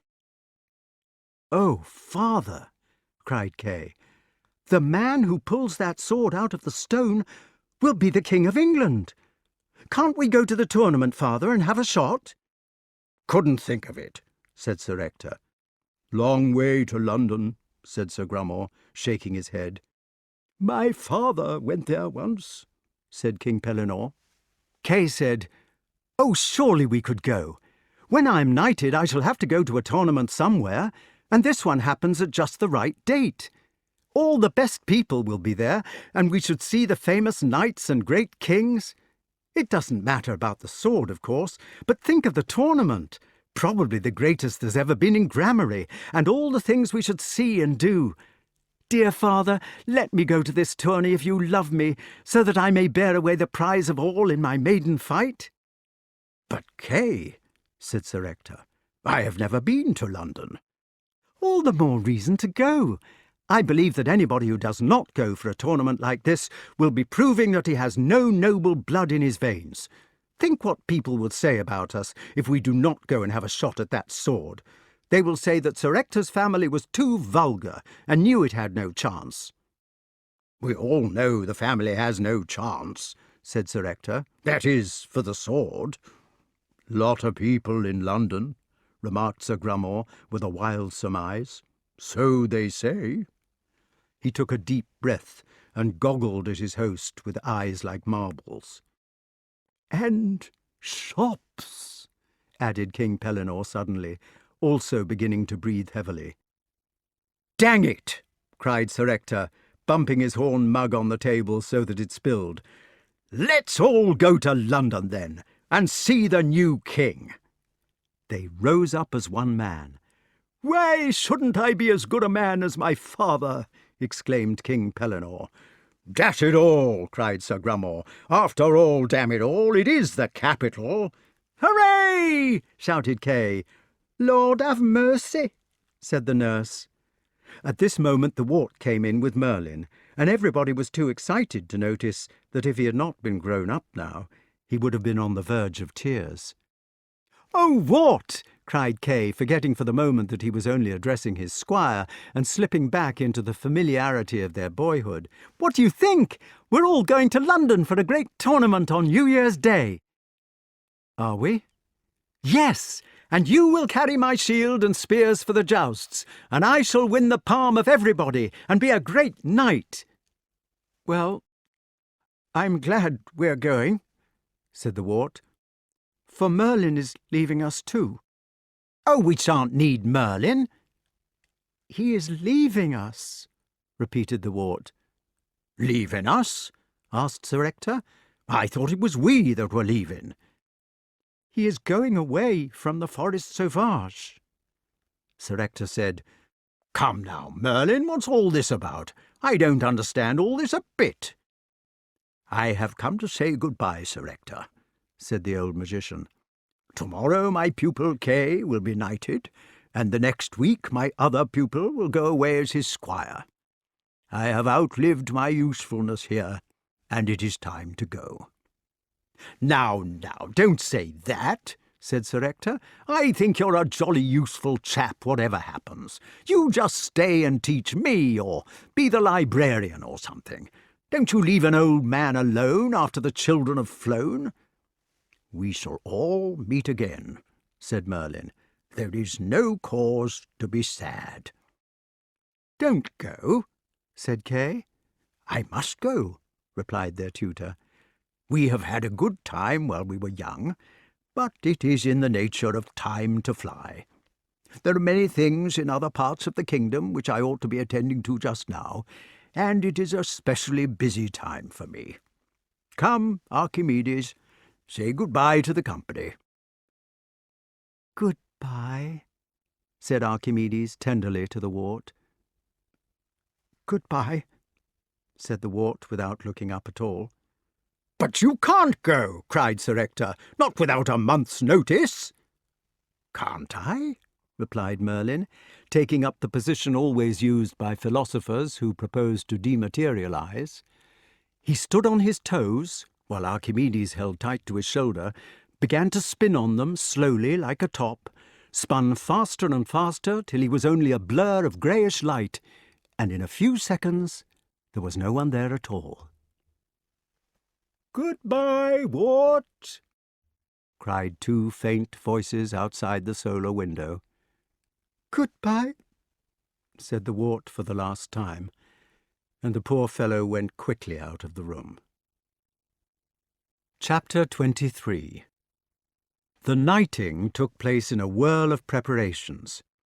Kay's sumptuous bath had to be set up in the box-room, between two towel horses and an old box of selected games which contained a worn-out straw dartboard.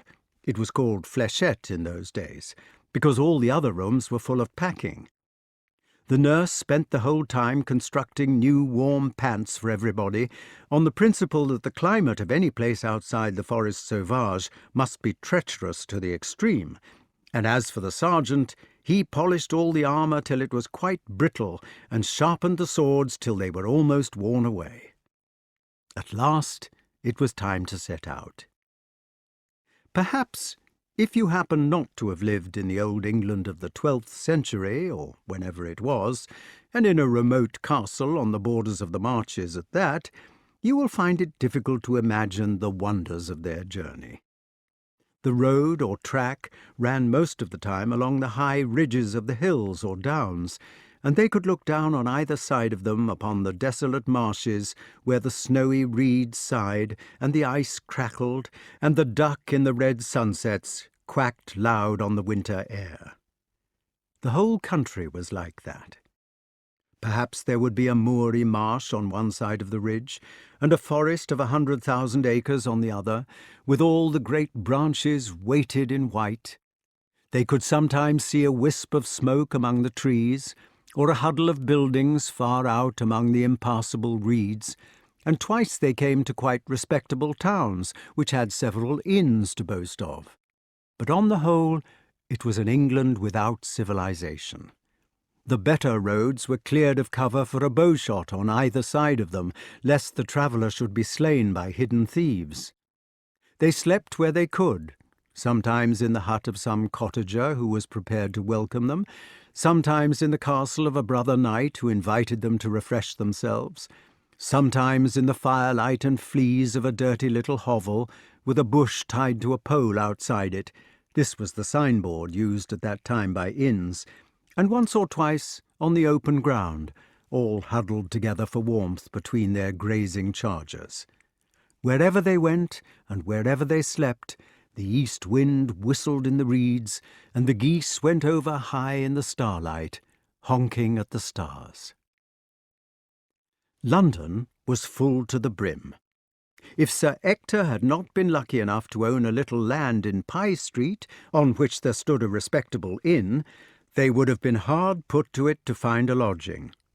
But he did own it, and as a matter of fact drew most of his dividends from that source, so they were able to get 3 beds between the 5 of them.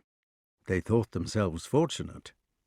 On the first day of the tournament, Sir Kay managed to get them on the way to the lists at least an hour before the jousts could possibly begin. He had lain awake all night, imagining how he was going to beat the best barons in England, and he had not been able to eat his breakfast.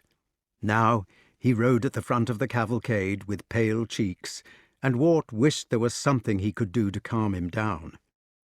For country people, who only knew the dismantled tilting ground of Sir Ector's castle, the scene which met their eyes was ravishing.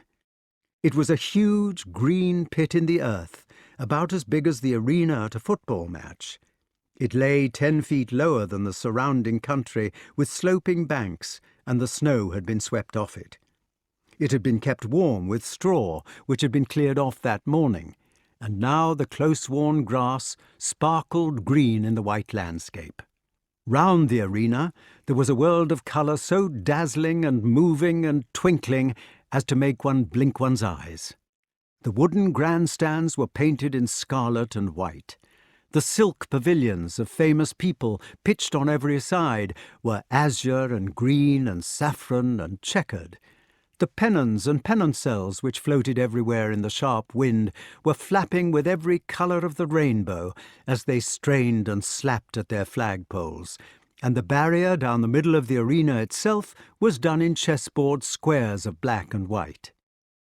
Most of the combatants and their friends had not yet arrived, but one could see from those few who had come how the very people would turn the scene into a bank of flowers, and how the armour would flash, and the scalloped sleeves of the heralds jig in the wind as they raised their brazen trumpets to their lips to shake the fleecy clouds of winter with joyances and fanfares. "Good heavens!" cried Sir Kay. "I have left my sword at home." "Can't joust without a sword," said Sir Grummore. "Quite irregular." "Better go and fetch it," said Sir Ector. "You have time." "My squire will do," said Sir Kay. "What a damned mistake to make! Here, squire, ride hard back to the inn and fetch my sword. You shall have a shilling if you fetch it in time." The Wart went as pale as Sir Kay was, and looked as if he were going to strike him. Then he said, "It shall be done, master," and turned his ambling palfrey against the stream of newcomers. He began to push his way toward their hostelry as best he might.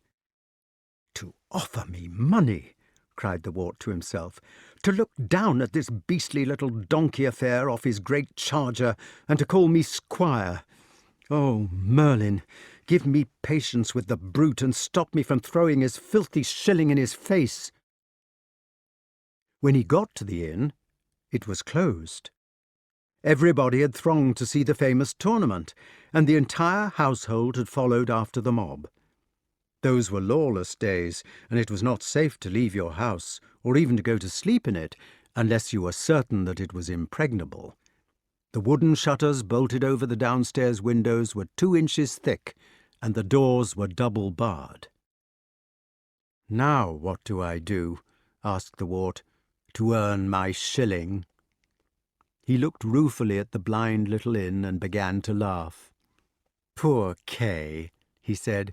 "All that shilling stuff was only because he was scared and miserable, and now he has good cause to be. Well, he shall have a sword of some sort if I have to break into the Tower of London. How does one get hold of a sword?" he continued. "Where can I steal one? Could I waylay some knight, even if I mounted on an ambling pad, and take his weapon by force? There must be some swordsmith or armourer in a great town like this, whose shop would be still open." He turned his mount and cantered off the street. There was a quiet churchyard at the end of it, with a kind of square in front of the church door. In the middle of the square there was a heavy stone with an anvil on it, and a fine new sword was stuck through the anvil. "Well," said the wart, "I suppose it is some sort of war memorial. But it will have to do. I'm sure nobody would grudge Kay a war memorial if they knew his desperate straits." He tied his reins round a post of the lich gate, strode up the gravel path, and took hold of the sword. "Come, sword," he said, "I must cry your mercy and take you for a better cause." "This is extraordinary," said the wart. "I feel strange when I have hold of this sword, and I notice everything much more clearly. Look at the beautiful gargoyles of the church and of the monastery which it belongs to. See how splendidly all the famous banners in the aisle are waving. How nobly that yew holds up the red flakes of its timbers to worship God. How clean the snow is. I can smell something like featherfew and sweet briar. And is it music that I hear?" It was music, whether of pan pipes or of recorders, and the light in the churchyard was so clear without being dazzling that one could have picked a pin out 20 yards away. "There is something in this place," said the wart. "There are people. Oh, people, what do you want?"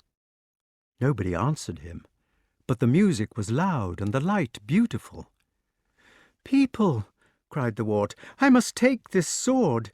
It is not for me, but for Kay. I will bring it back." There was still no answer, and Wart turned back to the anvil.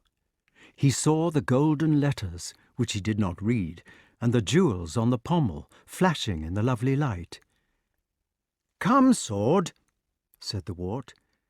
He took hold of the handles with both hands and strained against the stone. There was a melodious consort on the recorders, but nothing moved. The wart let go of the handles when they were beginning to bite into the palms of his hands, and stepped back, seeing stars. "It is well fixed," he said. He took hold of it again and pulled with all his might. The music played more strongly, and the light all about the churchyard glowed like amethysts, but the sword still stuck. "Oh, Merlyn," cried the wart, "help me to get this weapon." There was a kind of rushing noise, and a long chord played along with it. All round the churchyard there were hundreds of old friends. They rose over the church wall all together, like the Punch and Judy ghosts of remembered days, and there were badgers and nightingales and vulgar crows and hares and wild geese and falcons and fishes and dogs and dainty unicorns and solitary wasps and corkindrills and hedgehogs and griffins and the 1,000 other animals he had met. They loomed round the church wall, the lovers and helpers of the wart, and they all spoke solemnly in turn. Some of them had come from the banners in the church, where they were painted in heraldry, some from the waters and the sky and the fields about, but all, down to the smallest shrew mouse, had come to help on account of love. Wart felt his power grow. "Remember my biceps," said the oak, "which can stretch out horizontally against gravity when all the other trees go up or down." "Put your back into it," said a luce or pike off one of the heraldic banners, "as you once did when I was going to snap you up. Remember that power springs from the nape of the neck." "What about those forearms?" asked a badger gravely, "that are held together by a chest? Come along, my dear embryo, and find your tool." A merlin, sitting at the top of the yew tree, cried out, "Now then, Captain Wart, what is the first law of the foot? I thought I once heard something about never letting go." "Don't work like a stalling woodpecker," urged a tawny owl affectionately. "Keep up a steady effort, my duck, and you will have it yet." "Cohere," said a stone in the church wall. A snake, slipping easily along the coping which bounded the holy earth, said, "Now then, Wart, if you were once able to walk with 300 ribs at once, surely you can coordinate a few little muscles here and there. Make everything work together, as you have been learning to do ever since God let the amphibia crawl out of the sea. Fold your powers together with the spirit of your mind, and it will come out like butter. Come along, Homo sapiens, for all we humble friends of yours are waiting to cheer." The wart walked up to the great sword for the third time. He put out his right hand softly and drew it out as gently as from a scabbard. There was a lot of cheering, a noise like a hurdy-gurdy, which went on and on. In the middle of this noise, after a long time, he saw Kay and gave him the sword. The people at the tournament were making a frightful row. "But this is not my sword," said Sir Kay. "It was the only one I could get," said the wart. "The inn was locked." "It is a nice-looking sword. Where did you get it?" "I found it stuck in a stone outside a church." Sir Kay had been watching the tilting nervously, waiting for his turn. He had not paid much attention to his squire. "That is a funny place to find one," he said. "Yes, it was stuck through an anvil." "What?" cried Sir Kay, suddenly rounding upon him. "Did you just say this sword was stuck in a stone?" "It was," said the wart. "It was a sort of war memorial." Sir Kay stared at him for several seconds in amazement, opened his mouth, shut it again, licked his lips, then turned his back and plunged through the crowd. He was looking for Sir Ector, and the wart followed after him. "Father!" cried Sir Kay. "Come here a moment." "Yes, my boy," said Sir Ector. "Splendid falls these professional chaps do manage. Why, what's the matter, Kay? You look as white as a sheet." "Do you remember that sword which the King of England would pull out?" "Yes." "Well, here it is. I have it. It is in my hand. I pulled it out." Sir Ector did not say anything silly. He looked at Kay, and he looked at the wart. Then he stared at Kay again, long and lovingly, and said, "We will go back to the church." "Now then, Kay," he said, when they were at the church door. He looked at his firstborn kindly, but straight between the eyes. "Here is the stone, and you have the sword. It will make you the King of England. You are my son, that I am proud of, and always will be, whatever you do. Will you promise me that you took it out by your own might?" Kay looked at his father. He also looked at the wart and at the sword. Then he handed the sword to the wart quite quietly. He said, "I am a liar. Wart pulled it out."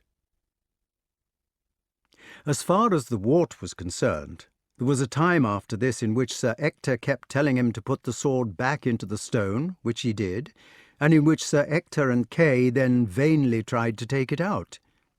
The wart took it out for them and stuck it back again once or twice. After this, there was another time, which was more painful. He saw that his dear guardian was looking quite old and powerless, and that he was kneeling down with difficulty on a gouty knee. "Sir," said Sir Ector, without looking up, although he was speaking to his own boy. "Please do not do this, father," said the wart, kneeling down also. "Let me help you up, Sir Ector, because you are making me unhappy." "Nay, nay, my lord," said Sir Ector, with some very feeble old tears. "I was never your father, nor of your blood. But I wot well, ye are of an higher blood than I wend ye were. "Plenty of people have told me you are not my father," said the wart, "but it does not matter a bit." "Sir," said Sir Ector humbly, "will ye be my good and gracious lord when ye are king?" "Don't," said the wart. "Sir," said Sir Ector, "I will ask no more of you, but that you will make my son, your foster brother, Sir Kay, seneschal of all your lands." Kay was kneeling down too, and it was more than the wart could bear. "Oh, do stop!" he cried. "Of course he can be seneschal if I've got to be this king. And oh, father, don't kneel down like that, because it breaks my heart. Please get up, Sir Ector, and don't make everything so horrible. Oh dear, I wish I'd never seen that filthy sword at all." And the wart also burst into tears. Chapter 24. Perhaps there ought to be a chapter about the coronation. The barons naturally kicked up a fuss, but as the wart was prepared to go on putting the sword into the stone and pulling it out again till doomsday, and as there was nobody else who could do the thing at all, in the end they had to give in. A few Gaelic ones revolted, who were quelled later, but in the main the people of England and the partisans like Robin were glad to settle down. They were sick of the anarchy which had been their portion under Uther Pendragon, sick of overlords and feudal giants, of knights who did what they pleased, of racial discrimination, and of the rule of might as right. The coronation was a splendid ceremony. What was still more splendid, it was like a birthday or Christmas Day. Everybody sent presents to the wart for his prowess in having learnt to pull swords out of stones, and several burghers of the City of London asked him to help them in taking stoppers out of unruly bottles, unscrewing taps which had got stuck, and in other household emergencies which had got beyond their control. The dog boy and Wat clubbed together and sent him a mixture for the distemper which contained quinine and was absolutely priceless. Cavall came simply and gave him his heart and soul. The nurse of the Forest Sauvage sent a cough mixture, 30 dozen handkerchiefs all marked, and a pair of combinations with a double chest.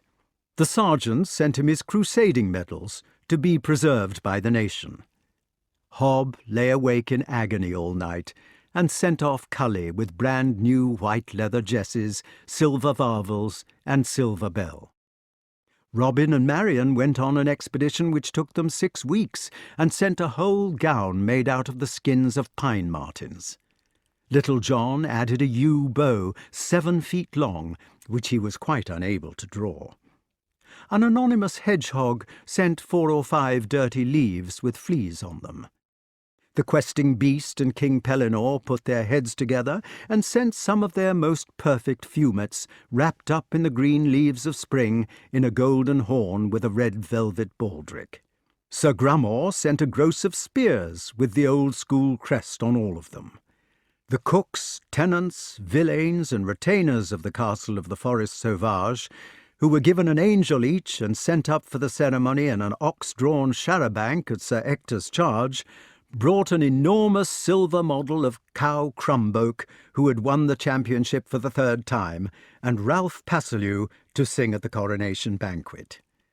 Archimedes sent his own great-great-grandson so that he could sit on the back of the king's throne at dinner and make messes on the floor. The Lord Mayor and Aldermen of the City of London subscribed for a spacious aquarium, mews cum menagerie at the Tower, in which all the creatures were starved 1 day a week for the good of their stomachs, and here, for the fresh food, good bedding, constant attention, and every modern convenience, the wart's friends resorted in their old age on wing and foot and fin for the sunset of their happy lives. The citizens of London sent £50 million to keep the menagerie up, and the ladies of Britain constructed a pair of black velvet carpet slippers with the wart's initials embroidered in gold. Kay sent his own record griffin, with honest love.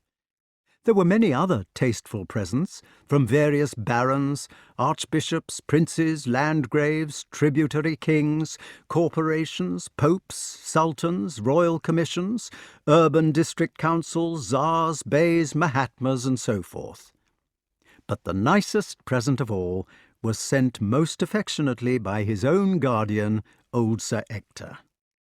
This present was a dunce's cap, rather like a pharaoh's serpent, which you lit at the top end. The wart lit it and watched it grow. When the flame had quite gone out, Merlin was standing before him in his magic hat. "Well, wart," said Merlin, "here we are, or were, again. How nice you look in your crown. I was not allowed to tell you before, or since, but your father was, or will be, King Uther Pendragon, and it was I myself, disguised as a beggar, who first carried you to Sir Ector's castle in your golden swaddling bands. I know all about your birth and parentage, and who gave you your real name. I know the sorrows before you, and the joys, and how there will never again be anybody who dares to call you by the friendly name of Wart. In future, it will be your glorious doom to take up the burden and to enjoy the nobility of your proper title. So now I shall crave the privilege of being the very first of your subjects to address you with it, as my dear liege lord, King Arthur." "Will you stay with me for a long time?" asked the wart, not understanding much of this. "Yes, Wart," said Merlin, "or rather, as I should say, or is it have said? Yes, King Arthur." Explicit liber primus. The beginning.